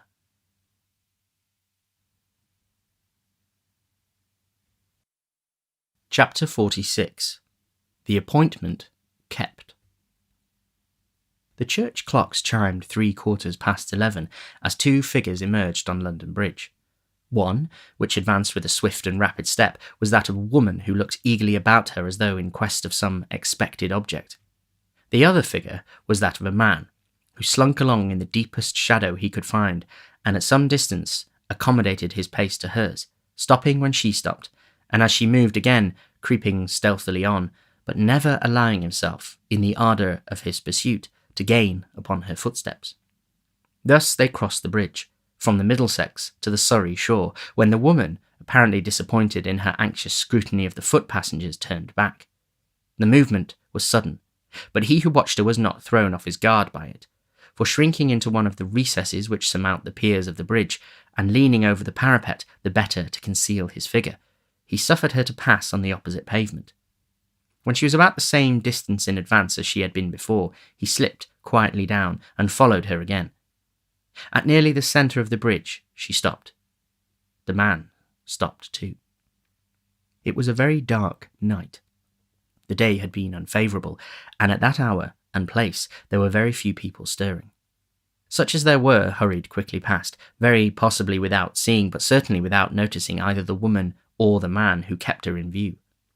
Their appearance was not calculated to attract the inopportune regards of such of London's destitute population as chanced to take their way over the bridge that night in search of some cold arch or doorless hovel wherein to lay their heads. They stood there in silence, neither speaking nor spoken to by anyone who passed. A mist hung over the river, deepening the red glare of the fires that burnt upon the small craft moored off the different wharfs, and rendering darker and more indistinct the murky buildings on the banks. The old smoke-stained storehouses on either side rose heavy and dull from the dense mass of roofs and gables, and frowned sternly upon water too black to reflect even their lumbering shapes. The tower of old St. Saviour's Church and the spire of St. Magnus, so long the giant wardens of the ancient bridge, were visible in the gloom, but the forest of shipping below bridge and the thickly scattered spires of churches above were nearly all hidden from sight. The girl had taken a few restless turns to and fro, closely watched meanwhile by her hidden observer, when the heavy bell of St. Paul's tolled for the death of another day. Midnight had come upon the crowded city. The palace, the night cellar, the jail, the madhouse, the chambers of birth and death, of health and sickness, the rigid face of the corpse and the calm sleep of the child, midnight was upon them all. The hour had not struck 2 minutes when a young lady, accompanied by a grey-haired gentleman, alighted from a hackney carriage within a short distance of the bridge, and having dismissed the vehicle, walked straight towards it. They had scarcely set foot upon its pavement when the girl started, and immediately made towards them. They walked onward, looking about them with the air of persons who entertained some very slight expectation which had little chance of being realised, when they were suddenly joined by this new associate. They halted with an exclamation of surprise, but suppressed it immediately, for the man in the garments of a countryman came close up, brushed against them indeed at that precise moment. "Not here," said Nancy, hurriedly. "I'm afraid to speak to you here. Come away, out the public road, down the steps yonder." As she uttered these words and indicated with her hand the direction in which she wished them to proceed, the countryman looked round, and roughly asking what they took up the whole pavement for, passed on. The steps to which the girl had pointed were those which, on the Surrey bank, and on the same side of the bridge as St. Saviour's Church, form a landing stairs from the river. To this spot the man, bearing the appearance of a countryman, hastened unobserved, and after a moment's survey of the place, he began to descend. These stairs are a part of the bridge. They consist of 3 flights. Just below the end of the second, going down, the stone wall on the left terminates in an ornamental pilaster facing towards the Thames. At this point, the lower steps widen, so that a person turning that angle of the wall is necessarily unseen by any others on the stairs who chance to be above them, if only a step. The countryman looked hastily around when he reached this point, and as there seemed no better place of concealment, and the tide being out, there was plenty of room, he slipped aside, with his back to the pilaster, and there waited, pretty certain that they would come no lower, and that even if he could not hear what was said, he could follow them again with safety. So tardily stole the time in this lonely place, and so eager was the spy to penetrate the motives of an interview so different from what he had been led to expect, that he more than once gave the matter up for lost, and persuaded himself either that they had stopped far above, or had resorted to some entirely different spot to hold their mysterious conversation. He was on the point of emerging from his hiding place and regaining the road above, when he heard the sound of footsteps, and directly afterwards of voices almost close at his ear. He drew himself straight upright against the wall, and scarcely breathing, listened attentively. "That is far enough," said a voice, which was evidently that of the gentleman. "I will not suffer the young lady to go any further. Many people would have distrusted you too much to even come here so far, but you see, I am willing to humour you." "To humour me?" cried the voice of the girl whom he had followed. "You're considerate indeed, sir, to humour me. Well, it's no matter." "Why, for what?" said the gentleman in a kinder tone. "For what purpose can you have brought us to this strange place? Why not have let me speak to you above there, where it is light and there is something stirring, instead of bringing us to this dark and dismal hole?" "I've told you before," replied Nancy, "that I was afraid to speak to you there. I don't know why it is," said the girl, shuddering, "but I have such a fear and dread upon me tonight that I can hardly stand." "A fear of what?" asked the gentleman, who seemed to pity her. "I scarcely know of what," replied the girl. "I wish I did. Horrible thoughts of death and shrouds with blood upon them, and a fear that has made me burn as if I was on fire have been upon me all day. I was reading a book tonight, to while away the time, and the same things came into the print." "Imagination," said the gentleman, soothing her. "No imagination," replied the girl in a hoarse voice. "I swear I saw coffin written in every page on the book in large black letters. Aye, and they carried one close to me in the streets tonight." "There is nothing unusual in that," said the gentleman. "They have passed me often." "Real ones," rejoined the girl. "This was not." There was something so uncommon in her manner that the flesh of the concealed listener crept as he heard the girl utter these words, and the blood chilled within him. He had never experienced a greater relief than in hearing the sweet voice of the young lady as she begged her to be calm and not allow herself to become the prey of such fearful fancies. "Speak to her kindly," said the young lady to her companion. "Poor creature, she seems to need it.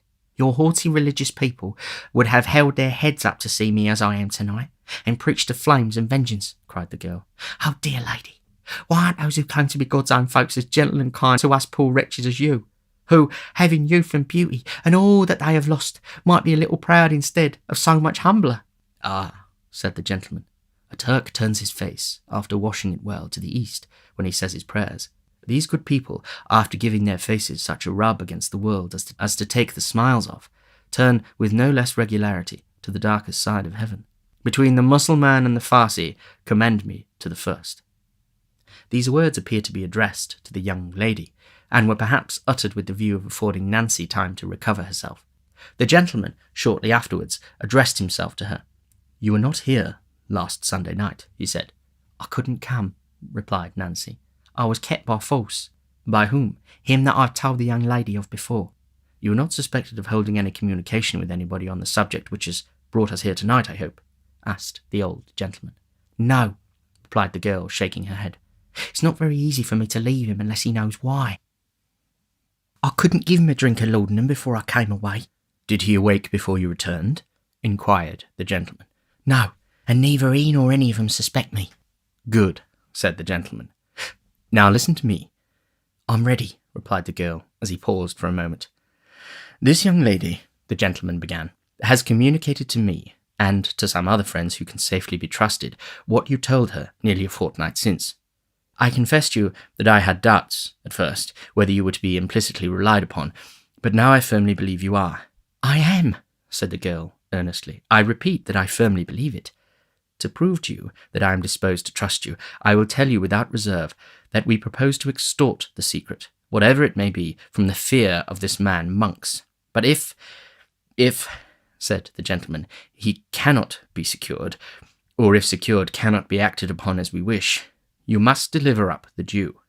"Fagin," cried the girl, recoiling. "The man must be delivered up by you," said the gentleman. "I will not do it. I will never do it," replied the girl. "Devil that he is, and worse than devil as he has been to me, I will never do that." "You will not," said the gentleman, who seemed fully prepared for this answer. "Never," returned the girl. "Tell me why." "For one reason," rejoined the girl firmly.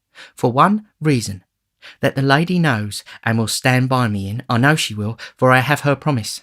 And for this other reason besides, that, bad life as he has led, I have led a bad life too.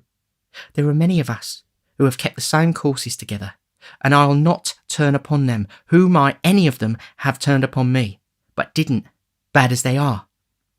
"Then," said the gentleman quickly, as if this had been the point he had been aiming to attain, "put Monks into my hands, and leave him to me to deal with.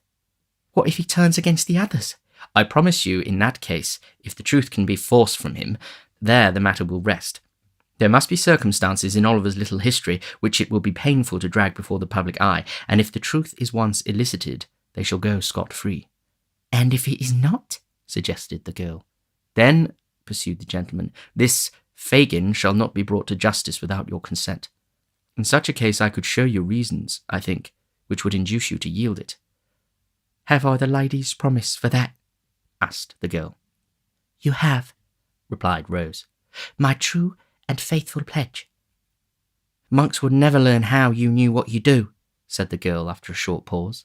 Never, replied the gentleman. The intelligence should be brought to bear upon him that he could never even guess. I've been a liar, and among liars from a little child, said the girl, after another interval of silence. But I will take your words. After receiving assurance from both that she might safely do so, she proceeded in a voice so low that it was often difficult for the listener to discover even the purport of what she said, to describe by name and situation the public house whence she had been followed that night. From the manner in which she occasionally paused, it appeared as if the gentleman were making some hasty notes of the information she communicated. When she had thoroughly explained the localities of the place, the best position from which to watch it without exciting observation, and the night and hour on which Monks was most in the habit of frequenting it, she seemed to consider for a few moments, for the purpose of recalling his features and appearances more forcibly to her recollection.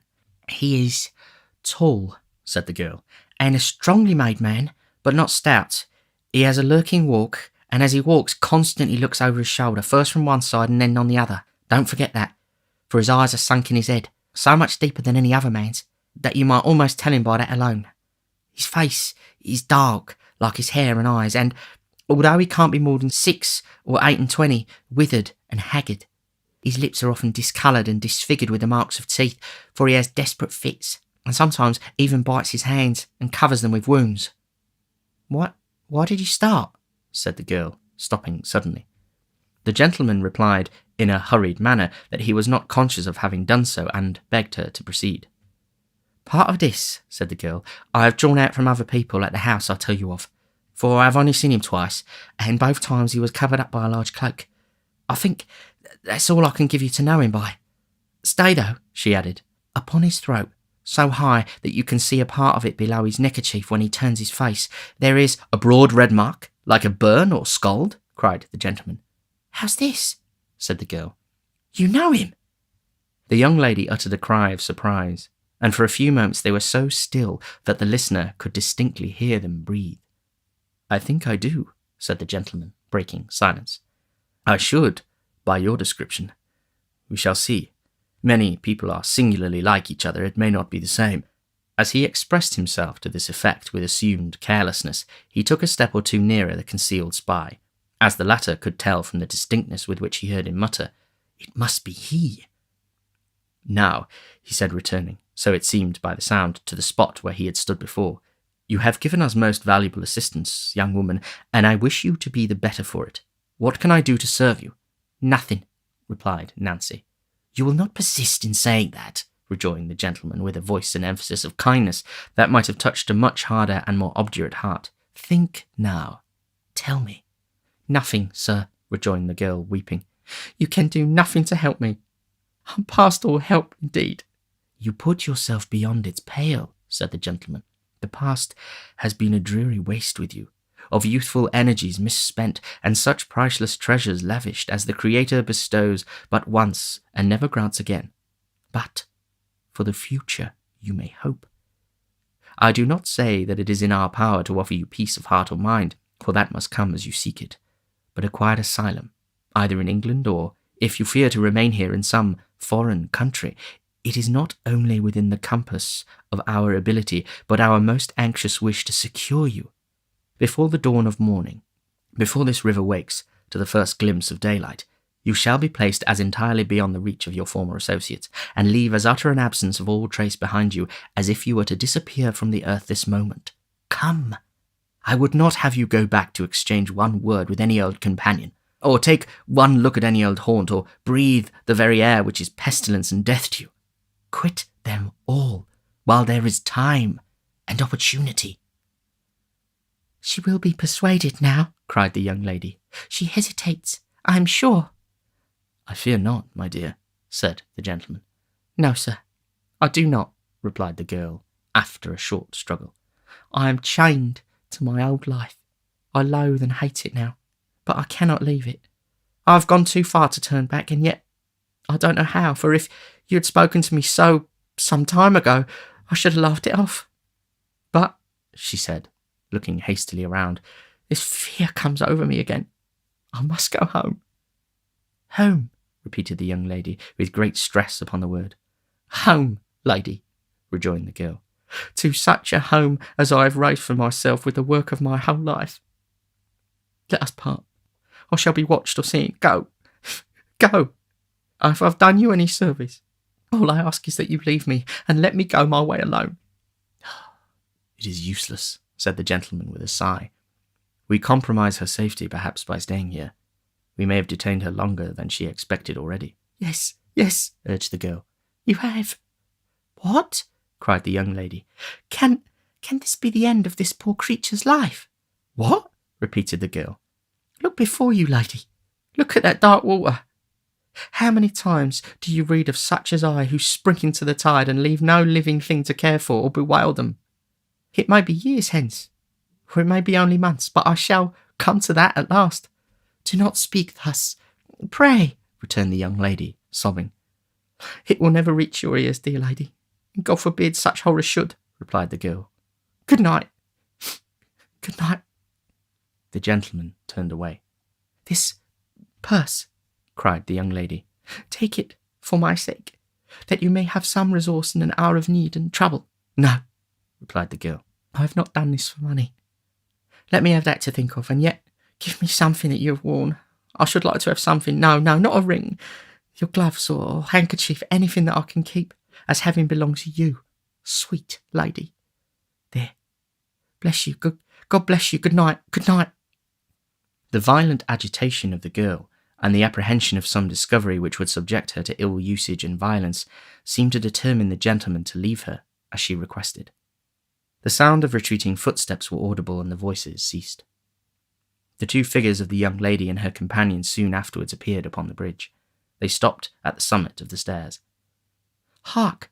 cried the young lady, listening. "Did she call? I thought I heard her voice." "No, my love," replied Mr. Brownlow, looking sadly back.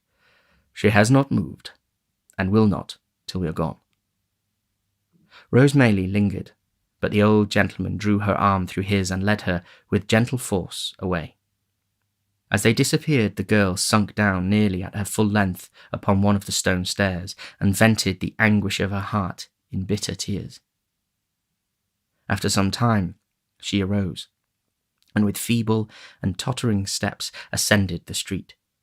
The astonished listener remained motionless on his post for some minutes afterwards, and having ascertained, with many cautious glances round him, that he was again alone, crept slowly from his hiding place, and returned, stealthily and in the shade of the wall, in the same manner as he had descended. Peeping out more than once when he reached the top to make sure that he was unobserved, Noah Claypole darted away at his utmost speed, and made for the Jew's house as fast as his legs would carry him.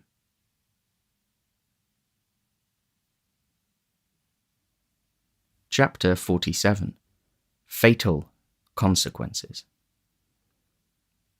It was nearly 2 hours before daybreak, that time which in the autumn of the year may be truly called the dead of night, when the streets are silent and deserted, when even sounds appear to slumber, and profligacy and riot have staggered home to dream. It was at this still and silent hour that Fagin sat watching in his old lair, with face so distorted and pale, and eyes so red and bloodshot, that he looked less like a man than like some hideous phantom, moist from the grave and worried by an evil spirit. He sat crouching over a cold hearth, wrapped in an old torn coverlet, with his face turned towards a wasting candle that stood upon a table by his side. His right hand was raised to his lips, and as absorbed in thought he hit his long black nails. He disclosed among his toothless gums a few such fangs as should have been a dog's or a rat's. Stretched upon a mattress on the floor lay Noah Claypole, fast asleep.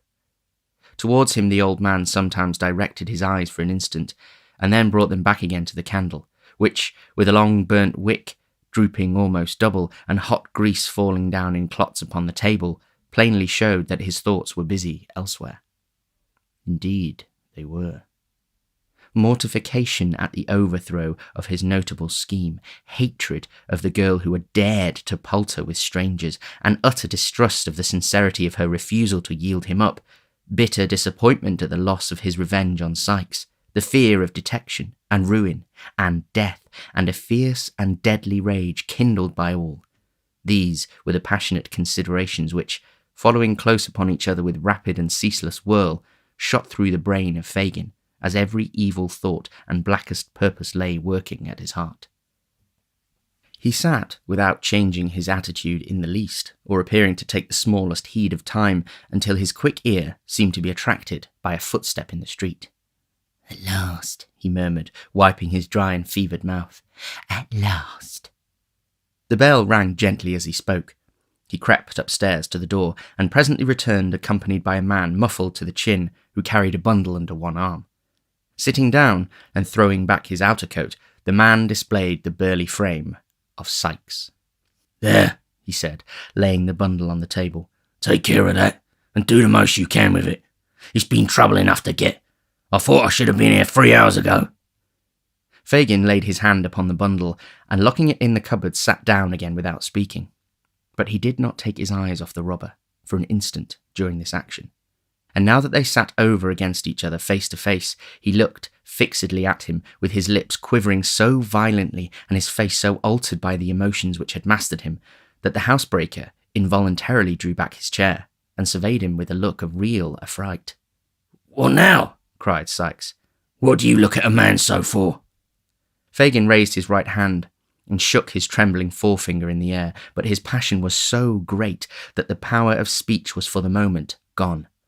"Damn," said Sikes, feeling in his breast with a look of alarm. "He's gone mad. I must look to myself here." No, rejoined Fagin, finding his voice. it's not. You're not the person, Bill. I've no fault to find with you. "Oh, you haven't, have you?" said Sikes, looking sternly at him and ostentatiously passing a pistol into a more convenient pocket. "That's lucky, for one of us. Which one that is, don't matter."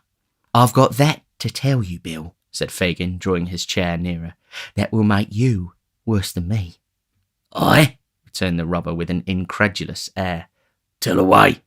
Look sharp or Nance will think I'm lost." Lost, cried Fagin.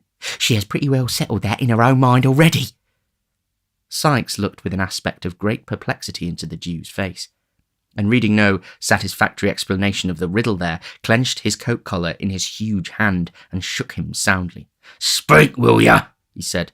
"Or if you don't, it shall be for want of breath. Open your mouth and say what you've got to say in plain words. Out with it, you thundering old cur! Out with it!" Suppose that lad that's lying there, Fagin began. Sikes turned round to where Noah was sleeping, as if he had not previously observed him. "Well?" he said, resuming his former position. suppose that lad, Pursued Fagin. was to peach, to blow upon us all, first seeking out the right folks for the purpose, and then having a meeting with them in the street to paint our likenesses, describe every mark that they might know us by, and the crib where we might be most easily taken. Suppose he was to do all this, and besides to blow upon a plant we've all been in, more or less, of his own fancy, not grabbed, trapped, tried, earwigged by the person and brought to it on bread and water, but out of his own fancy, to please his own taste, stealing out at nights to find those most interested against us and peaching to them. Do you hear me?" cried the Jew, his eyes flashing with rage. "Suppose he did all this. What then?" "What then?" replied Sikes with a tremendous oath. "If he was left alive till I came, I'd grind his skull under the iron heel of my boot into as many grains as there are hairs upon his head." "What if I did it?" cried Fagin almost in a yell. "I that know so much and could hang so many besides myself." "I don't know," replied Sikes, clenching his teeth and turning white at the mere suggestion. I'd do something in the jail that'd get me put in irons. And if I was tried along with you, I'd fall upon you with them in the open court and beat your brains out for the people. I should have such strength, muttered the robber, poising his brawny arm, that I could smash your head as if a loaded wagon had gone over it. You would? Would I? Said the housebreaker. Try me. If it was Charlie, or the Dodger, or I don't care who, replied Sykes impatiently. Whoever it was, I'd serve them the same. Fagin looked hard at the robber, and motioning him to be silent, stooped over the bed upon the floor and shook the sleeper to rouse him. Sykes leant forward in his chair, looking on with his hands upon his knees, and wondering much what all this questioning and preparation was to end in. Bolt up, poor lad, said Fagin, looking up with an expression of devilish anticipation, and speaking slowly and with marked emphasis. He's tired with watching her for so long. Watching for her, Bill. What do you mean? asked Sykes, drawing back. Fagin made no answer, but bending over the sleeper again, hauled him into a sitting posture. When his assumed name had been repeated several times, Noah rubbed his eyes, and giving a heavy yawn, looked sleepily about him. Tell me that again, once again, just for him to hear, said the Jew, pointing to Sykes as he spoke. Tell you what? asked the sleepy Noah, shaking himself pettishly. That's about Nancy, said Fagin, clutching Sykes by the wrist as if to prevent his leaving the house before he had heard enough. You followed her? Yes. To London Bridge? Yes. Where she met two people? So she did. A gentleman and a lady that she had gone to of her own accord before, who asked her to give up all her pals and monks first, which she did, and to describe him, which she did, and to tell her what house it was when we met her and go to, which she did, and where it could be best watched from, which she did, and what time the people went there, which she did. She did all this. She told it all, every word, without a fret, without a murmur. She did she not? cried Fagin, half mad with fury. All right, replied Noah, scratching his head. That's just what it was. What did they say about last Sunday? About last Sunday, replied Noah, considering. Why, I told you that before. Again, tell it again, cried Fagin, tightening his grasp on Sykes and brandishing his other hand aloft as the foam flew from his lips. They asked her, said Noah, who, as he grew more wakeful, seemed to have a dawning perception who Sykes was. They asked her why she didn't come last Sunday, as she promised. She said she couldn't. Why? Tell him that. Because she was forcibly kept at home by Bill, the man she had told him of before, replied Noah. What more of him? cried Fagin. What more of the man she had told him of before? Tell him that. Why, that she couldn't very easily get out of doors unless she knew where she was going to, said Noah. And so the first time she went to see the lady, it made me laugh when she said that it did. She gave him a drink of laudanum. Hell's fire, cried Sykes, breaking fiercely from the Jew. Let me go. Flinging the old man from him, he rushed from the room and darted wildly and furiously up the stairs. Bill! cried Fagin, following him hastily. A word, only a word. The word would not have been exchanged, but that the housebreaker was unable to open the door, on which he was expending fruitless oaths and violence, when the Jew came panting up. Let me out, said Sykes. Don't speak to me, it's not safe. Let me out, I say. Hear me speak a word, rejoined Fagin, laying his hand upon the lock. You won't be, well, replied the other. You won't be too violent, Bill. The day was breaking, and there was light enough for the men to see each other's faces. They exchanged one brief glance. There was a fire in the eyes of both, which could not be mistaken. I mean, said Fagin, showing that he felt all disguise was now useless, not too violent for safety. Be crafty, Bill, and not too bold. Sykes made no reply, but pulling open the door of which Fagin had turned the lock, dashed into the silent streets. Without one pause or moment's consideration, without once turning his head to the right or left, or raising his eyes to the sky, or lowering them to the ground, but looking straight before him with savage resolution, his teeth so tightly compressed that the strained jaw seemed starting through his skin, the robber held on his headlong course, nor muttered a word, nor relaxed a muscle until he reached his own door. He opened it softly with a key, strode lightly up the stairs, and entering his own room, double-locked the door, and lifting a heavy table against it, drew back the curtain of the bed. The girl was lying half-dressed upon it. He had roused her from her sleep, for she raised herself with a hurried and startled look. "Get up!" said the man. "Is it you, Bill?" said the girl, with an expression of pleasure at his return. "It is," was the reply. "Get up!" There was a candle burning, but the man hastily drew it from the candlestick and hurled it under the grate. Seeing the faint light of early day without, the girl rose to undraw the curtain. "Leave be," said Sikes, thrusting his hand before her. "There's enough light for what I've got to do." "Bill," said the girl, in the low voice of alarm, "why do you look like that at me?" The robber sat regarding her for a few seconds with dilated nostrils and heaving breast, and then, grasping her by the head and throat, dragged her into the middle of the room, and looking once towards the door, placed his heavy hand upon her mouth. Bill! Bill! gasped the girl, wrestling with the strength of mortal fear. I won't scream or cry. Not once.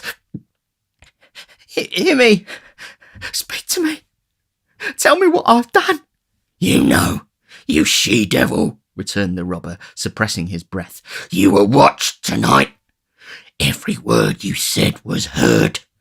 "Spare my life, for the love of heaven, as I spared yours," rejoined the girl, clinging to him. "Bill, dear Bill, you cannot have the heart to kill me. Oh, think of all I've given up, only this one night for you. You shall have time to think and save yourself this crime. I will not loose my hold. You cannot throw me off. Bill, for God's sake, for your own, for mine, stop before you spill my blood. I have been true to you. Upon my guilty soul, I have." The man struggled violently to release his arms, but those of the girl were clasped round his, and tear her as he would, he could not tear them away. "Bill," cried the girl, striving to lay her head upon his breast. "The gentleman and that dear lady told me tonight of a home in some foreign country where I could end my days in solitude and peace. Let me see them again, and beg them on my knees to show the same mercy and goodness to you. And let us both leave this dreadful place, and far apart lead better lives, and forget how we have lived, accepting prayers, and never see each other more. It's never too late to repent, they told me so. I feel it now, but we must have time, a little time." The housebreaker freed one arm and grasped his pistol. The certainty of immediate detection if he fired flashed across his mind, even in the midst of his fury, and he beat it twice with all the force he could summon upon the upturned face that almost touched his own. She staggered and fell, nearly blinded with the blood that rained down from a deep gash in her forehead, but raising herself with difficulty on her knees, drew from her bosom a white handkerchief, Rose Maylie's own, and holding it up in her folded hands, as high towards heaven as her feeble strength would allow, breathed one prayer for mercy to her Maker. It was a ghastly figure to look upon, the murderer staggering backward to the wall, and shutting out the sight with his hand, seized a heavy club and struck her down.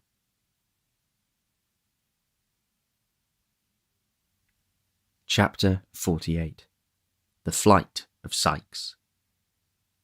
Of all bad deeds that under cover of the darkness had been committed within wide London's bounds since night hung over it, that was the worst. Of all the horrors that rose with an ill scent upon the morning air, that was the foulest and most cruel. The sun, the bright sun that brings back not light alone but new life and hope and freshness to man, burst upon the crowded city in clear and radiant glory. Through costly coloured glass and paper-mended window, through cathedral dome and rotten crevice, it shed its equal ray. It lighted up the room where the murdered woman lay. It did. He tried to shut it out, but it would stream in. If the sight had been a ghastly one in the dull morning, what was it now, in all that brilliant light? He had not moved. He had been afraid to stir. There had been a moan and motion of the hand, and with terror added to rage, he had struck and struck again.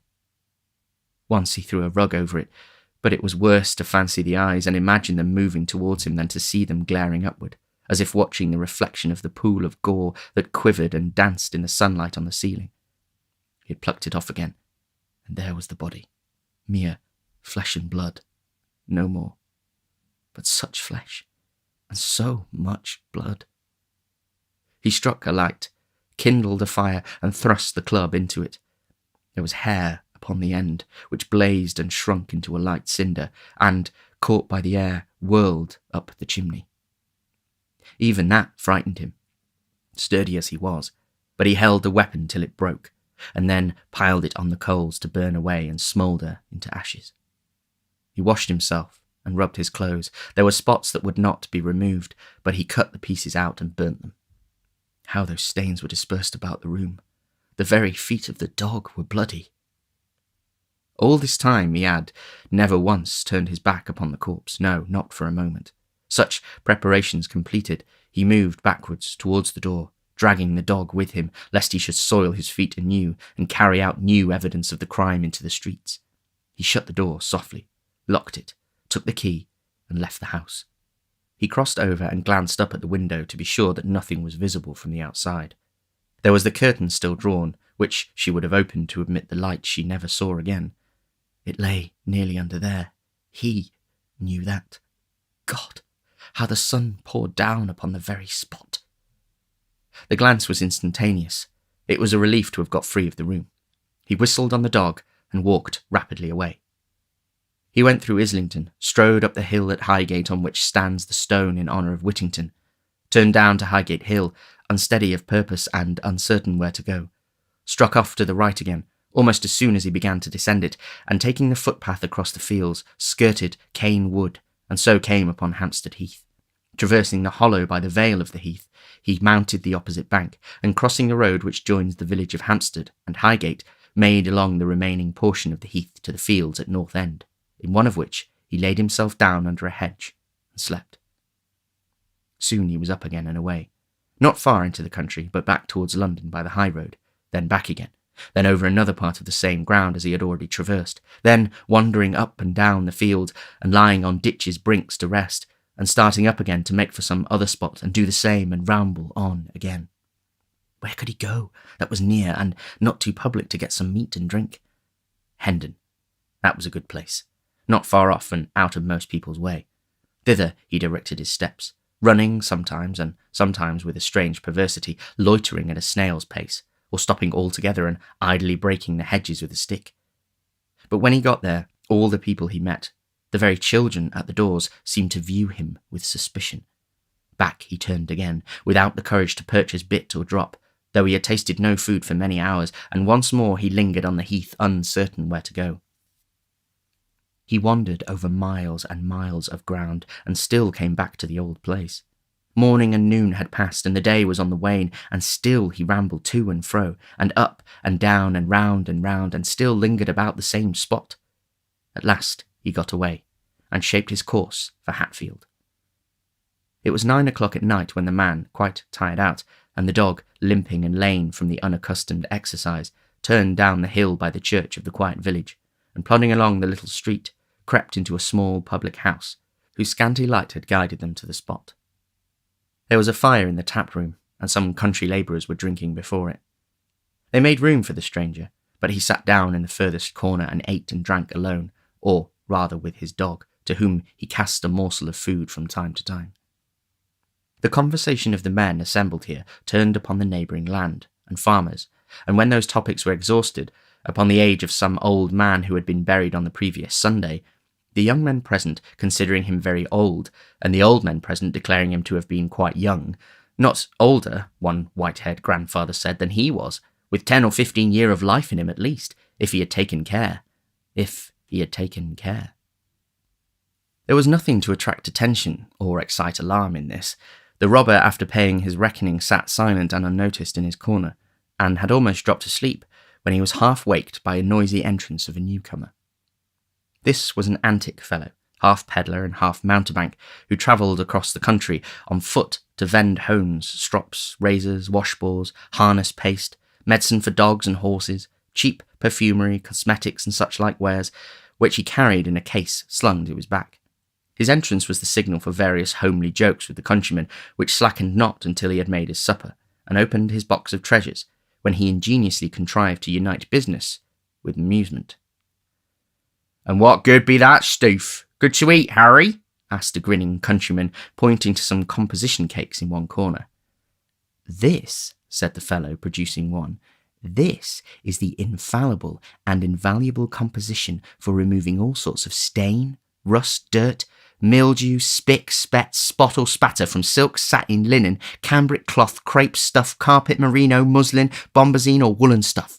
Wine stains, fruit stains, beer stains, water stains, paint stains, pitch stains, any stains, all come out at one rub with the infallible and invaluable composition.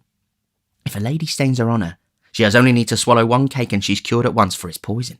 If a gentleman wants to prove this, he has only need to bolt one little square and he has put it beyond question, for it's quite as satisfactory as a pistol bullet and a great deal nastier in the flavour. Consequently, the more credit in taking it. 1 penny a square. With all these virtues, 1 penny a square." There were 2 buyers directly, and more of the listeners plainly hesitated. The vendor, observing this, increased in loquacity. "It's all been brought up as fast as it can be made," said the fellow. "There are 14 water mills, 6 steam engines, and a galvanic battery always a working upon it, and they can't make it fast enough, though the men work so hard that they die off, and the widows is pensioned directly with a £20 a year for each of the children, and a premium of 50 for twins. 1 penny a square. 2 halfpences all the same, and 4 farthings is received with joy. 1 penny a square. Wine stains, fruit stains, beer stains, water stains, paint stains, pitch stains, mud stains, blood stains. Here is a stain upon the hat of a gentleman in company that I'll take clean out before he can order me a pint of ale." "Ha!" cried Sikes, starting up. "Give that back." "I'll take it clean out, sir," replied the man, winking to the company, "before you can come across the room to get it. Gentlemen all, observe the dark stain upon this gentleman's hat. No wider than a shilling, but thicker than half a crown. Whether it is a wine stain, fruit stain, beer stain, water stain, paint stain, pitch stain, mud stain, or blood stain." The man got no further, for Sikes, with a hideous imprecation, overthrew the table, and tearing the hat from him, burst out of the house.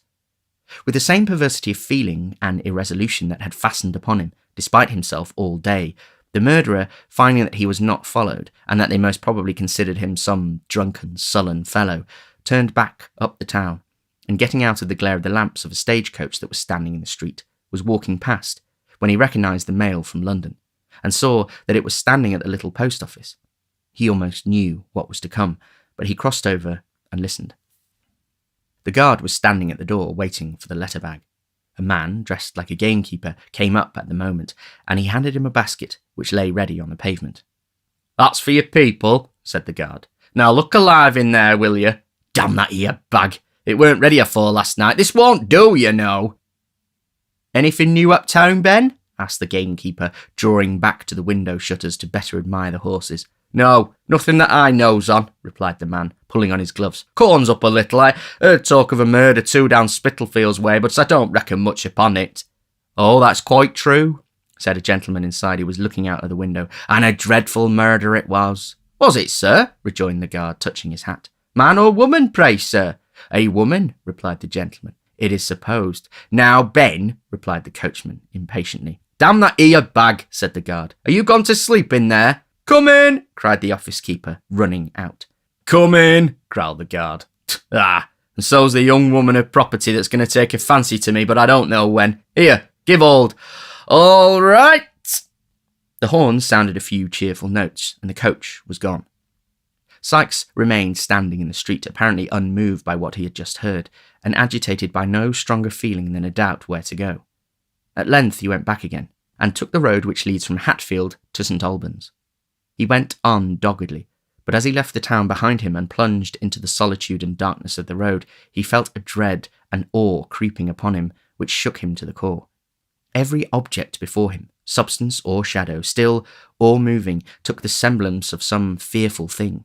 But these fears were nothing compared to the sense that haunted him of that morning's ghastly figure following at his heels. He could trace its shadow into the gloom, supply the smallest item of the outline, and note how stiff and solemn it seemed to stalk along. He could hear its garments rustling in the leaves, and every breath of wind came laden with that last low cry. If he stopped, it did the same. If he ran, it followed. Not running too, that would have been a relief, but like a corpse endowed with the mere machinery of life and borne on one slow, melancholy wind that never rose or fell. At times he turned, with desperate determination, resolved to beat this phantom off, though it should look him dead, but the hair rose on his head and his blood stood still, for it had turned with him and was behind him then. He had kept it before him that morning, but it was behind now, always. He leaned his back against a bank and felt that it stood above him, visibly out against the cold night sky. He threw himself upon the road, on his back upon the road.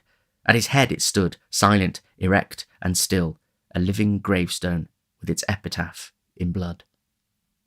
Let no man talk of murderers escaping justice, and hint that Providence must sleep. There were 20 score of violent deaths in one long minute of that agony of fear. There was a shed in a field he passed that offered shelter for the night. Before the door were 3 tall poplar trees which made it very dark within, and the wind moaned through them with a dismal wail. He could not walk on till daylight came again, and here he stretched himself close to the wall to undergo new torture. For now a vision came before him, as constant and more terrible than that from which he had escaped. Those widely staring eyes, so lustreless and so glassy that he had better borne to see them than think upon them, appeared in the midst of the darkness, light in themselves, but giving light to nothing. There were but 2, but they were everywhere. If he shut out the sight, there came the room with every well-known object, some, indeed, that he would have forgotten if he had gone over its contents from memory, each in its accustomed place. The body was in its place, and its eyes were as he saw them when he stole away. He got up and rushed into the field without. The figure was behind him. He re-entered the shed and shrunk down once more. The eyes were there before he had lain himself along. And there he remained in such terror as none but he can know, trembling in every limb, and the cold sweat starting from every pore, when suddenly there arose upon the night wind the noise of distant shouting, and the roar of voices mingled in alarm and wonder.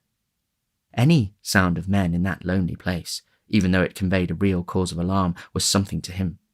He regained his strength and energy at the prospect of personal danger, and springing to his feet, rushed into the open air. The broad sky seemed on fire. Rising into the air with showers of sparks, and rolling one above the other were sheets of flame, lighting the atmosphere for miles around, and driving clouds of smoke in the direction where he stood. The shouts grew louder as new voices swelled the roar, and he could hear the cry of "Fire!" mingled with the ringing of an alarm bell, the fall of heavy bodies, and the crackling of flames as they twined round some new obstacle, and shot aloft as though refreshed by food. The noise increased as he looked. There were people there, men and women, light bustle. It was like new life to him. He darted onward, straight, headlong, dashing through briar and brake, and leaping gate and fence as madly as his dog, who careered with loud and sounding bark before him. He came upon the spot. There were half-dressed figures tearing to and fro, some endeavouring to drag the frightened horses from the stables, others driving the cattle from the yard and outhouses, and others coming laden from the burning pile amidst a shower of falling sparks and the tumbling down of red-hot beams. The apertures, where doors and windows stood an hour ago, disclosed a mass of raging fire. Walls rocked and crumbled into the burning well. The molten lead and iron poured down white-hot upon the ground. Women and children shrieked, and men encouraged each other with noisy shouts and cheers. The clanking of the engine pumps and the spirting and hissing of the water as it fell upon the blazing wood added to the tremendous roar. He shouted too, till he was hoarse, and flying from memory and himself, plunged into the thickest of the throng. Hither and thither he dived that night, now working at the pumps, and now hurrying through the smoke and flame, but never ceasing to engage himself wherever noise and men were thickest. Up and down the ladders, upon the roofs of buildings, over floors that quaked and trembled with his weight, under the lee of falling bricks and stones, in every part of that great fire was he, but he bore a charmed life, and had neither scratch nor bruise, nor weariness nor thought, till morning dawned again, and only smoke and blackened ruins remained. This mad excitement over, there returned with tenfold force the dreadful consciousness of his crime. He looked suspiciously about him, for the men were conversing in groups, and he feared to be the subject of their talk. The dog obeyed the significant beck of his finger, and they drew off, stealthily together. He passed near an engine where some men were seated, and they called to him to share in their refreshment. and as he drank a draught of beer, heard the firemen who were from London talking about the murder. "He's gone to Birmingham, they say," said one. "But they'll have him yet, for the scouts are out, and by tomorrow night there'll be a cry through the country." He hurried off and walked till he almost dropped upon the ground, then lay down in the lane and had a long but broken and uneasy sleep. He wandered on again, irresolute and undecided, and oppressed with the fear of another solitary night. Suddenly, he took the desperate resolution to going back to London. "There's somebody to speak to there at all event," he thought. "A good hiding place too. They'll never expect to nab me there after this country scent. Why can't I lie for a week or so, and force him blunt from Fagin and get aboard to France? Damn! I'll risk it." He acted upon this impulse without delay, and choosing the least frequented roads began his journey back, resolved to lie concealed within a short distance of the metropolis, and entering it at dusk by a circuitous route, to proceed straight to that part of it which he had fixed on for his destination. The dog, though. If any description of him were out, it would not be forgotten that the dog was missing, and had probably gone with him. This might lead to his apprehension as he passed along the streets. He resolved to drown him, and walked on, looking about for a pond, picking up a heavy stone and tying it into his handkerchief as he went. The animal looked up into his master's face while these preparations were making. Whether his instinct apprehended something of their purpose, or the robber's sidelong look at him was sterner than ordinary, he skulked a little further in the rear than usual, and cowered as he came more slowly along. When his master halted at the brink of a pool and looked round to call him, he stopped outright. "Do you hear me call? Come here!" cried Sikes. The animal came up from the very force of habit, but as Sikes stooped to attach the handkerchief to his throat, he uttered a low growl and started back. "Come back," said the robber. The dog wagged his tail but moved not. Sikes made a running noose and called him again. The dog advanced, retreated, paused an instant, and scoured away at his hardest speed. The man whistled again, and sat down and waited in the expectation that he would return, but no dog appeared, and at length he resumed his journey.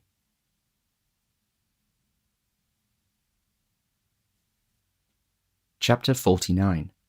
Monks and Mr. Brownlow at length meet, their conversation, and the intelligence that interrupts it. The twilight was beginning to close in, when Mr. Brownlow alighted from a hackney coach at his own door, and knocked softly. The door being opened, a sturdy man got out of the coach, and stationed himself on one side of the steps, while another man, who had been seated on the box, dismounted too, and stood upon the other side.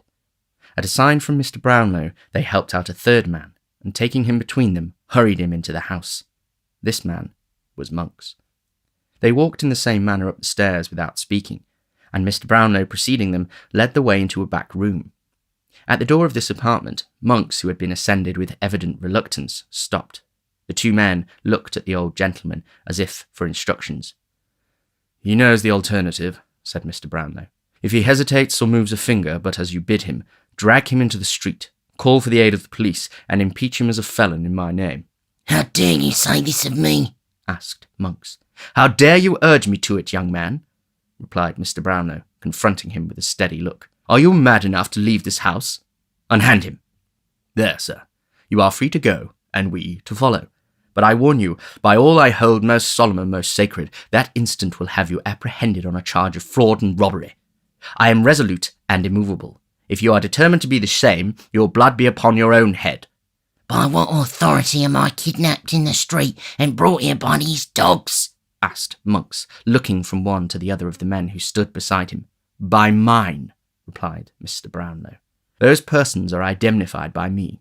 If you complain by being deprived of your liberty, you had power and opportunity to retrieve it as soon as you came along, but you deemed it advisable to remain quiet. I say again, throw yourself for protection on the law.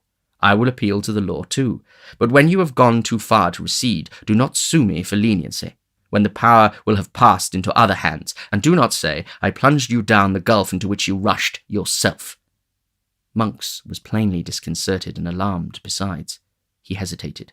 "You will decide quickly," said Mr. Brownlow with perfect firmness and composure. "If you wish me to prefer any charges publicly, and consign you to a punishment the extent of which, although I can, with a shudder, foresee, I cannot control, Once more I say, for you know the way. If not, and you appeal to my forbearance and the mercy of those you have deeply injured, seat yourself without a word in that chair. It has waited for you 2 whole days. Monks muttered some unintelligible words, but wavered still. You will be prompt, said Mr. Brownlow. A word from me, and the alternative is gone forever. Still the man hesitated.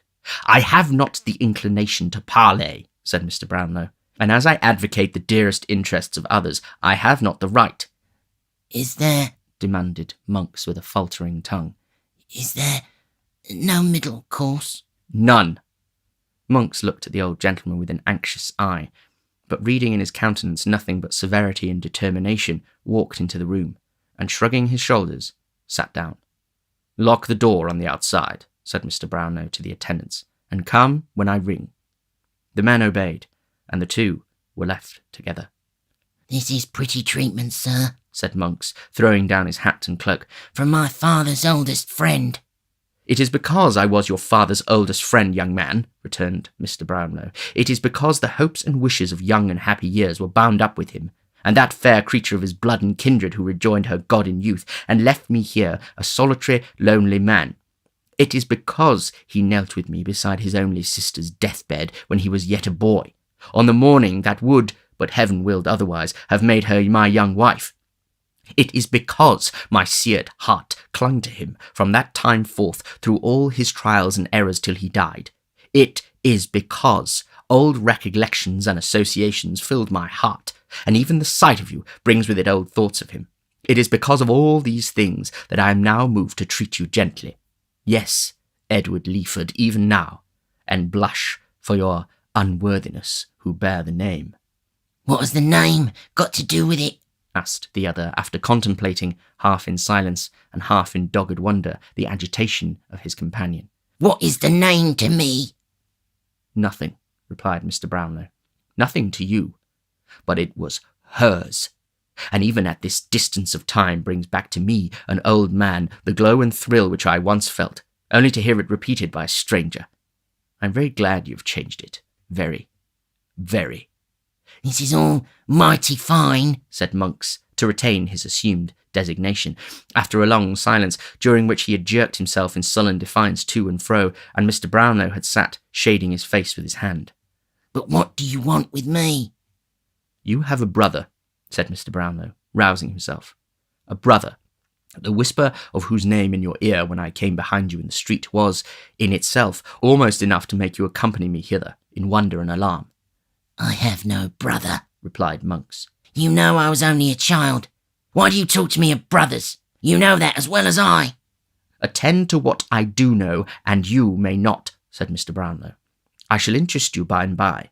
I know that of the wretched marriage into which family pride and the most sordid and narrowest of all ambition forced your unhappy father when a mere boy, you were the sole and most unnatural issue. I don't care for hard names, interrupted Monks with a jeering laugh. You know the fact. That's enough for me. But I also know, pursued the old gentleman, the misery, the slow torture, the protracted anguish of that ill-assorted union. I know how listlessly and wearily each of that wretched pair dragged on their heavy chain through a world that was poison to them both. I know how cold formalities were succeeded by open taunts, how indifference gave place to dislike, dislike to hate, and hate to loathing, until at last they wrenched the clanking bond asunder, and retiring a wide space apart, carried each a galling fragment, of which nothing but death could break the rivets, to hide it in new society beneath the gayest looks they could assume. Your mother succeeded. She forgot it soon, but it rusted and cankered at your father's heart for years. Well, they were separated, said Monks. And what of that? When they had been separated for some time, returned Mr. Brownlow, and your mother, wholly given up to continental frivolities, had utterly forgotten the young husband 10 good years her junior, who, with prospects blighted, lingered on at home, he fell among new friends. This circumstance at least you know already. Not I, said Monks, turning his eyes and beating his foot upon the ground, as a man who is determined to deny everything. Not I. Your manner, no less than your actions, assures me that you have never forgotten it, or ceased to think of it with bitterness, returned Mr. Brownlow. "I speak of 15 years ago, when you were not more than 11 years old and your father but 31. For he was, I repeat, a boy when his father ordered him to marry. Must I go back to events which cast a shade upon the memory of your parent, or will you spare it and disclose me the truth?" "I have nothing to disclose," rejoined Monks. "You must talk on, if you will." "These new friends, then," said Mr. Brownlow, "were a naval officer retired from active service, whose wife had died some half a year before and left him with 2 children. There had been more, but of all their family, happily but 2 survived. They were both daughters, one a beautiful creature of 19, and the other a mere child of 2 or 3 years old." "What's this to me?" asked Monks. "They resided," said Mr. Brownlow, without seeming to hear the interruption, "in a part of the country to which your father in his wandering had repaired, and where he had taken up his abode. Acquaintance, intimacy, friendship fast followed on each other. Your father was gifted as few men are. He had his sister's soul in person. As the old officer knew him more and more, he grew to love him. I would that it had ended there. His daughter did the same." The old gentleman paused. Monks was biting his lips with his eyes fixed upon the floor. Seeing this, he immediately resumed. "The end of a year found him contracted, solemnly contracted to that daughter, the object of the first, true, ardent, only a passion of a guileless girl." "Your tale is of the longest," observed Monks, moving restlessly in his chair. "It is a true tale of grief and trial and sorrow, young man," returned Mr. Brownlow, "and such tales usually are. If it were one of unmixed joy and happiness, it would be very brief. At length, one of those rich relations to strengthen whose interest and importance your father had been sacrificed, as others are often, it is no uncommon case, died, and to repair the misery he had been instrumental in occasioning, left him his panacea for all griefs, money. It was necessary that he should immediately repair to Rome, whither this man had sped for health, and where he had died, leaving his affairs in great confusion. He went, was seized with mortal illness there, was followed, the moment the intelligence reached Paris, by your mother, who carried you with her. He died the day after her arrival, leaving no will, so that the whole property fell to her and you." At this part of the recital, Monks held his breath and listened with a face of intense eagerness, though his eyes were not directed towards the speaker. As Mr. Brownlow paused, he changed his position with the air of one who has experienced a sudden relief, and wiped his hot face and hands. "Before he went abroad, and as he passed through London on his way," said Mr. Brownlow, slowly, and fixing his eyes upon the other's face, "he came to me." "I never heard of that," interrupted Monks, in a tone intended to appear incredulous, but saving more of a disagreeable surprise. "He came to me, and left with me, among some other things, a picture, a portrait painted by himself, a likeness of this poor girl, which he did not wish to leave behind, and could not carry forward on his hasty journey. He was worn by anxiety and remorse almost to a shadow, talked in a wild, distracted way of ruin and dishonour worked by himself, confided in me his intention to convert his whole property, at any loss, into money, and having settled on his wife and you a portion of his recent acquisition, to fly the country. I guessed too well he would not fly alone, and never see it more. Even from me, his old and early friend, whose strong attachment had taken root in the earth that covered one most dear to both, even from me he withheld any more particular confession, promising to write and tell me all, and after that to see me once more again for the last time on earth. Alas, that was the last time. I had no letter, and I never saw him more. I went, said Mr. Brownlow after a short pause, I went, when all was over, to the scene of his, I will use the term the world would freely use for worldly harshness or favour and now alike to him, of his guilty love, resolved that if my fears were realised, that erring child should find one heart and home to shelter and compassionate her. The family had left that part a week before. They had called in such trifling debts as were outstanding, discharged them, and left the place by night. Why or whither, none can tell.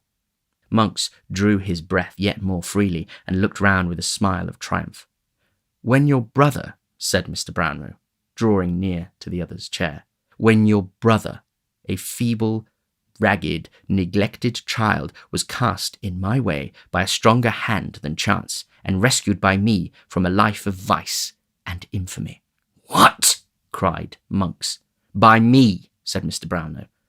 "I told you I should interest you before long. I say by me.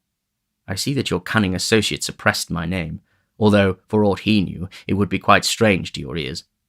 When he was rescued by me, then, and lay recovering from sickness in my house, his strong resemblance to this picture I have spoken of struck me with astonishment. Even when I first saw him in all his dirt and misery, there was a lingering expression in his face that came upon me like a glimpse of some old friend, flashing on one in a vivid dream. I need not tell you he was snared away before I knew his history." "Why not?" asked Monks hastily. "Because you know it well." "I?" "Denial to me is vain," replied Mr. Brownlow. "I shall show you that I know more than that." You can't prove anything against me," stammered Monks. I defy you to do it." "We shall see," returned the old gentleman with a searching glance. "I lost the boy, and no efforts of mine could recover him. Your mother being dead, I knew that you alone could solve the mystery if anybody could, and as when I had last heard of you, you were on your own estate in the West Indies, whither, as you well know, you retired upon your mother's death to escape the consequences of vicious courses here, I made the voyage. You had left it months before, and were supposed to be in London, but no one could tell where. I returned. Your agents had no clue to your residence. You came and went, they said, as strangely as you had ever done, sometimes for days together, and sometimes not for months, keeping to all appearance the same low haunts, and mingling with the same infamous herd who had been your associates when a fierce, young, ungovernable boy. I wearied them with the new applications. I paced the streets by night and day, but until 2 hours ago all my efforts were fruitless, and I never saw you for an instant." "And now, do you see me?" said Monks, rising boldly. "What then? Fraud and robbery are high-sounding words, justified, you think, by a fancied resemblance some young imp to an idle daub of a dead man's brother. You don't even know that a child was born of this maudlin pair. You don't even know that." "I did not," replied Mr. Brownlow, rising too. "But within the last fortnight I have learnt it all. You have a brother. You know it. And him. There is a will which your mother destroyed, leaving the secret and the gain to you at her own death. It contained a reference to some child likely to be the result of this sad connection, which child was born and accidentally encountered by you, when your suspicions were first awakened by his resemblance to your father. You repaired to the place of his birth. There existed proofs long suppressed of his birth and parentage. Those proofs were destroyed by you. And now, in your own words to your accomplice the Jew, the only proofs of the boy's identity lie at the bottom of the river, and the old hag that received them from the mother is rotting in her coffin. Unworthy son, coward, liar, you who hold your counsels with thieves and murderers in dark rooms at night, you whose plots and wiles have brought a violent death upon the head of one worth millions such as you who from your cradle were gall and bitterness to your own father's heart, and in whom all evil passions, vice and profligacy festered till they found a vent in a hideous disease which made your face an index even to your mind. You, Edward Leaford, do you still brave me?" No, returned the coward, overwhelmed by these accumulated charges. "Every word," cried the gentleman. "every word that has passed between you and this detested villain is known to me. Shadows on the wall have caught your whispers and brought them to my ear. The sight of the persecuted child has turned vice itself, and given it the courage and almost the attributes of virtue. Murder has been done, to which you are morally, if not really, a party." No, interposed Monks. I knew nothing of that. I was going to inquire the truth of the story when you overtook me. I didn't know the cause. I thought it was a common quarrel." "It was the partial disclosure of your secrets," replied Mr. Brownlow. "Will you disclose the whole?" "Yes, I will." "Set your hand to a statement of truth and facts, and repeat it before witnesses?" "That I promise to." "Remain quietly here until such a document is drawn up, and proceed with me to such a place as I may deem most advisable for the purpose of attesting it." "If you insist upon that, I'll do that also," replied Monks. "You must do more than that," said Mr. Brownlow. "Make restitution to an innocent and unoffending child, for such he is, although the offspring of a guilty and most miserable love. You have not forgotten the provisions of the will. Carry them into execution so far as your brother is concerned, and then go where you please. In this world you need meet no more." While Monks was pacing up and down, meditating with dark and evil looks on this proposal and the possibilities of evading it. Torn by his fears on the one hand and his hatred on the other, the door was hurriedly unlocked, and a gentleman, Mr. Losberne, entered the room in violent agitation. "The man will be taken," he cried. "He will be taken tonight." "The murderer?" asked Mr. Brownlow. Yes, replied the other. "His dog has been seen lurking about the same old haunt, and there seems little doubt that his master either is or will be there under the cover of darkness.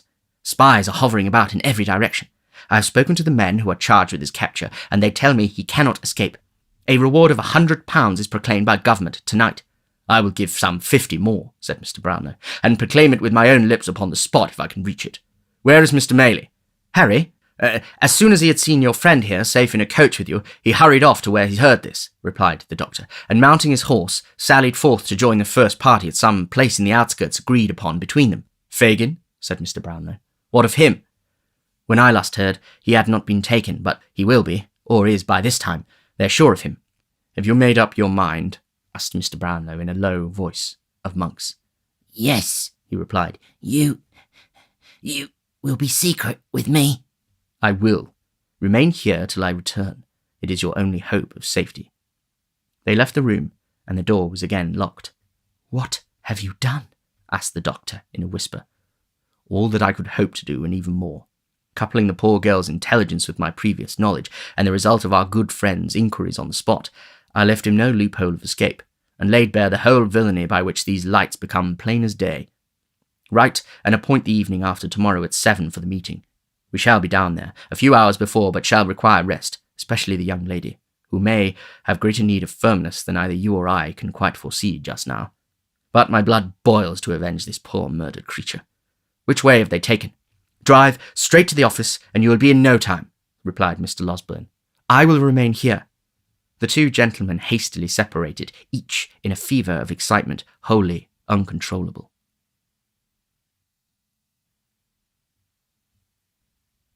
Chapter 50. The Pursuit and Escape. Near to that part of the Thames on which the church at Rotherhithe abuts, where the buildings on the banks are dirtiest and the vessels on the river blackest with the dust of colliers and the smoke of close-built, low-roofed houses, there exists the filthiest, the strangest, the most extraordinary of the many localities that are hidden in London, wholly unknown even by name to the great mass of its inhabitants. To reach this place, the visitor has to penetrate through a maze of close, narrow and muddy streets, thronged by the roughest and poorest of waterside people, and devoted to the traffic they may be supposed to occasion. The cheapest and least delicate provisions are heaped in the shops. The coarsest and commonest articles of wearing apparel dangle at the salesman's door, and stream from the house parapet and windows. Jostling with unemployed labourers of the lowest class, ballast heavers, coal whippers, brazen women, ragged children, and the raff and refuse of the river, he makes his way with difficulty along. Assailed by offensive sights and smells from the narrow alleys which branch off on the right and left, and deafened by the clash of ponderous waggons that bear great piles of merchandise from the stacks of warehouses that rise from every corner.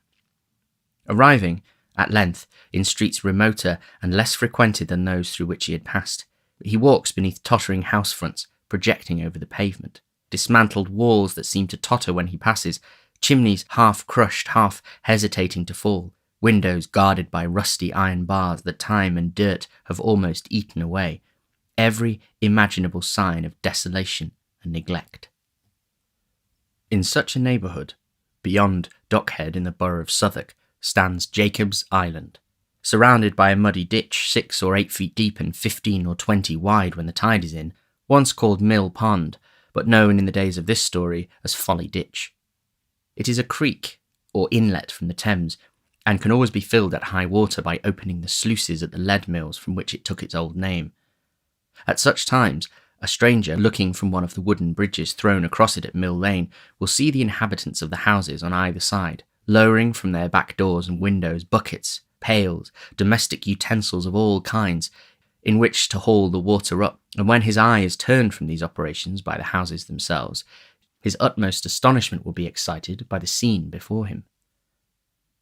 Crazy wooden galleries common to the backs of half a dozen houses, with holes from which to look upon the slime beneath, windows broken and patched, with poles thrust out, on which to dry the linen that is never there.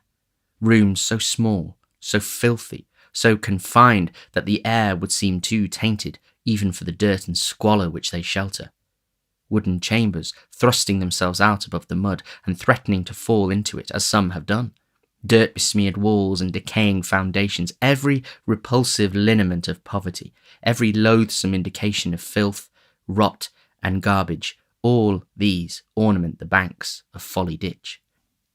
In Jacob's Island, the warehouses are roofless and empty. The walls are crumbling down. The windows are windows no more. The doors are falling into the streets. The chimneys are blackened, but they yield no smoke. 30 or 40 years ago, before losses and chancery suits came upon it, it was a thriving place. But now it is a desolate island indeed. The houses have no owners. They're broken open and entered upon by those who have the courage, and there they live, and there they die. They must have powerful motives for a secret residence, or be reduced to a destitute condition indeed, who seek a refuge in Jacob's Island. In an upper room of one of these houses, a detached house of fair size, ruinous in other respects, but strongly defended at door and window, of which house the back commanded the ditch in manner already described, there were assembled 3 men, who, regarding each other every now and then with the looks of expressive perplexity and expectation, sat for some time in profound and gloomy silence. One of these was Toby Crackit, another Mr. Chitling, and third, a robber of 50 years, whose nose had been almost beaten in some old scuffle, and whose face bore a frightful scar, which might probably be traced to the same occasion. This man was a returned transport, and his name was Caggs. "I wish," said Toby, turning to Mr. Chitling, "that you'd picked out some other crib when the 2 old ones got too warm, and had not come here, my fine fella." "Why didn't you blunderhead?" said Caggs. "Well, I thought it would have been a little more glad to see me than this," replied Mr. Chitling with a melancholy air. "Why, look here, young gentleman," said Toby, "when a man keeps himself so very exclusive as I've done, and by that means has a snug house over his head, with nobody a-prying and smelling about it, it's rather a startling thing to have the honour of a visit from a young gentleman, however respectable and pleasant a person he may be to play cards with at conveniency, circumstanced as you are. Especially when the exclusive young man has got a friend stopping with him. That's a right sooner than was expected from foreign parts, and is too modest to want to be presented to the judges on his return," added Mr. Caggs. There was a short silence, after which Toby Crackit, seeming to abandon as hopeless any further effort to maintain his usual devil-may-care swagger, turned to Chitling and said, "When was Fagin took then?" "Just at dinner time. 2 o'clock this afternoon. Charlie made our lucky up the wash-house chimney, and Bolter got into the empty water butt, head downwards, but his legs were so precious long that they stuck out at the top, so they took him too." "And Bet?" "Poor Bet. She went to see the body to speak to who it was," replied Chitling, his countenance falling more and more, "and went off mad, screaming and raving and beating her head against the board, so they put a straight waistcoat on her and took her to the hospital, and there she is." "What's become of young Bates?" demanded Caggs. "He hung about too. Not to come over here afore dark, but he'll be here soon," replied Chitling. "There's nowhere else to go for now, for the people at the Cripples are all in custody and the bar is full of the ken. I went up there to see it with my own eyes. It's filled with traps." "This is a smash," observed Toby, biting his lips. "There's more than one that will go with us." "The sessions are on," said Caggs. "If they get the inquest over, and Bolter turns King's evidence, as of course he will, from what he's said already, they can prove Fagin an accessory before the fact, and get the trial on Friday. He'll swing in 6 days from this, by God." "You should have heard the people groan," said Chitling. "The officers fought like devils, or they'd have torn him away. He was down once, but they made a ring round him and fought their way along. You should have seen how he looked about him, all muddy and bleeding, and clung to them as if they were his dearest friends. I can see him now, not able to stand upright with the pressing of the mob and dragging him along amongst them. I can see the people jumping up, one behind another, and snarling with their teeth and making at him. I can see the blood upon his hair and beard, and hear the cries with which the women worked themselves into the centre of the crowd, and at the street corner, and swore they'd tear his heart out." The horror-stricken witness of this scene pressed his hands upon his ears, and with his eyes closed, got up and paced violently to and fro like one distracted. While he was thus engaged, the 2 men sat by in silence with their eyes fixed upon the floor.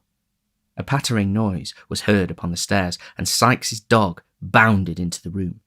They ran to the window, downstairs and into the street. The dog had jumped in an open window. He made no attempt to follow them, nor was his master to be seen.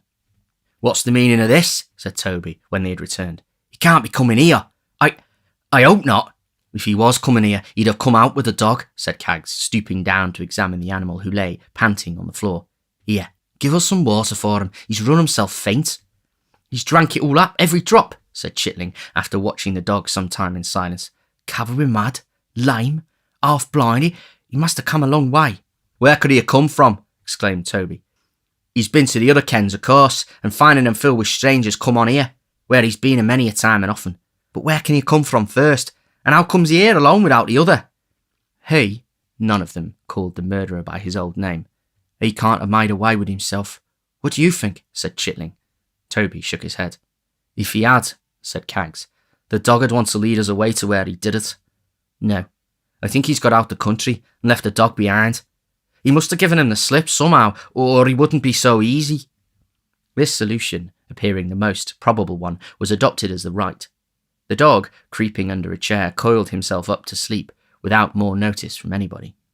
It being now dark, the shutter was closed, and a candle lighted and placed upon the table. The terrible events of the last 2 days had made a deep impression on all three, increased by the danger and uncertainty of their own position. They drew their chairs closer together, starting at every sound. They spoke little, and that in whispers, and were as silent and awe-stricken as if the remains of the murdered woman lay in the next room. They had sat thus some time, when suddenly was heard a hurried knocking at the door below. "Young Bates," said Kaggs, looking angrily around to check the fear he felt himself. The knocking came again. No, it wasn't he. He never knocked like that. Crackit went to the window, and shaking all over, drew in his head. There was no need to tell them who it was. His pale face was enough. The dog, too, was on the alert in an instant, and ran, whining, to the door. "We must let him in," he said, taking up the candle. "Isn't there any help for it?" asked the man in a hoarse voice. "None. He must come in. Don't leave us in the dark," said Kaggs, taking down a candle from the chimney-piece and lighting it with such a trembling hand that the knocking was twice repeated before he had finished. Crackit went down to the door, and returned, followed by a man with the lower part of his face buried in a handkerchief, and another tied over his head under his hat. He drew them slowly off. Blanched face, sunken eyes, hollow cheeks, beard of 3 days' growth, wasted flesh, short, thick breath. It was the very ghost of Sykes. He laid his hand upon a chair which stood in the middle of the room, but shuddering as he was about to drop into it, and seeming to glance over his shoulder, dragged it back close to the wall, as close as it would go, and ground against it, and sat down. Not a word had been exchanged. He looked from one to the other in silence. If an eye were furtively raised and met his, it was instantly averted. When his hollow voice broke silence, they all three started. They seemed never to have heard its tones before. "How came that dog here?" he asked. "Alone? 3 hours ago." "Tonight's paper says the Fagins took. Is it true? Or a lie?" "True." They were all silent again. "Damn you all," said Sykes, passing his hand across his forehead. "Have you nothing to say to me?" There was an uneasy movement among them, but nobody spoke. "You that keep this house," said Sykes, turning his face to Crackit. "Do you mean to sell me, or to let me lie here till this hunt is over?" "You may stop here if you think it's safe," returned the person addressed after some hesitation. Sykes carried his eyes slowly up the wall behind him, rather trying to turn his head than actually doing it, and said, "Is it the body? Is it buried?" They shook their heads. "Why isn't it?" he retorted with the same glance behind him. "What do they keep such ugly things above the ground for? Who's that knocking?" Crackit intimated by a motion of his hand as he left the room that there was nothing to fear, and directly came back with Charlie Bates behind him. Sykes sat opposite the door, so that the moment the boy entered the room, he encountered his figure. "Toby," said the boy, falling back, as Sykes turned his eyes towards him. "why didn't you tell me this? Downstairs." There had been something so tremendous in the shrinking off of the three that the wretched man was willing to propitiate even this lad. Accordingly, he nodded and made as though he would shake hands with him. "Let me go into some other room," said the boy, retreating still farther. "Charlie," said Sykes, stepping forward. Don't you know me?" "Don't come nearer to me," answered the boy, still retreating and looking with horror in his eyes upon the murderer's face. "You monster!" The man stopped halfway, and they looked at each other, but Sykes's eyes sunk gradually to the ground. "Witness you three," cried the boy, shaking his clenched fist and becoming more and more excited as he spoke. "Witness you three. I'm not afraid of him. If they come here after him, I'll give him up. I will. I'll tell you out at once. He may kill me for it if he likes, or if he dares, but if I'm here, I'll give him up. I'd give him up if he was to be boiled alive. Murder! Help! If there's the pluck of a man among you three, you help me. Murder! Help! Down with him!" Pouring out these cries and accompanying them with violent gesticulation, the boy actually threw himself single-handed upon the strong man, and in the intensity of his energy and the suddenness of his surprise brought him heavily to the ground. The three spectators seemed quite stupefied. They offered no interference, and the boy and man rolled on the ground together. The former, heedless of the blows that showered upon him, wrenching his hands tighter and tighter in the garments about the murderer's breast, and never ceasing to call for help with all his might. The contest, however, was too unequal to last long. Sykes had him down, and his knee was on his throat, when Crackit pulled him back up with a look of alarm and pointed to the window. There were lights gleaming below. Voices in loud and earnest conversation, the tramp of hurried footsteps, endless they seemed in number, crossing the nearest wooden bridge. One man on horseback seemed to be among the crowd, for there was the noise of hoofs rattling on the uneven pavement. The gleam of lights increased, the footsteps came more thickly and noisily on. Then came a loud knocking at the door, and then a hoarse murmur from such a multitude of angry voices as would have made the boldest quail. "Help!" shrieked the boy in a voice that rent the air. "He's here! Break down the door!" "In the king's name!" cried the voices without, and the hoarse cry arose again, but louder. "Break down the door!" screamed the boy. "I tell you they'll never open it. Run straight to the room where the light is. Break down the door!" Strokes, thick and heavy, rattled upon the door and lower window shutters as he ceased to speak, and a loud huzzah burst from the crowd, giving the listener, for the first time, some adequate idea of its immense extent. "Open the door some place where I can lock this screeching hell, babe!" cried Sykes fiercely, running to and fro, and dragging the boy now as easily as if he were an empty sack. "That door, quick!" He flung him in, bolted and turned the key. "Is the downstairs door fast?" "Double locked and chained," replied Crackit, who, with the other two men, still remained quite helpless and bewildered. "The panels, are they strong?" "Lined with sheet iron." "And the windows too?" "Yes, and the windows." "Damn you!" cried the desperate ruffian, throwing up the sash and menacing the crowd. "Do your worst! I'll cheat you yet!" Of all the terrific yells that ever fell on mortal ears, none could exceed the cry of the infuriated throng. Some shouted to those who were nearest to set the house on fire. Others roared to the officers to shoot him dead. Among them all, none showed such fury as the man on horseback, who, throwing himself out of the saddle and bursting through the crowd as if he were parting water, cried beneath the window in a voice that rose above all others, 20 guineas to the man who brings a ladder!"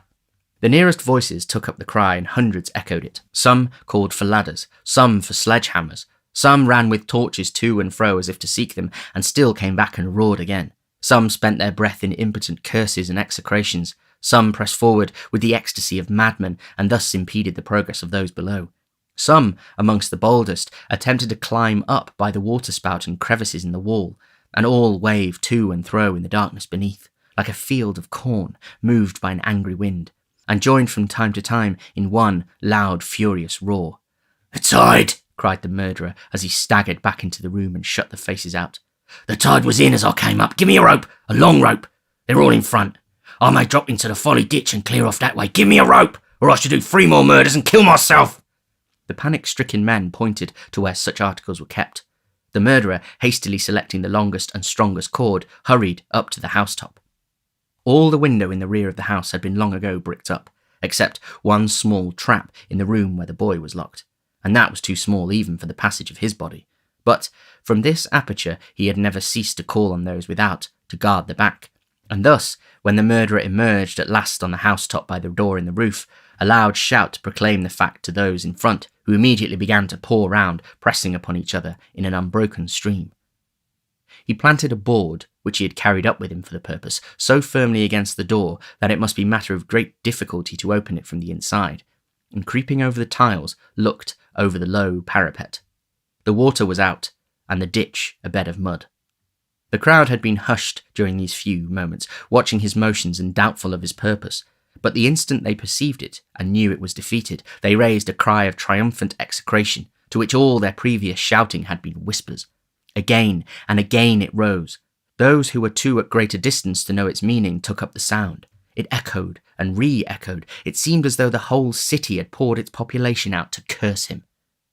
On pressed the people from the front, on, in a strong, struggling current of angry faces, with here and there a glaring torch to lighten them up, and show them out in all their wrath and passion. The houses on the opposite side of the ditch had been entered by the mob. Sashes were thrown up, or torn bodily out. There were tiers and tiers of faces in every window, cluster upon cluster of people clinging to every housetop. Each little bridge, and there were 3 in sight, bent beneath the weight of the crowd upon it. Still the current poured on to find some nook or hole from which to vent their shouts, and only for an instant to see the wretch. "I have him now," cried a man on the nearest bridge. "Hurrah!" The crowd grew light with uncovered heads, and again the shout uprose. "I will give £50, cried an old gentleman from the same quarter, "to the man who takes him alive. I will remain here till he come to ask me for it." There was another roar. At this moment the word was passed among the crowd that the door was forced at last, and that he who had first called for the ladder had mounted into the room. The stream abruptly turned, as this intelligence ran from mouth to mouth, and the people at the windows, seeing those upon the bridges pouring back, quitted their stations, and running into the street, joined the concourse that now thronged pell-mell to the spot they had left, each man crushing and striving with his neighbour, and all panting with impatience to get near the door and look upon the criminal as the officers brought him out. The cries and shrieks of those who were pressed almost to suffocation, or trampled down and trodden underfoot in the confusion, were dreadful. The narrow ways were completely blocked up, and at this time, between the rush of some to regain the space in front of the house, and the unavailing struggles of others to extricate themselves from the mass, the immediate attention was distracted from the murderer, although the universal eagerness for his capture was, if possible, increased. The man had shrunk down, thoroughly quelled by the ferocity of the crowd and the impossibility of escape. But seeing this sudden change, with no less rapidity than it had occurred, he sprang upon his feet, determined to make one last effort for his life by dropping into the ditch, and, at the risk of being stifled, endeavouring to creep away in the darkness and confusion. Roused into new strength and energy, and stimulated by the noise within the house which announced that an entrance had really been effected, he set his foot against the stack of chimneys, fastened one end of the rope tightly and firmly round it, and with the other made a strong running noose by the aid of his hands and teeth almost in a second. He could let himself down by the cord to within less than a distance of the ground than his own height, and he had his knife ready in his hand to cut it then and drop. At the very instant when he brought the loop over his head, previous to slipping it beneath his armpits, and when the old gentleman before mentioned, who had clung so tight to the railing of the bridge as to resist the force of the crowd and retain his position, earnestly warned those about him that the man was about to lower himself down, at that very instant, the murderer, looking behind him on the roof, threw his arms above his head and uttered a yell of terror.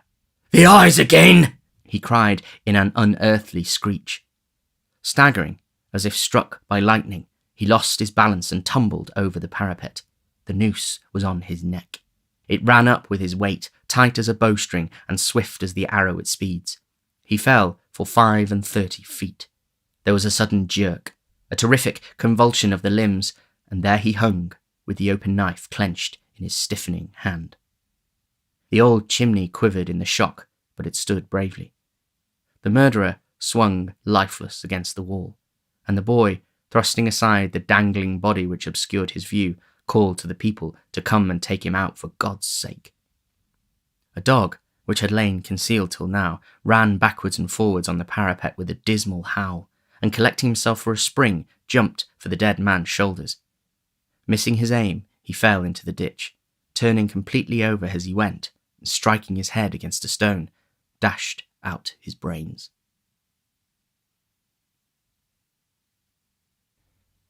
Chapter 51.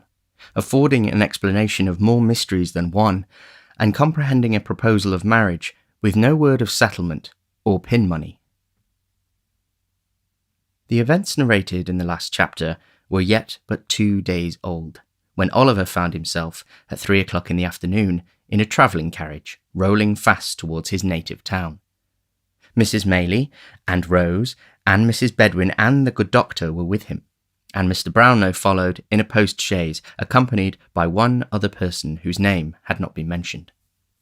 They had not talked much upon the way, for Oliver was in a flutter of agitation and uncertainty which deprived him of the power of collecting his thoughts, and almost of speech, and appeared to have scarcely less effect on his companions, who shared it in at least an equal degree.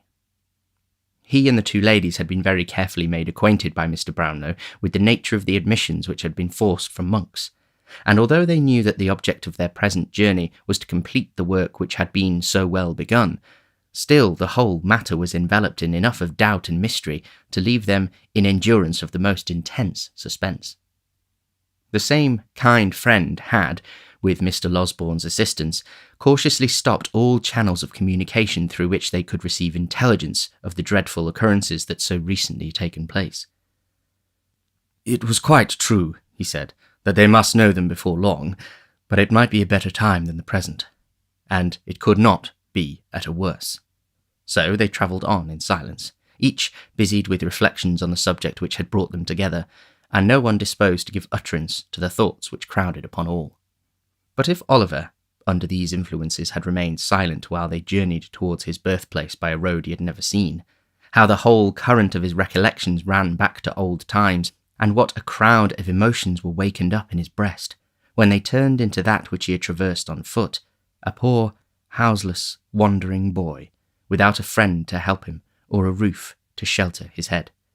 "See, there, there!" cried Oliver, eagerly clasping the hand of Rose and pointing out at the carriage window. "That's the stile I came over. There are the hedges I crept behind for fear anyone should overtake me and force me back. Yonder is the path across the fields, leading to the old house where I was a little child. Oh, Dick, Dick, my dear old friend, if only I could see you now." "You will see him soon," replied Rose, gently taking his folded hands between her own. "You shall tell him how happy you are, and how rich you have grown, and that in all your happiness you have none so great as the coming back to make him happy too." "Yes, yes," said Oliver, "and we'll take him away from here, and have him clothed and taught, and send him to some quiet country place where he may grow strong and well, shall we?" Rose nodded yes, for the boy was smiling through such happy tears that she could not speak. "You will be kind and good to him, for you are to everyone," said Oliver. "It will make you cry, I know, to hear what he can tell, but never mind, it will all be over, and you will smile again, I know that too, to think, oh, how changed he is.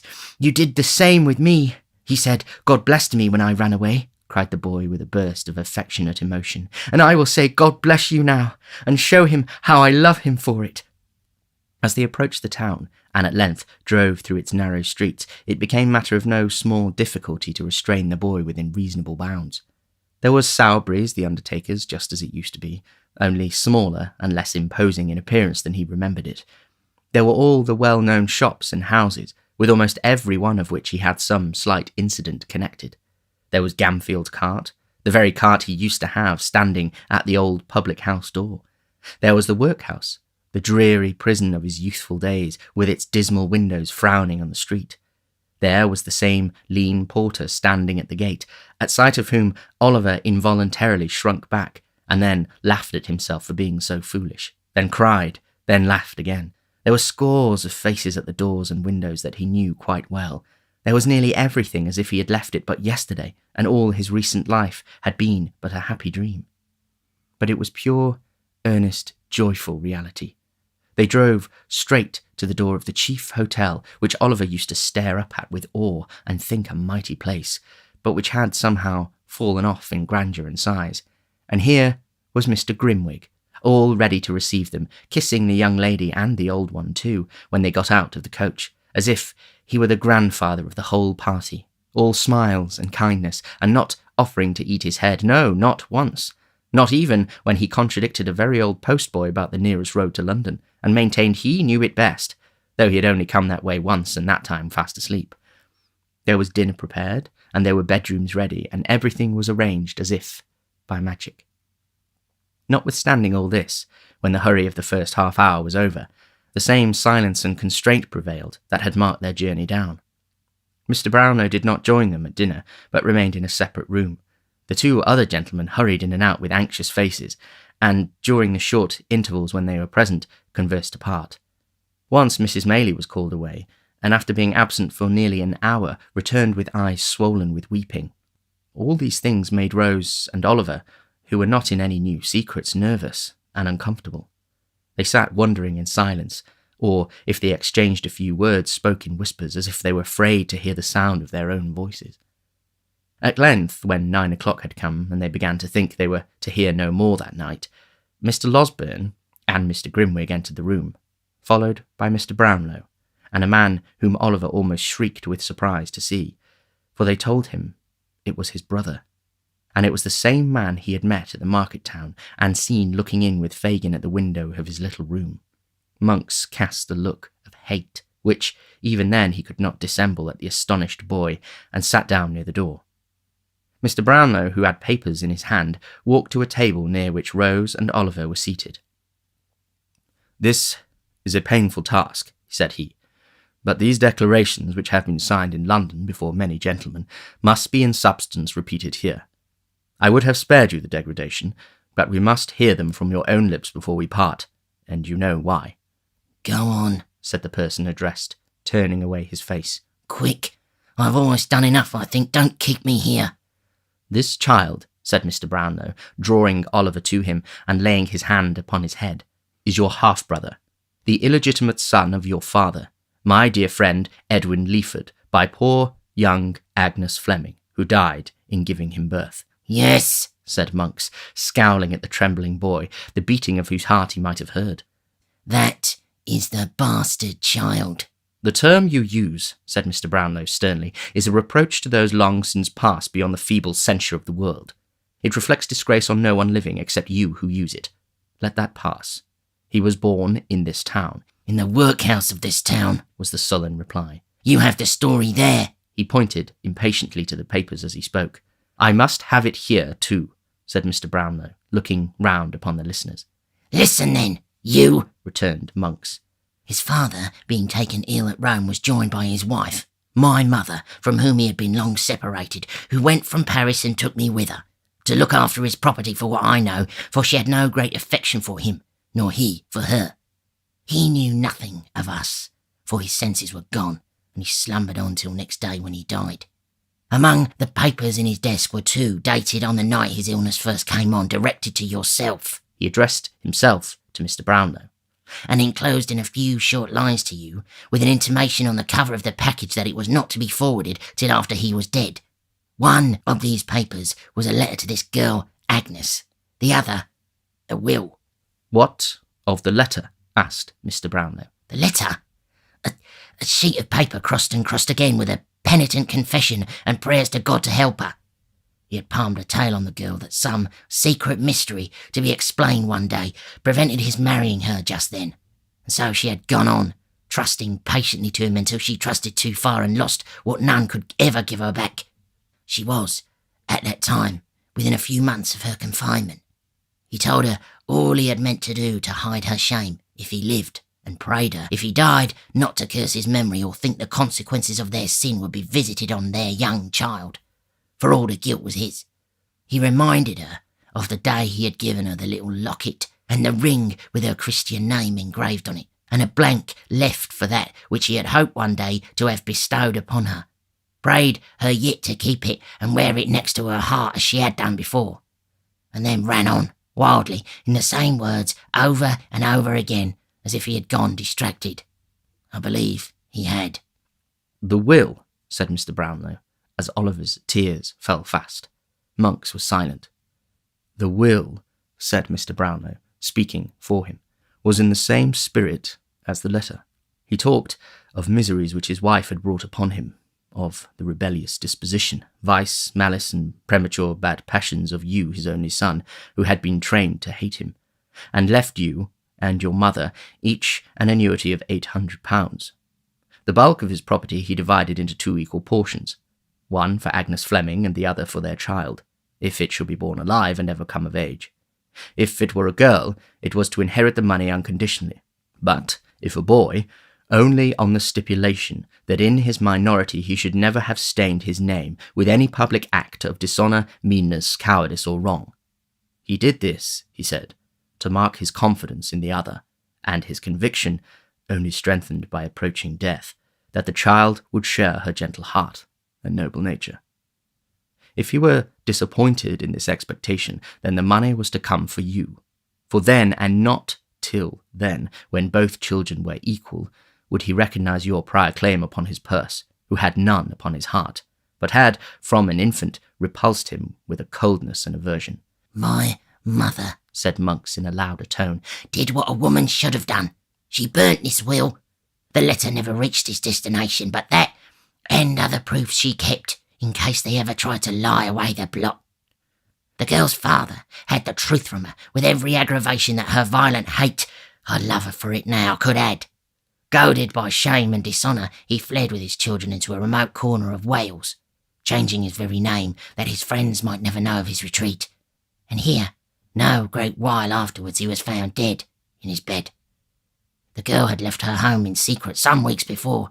He had searched for her on foot in every town and village near. It was on the night when he returned home, assured that she had destroyed herself to hide her shame and his, that his old heart broke. There was a short silence here until Mr. Brownlow took up the thread of the narrative. Years after this, he said, this man's, Edward Leaford's mother, came to me. He had left her when only 18, robbed her of jewels and money, gambled, squandered, forged, and fled to London, where for 2 years we had associated with the lowest outcasts. She was sinking under a painful and incurable disease and wished to recover him before she died. Inquiries were set on foot and strict searches made. They were unavailing for a long time, but ultimately successful, and he went back with her to France. There she died, said Monks, after a lingering illness, and on her deathbed she bequeathed these secrets to me, together with her unquenchable and deadly hatred of all whom they involved. Though she need not have left me that, for I had inherited it long before. She would not believe that the girl had destroyed herself and the child too, but was filled with the impression that a male child had been born and was alive. I swore to her, if ever it crossed my path, to hunt it down, never to let it rest, to pursue it with the bitterest and most unrelenting animosity, to vent upon it the hatred that I deeply felt, and to spit upon the empty vaunt of that insulting will by dragging it, if I could, to the very gallows foot. She was right. He came in my way at last. I began well, and but for babbling drabs I would have finished as I began. As the villain folded his arms tight together and muttered curses on himself in the impotence of baffled malice, Mr. Brownlow turned to the terrified group beside him and explained that the Jew, who had been his old accomplice and confidant, had a large reward for keeping Oliver ensnared, of which some part was to be given up in the event of his being rescued, and that a dispute on this head had led to their visit to the country house for the purpose of identifying him. The locket and ring, said Mr. Brownlow, turning to Monks. I bought them from the man and the woman I told you of. You stole them from the nurse, who stole them from the corpse, answered Monks without raising his eyes. You know what became of them. Mr. Brownlow merely nodded to Mr. Grimwig, who, disappearing with great alacrity, shortly returned, pushing in Mrs. Bumble and dragging her unwilling consort after him. Do my eyes deceive me? Cried Mr. Bumble with ill-feigned enthusiasm. Or is that little Oliver? Oh, Oliver, if you'd known how I'd been a-grieving for you. Hold your tongue, fool, murmured Mrs. Bumble. Isn't nature, Mrs. Bumble? Remonstrated the workhouse master. Can't I be supposed to feel I as brought him up parochially when I see him as sitting here among ladies and gentlemen of the very affablest description? I always loved that boy as if he'd been my own grandfather, said Mr. Bumble, halting for an appropriate comparison. Master Oliver, my dear, you remember the blessed gentleman in the white waistcoat? Ah, he went to heaven last week in an oak coffin with plated handles, Oliver. Come, sir, said Mr. Grimwig tartly, suppress your feelings. I will do my endeavour, sir, replied Mr. Bumble. How do you do, sir? I hope you are very well. This salutation was addressed to Mr. Brownlow, who had stepped up to within a short distance of the respectable couple. He inquired, as he pointed to Monks, "Do you know that person?" "No," replied Mrs. Bumble flatly. "Perhaps you don't?" said Mr. Brownlow, addressing her spouse. I never saw him in all my life," said Mr. Bumble. "Nor sold him anything, perhaps?" "No," replied Mrs. Bumble. "You never had, perhaps, a certain gold locket and ring?" said Mr. Brownlow. "Certainly not," replied the matron. "Why are we brought here to answer such nonsense as this?" Again Mr. Brownlow nodded to Mr. Grimwig, and again that gentleman limped away with extraordinary readiness. But not again did he return with the stout man and wife, for this time he led in 2 palsied women who shook and tottered as they walked. "You shut the door the night old Sally died," said the foremost one, raising her shriveled hand. "but you couldn't shut out the sound, nor stop the chinks." "No, no," said the other, looking round and wagging her toothless jaws. "No, no, no.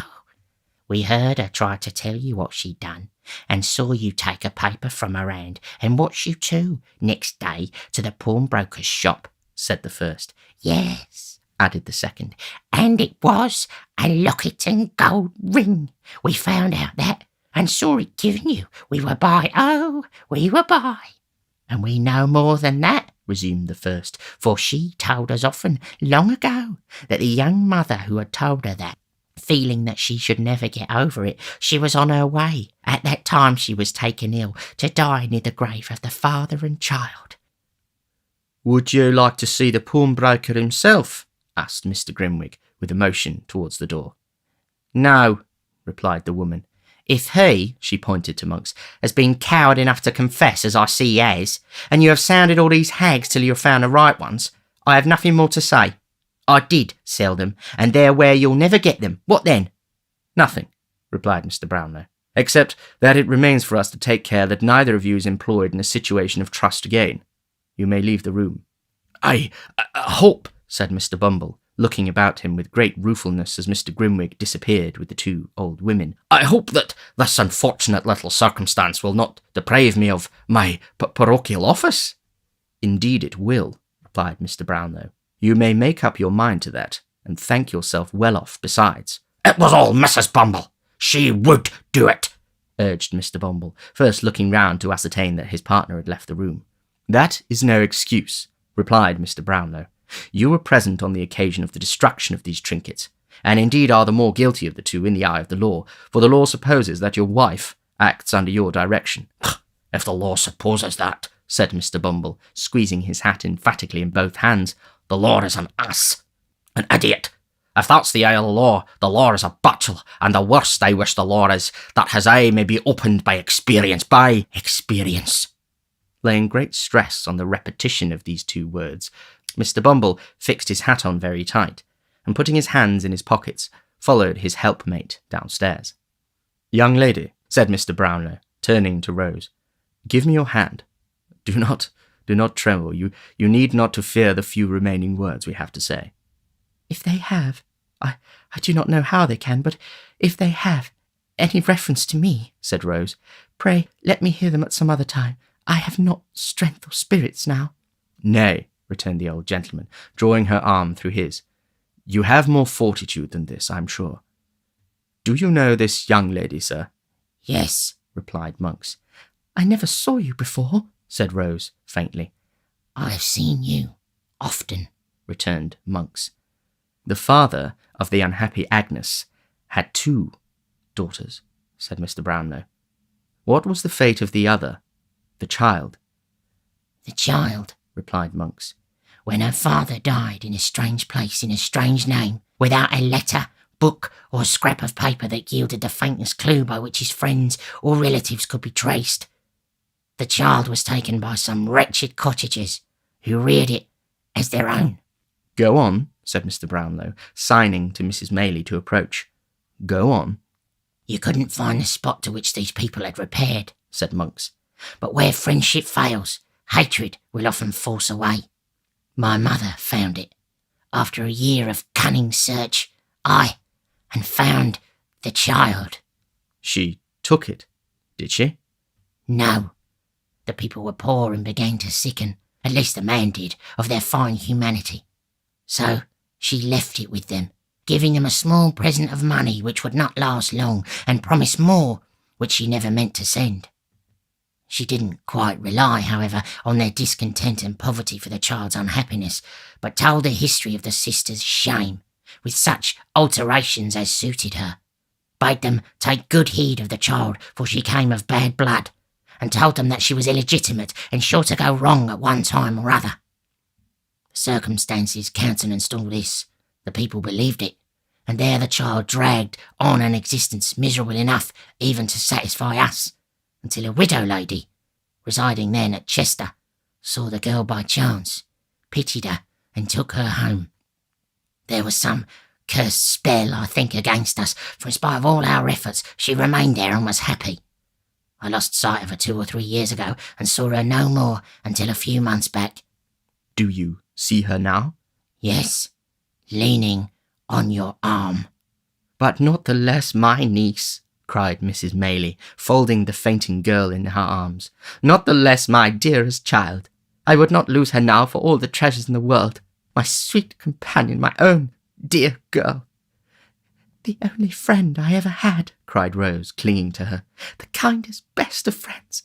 My heart will burst. I cannot bear all this. You have borne more, and have been, through all, the best and gentlest creature that ever shed happiness on everyone she knew, said Mrs. Maylie, embracing her tenderly. Come, come, my love. Remember who this is who waits to clasp you in his arms, poor child. See here. Look, look, my dear. Not aunt, cried Oliver. Not aunt, cried Oliver, throwing his arms about her neck. I'll never call her aunt. Sister, my own dear sister. That something taught my heart to love so dearly from the first. Rose, dear darling Rose. Let the tears which fell, and the broken words which were exchanged in the long, close embrace between the orphans, be sacred. A father, sister, and mother were gained and lost in that one moment. Joy and grief were mingled in the cup, but there were no bitter tears, for even grief itself arose so softened and clothed in such sweet and tender recollections that it became a solemn pleasure and lost all character of pain. They were a long, long time alone. A soft tap at the door at length announced that someone was without. Oliver opened it, glided away, and gave place to Harry Maylie. I know it all, he said, taking a seat beside the lovely girl. Dear Rose, I know it all. I am not here by accident, he added after a lengthened silence, nor have I heard all this tonight, for I knew it yesterday, only yesterday. Do you guess that I have come to remind you of a promise? Stay, said Rose. You do know all. All. You gave me leave at any time within a year to renew the subject of our last discourse. I did. Not to press you to alter your determination, pursued the young man, but to hear you repeat it, if you would. I was to lay whatever of station or fortune I might possess at your feet, and if you still adhere to your former determination, I pledged myself, by no word or act, to seek to change it. The same reasons which influenced me then will influence me now, said Rose firmly. If ever I owned a strict and rigid duty to her, whose goodness saved me from a life of indignance and suffering, when should I ever feel it as I should tonight? It is a struggle, said Rose, but one I am proud to make. It is a pang, but one my heart shall bear. The disclosure of tonight, Harry began. The disclosure of tonight, replied Rose softly, leaves me in the same position, with reference to you, as that which I stood before. You harden your heart against me, Rose, urged her lover. Oh, Harry, Harry, said the young lady, bursting into tears. I wish I could, and spare myself this pain. Then why inflict it on yourself? Said Harry, taking her hand. Think, dear Rose, think what you have heard tonight. And what have I heard? What have I heard? Cried Rose. That a sense of his deep disgrace so worked upon my own father that he shunned all. There, we have said enough, Harry. We have said enough. No, not yet. Not yet, said the young man, detaining her as she rose. My hopes, my wishes, prospects, feeling, every thought in life except my love for you, have undergone a change. I offer you now no distinction among a bustling crowd, no mingling with a word of malice and detraction, where the blood is called into honest cheeks by aught but real disgrace and shame, but a home, a heart and a home, yes, dearest Rose, and those alone are all I have to offer. What do you mean? She faltered. I mean but this, that when I left you last, I left you with a firm determination to level all fancied barriers between yourself and me, resolved that if my world could not be yours, I would make yours mine, that no pride of birth should curl the lip at you, for I would turn from it. This I have done. Those who have shrunk from me because of this have shrunk from you, and proved you so far right, such power and patronage, such relatives of influence and rank as smiled upon me then look coldly now. But there are smiling fields and waving trees in England's richest county, and by one village church, mine, Rose, my own, there stands a rustic dwelling, which you can make me prouder of than all the hopes I have renounced, measured 1,000-fold. This is my rank and station now, and here I lay it down. It's a trying thing waiting supper for lovers, said Mr. Grimwig, waking up and pulling his pocket handkerchief from over his head. Truth to tell, the supper had been waiting a most unreasonable time. Neither Mrs. Maylie, nor Harry, nor Rose, who all came in together, could offer a word in extenuation. I had serious thoughts of eating my head tonight, said Mr. Grimwig, for I began to think I should get nothing else. I'll take the liberty, if you'll allow me, of saluting the bride that is to be. Mr. Grimwig lost no time in carrying this notice into effect upon the blushing girl, and the example, being contagious, was followed both by the doctor and Mr. Brownlow. Some people affirmed that Harry Maylie, who had been observed to set it, originally in a dark room adjoining, but the best authorities consider this downright scandal, he being young and a clergyman. Oliver, my dear child, said Mrs. Maylie, where have you been, and why do you look so sad? There are tears stealing down your face at this moment. What is the matter? It is a world of disappointment, often to the hopes we most cherish, and hopes that do our nature the greatest honour. Poor Dick was dead.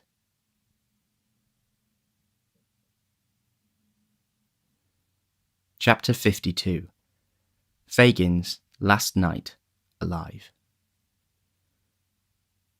The court was paved, from floor to roof, with human faces. Inquisitive and eager eyes peered from every inch of space.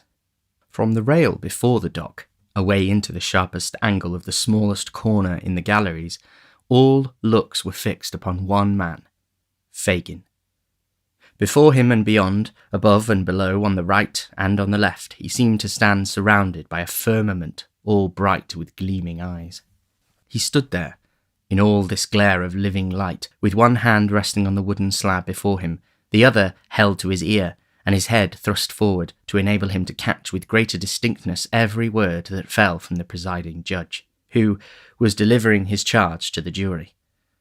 At times he turned his eyes sharply upon them to observe the effect of the slightest featherweight in his favour, and when the points against him were stated with terrible distinctness, looked towards his counsel, in mute appeal that he would even then urge something in his behalf. Beyond these manifestations of anxiety, he stirred not hand or foot.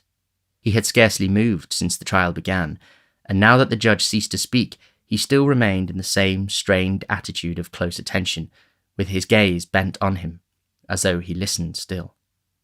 A slight bustle in court recalled him to himself. Looking round, he saw that the jurymen had turned together to consider their verdict. As his eyes wandered to the gallery, he could see the people rising above each other to see his face, some hastily applying their glasses to their eyes, and others whispering their neighbours with looks expressive of abhorrence. A few there were who seemed unmindful of him, and looked only to the jury, an impatient wonder how they could delay. But in no one face, not even among the women, of whom there were many there, could he read the faintest sympathy with himself, or any feeling but one of all-absorbing interest that he should be condemned. As he saw all this in one bewildered glance, the death-like stillness came again, and looking back, he saw that the jurymen had turned towards the judge. Hush! They only sought permission to retire. He looked wistfully into their faces, one by one when they passed out, as though to see which way the greater number leant. But that was fruitless. The jailer touched him on the shoulder. He followed mechanically to the end of the dock and sat down on a chair. The man pointed it out, or he would not have seen it. He looked up into the gallery again. Some of the people were eating, and some fanning themselves with handkerchiefs, for the crowded place was very hot. There was one young man sketching his face in a little notebook. He wondered whether it was like, and looked on when the artist broke his pencil point and made another with his knife, as any idle spectator might have done. In the same way, when he turned his eyes towards the judge, his mind began to busy itself with the fashion of his dress, and what it cost, and how he put it on. There was an old fat gentleman on the bench, too, who had gone out some half an hour before and now came back. He wondered within himself whether this man had been to get his dinner, what he had, and where he had it, and pursued this train of careless thought until some new object caught his eye and roused another. Not that all this time his mind was for an instant free from one oppressive, overwhelming sense of the grave that opened at his feet. It was ever present to him, but in a vague and general way, and he could not fix his thoughts upon it. Thus, even while he trembled and turned burning hot at the idea of speedy death, he fell to counting the iron spikes before him and wondered how the head of one had been broken off, and whether they would mend it or leave it as it was. Then he thought of all the horrors of the gallows and the scaffold, and stopped to watch a man sprinkling the floor to cool it, and then went on to think again. At length there was a cry of silence, and a breathless look from all towards the door. The jury returned and passed him close. He could glean nothing from their faces. They might as well been of stone. Perfect stillness ensued. Not a rustle, not a breath. Guilty. The building rang with a tremendous shout, and another, and then it echoed loud groans that gathered strength as they swelled out like angry thunder. It was a peal of joy from the populace outside, greeting the news that he would die on Monday. The noise subsided, and he was asked if he had anything to say why sentence of death should not be passed upon him. He had resumed his listening attitude, and looked intently at his questioner while the demand was made, but it was twice repeated before he seemed to hear it, and then he only muttered that he was an old man, and so, dropping into a whisper, was silent again. The judge assumed the black cap, and the prisoner still stood with the same air and gesture. A woman in the gallery uttered some exclamation, called forth by this dread solemnity. He looked hastily up, as if angry at the interruption, and bent forward yet more attentively. The address was solemn and impressive, the sentence fearful to hear. But he stood, like a marble figure, without the motion of a nerve. His haggard face was still thrust forward, his underjaw hanging down, and his eyes staring out before him, when the jailer put his hand upon his arm and beckoned him away. He gazed stupidly about him for an instant, and obeyed. They led him through a paved room under the court, where some prisoners were waiting till their turns came, and others were talking to their friends, who crowded round a grate which looked into the open yard. There was nobody there to speak to him, but as he passed, the prisoners fell back to render him more visible to the people who were clinging to the bars, and they assailed him with opprobrious names and screeched and hissed. He shook his fist and would have spat upon them, but his conductors hurried him on, through a gloomy passage, lighted by a few dim lamps, into the interior of the prison. Here he was searched, that he might not have about him the means of anticipating the law. This ceremony performed, they led him to one of the condemned cells, and left him there, alone. He sat down on a stone bench opposite the door, which served for a seat and bedstead, and casting his bloodshot eyes upon the ground, tried to collect his thoughts. After a while, he began to remember a few disjointed fragments of what the judge had said, though it had seemed to him at the time that he could not hear a word. These gradually fell into their proper places, and by degrees suggested more, so that in a little time he had the whole, almost as it was delivered. To be hanged by the neck till he was dead. That was the end. To be hanged by the neck till he was dead. As it came on very dark, he began to think of all the men he had known who had died upon the scaffold, some of them through his means. They rose up in quick succession that he could hardly count them. He had seen some of them die, and had joked, too, because they died with prayers upon their lips. With what a rattling noise the drop went down, and how suddenly they changed from strong and vigorous men to dangling heaps of clothes. Some of them might have inhabited that very cell, sat upon that very spot. It was very dark. Why didn't they bring a light? The cell had been built for many years. Scores of men must have passed their last hours there. It was like sitting in a vault strewn with dead bodies. The cap, the noose, the pinioned arms, the faces that he knew even beneath that hideous veil. Light! Light! At length, when his hands were raw with beating against the heavy door and walls, 2 men appeared. One bearing a candle which he thrust into an iron candlestick fixed against the wall. The other dragging in a mattress on which to pass the night, for the prisoner was to be left alone no more. Then came the night. Dark, dismal, silent night. Other watchers are glad to hear this church clock strike, for they tell of life and coming day. To him they brought despair. The boom of every iron bell came laden with the one deep, hollow sound. Death. What availed the noise and bustle of a cheerful morning, which penetrated even there to him? It was another form of knell, with mockery added to the warning. The day passed off. Day? There was no day. It was gone as soon as come, and night came on again, night so long and yet so short, long in its dreadful silence and short in its fleeting hours. At one time he raved and blasphemed, and at another howled and tore his hair. Venerable men of his own persuasion had come to pray beside him, but he had driven them away with curses. They renewed their charitable efforts, and he beat them off. Saturday night. He had only one more night to live, and as he thought of this, the day broke. Sunday. It was not until the night of this last, awful day that a withering sense of his helpless, desperate state came in its full intensity upon his blighted soul. Not that he had ever held any defined or positive hope of mercy, but that he had never been able to consider more than the dim probability of dying so soon. He had spoken little to either of the 2 men, who relieved each other in their attendance upon him, and they, for their parts, made no effort to rouse his attention. He had sat there, awake, but dreaming. Now he started up, every minute, and with gasping mouth and burning skin, hurried to and fro in such a paroxysm of fear and wrath that even they, used to such sights, recoiled from him with horror. He grew so terrible, at last, in all the tortures of his evil conscience, that one man could not bear to sit there, eyeing him alone, and so the 2 kept watch together. He cowered down upon his stone bed and thought of the past. He had been wounded with some missiles from the crowd on the day of his capture, and his head was bandaged with a linen cloth. His red hair hung down upon his bloodless face. His beard was torn and twisted into knots. His eyes shone with a terrible light. His unwashed flesh crackled with the fever that burnt him up.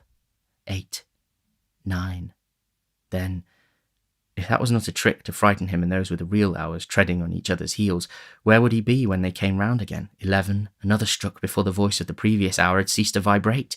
At 8, he would be the only mourner in his own funeral train. At 11, those dreadful walls of Newgate, which have hidden so much misery and such unspeakable anguish, not only from the eyes, but too often and too long from the thoughts of men, never held so dread a spectacle as that. The few who lingered as they passed, and wondered what the man was doing who was to be hanged tomorrow, would have slept but ill that night, if they could have seen him. From early in the evening until nearly midnight, little groups of 2 and 3 presented themselves at the lodge gate, and inquired with anxious faces whether any reprieve had been received. These, being answered in the negative, communicated the welcome intelligence to clusters in the street, who pointed out to one another the door from which he must come out, and showed where the scaffold would be built, and, walking with unwilling steps away, turned back to conjure up the scene. By degrees they fell off, one by one, and for an hour, in the dead of night, the street was left to solitude and darkness. The space before the prison was cleared, and a few strong barriers, painted black, had already been thrown across the road to break the pressure of the expected crowd, when Mr. Brownlow and Oliver appeared at the wicket, and presented an order of admission to the prisoner, signed by one of the sheriffs. They were immediately admitted into the lodge. "Is the young gentleman to come too, sir?" said the man whose duty it was to conduct them. "It's not a sight for children, sir." "It is not indeed, my friend," rejoined Mr. Brownlow, But my business with this man is intimately connected with him, and as this child has seen him in the full career of his success and villainy, I think it is well, even at the cost of some pain and fear, that he should see him now." These few words had been said apart, so as to be inaudible to Oliver. The man touched his hat, and glancing at Oliver with some curiosity, opened another gate, opposite to that which they had entered, and led them on through dark and winding ways towards the cells. "This," said the man, stopping in a gloomy passage where a couple of workmen were making some preparations in profound silence, "this is the place he passes through. If you step this way, you can see the door he goes out at." He led them into a stone kitchen, fitted with coppers for dressing the prison food, and pointed to a door. There was an open grating above it, through which came the sound of men's voices, mingled with the noise and hammering and the throwing down of boards. They were putting up the scaffold. From this place they passed through several strong gates, opened by other turnkeys from the inner side, and having entered an open yard, ascended a flight of narrow steps, and came into a passage with a row of strong doors on the left hand. Motioning them to remain where they were, the turnkey knocked at one of these with his bunch of keys. The two attendants, after a little whispering, came out into the passage, stretching themselves as if glad of the temporary relief, and motioned the visitors to follow the jailer into the cell. They did so. The condemned criminal was seated on his bed, rocking himself from side to side, with a countenance more like that of a snared beast than the face of a man. His mind was evidently wandering to his old life, for he continued to mutter, without appearing conscious of their presence otherwise than as a part of his vision. "A good boy, Charlie. Well done," he mumbled. "Oliver too. Ha ha ha! Oliver too. Quite the gentleman now. Quite the... Take that boy away to bed." The jailer took the disengaged hand of Oliver, and whispering him not to be alarmed, looked on without speaking. "Take him away to bed," cried Fagin. "Do you hear me, some of you? Has he been the somehow the cause of all this? It's worth the money to bring him up to it. Bolt his throat. Bill, never mind the girl. Bolt his throat as deep as you can cut. Saw his head off." "Fagin," said the jailer. "That's me," cried the Jew, falling instantly into the attitude of listening he had assumed upon his trial. "An old man, my lord. A very old man." "Here," said the turnkey, laying his hand upon his breast to keep him down. "Here's somebody who wants to see you and ask you some questions, I suppose. Fagin? Fagin? Are you a man?" "I shan't be one long," he replied, looking up with a face retaining no human expression but rage and terror. "Strike them all dead. What right have they to butcher me?" As he spoke, he caught sight of Oliver and Mr. Brownlow. Shrinking to the furthest corner of the seat, he demanded to know what they wanted there.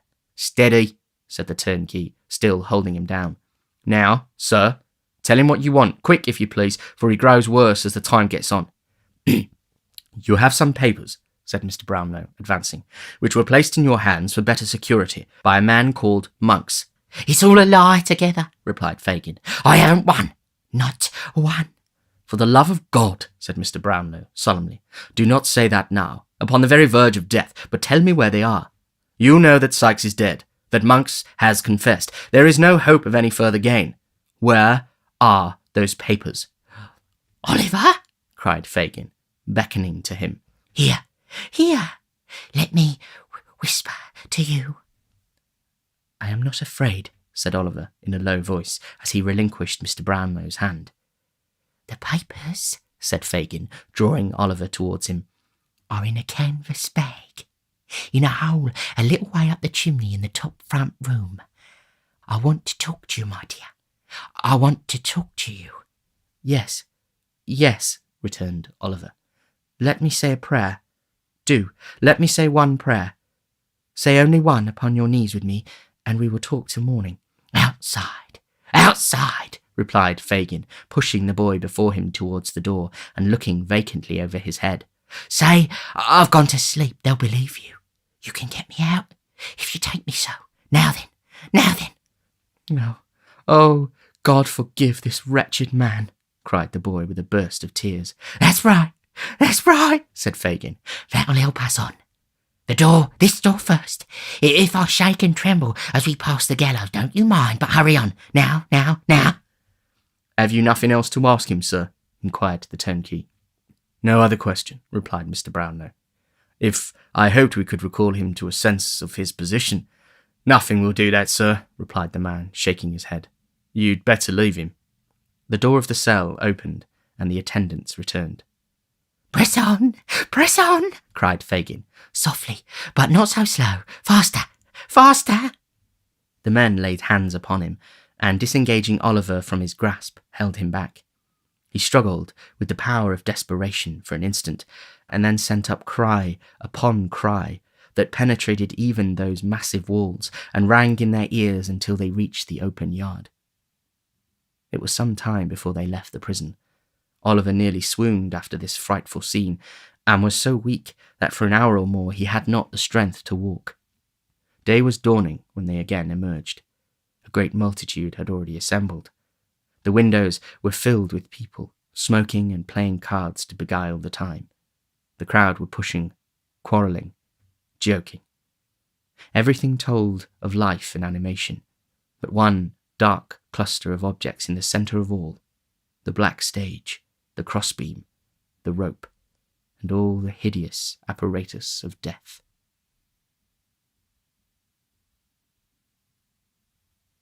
Chapter 53, and last. The fortunes of those who have figured in this tale are nearly closed. The little that remains to their historian to relate is told in a few and simple words. Before 3 months had passed, Rose Fleming and Harry Maylie were married in the village church which was henceforth to be the scene of the young clergyman's labours. On the same day they entered into possession of their new and happy home.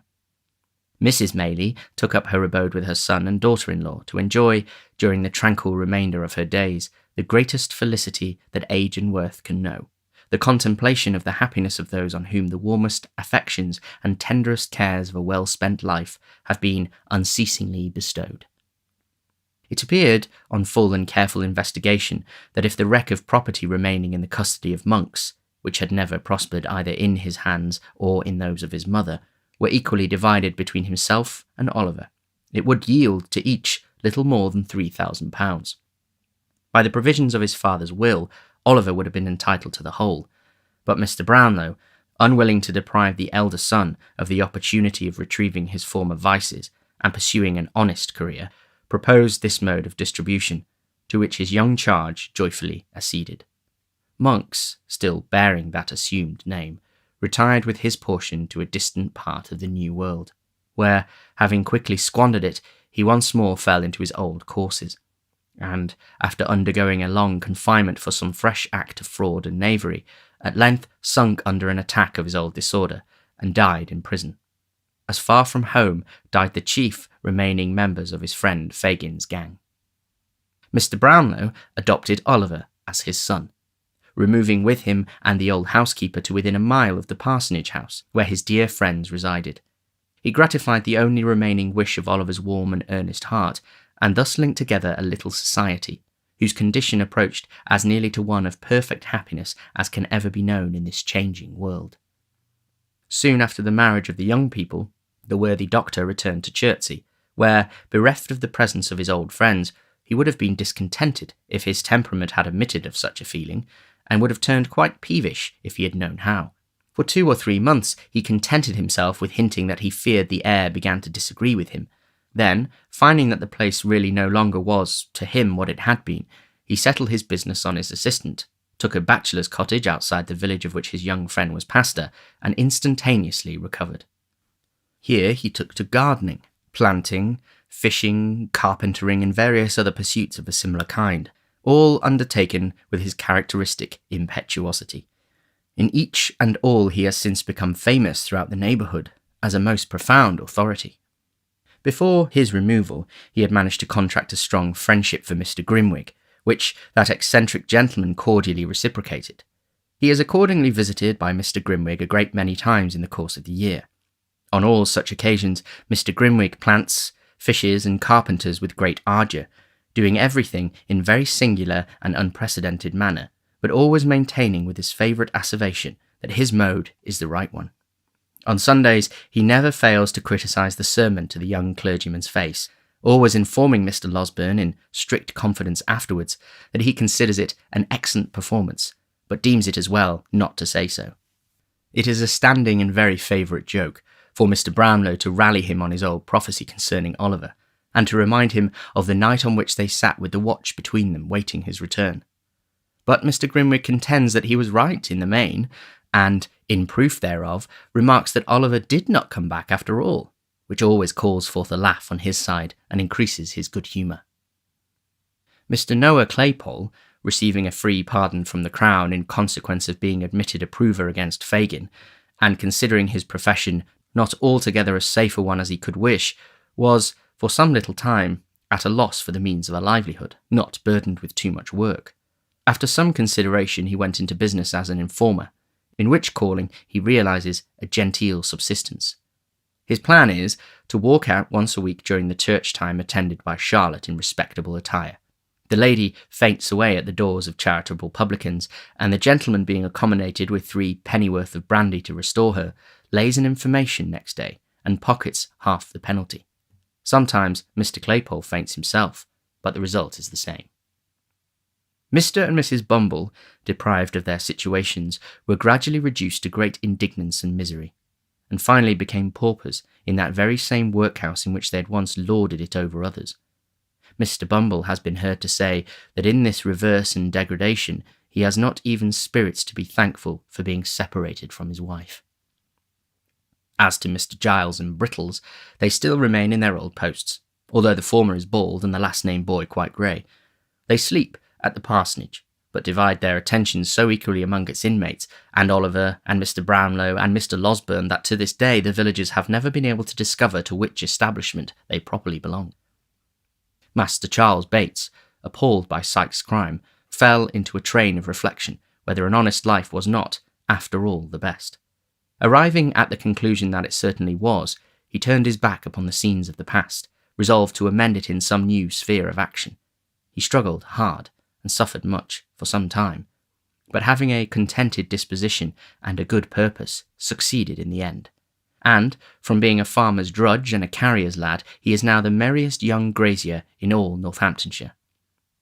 And now, the hand that traces these words falters as it approaches the conclusion of its task, and would weave for a little longer space the thread of these adventures. I would fain linger yet with a few of those among whom I have so long moved, and share their happiness by endeavouring to depict it. I would show Rose Maylie in all the bloom and grace of early womanhood, shedding on her secluded path in life soft and gentle light that fell on all who trod it with her, and shone into their hearts. I would paint her the life and joy of the fireside circle and the lively summer group. I would follow her through the sultry fields at noon, and hear the low tones of her sweet voice in the moonlit evening walk. I would watch her in all her goodness and charity abroad, and the smiling, untiring discharge of domestic duties at home. I would paint her and her dead sister's child happy in their love for one another, and passing whole hours together in picturing the friends whom they had so sadly lost. I would summon before me, once again, those joyous little faces that clustered round her knee and listened to their merry prattle. I would recall the tones of that clear laugh, and conjure up the sympathising tear that glistened in the soft blue eye. These, and 1,000 looks and smiles and turns of thought and speech, I would fain recall them, every one. How Mr. Brownlow went on, from day to day, filling the mind of his adopted child with stores of knowledge, and becoming attached to him more and more as his nature developed itself, and showed the thriving seeds of all he wished him to become. How he traced him in new traits of his early friend, that awakened in his own bosom old remembrances, melancholy, and yet sweet and soothing. How the 2 orphans, tried by adversity, remembered its lessons in mercy to others, and mutual love, and fervent thanks to him who had protected and preserved them. These are all matters which need not be told. I have said that they were truly happy, and without strong affection and humanity of heart, and gratitude that being whose code is mercy, and whose great attribute is benevolence to all things that breathe, happiness can never be attained. Within the altar of the old village church, there stands a white marble tablet, which bears as yet but one word, Agnes. There is no coffin in that tomb, and may it be many, many years before another name is placed above it. But if the spirits of the dead ever come back to earth, to visit spots hallowed by the love beyond the grave of those whom they knew in life, I believe that the shade of Agnes sometimes hovers round that solemn nook. I believe it none the less, because that nook is in a church, and she was weak and erring.